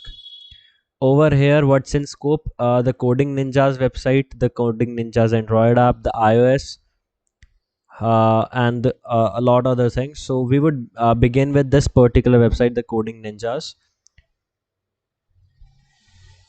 I preferably believe there should be a sign up functionality too on this particular thing, because there's, okay, log in here or enter the mail. So I would start the hunting with my primary mail. As soon as I enter my mail, this is the mail, and I take this request to repeater, response to this request. It says disabled false, updated false, success true. So basically it was checking that it's a unique mail or not. Instead of full name, you always know that what exactly we would be entering. uh, the html email injection payload, though it's out of scope, but we should try it. A full name must be 3 to 30 characters, so there is a character limit. So we would try this particular thing if it falls in the character limit. Now,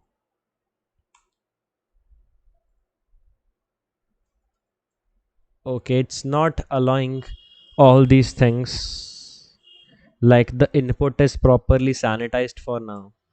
So let's not try things over here. And here it says enter the otp, so most probably I might have gotten an otp. So here's the otp, which is 220701. So one thing I need to check is that whether there is rate limiting implemented on this or not. How we check that is, I click over here.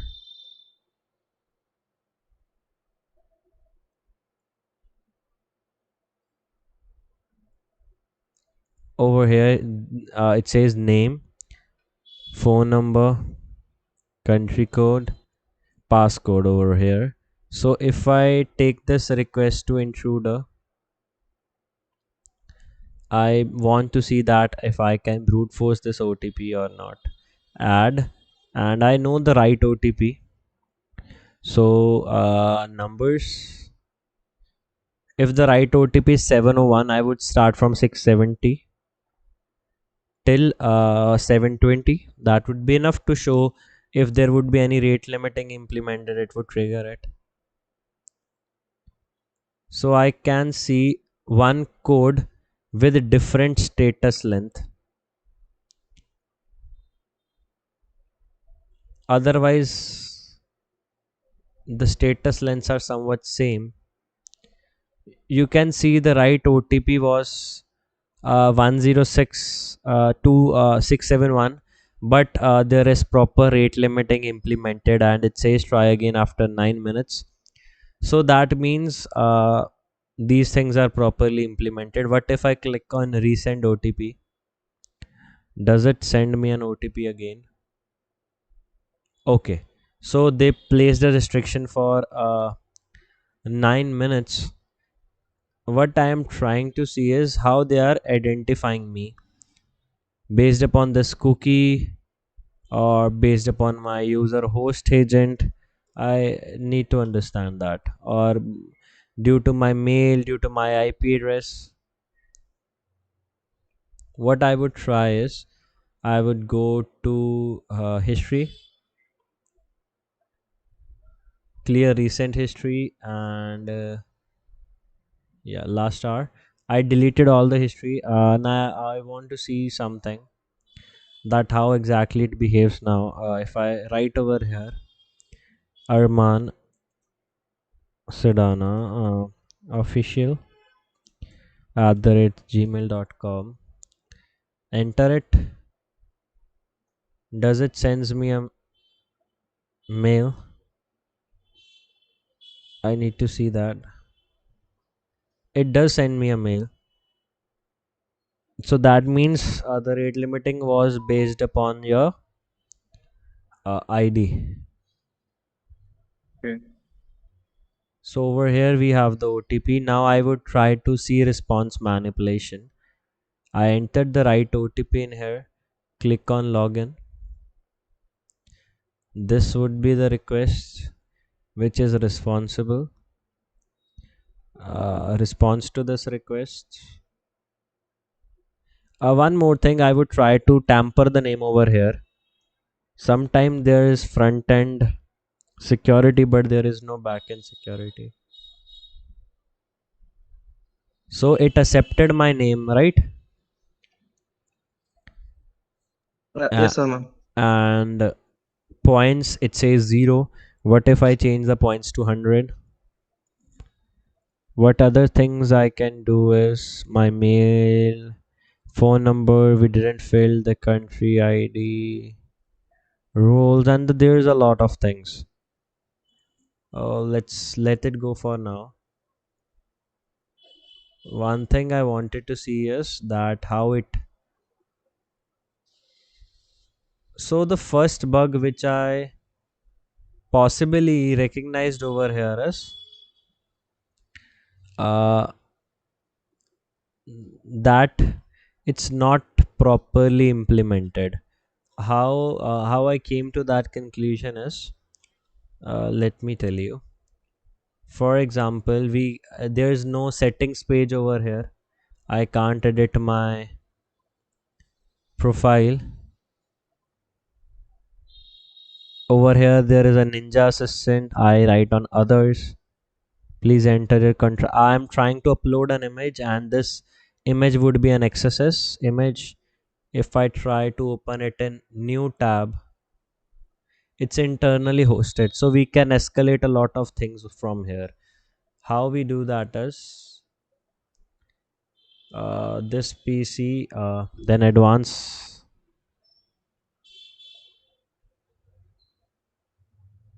SVG XSS SVG file. It says this file is not supported. Fine. Let me see what requests passes on when I upload this file. Okay, no request is passing over here.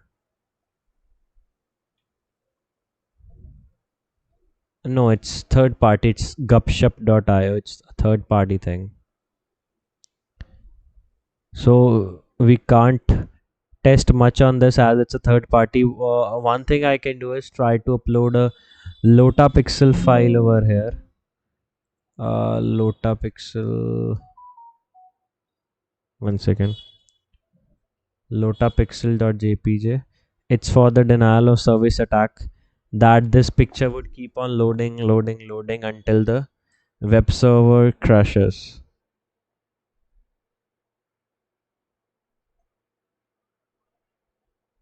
See, it's loading, but it didn't crash the website somehow, so it's safe.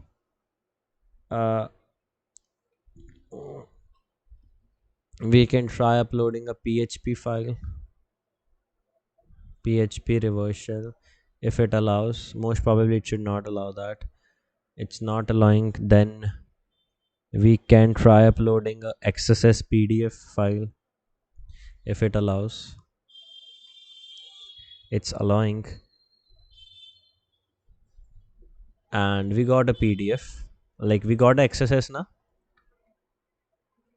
and Yes, sir. so this is a bug for sure, because if I open it in any browser, let's say I open it over here, it would pop the XSS, and it's their server. So for sure, we can get things, but I have a little doubt over here. What if I try to manipulate this file a bit? What I meant by that is,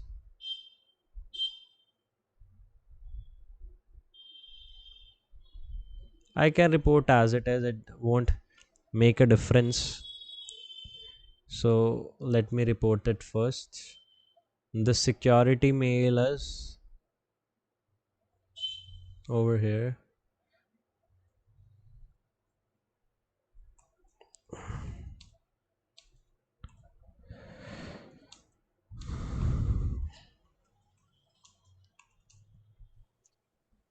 Yeah, Arman, it's PDF access is via like metadata modifying via metadata of PDF. Yeah, we can say that the contents of the PDF. Okay. Yeah. Let me find a report similar to this.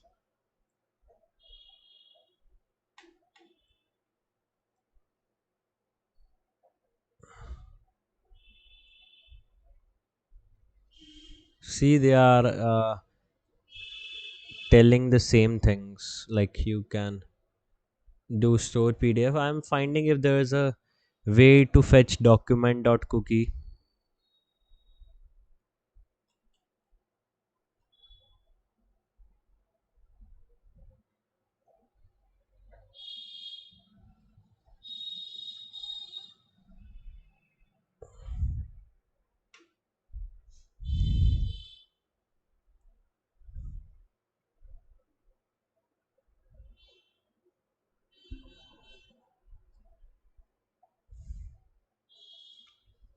Okay, let's write our own report. There is no streamlined report. Steps.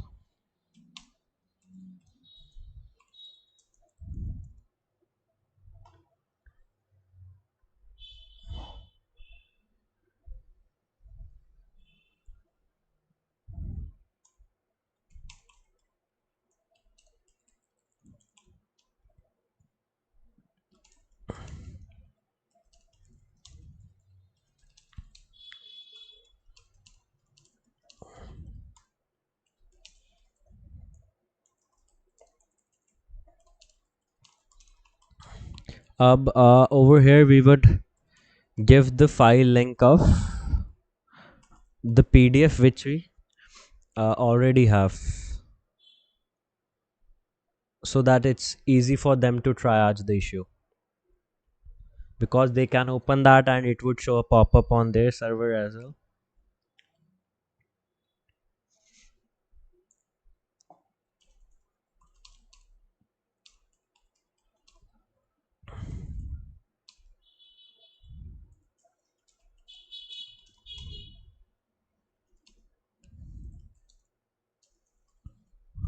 It's good if you can give the XSS PDF file along with this, so it's easy for them to triage the issue.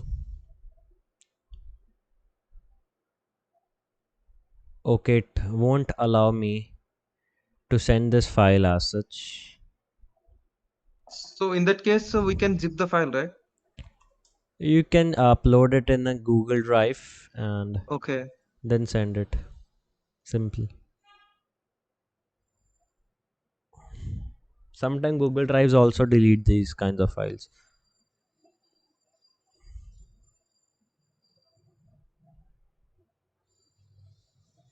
because some PDFs do work, some do not work. So I have this PDF which always works most of the times.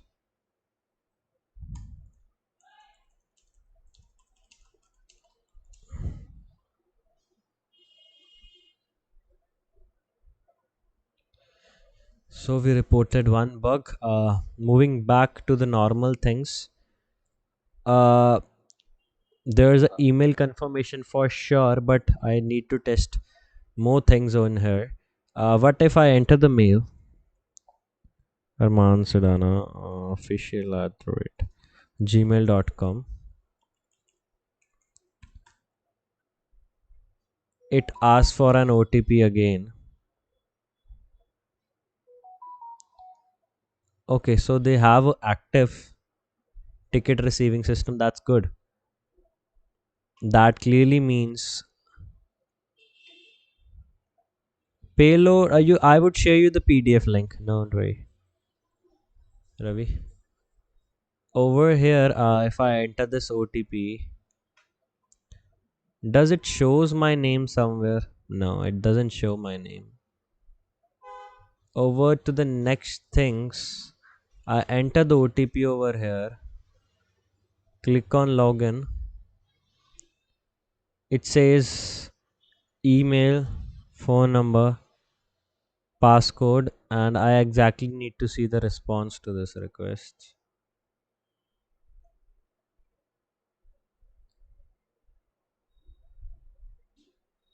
In the response, I have this and nothing else. I can't edit anything, so let's look out for other things. One thing comes up to my mind. I would let you know what's exactly running up to my head. That, for example, we came to know that there is no uh, backend security. In this case, what if we receive an OTP from here?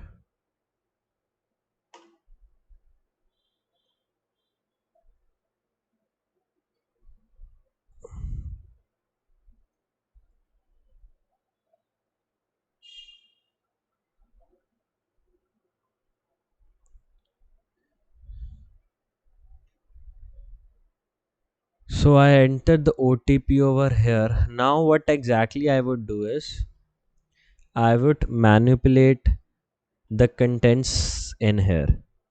I would write image src like this because there is no front end, the back end authentication running in this case.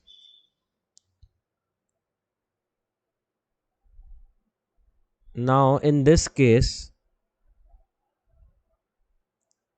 it recognized that I am doing some sort of malicious stuff because I entered a HTML email injection payload. So the security was there for sure. Give me a second.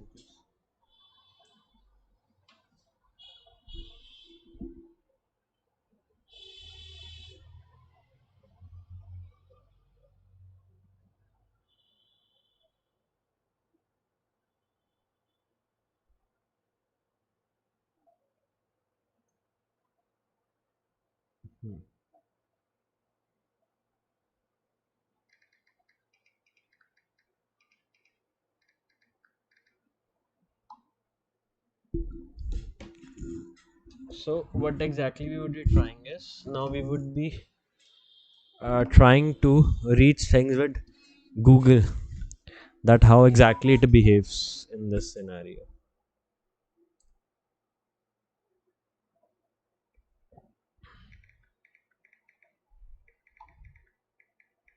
I'm just analyzing things. Give me a second.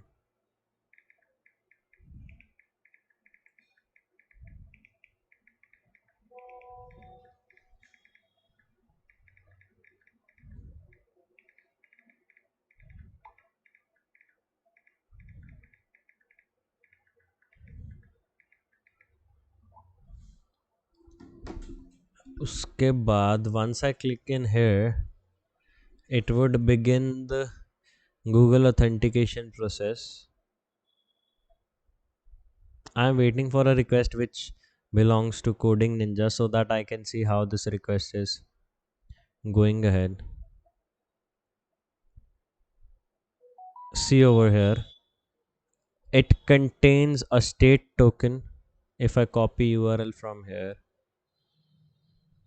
then there is a marketing token, and here is a JWT token. Now if I show you let's say I am opening Firefox.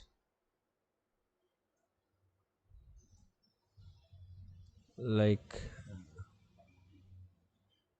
one second.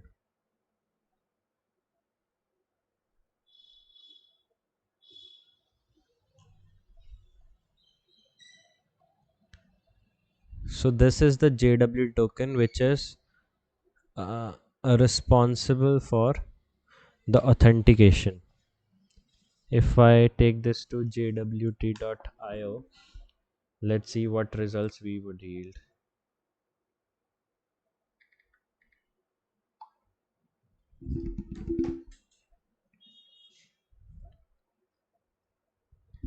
It contains my mail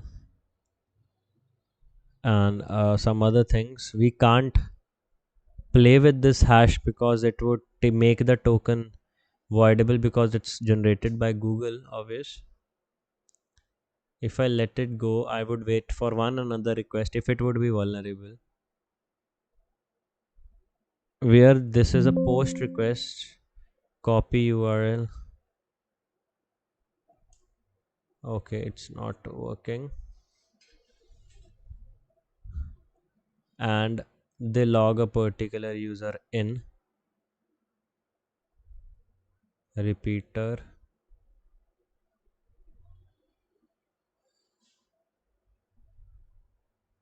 Like, considerably go through every request you are seeing because it might help you in finding more critical bugs than these things.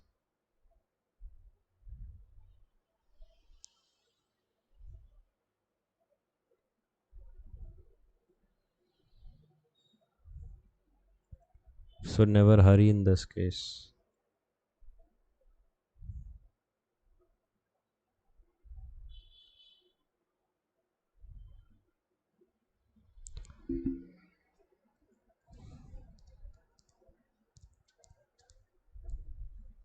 Okay, so if this is the particular class, for example, I can see data about some users, but this data I need to see if I can get data using user ID only. Okay, what if I try to fetch things over here? Let's say I am trying to fetch user. Okay, it's not working. What other things for to see now what information we can fetch out of these things? We need to go very deep into these requests to understand exactly what things we can fetch. Like over here, it says login status. Say right over here, users login status. So I'm currently getting the login status of me. What if I try to change this ID a bit? Now in such flow, now you won't understand what exactly is happening and why that's so, because we exactly don't know what we are trying to fetch. For example, what I'm trying to say is we need to find an endpoint which holds some value for us.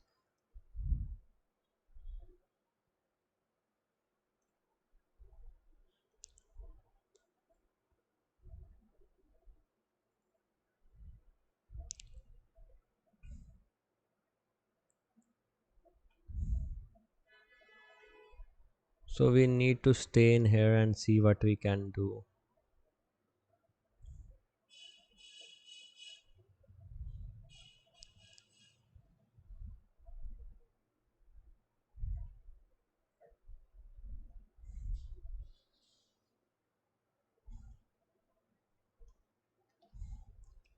What else we can do on this particular thing?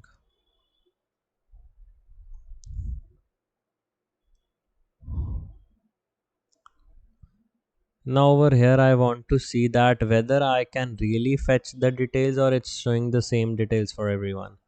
So for that what I'm going to do is I know that my ID is this, there might be high chance that there are another users as well. So I would see from 111111, or maybe you can do 6767 000. So if I get details differently, like the status length differs for any users, I would get to know that yeah, I am able to perform IDOR. But in this case, that's not, because the status length is same. There is no difference between any status length. That means it's a false positive. Next thing, if we click on the inspect element, we go to memory storage. I need to see if there is some sensitive data in here, but there is no sensitive data as such over here.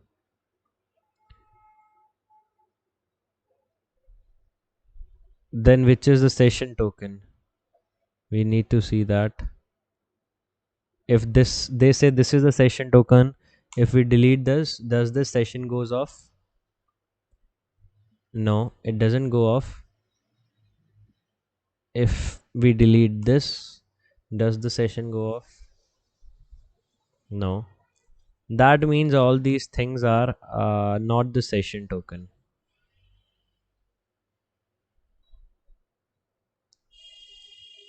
So we need to see which of this thing could be the session token. Ninja's new marketing token. Let's see, we delete this. Do the session goes off? No. So let's leave this for a while and let's jump in here to classrooms thing. If I go to my account, app profile your account. Okay. It says to ask a lot of things, and if I click on reset password,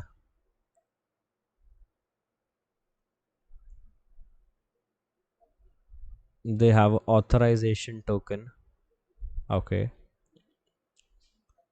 Response to this request. In the response it says email over here, reset password instructions sent. Fine. Let's see.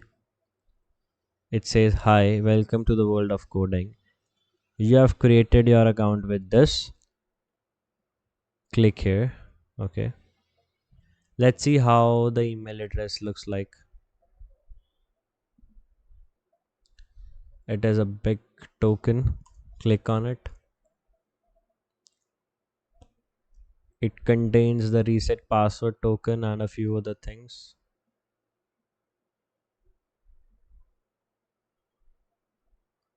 So it says students coding ninjas, password must be of 8 characters, but if I click a single character password, it's not picking it up. So let's say I change the password.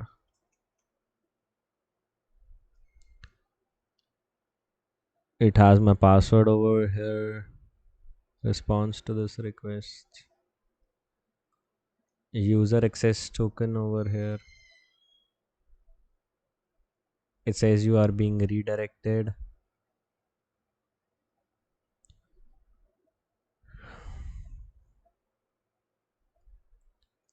But that was for students coding ninjas.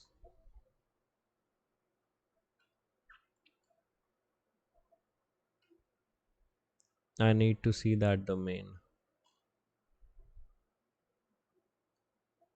Classroom coding ninjas.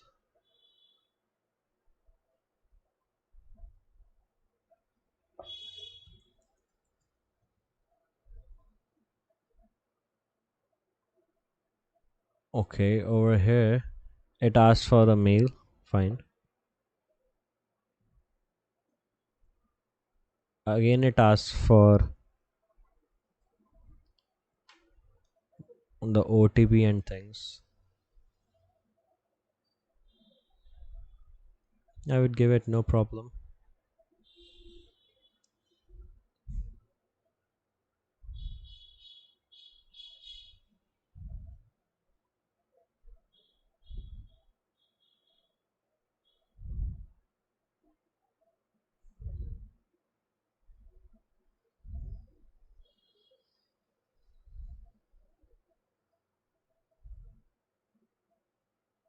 So we are logged in over here.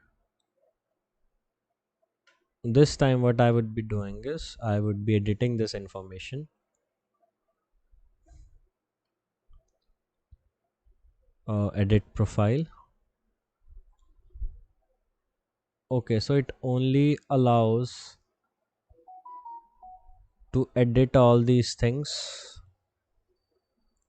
in there. Like we can't edit things. There's an option to upload resume. What if instead of this particular thing I drop XSS PDF?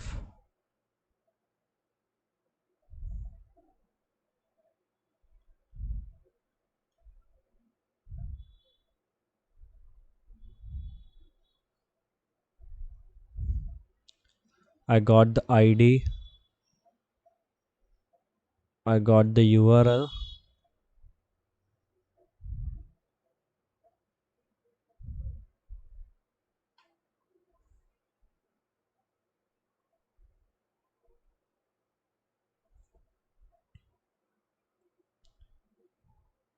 Now in here the URL is not visible, but over here I can see the URL is right here. What if I try to open this? The PDF, the XSS pops in, and this is for sure stored XSS because see the domain name. So we need to make a new report, but with a bit of changes. How exactly we are need to make a report is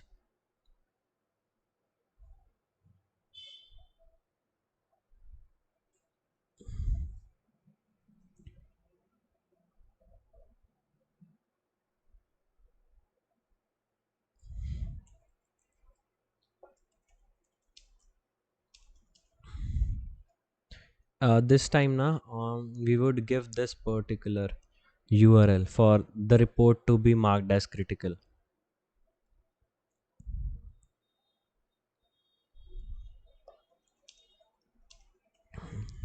and we need to change the domain name because over here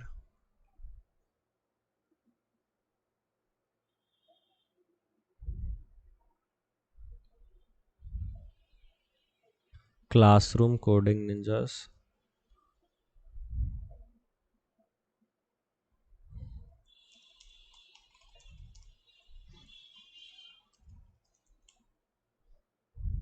and this link would be changed with this particular link.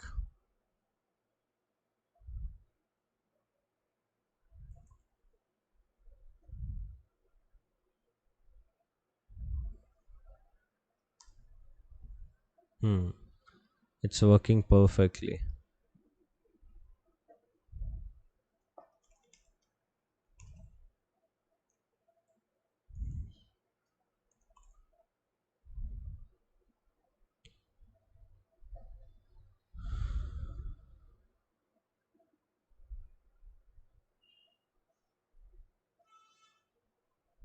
What else we can do over here is, as it says,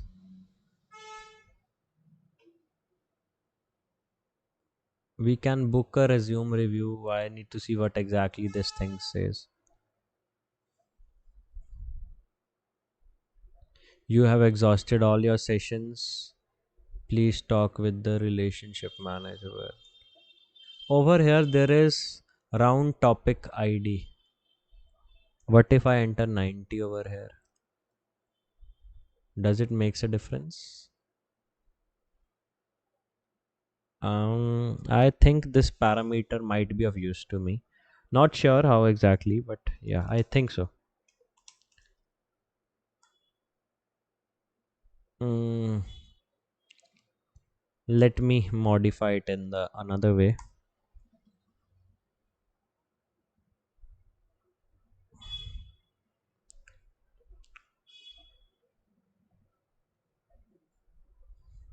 Because wherever I see a ID parameter now, think stucks up to my mind that I should try over here.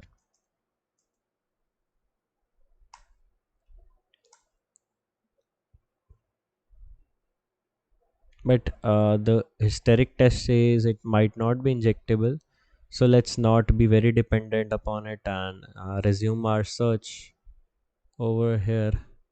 If I click on add another resume, what if instead of any resume I am entering some random things? For example, PHP over here. I'm uploading a PHP reverse shell response to this request. Most probably it should give an error. See resume not saved due to a file issue. RCE using PDF. Is there a way of getting RCE using PDF?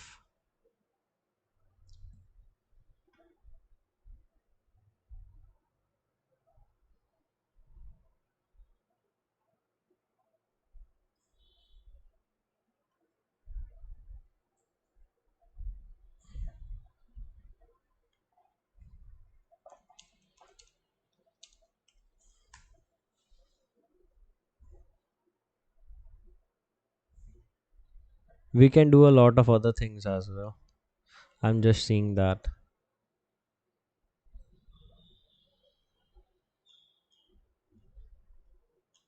whether I can do that or not.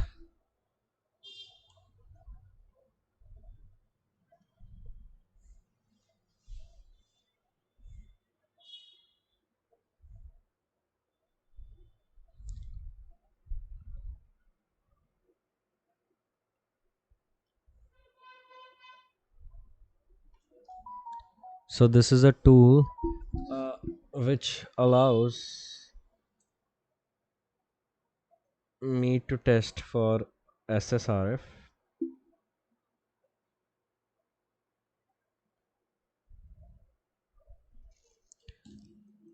So let's download this tool first. See, it doesn't seem injectable. The previous thing which we tried, git clone. So hacking is all about exploring. Uh, the more you try, the more better hacker you are. And it wants my burp collaborator link over here. It says creating file. Okay, so it created multiple files for me, but I need to upload only one now. How it makes a difference? 1 second.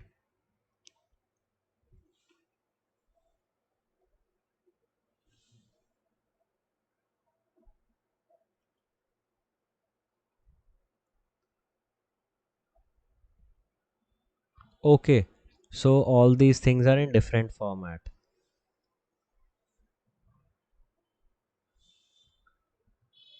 They say upload it one by one and see which payload works best on the server. Okay, so for that purpose I need to move all these files, like 1 second, to see which one works the best. To desktop, uh, test, so it's easy for me. So I put those files in here and let's go back over here. Then we see, go to the desktop, we move to the test folder. Let's start hunting. try to upload this file. It has the payload in here. Do intercept response to this request, forgetting the URLs of obvious, so that without URL I can't test that particular thing. Do I got a ping back here? No. So this is the whole flow. We need to check everything, because the way of injecting the code is different in everything.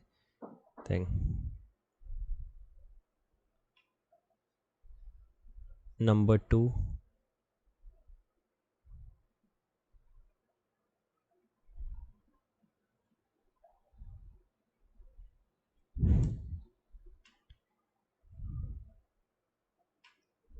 no, this one didn't work as well. Test 2.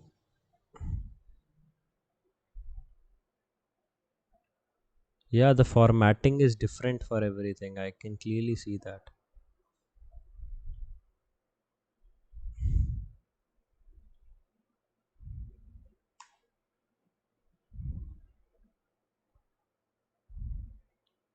No. Let's go for 3. Let me delete that side by side. Okay, I found a very interesting request over here,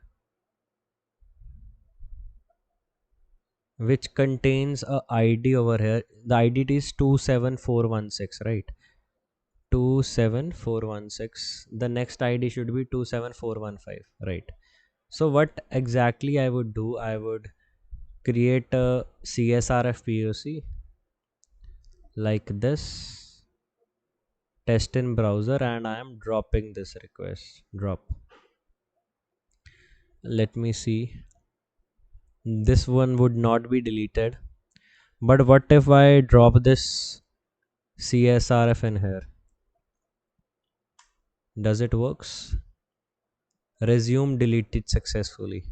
Let me load.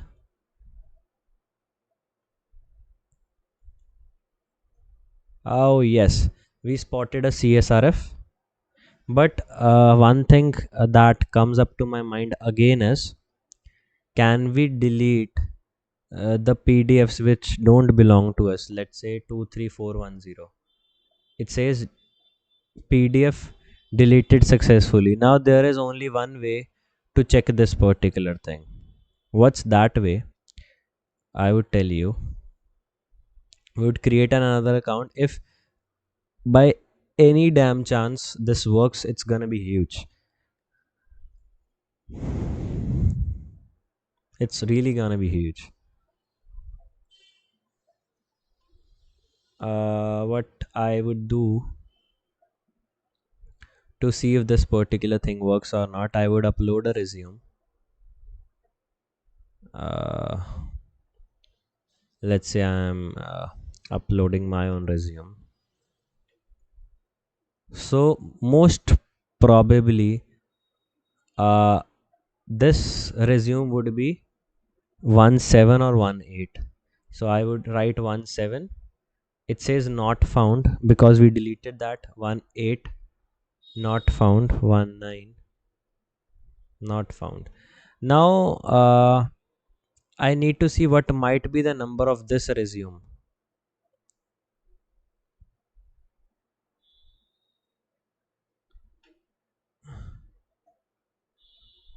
So for that purpose,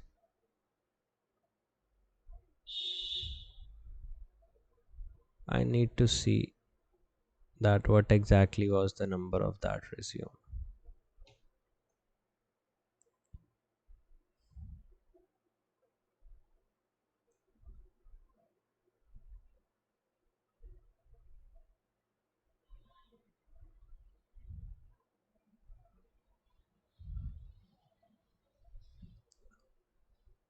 The ID was 73417.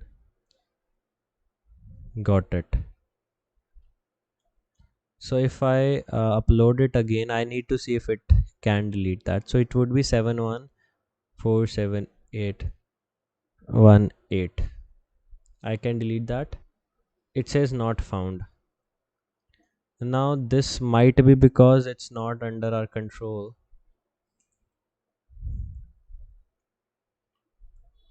But yeah, CSRF is obvious there.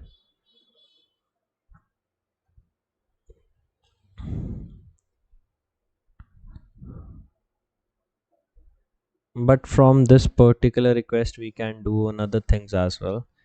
What I meant by that is, let's pause our another analysis for a short time. For example, we are testing on this SQL map minus R and this particular thing.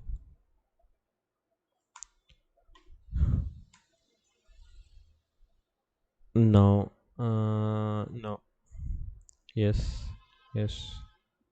So it says it might not be injectable, but let's see. If it says it's not injectable, most probably it won't be injectable. Okay. But we saw that a successful CSRF is definitely possible in here. So we can make a video POC. One thing another comes up to my mind. I would let you know what exactly I'm saying. So there is an option request. What if I open this API for this particular thing first? I opened it, then I am trying to delete this thing. It still says not found. Okay.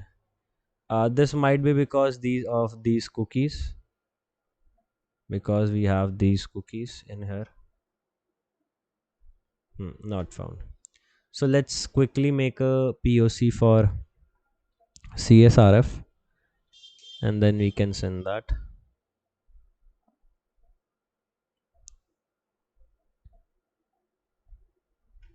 I need to see if I can make a POC which allows the deletion of every particular thing. Like it should delete everything, every resume.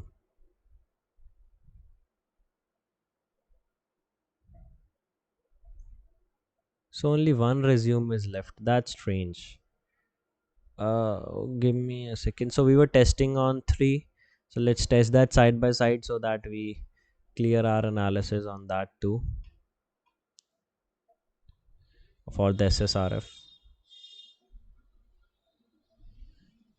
So there could be a lot of things we can discover on this, and we are just testing the first web application.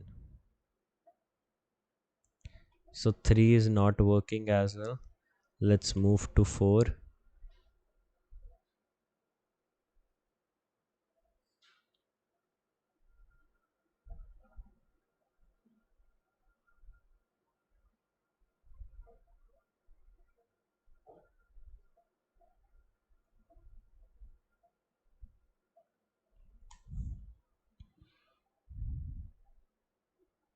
4 is also not working. Let's skip to 5.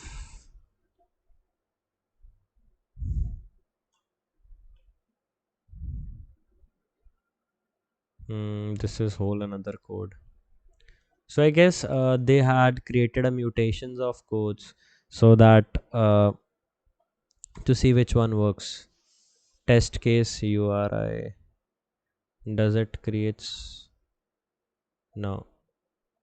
Next thing, 6.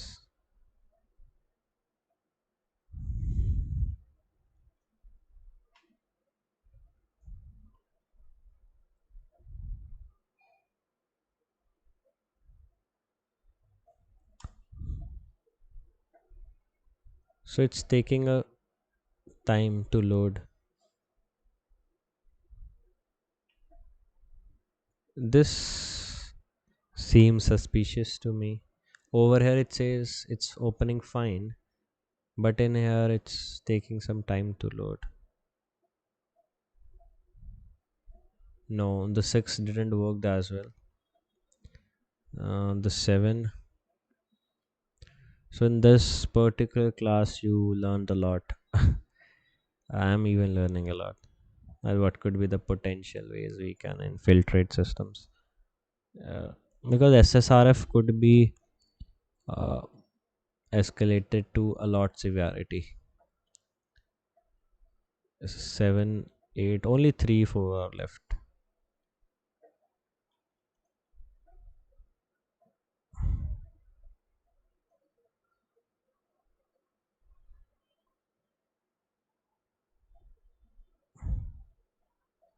So this is 8. It's not getting any response from here. Let's try the another one left as well. 9.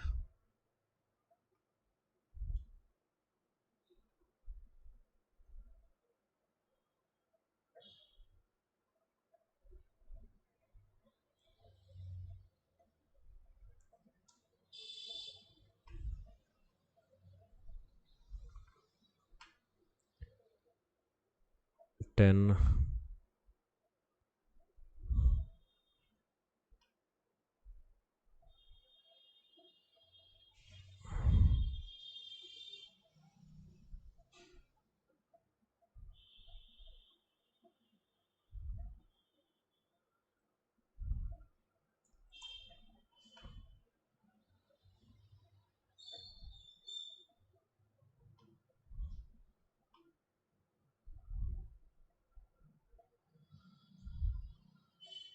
It's somewhat different.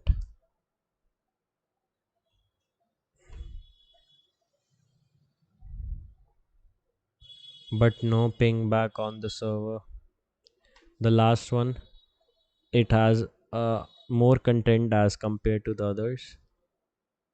Let's see what it can do.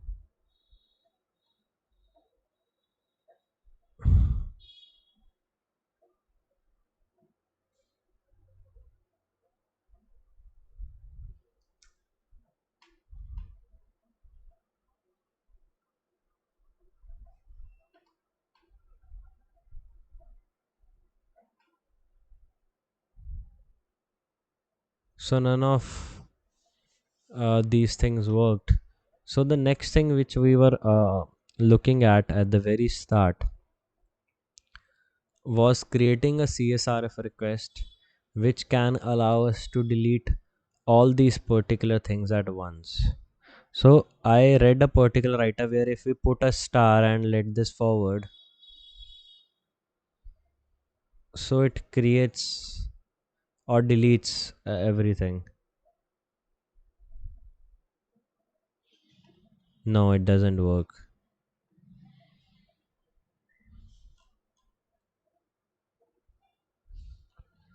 So I got a particular thing up my head. Just give me a minute. Let me try that. I don't know how much effective it's gonna be, but if I copy this URL from here,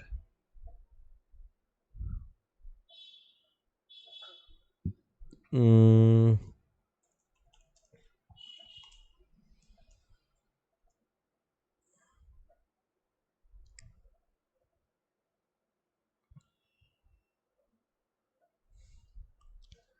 let it do its work, because it's not gonna be turning out to be injectable.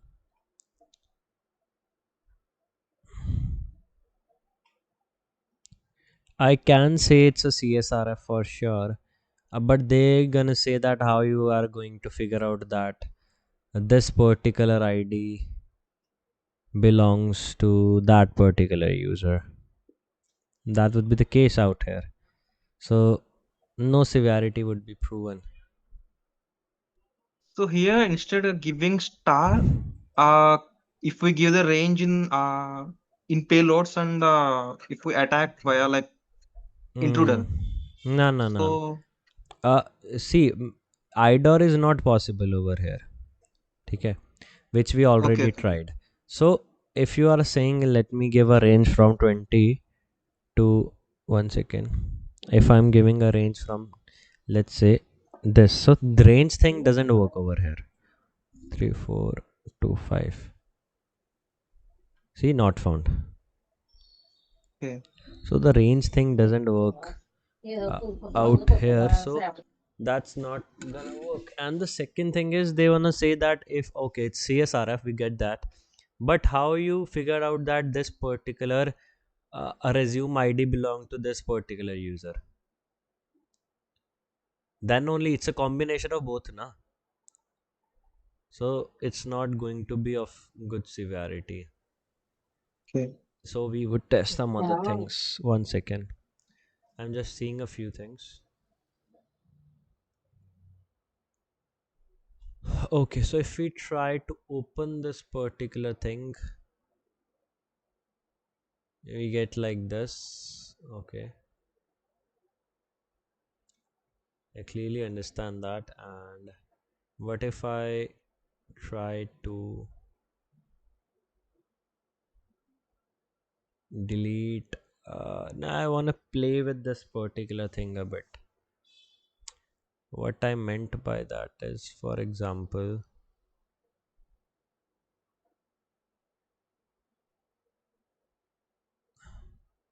drop this request, get profile resume, it says not found,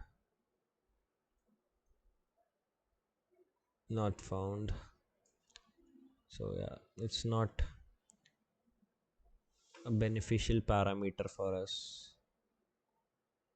Only PDF files are uploaded, so we need to find another way. SSRF via PDF upload, or XXC maybe. XXC is good work.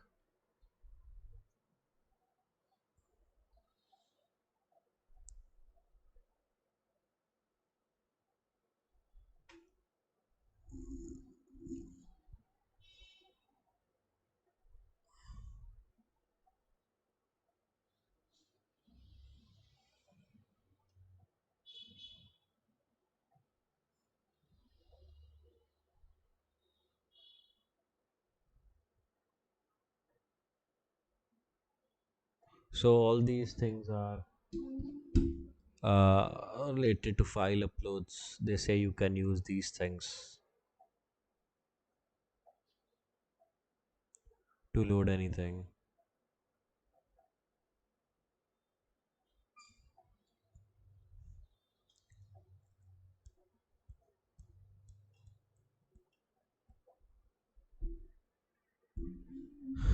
Hmm.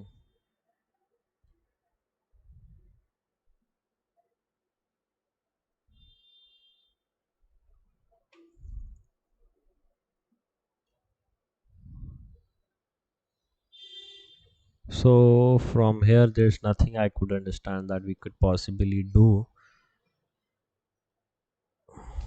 So yeah, so let's move on to the another functionalities and see what's in there. And by the time, let me delete this folder. Delete. And yep. Notification preferences, my orders, my wallet, recent sessions. If I click on one thing came up to my mind is inspect storage. It doesn't has a JWT token. They're using some another mechanism, I guess, for what we say, authentication. And yeah, we would continue tomorrow with the same site, because we are digging in very deep into this particular thing. We might manage to get a lot of bugs. uh, Thanks, Ravi, for your time, and take care. By the time, we might get response for the bugs that we submitted. The triads team reported demanded some additional info for that particular bug, so we would provide the information of this particular bug to them. Over here, we go to kickstarter.com. And after going to kickstarter.com, we would create an account. I would just first verify that yeah, I am doing it the right way or not. Then I would create another POC for the team. All right. I logged out. I click on start. Then click over here 10-minute mail. And I get this mail. If I do over here start a project, after clicking on it, it's asking for a category. India. India was unsupported, I guess. Yeah. So I enter the name over here, test21, the email. I would show you the password just for purpose of testing. The password I'm keeping is test at the rate 2003, so that you know what exactly I'm testing over here. And I created an account. I would create an account and see clearly that once I create the account, I would store some of the cookies over here. This is the account creation request, response to this request, forward. Now this is the particular request which we need to store. I stored it on notepad.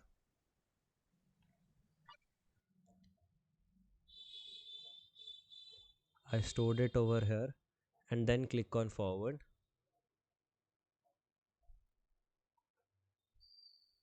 Alright. Now over here it says to verify the email address, like verify this account. We have the verification mail over here. I would click on complete verification. I did that. Now we would change the password from here. Settings. Click on change password. It's asking for a new password. I am now doing a new password as hacked at the rate 2003, hacked at the rate 2003, and I am entering my crust password as this. Save settings. It says your save could not be saved. The password confirmation doesn't match. One second. Current password, it's asking for current password. I click on change password.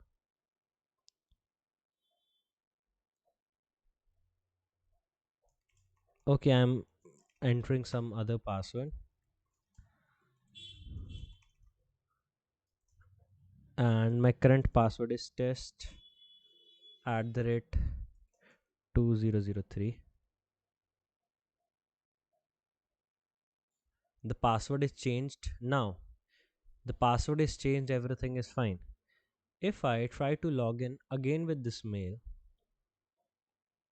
I click on login and I enter any random password like abc at the rate 2003 with any wrong password. I click on login. It would say that it's wrong. I captured this request. I interchange this request with here. Click on forward.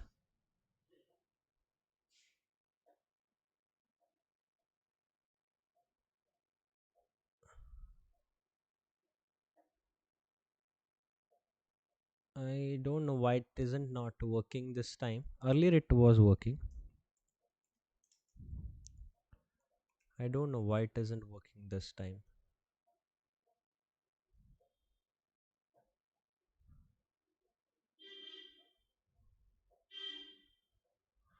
Let me interchange the request. It should not behave like this way. It's strange. It's strange. Because that day when I was testing this bug, it was working perfectly. And even I have the response to that request as well.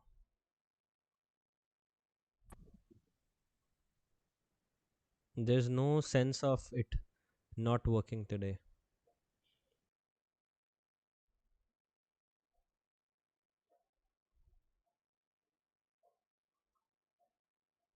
Um,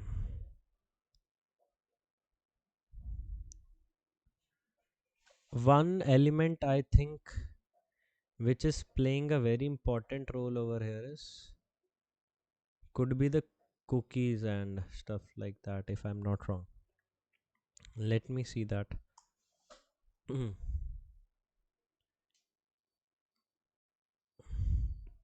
I click on login, the mail,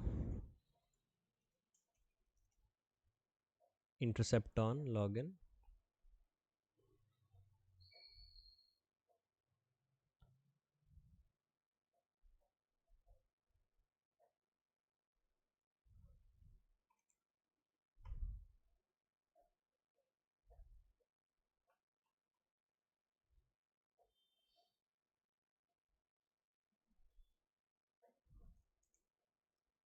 let me change the location a bit. It should work now.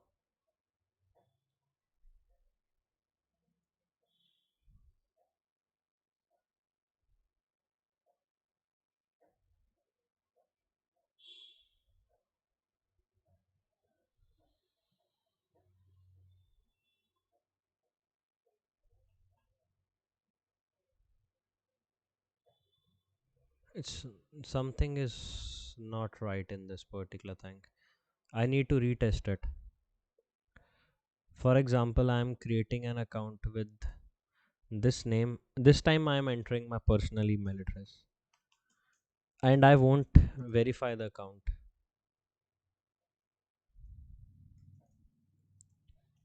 because that day it worked. Either the backend has fixed it or I don't know what is there. Sometimes company do that they fix the bug so that they need not to pay for that bug, because there is a habit of mine that I don't report bugs without testing, and if I am claiming something it would be right.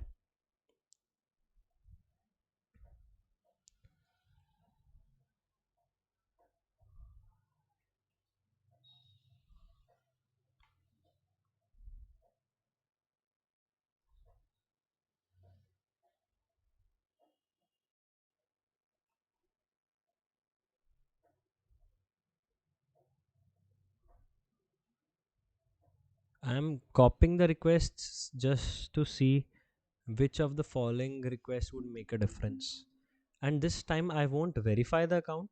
I would just simply change the password so as to see if verification makes a difference or not.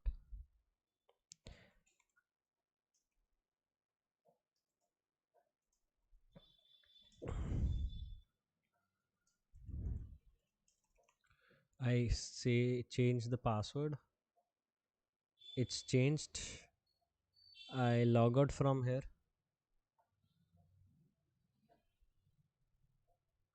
Now I click on login. This is the new mail. I am entering a wrong password.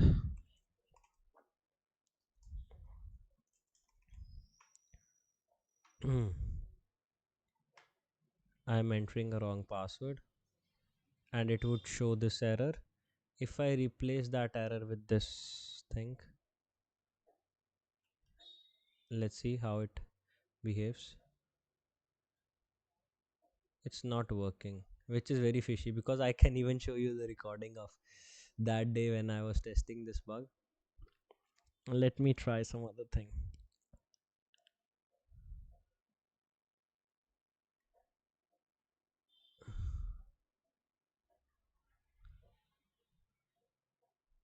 If this is a particular thing,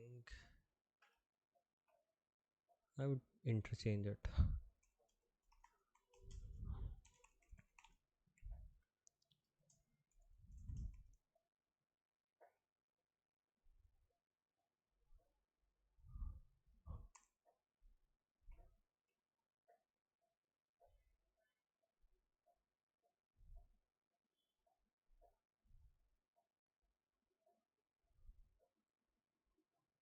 It's not working. Now let me show you something, that how companies fake fake things.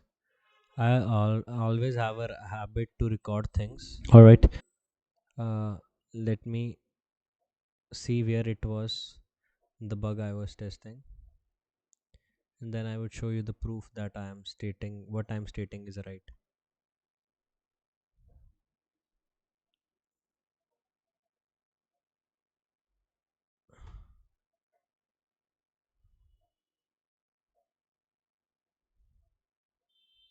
Not in this part. Let me test in this part too.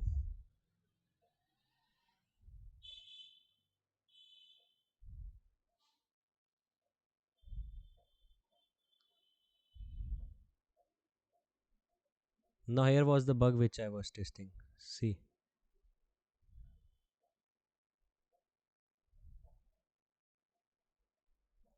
when I would report that bug na, then I would show you.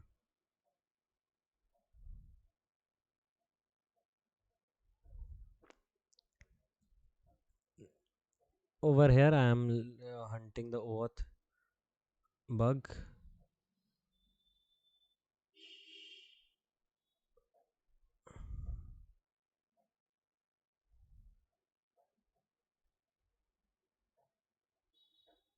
It was on first day or second day. If I have hunted it on here, I would be having a proof.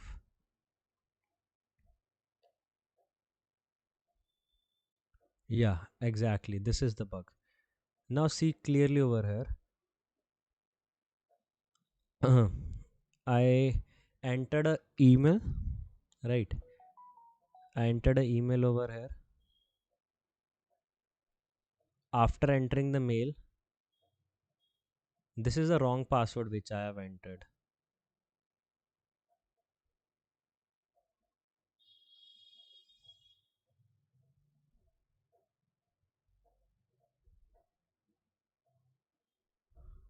But here is only email. There is.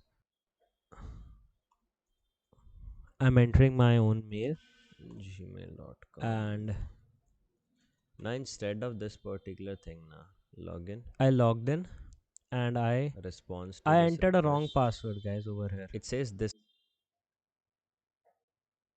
particular thing. I am giving it a token which I copied it when I was creating the account, and the account was not verified. If it logged in, it would be a bug, but if it didn't allowed us to log in, it won't be a bug.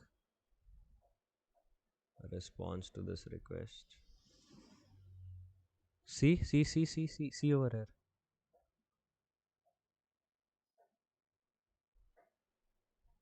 Nups, it's not working. It's asking for a 2FA. Let me see if I click on code that how it's reacting. Okay, it sent me a code. It would work the second time. I would now disable the 2FA. Remove that 2FA from there. I would first remove the 2FA, then I would sign out. So Ravi, technically if you do change your password, but I can access your account at we tested it somewhere here, because we are testing after the 2FA functionality. This is something very strange. Let me tell you. Sorry, my caps lock was on.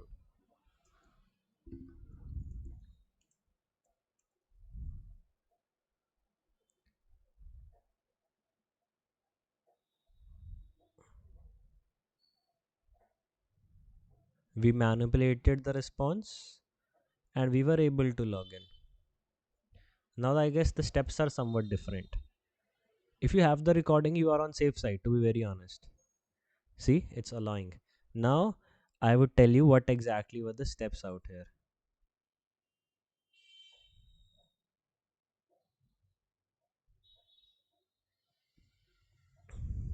Password, like that's AA. Do you guys want me to play the recording so that you guys have better surety that what I am speaking at that particular stage? You would have more clarity, guys. Just give me a second.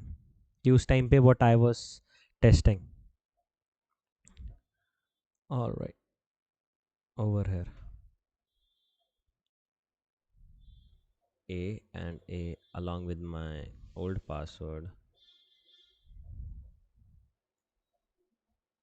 Response to this. Most probably it should not allow. It should throw an error. But if it allows, it's good. Treats this password. Run this thing. That's response to this request. Please verify. Already subscribed na. If I drop this CSRF, submit this request. Please verify your password. It's not allowing me. I guess the session is active for too long. That's why it's saying like that.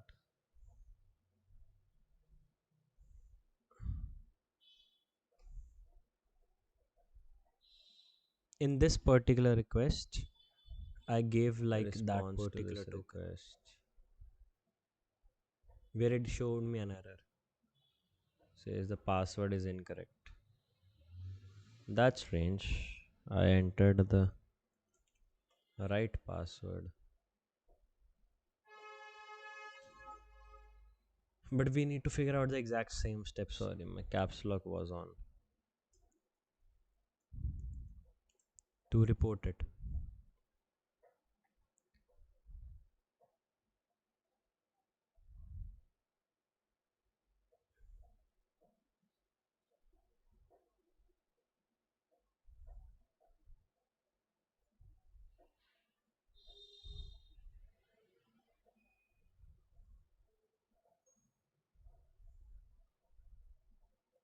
Now, this is something very strange. Let me tell you how it's strange. I would re-verify the bug. For example, at this point, see, I logged out. Let me first test, then I would explain, because the relevance of Let me note the explaining timing. won't be there if I started from 42. can't Okay. prove it that thing I'm thinking is right. I entered my mail over here, and I entered any random password. I click on login. Response to this request. Username, it contains my password. Response to this request. It gave me this particular user credential, which was right with the response I earlier got. Can I log in into that particular website or not? I logged in. Now let me escalate the severity of this particular thing. So yeah, that's possible, but I guess they have fixed it from the back end. That why it isn't behaving the same way. Because if I test it again,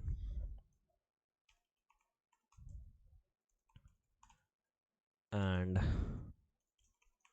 I enter the login and the password, it shows me response to this request 200 OK, and it would show an error.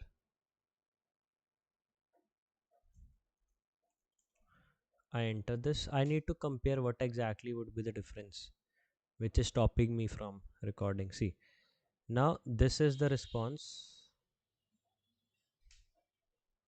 where it says user credentials. Over here it says AC. Over here it says CC. It's different. Maybe I guess that it was working, they fixed at the back end. It's not really a good tactic.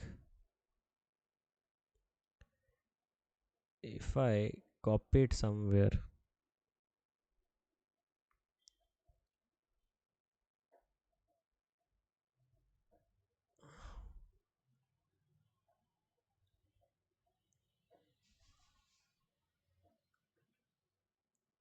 it opened. Log out, login, and then I would retest it. Contact.nexussec@. gmail.com a login.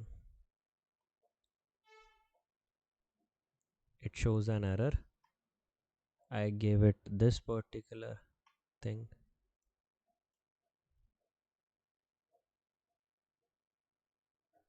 It's working perfectly.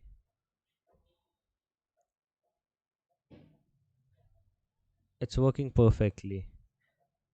Now, if I want to retest it, I would again change the password and then retest it. हो सकता है at that day might have I have making some mistake.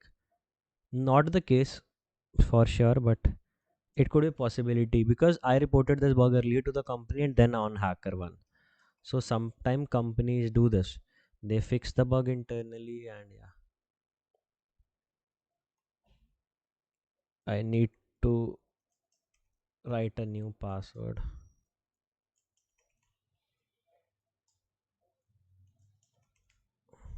Save settings.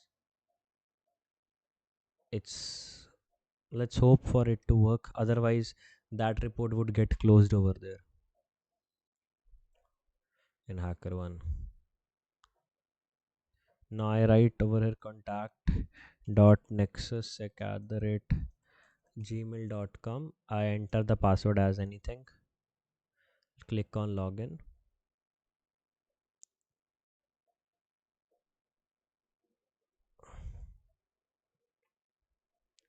I captured this request.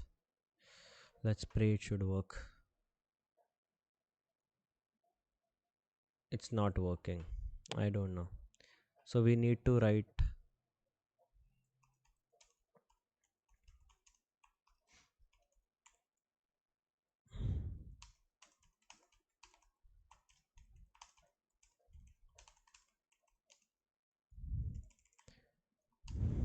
So yeah, we need to say like that because now it's not working. I clearly showed you that particular thing where it was working.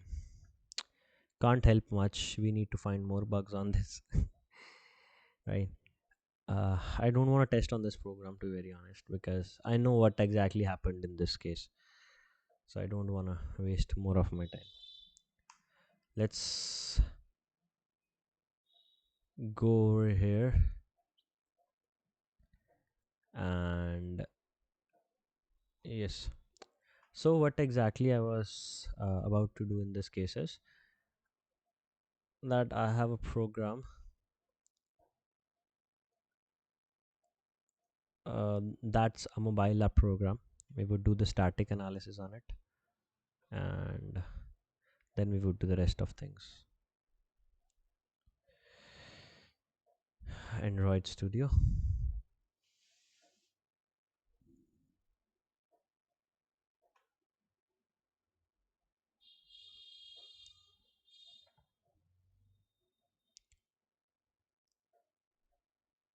And over here the emulator would load.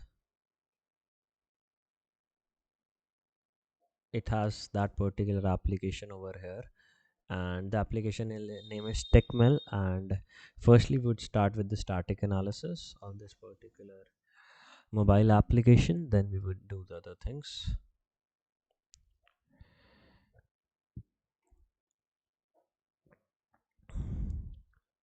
You won't believe I was hunting on a web application and I was able to bypass the email verification of any account, and it took the company took 2 weeks just saying we are checking, and after 2 weeks the bug was fixed.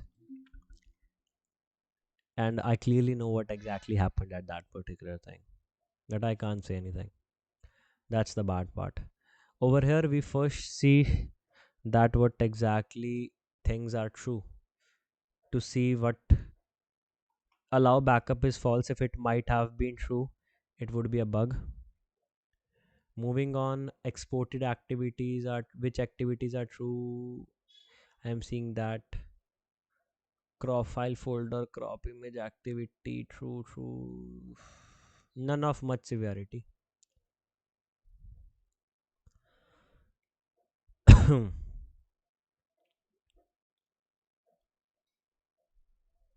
Not of much severity. So let's just quickly go to the strings.xml to see if there are some hard coded things over here. I'm just being very quick with it. I don't want to waste much of my time and your time. So there is this apps flyer SDK key. So I would directly ask ChatGPT if it's sensitive or not.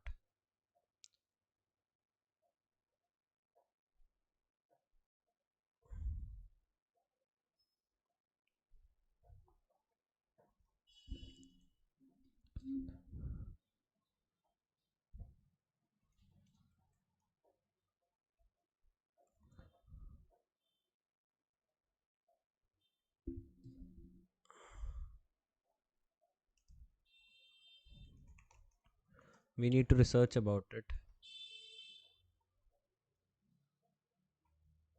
For what exact purpose it's used.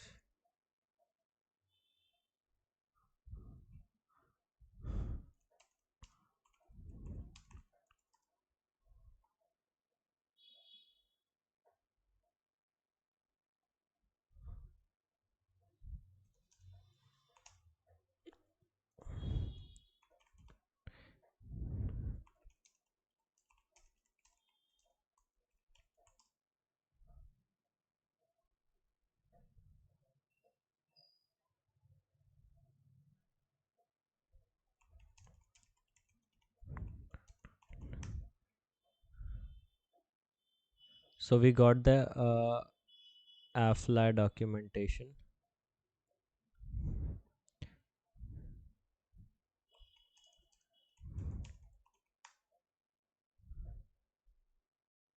Yeah, it's not giving me the link.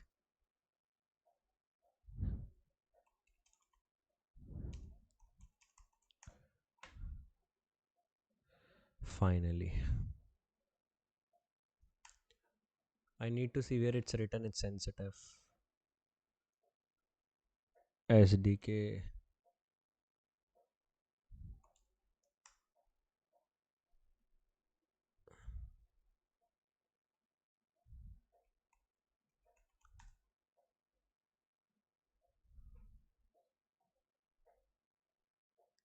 Over here it's not written specifically that it's sensitive.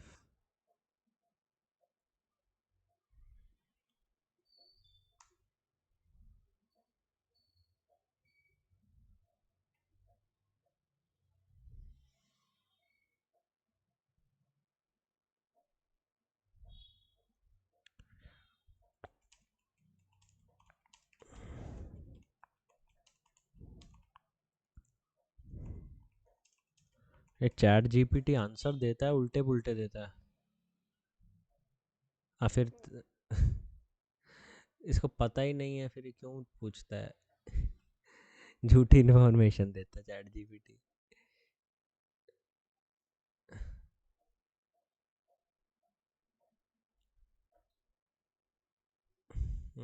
कुछ भी बना देता है ऐसी sensitive बना दिया always do research guys before don't just blindly rely on these things points भी cut जाते हैं bug hunting if you report ऐसे ही just don't ever do that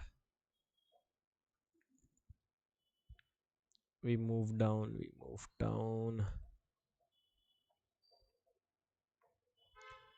I don't see anything sensitive for now. Here's the Firebase URL. Let's copy that and write .json. It says permission denied, that means we can't access this. It's safe. Google API keys is no more under the category of sensitive.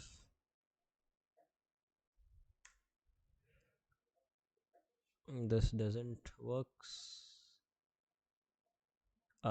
Apart from that, there are no hard coded credentials as such. We can begin with the dynamic analysis, I guess. I don't see anything sensitive over here. Hmm. It's very important, guys. Sometime on static things you find P1 bugs. I have a case scenario where I found really sensitive information.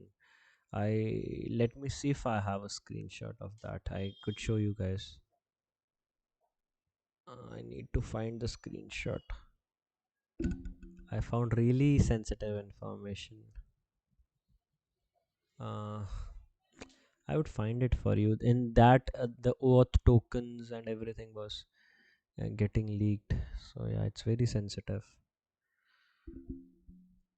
Alright, guys. Before starting the analysis, I need to first configure my this thing over here. 8082 all interfaces. Nice and running. Success. That's good. Then I need to run it as adb root, adb shell, go to cd data local temp and start this frida server. Once the server is started, I need to write like frida minus u minus f and the package name, and the app name is tickmill, so we can easily get the package name tickmill apk. From here the package name is com.tickmill. We enter that over here and minus L for the JavaScript file. Before clicking on enter, you should turn the intercept on. And yeps, it started fetching the things. I like it this way. Yeps. So it would now slowly take time and it would get sorted. Sometimes this way doesn't work really well. Sometimes that it stops the application from working in a specific way. So we would sign up here and I would write my first name as bing.com. I'm intentionally writing like that, guys. Don't think my middle name is bing.com. I am testing for some sort of bug. That's why I am writing like that. This is for the US citizens.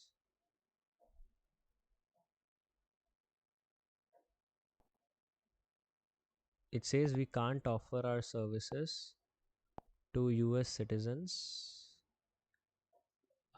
Okay, and then I'm not a US citizen. I need to enter my date of birth, which is May 2003. Okay, I click on enter, and if I click on next, over here I can see the traffic going on. Can't see the full traffic. There might be some another page as well. See, it crashed. Generally, while testing, you would come across these scenarios, but don't hassle. It's very common in Android app pen testing. It's very common. You need to have a lot of patience while you test. Really trust me on that. You need to have a lot of patience. See, it says continue previous. It takes me over here. हो सकता है on a specific page it crashes every time. It could be the possibility too that on that specific page it can crash multiple times. See, it's crashing multiple times. So in that case, now I would tell you a new way of doing the SSL pinning bypass, and that way is not really recommended by me. I don't recommend that way, but yeah, that's a new way of doing SSL pinning bypass, and I would tell you. That's using Frida as well. And just let me quickly get my notes. And don't assume guys कि सबको सब commands याद होंगी. It's not that. There are a lot of commands. No one can ever remember it. So yeah. Source app name. Alright. So I would write over here objection patch apk source and base apk. What it would do, it would decompile the application, it would inject the Frida gadget in that, and then it would do the SSL pinning bypass. But the website sometimes gets crashed, it gets destroyed, like the APK gets destroyed. So not 100% security, like surety that it would run or not. Alright guys, understanding everything, guys? Kavya and Arjun, understanding? Good. You guys are attentive today.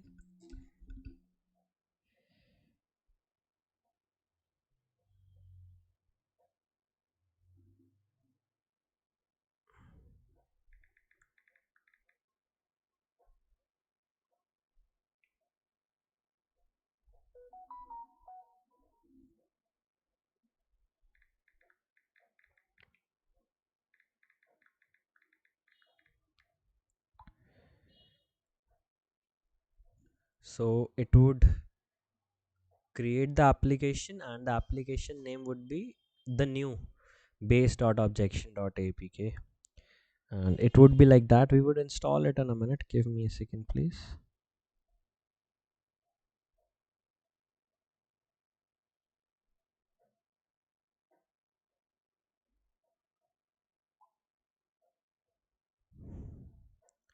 All right, so in this case what we need to do is, sir, where can we get these commands? There are many resources on internet. Just write up SSL pinning. There are ample of resources. मैं notes share कर दूंगा. That's not a problem. I would share these notes. But ये समझ नहीं आएंगे guys. The problem is मैं share कर दूंगा, समझ नहीं आएंगे because these are meant according to my brain, कि मेरे को पता है कौन सी चीज़ कहाँ पड़ी है. That's the problem. I drag and drop this objection APK. Now see it won't run over here. ये चीज़ें होती हैं. It's giving this error. Try on some other emulator. You need to deal with all these things. बहुत common errors हैं guys, बहुत common errors, and you need to deal with these errors. Getting the application stable for mobile app is the biggest challenge.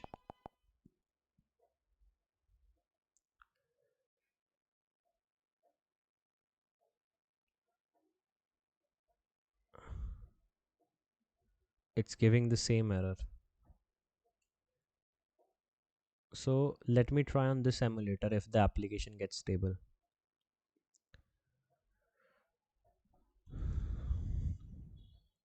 Our purpose should get resolved.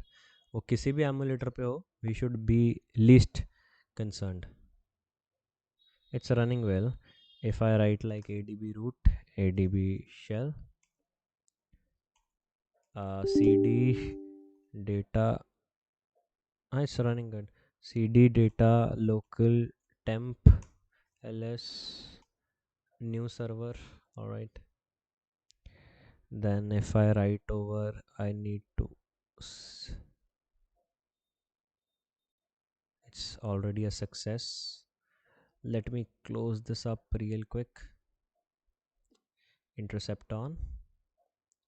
Just pray that it should not get crashed.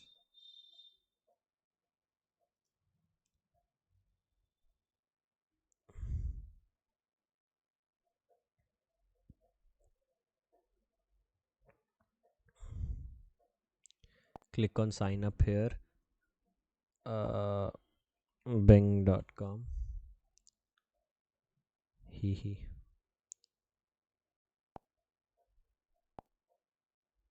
All these inputs doesn't make sense guys, इसलिए I'm entering anything. Don't take कि हाँ कुछ इसका मतलब होगा technical इसलिए sir भर रहे हैं, ऐसा कुछ नहीं है. Sometimes websites have a very good security, इस वजह से they crash so that no one can touch that particular thing. अगर वो यहाँ पे भी ये वाली एप्लीकेशन भी ये इसी स्टेप पे क्रैश होती है, that means there would be some sort of security.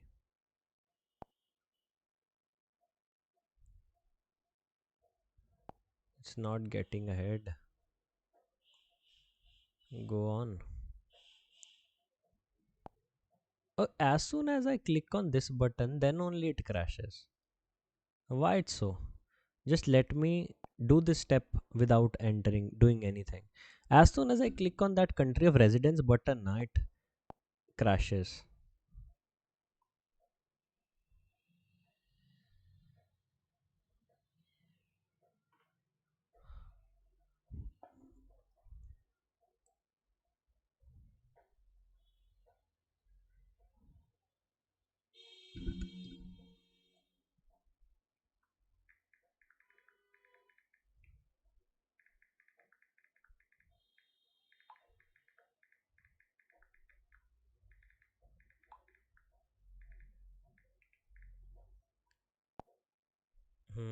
There's a problem with the app itself, I guess. Can I create an account bahar se? If I can. Tickmill. I don't know if I can create an account.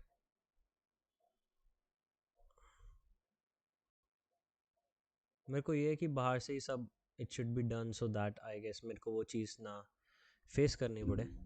Maybe.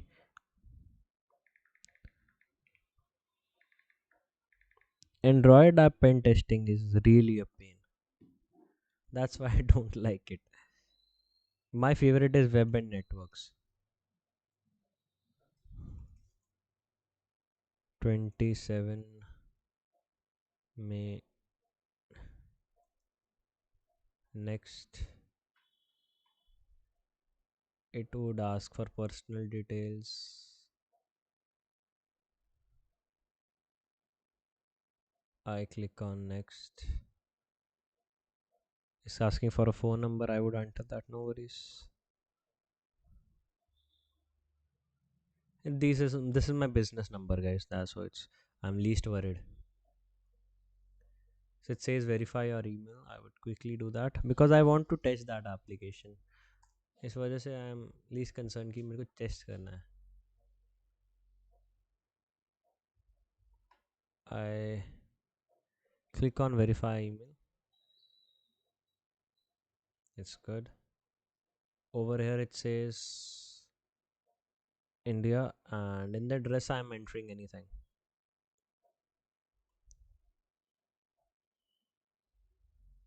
Okay. Just give me a second, guys. Let me quickly enter that information. One second. Let me quickly enter that information and then I would resume the recording. I filled the information. I created an account. Let's hope for the best. And yeah, it's all right. It's already opened. Close it. All right. It's resolving all these things. It would ask for ID password now. All right. It's asking for a mail.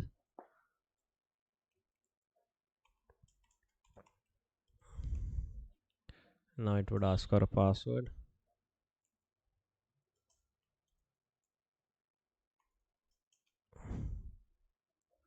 I entered it. Click on login.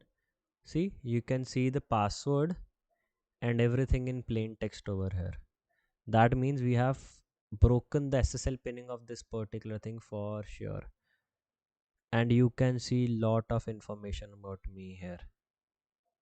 Now over here it says force update credentials is false. Now if you clearly look at here now, it contains a JWT token. Now the most difficult part about mobile application is bypassing the SSL pinning. If you have somehow bypassed the SSL pinning, it says TICML company IDs 3. If I change it to 2, see, everything got changed. That clearly means that the signature of this particular thing is verified. Means you can't modify that particular token so easily, and you need to quickly move these responses ahead in order to the web application to work. You would find places where you can do a lot of hacking, but in generally the mobile applications, you need to rely on this particular HTTP history to see what things you can do to what we say hack things, to find bugs and everything, because this is not like application, and it's very different from normal applications. Now we are logged in, it crashed again. It would be a general practice. Don't get frustrated why it's getting crashed again and again. In mobile application, it's very common. Now we are logged in, and we would directly get logged in this time. And if it again crashes on profile page, I don't know what I should do in that particular scenario, but let me log in quickly.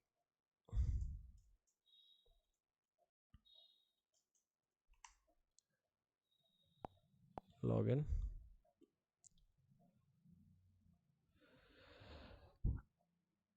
It's not logged in. Why, I don't know.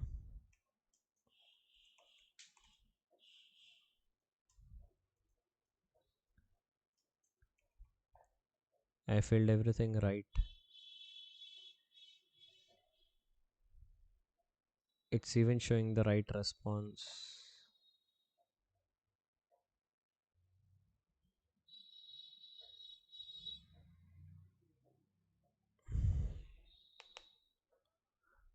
So I told you the most difficult part, rest the testing remains same. It depends upon what security the like the mobile application is using. There are different ways of doing SSL pinning bypass. For the Flutter apps, it's different. For different technologies, it's using some other stuff. It's very common practice. Now in this case, if you can observe, it's uh, not working really fast, right? It's not.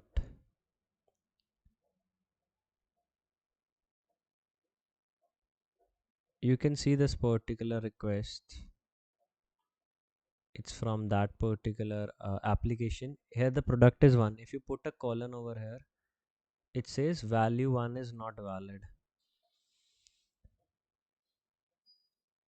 If you just put a colon over here, you can try SQL injections over here as well, right?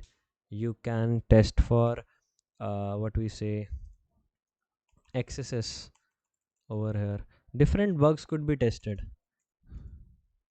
Script alert 1, script tag close. See, it says forbidden. It detected that we are giving XSS payload. Rest everything remains same. You need to bypass it and everything.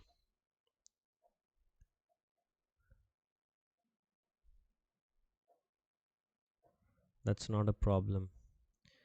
Just let me quickly log in into this particular application, and then we can start testing from the my profile page.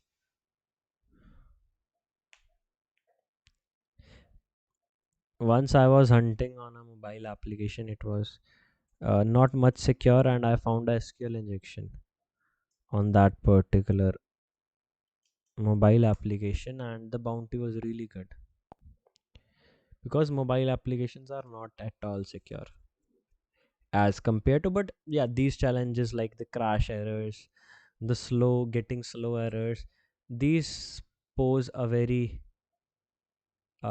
critical concern in these things.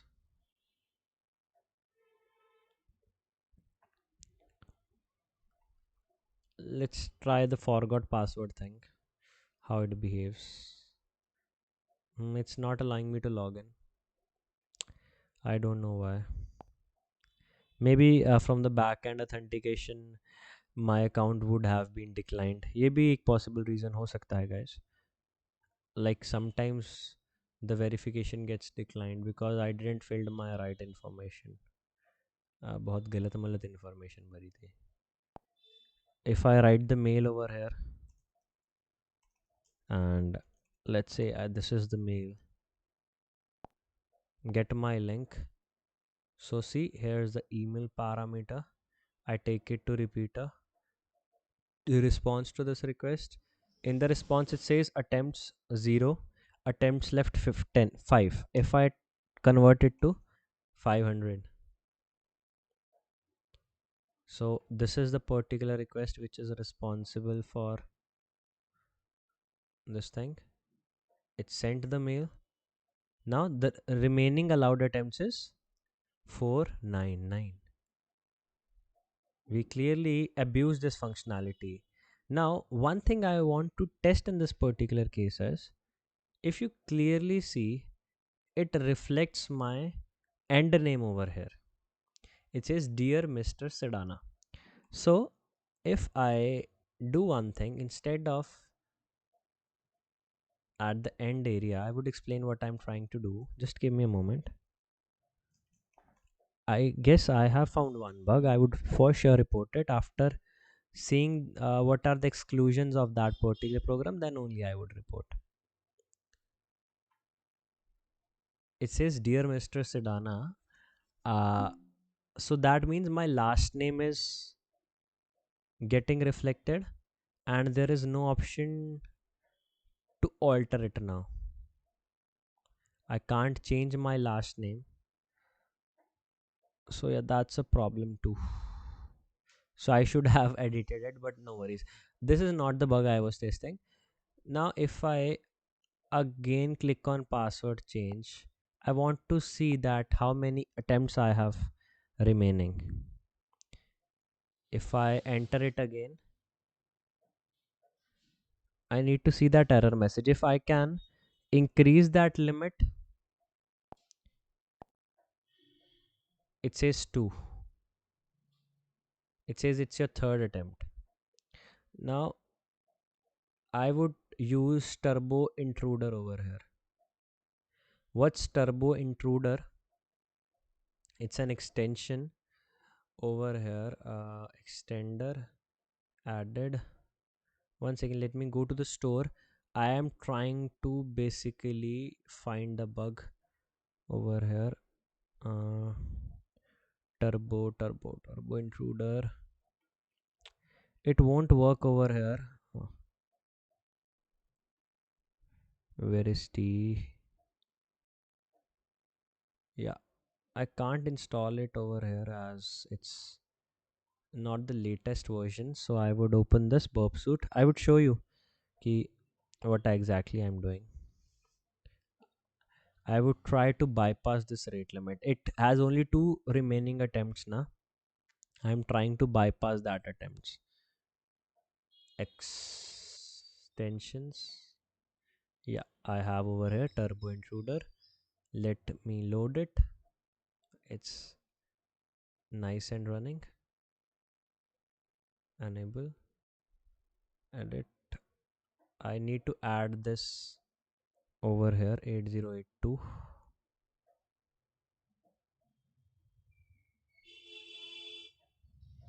It says someone is already using this port because this one is using that port. I would remove it from here.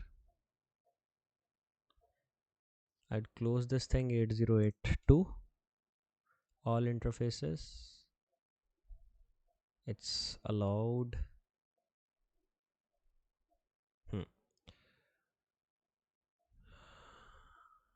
Turbo intruder over here. So what I need to do over here is I need to intercept on just see if I can capture the request. For that purpose now I need to rerun this application, because when I change this particular thing, this is the last bug I'm going to test, guys, don't worry. uh, if I click on enter, rest every process remains same. You can see each of the request in real time.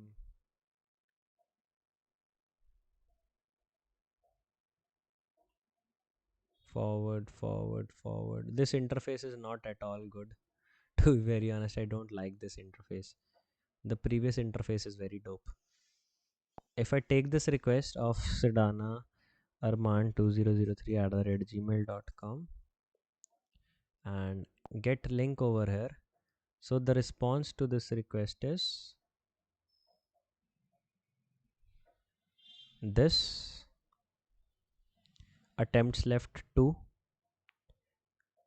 If I write over here attempts left 200, but that won't really affect the backend. This is the particular request we need to send to Turbo Intruder. Alright, so what it means, the attempts left are 2 basically, right? But what we would do over here is I would multiply these requests and run it with this particular thing. I'm running it with Turbo Intruder. If I click on attack, concurrent request per connections 5, I click on attack,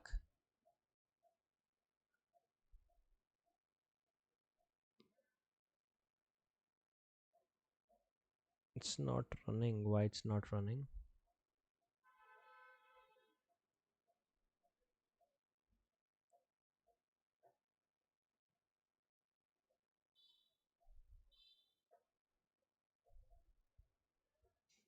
One second.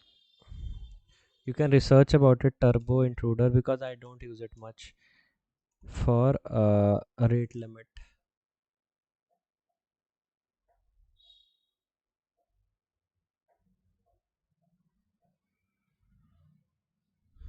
So we send it to Turbo Intruder.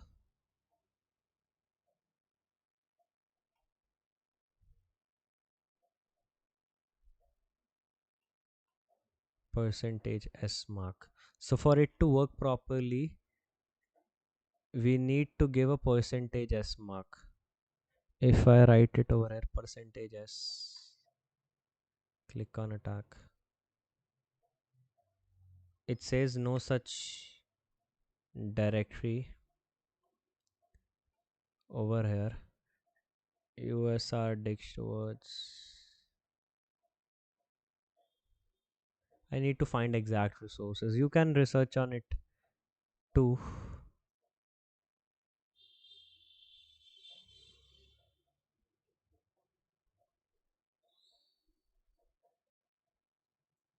That how exactly we can use it for rate limits, because I use it for race conditions. I haven't used it for rate limit in any case.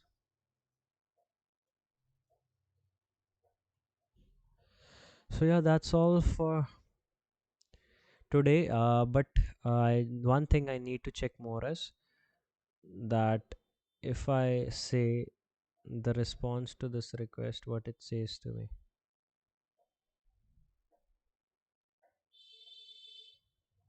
It shows this particular thing forward. Now there was a particular thing where it says these are the amounts of attempts left. What if I request in browser original session, I rerun it and then access it again? What I meant by that is it says attempts 0. Now it says na attempts 0, and I might have gotten 5 mails according to their security restriction. Now this was the thing I was about to test, that I need to conclude it, that's why I'm taking your 2 minutes. In the response it would say no requests left. like no attempts left. If I say attempts left 300, click on forward, would it send the mail, or there would be some backend authentication? See, there is some backend authentication which is defining that yeah, it's not good.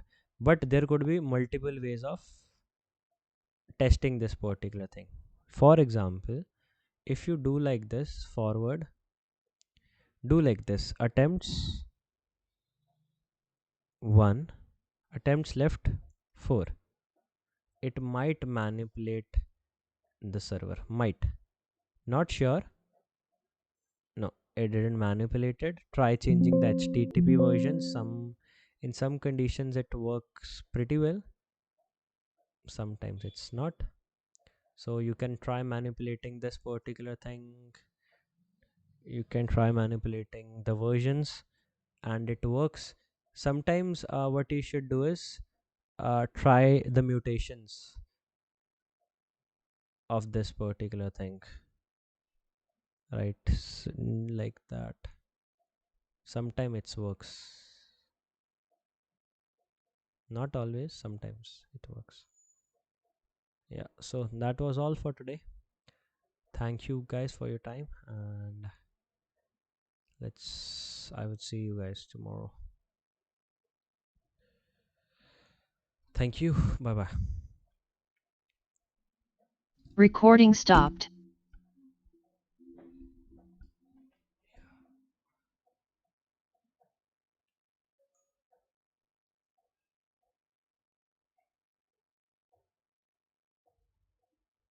Alright, so firstly, we would find the subdomains of this particular app, and as such, there are no exclusions, and everything is in scope. Like the subdomains of glyph.app. Let's see what are the subdomains out here so that we have much more clarity, even.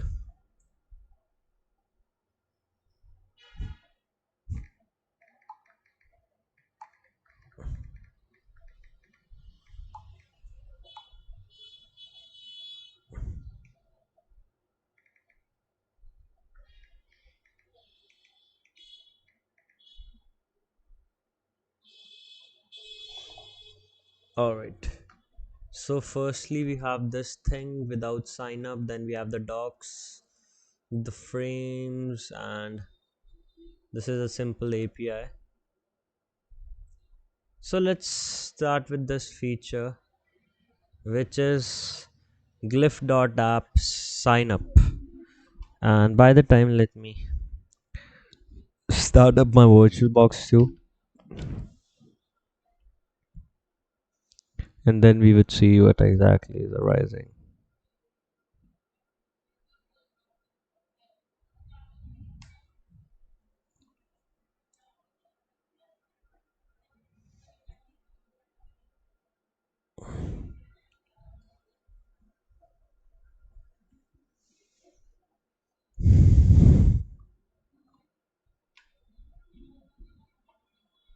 Mm-mm. Let's wait for it to get working.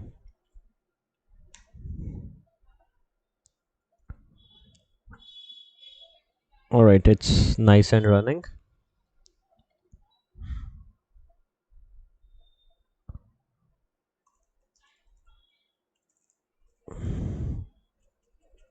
Hmm. So we were testing on this particular application. Let me open it over here. It says you can log in using your Google.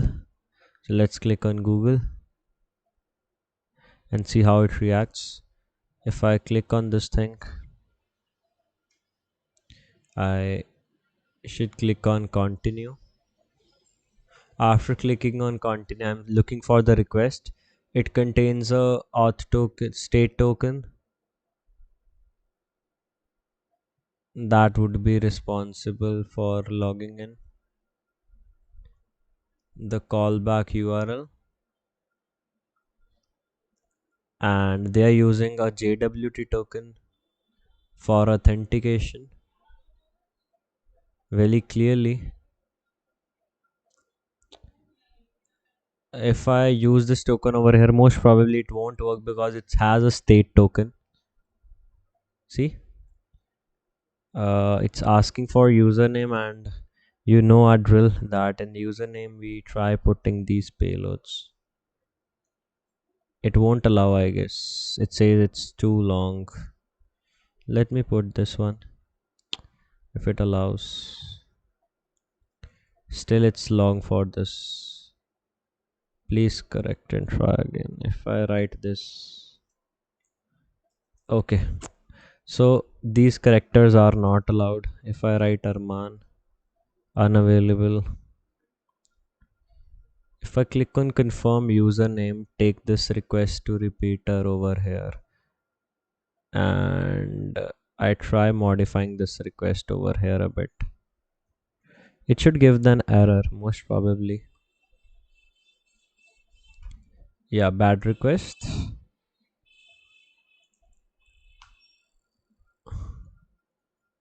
Bad request. Okay. JSON username, update username. Response to this request.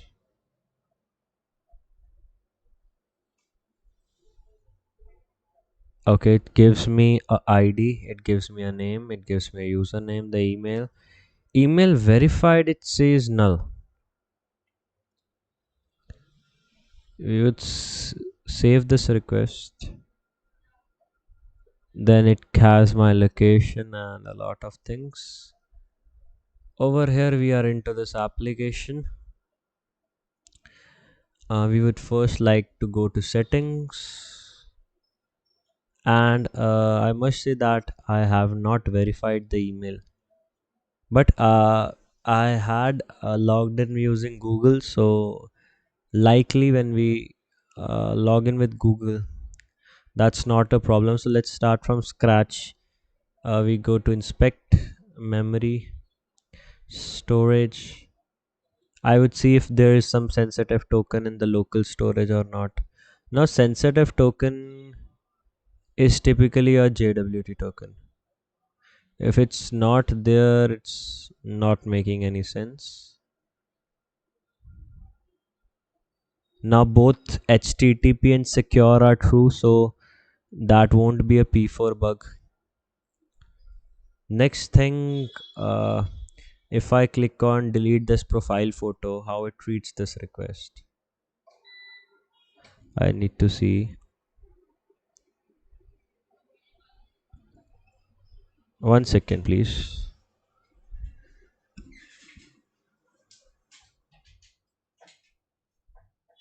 One second, Ravi. I would be back. Just give me a second.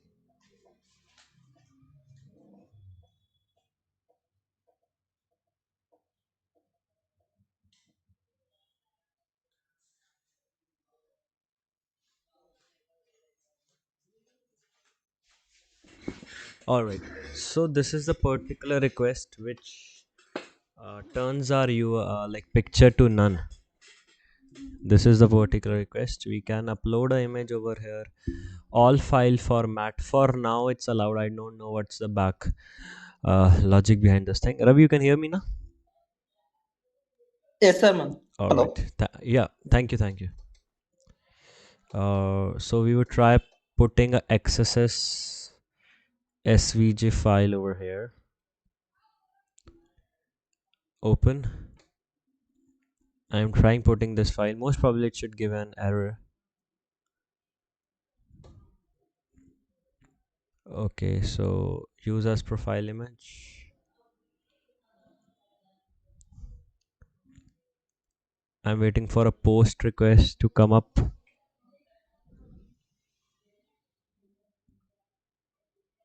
I guess they're using some third party softwares for the image purpose.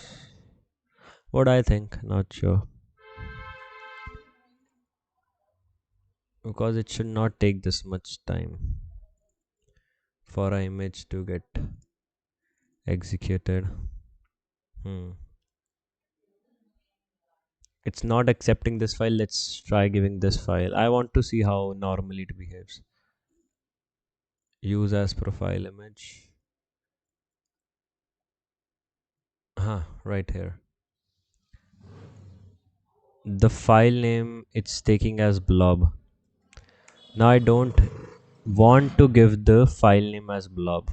I want the file name to be that particular file name only. So what I would do, I would go over here, copy and paste that file name over here.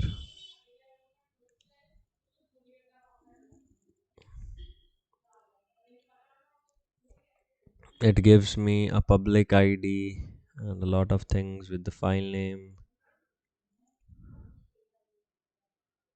Got it. If I try to see where is this particular thing located, it's over here. If I write over here evil.com, image invalid image optimize request.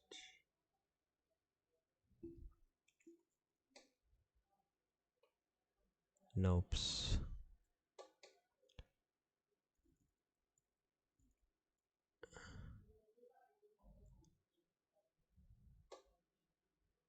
What I was trying to see is that this was the request to delete the image. If I make a CSRF POC out of this particular thing, it won't work. As far as my experience is, in cases of APIs, the plain CSRFs don't work. It should show an error. See, unexpected token. Next thing, we can paste a URL over here as well. So we can try putting a burp collaborator URL over here if I'm not wrong. If I give this URL over here, click on upload. When I give upload, we might have gotten a pullback over here.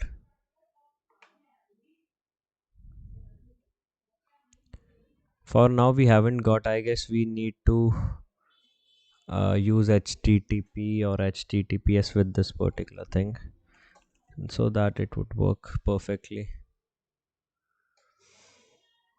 When I do that,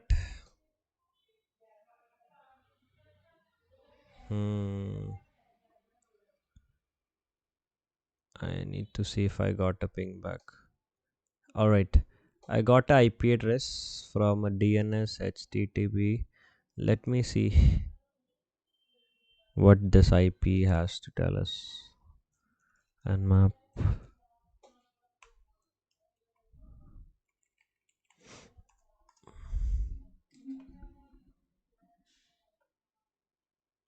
172. These are the internal IPs. 172 and one more variation of it. If I try to ping this, I can reach this particular IP. I need to see if it's internally hosted or not. We could try SSRF with this particular IP.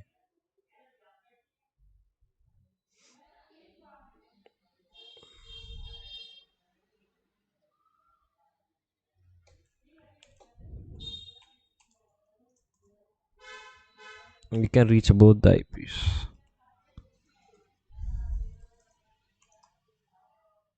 I'm seeing what we can do. By the time we can research about this thing, SSRFN profile picture URL. So we can relate with this situation a bit. See, like this. My first bug, blind SSRF through profile picture upload. Now over here it says how he found that.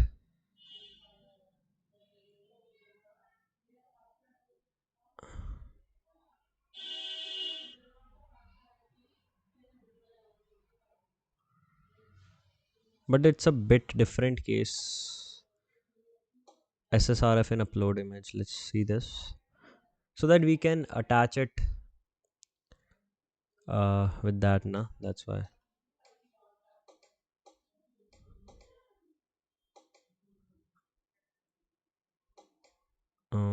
It's a different case too. It's not the same case.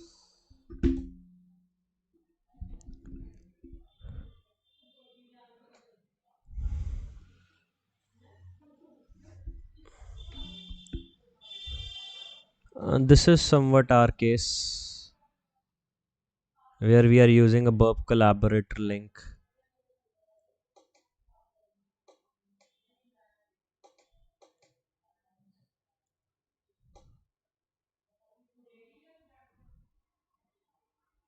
Mm,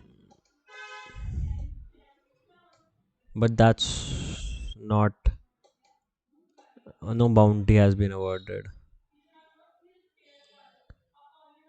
Why na? We need to see if any ports are open. If we cannot prove that any ports are open and stuff like that, it's hard for us to prove the impact to the company.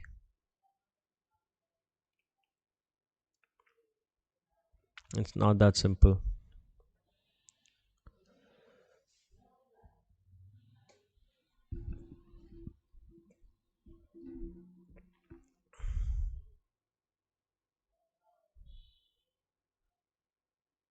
See, video POC conducted an internal port scan, but in our case, the internal ports are not opening. So in our case, it won't make sense because just getting the IP addresses are not a severity. Mm. Let me try putting a EXIF image or some other format image. It won't accept other formats.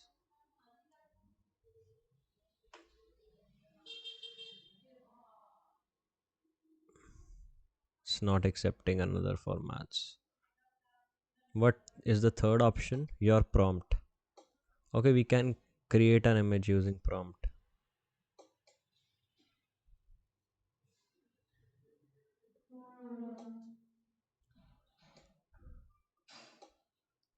Let me try putting this picture because it has an EXIF image. But what they are doing, they are modifying the picture before doing anything. They're modifying the picture, so that clears the EXIF data somewhat.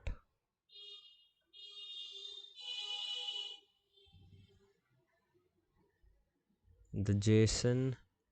Okay, so what they are doing, they are picking the image from here. If we try the tempering over here, like what they did is, why first they crop the picture, right? After cropping, they put a link, and then from that link they pick up the picture. If I try this particular thing, it says okay.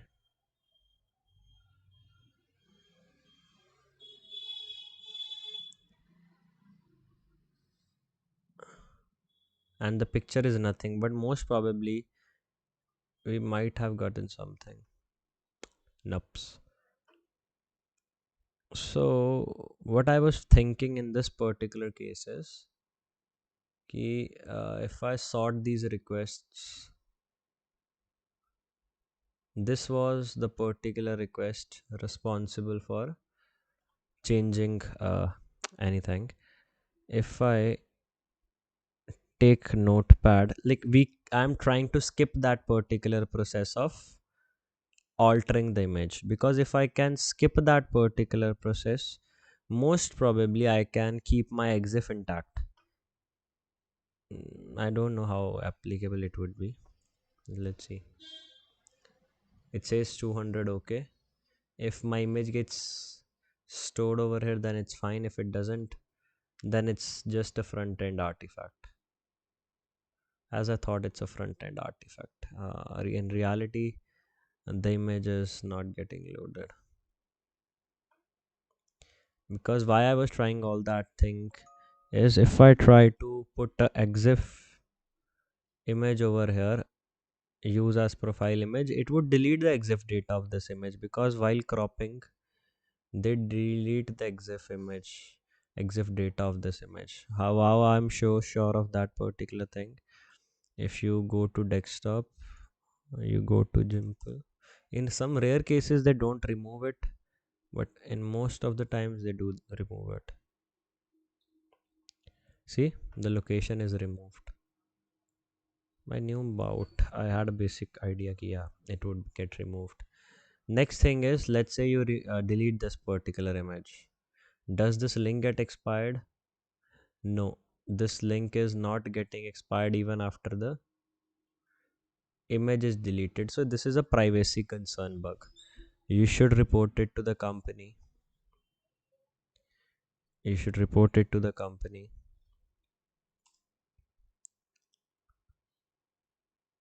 One second, please.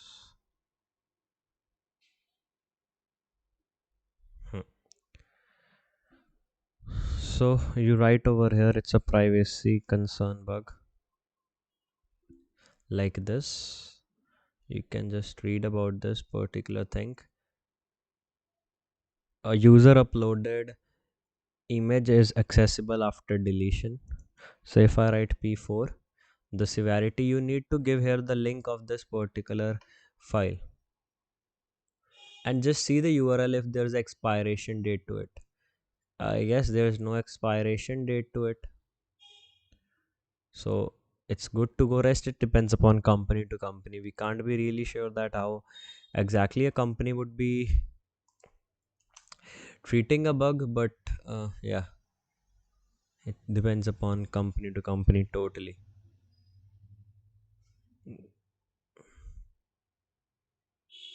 And send it.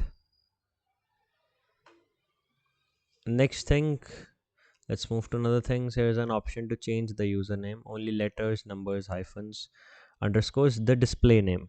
Now I would try modifying this display name, because in username that special characters are not allowed. Can I put this in here? Okay, the display names got changed. It's like this: the bio, the website, the location. If I click on delete account, so there is one more bug, which is delete account without password. It's a P4 bug according to bug crowds. Yeah, the mail is not valid of this particular company. Strange that if you see over here, security glyph.xyz is not even there. And that's bad. Why these companies make these portals? Anyways, if it's not valid, we should jump the website. Why to waste time on such websites? I'm like, sometimes I think that if companies are not yet that attentive onto these things, why they do make the bug bounty portals. But yeah, what we can say, let me translate it to Indian. It's in Russian. So this company is giving a lot of bounties, as they are stating. I don't know if it's true or not. So these are the particular URLs in scope. The website, Windows, Mac. What are they not looking for? Third party, violation of password, session cookie, reflected XSS, SPF DMARC, email spoofing, mail servers, DLL hijacking, like the normal bugs. Is there anything about rate limits? I need to see. No, there's uh, no categorization as for rate limits. We'd see that. Furthermore, what's the bounty scope? It's huge. If it's true, it's huge. And how we need to report it to the company? I write at the rate bug bounty at the rate GG network. For now, looks pretty promising to me, to be honest. But we can't say much. So ggpoker.com redirects to a different website. it redirects to a different website, which is natural8in.com. That's a bit strange. If I click on this ggpoker.co.uk, does it redirect? Natural 8 bin. I guess it all redirects to that particular domain itself. Then there is one website known as Pokécraft. Everything is redirecting to that particular thing. So let's hunt on this. If I click on sign up now, it's asking for an email address. I would do that. Yep, some of the subdomains are not redirecting to that page actually. But if it's like redirecting over here, so most probably it would be a asset of this particular company. Most probably. Okay, okay, okay. Hmm. For example, if we try looking it up over here,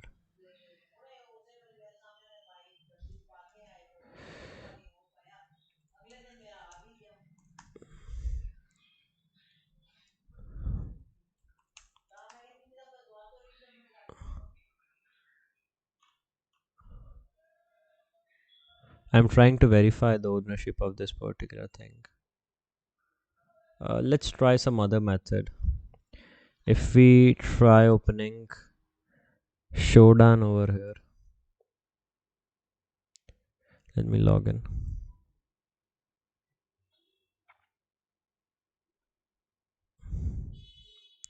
If anyhow my light goes off now, we understand ki like light is not here. I am like using the power backup. Okay, Okay, just understand that the PC went off. okay. All right. Okay, we go to the Shodan search. Click on this thing. All right. So it says sometimes the company gives like, we reward this, but their websites don't speak in that way. So if I write like SSL ggpoker.com, I want to see.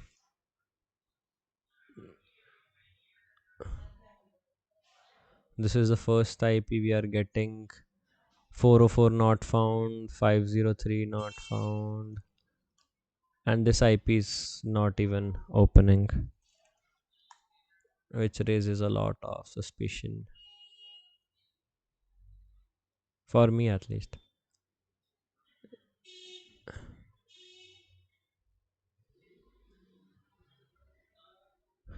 If I write over here like this .co.uk,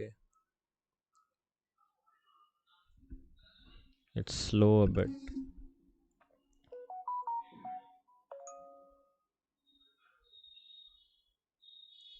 So for co.uk, it says 404 not found.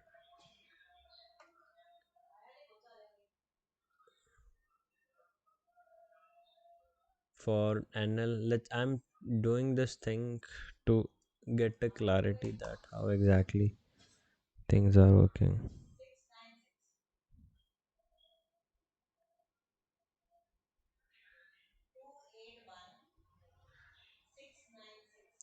No results.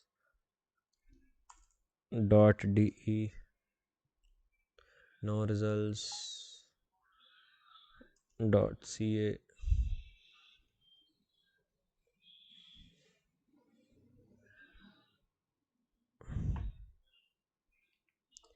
So for .ca, I got 400 bad request, 400 bad request. No 200. Okay, let's leave this aspect for now. Let's jump to hunting because our purpose is not to really report, to teach you. So I am choosing my password.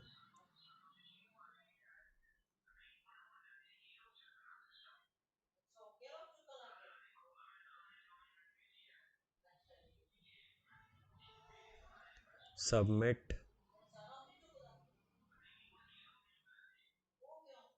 So there's a captcha.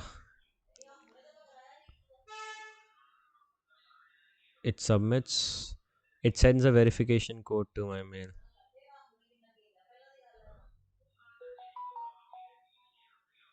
So it says this is your verification code.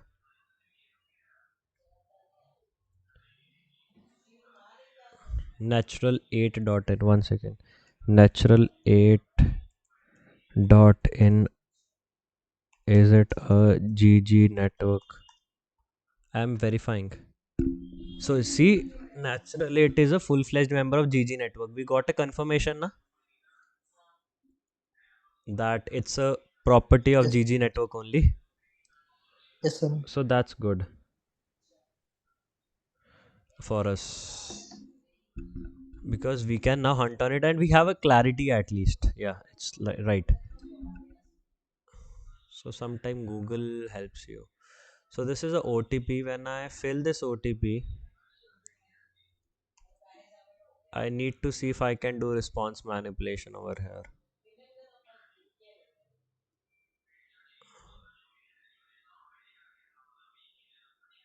When I do that, it gives me a main site session. This success code true. Now the problem over here is that we can't guess that particular sign this session ID. So response manipulation won't work in this case.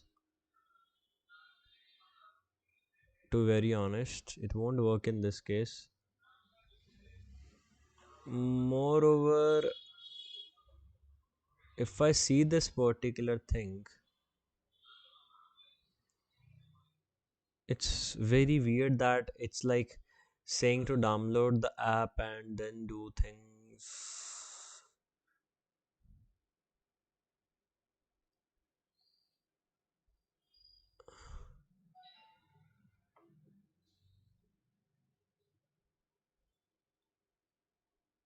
There is a bug for sure on this where HTTP and secure only is not true, but I need to see if it's out of scope or not.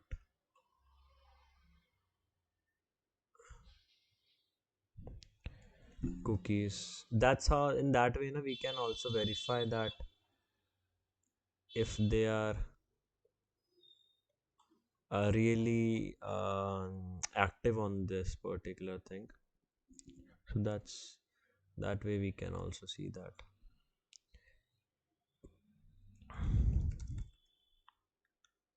From session cookie, missing HTTP and secure only from session token.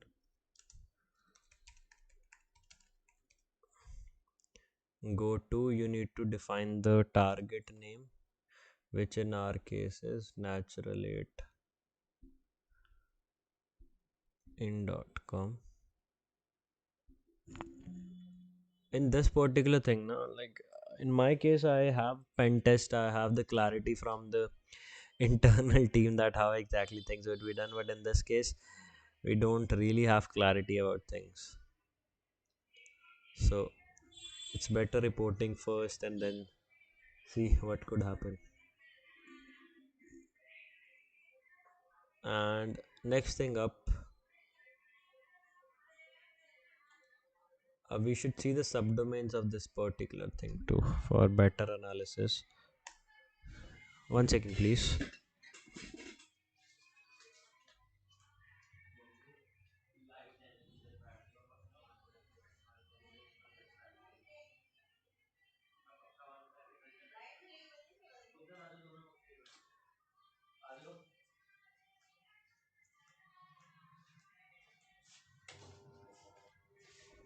Alright, so we would search for the domain name. It says no subdomain found. That means there might not be any subdomains of this particular thing. There is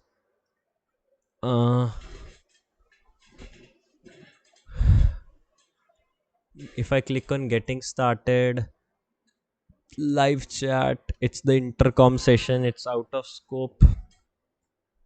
Poker, I guess nothing runs on this particular feature. If I click on forgot password, I am just exploring. This is a different endpoint, you can see.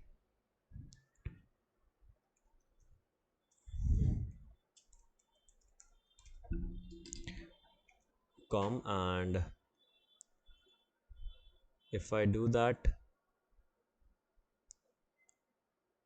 there would be a reCAPTCHA to prevent from rate limiting, where it contains the email, it contains the reCAPTCHA token, reCAPTCHA site key, response to this request.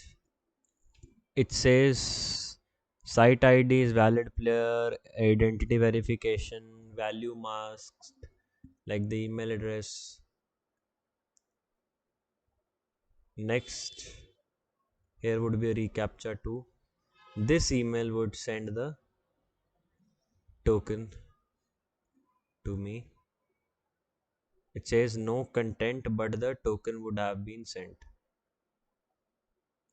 Okay, so it's a OTP thing.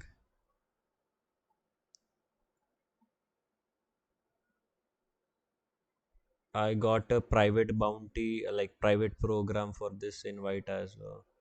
So here's this particular code. So a catch about this particular thing is we can't really brute force this code as it's a alphanumeric thing. So only thing we are relying in this particular case is, can we use a old token? Because okay, it says fail to send mail. Let me see the response manipulation, verification code, site ID. Let me try like tamper this code a bit. Patch. It says 400 bad request. If I change it a bit, the chances of response manipulation is very less, very less.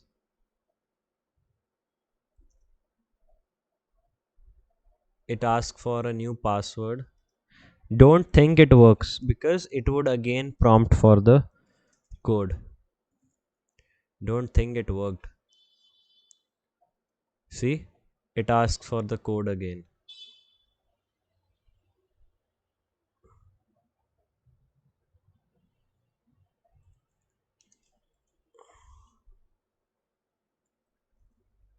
According to my thing, even though it says the password is changed, I don't believe it at all. Literally, I don't believe it at all because I know it's not changed. Let me show you.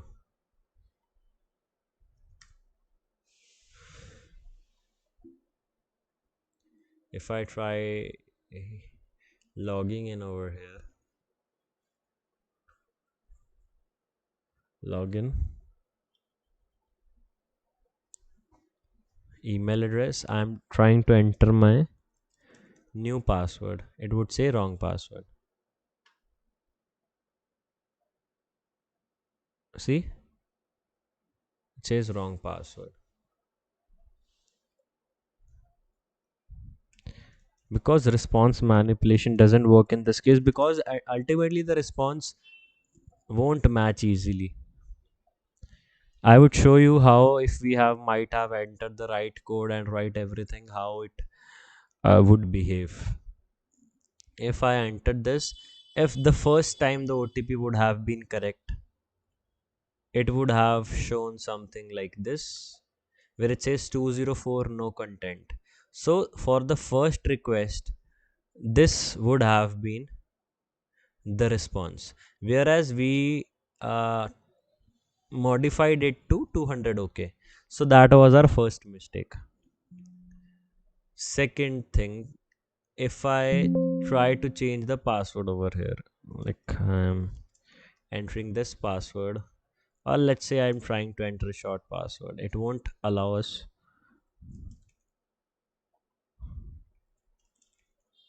If I do that, click on reset, and after the OTP is right, the code is right, it again needs to say 204 no content, and I need to see the requests which are fast passing on.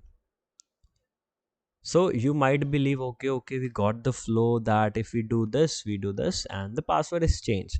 But that's not that simple. Why I'm saying that? Let me show you.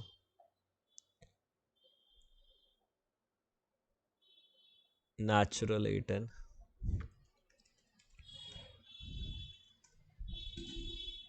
natural 8.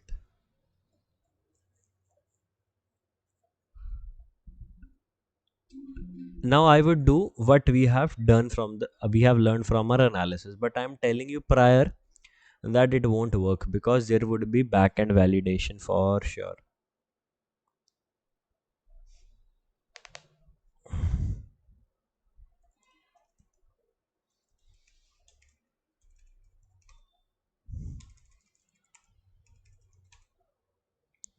Next, now we won't ask for OTP. I would try enter any random thing A1 to E2 3. It should not make a difference, na, because ultimately we think that our response manipulation would work.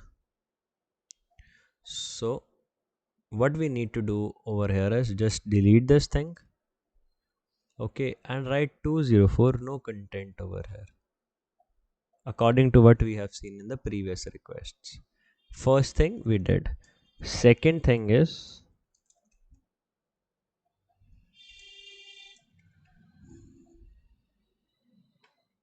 we again need to do the same thing because last time the request was like that only. We deleted this thing and again said 204 no content. So according to everyone the password is changed, but that would not be true really. Let's check that. If it would be done, so it would be a bug, but that's not the case. I try to enter password which I kept just now.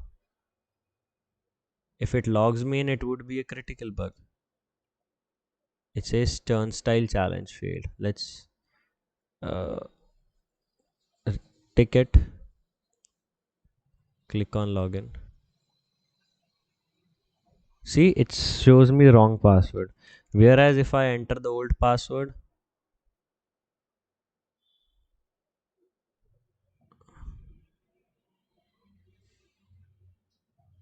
okay, this password would work because the response manipulation didn't work. See, we got logged in. So that's not really simple thing when we say response manipulation works. The response manipulation works where cookies are not playing a very major role in this particular flow. If cookies are there, it's not that simple. Moreover, the next thing which I was looking out here is that there is no thing like a profile section. There's nothing like that over here. So I guess they uh, have app and everything is in that app only, and so this program won't be much to analyze because you can see there's a PC client, mobile client, and there's nothing much we can see in it. If we can analyze those clients, that would be good, but I would wait for the response from the company earlier to this particular thing.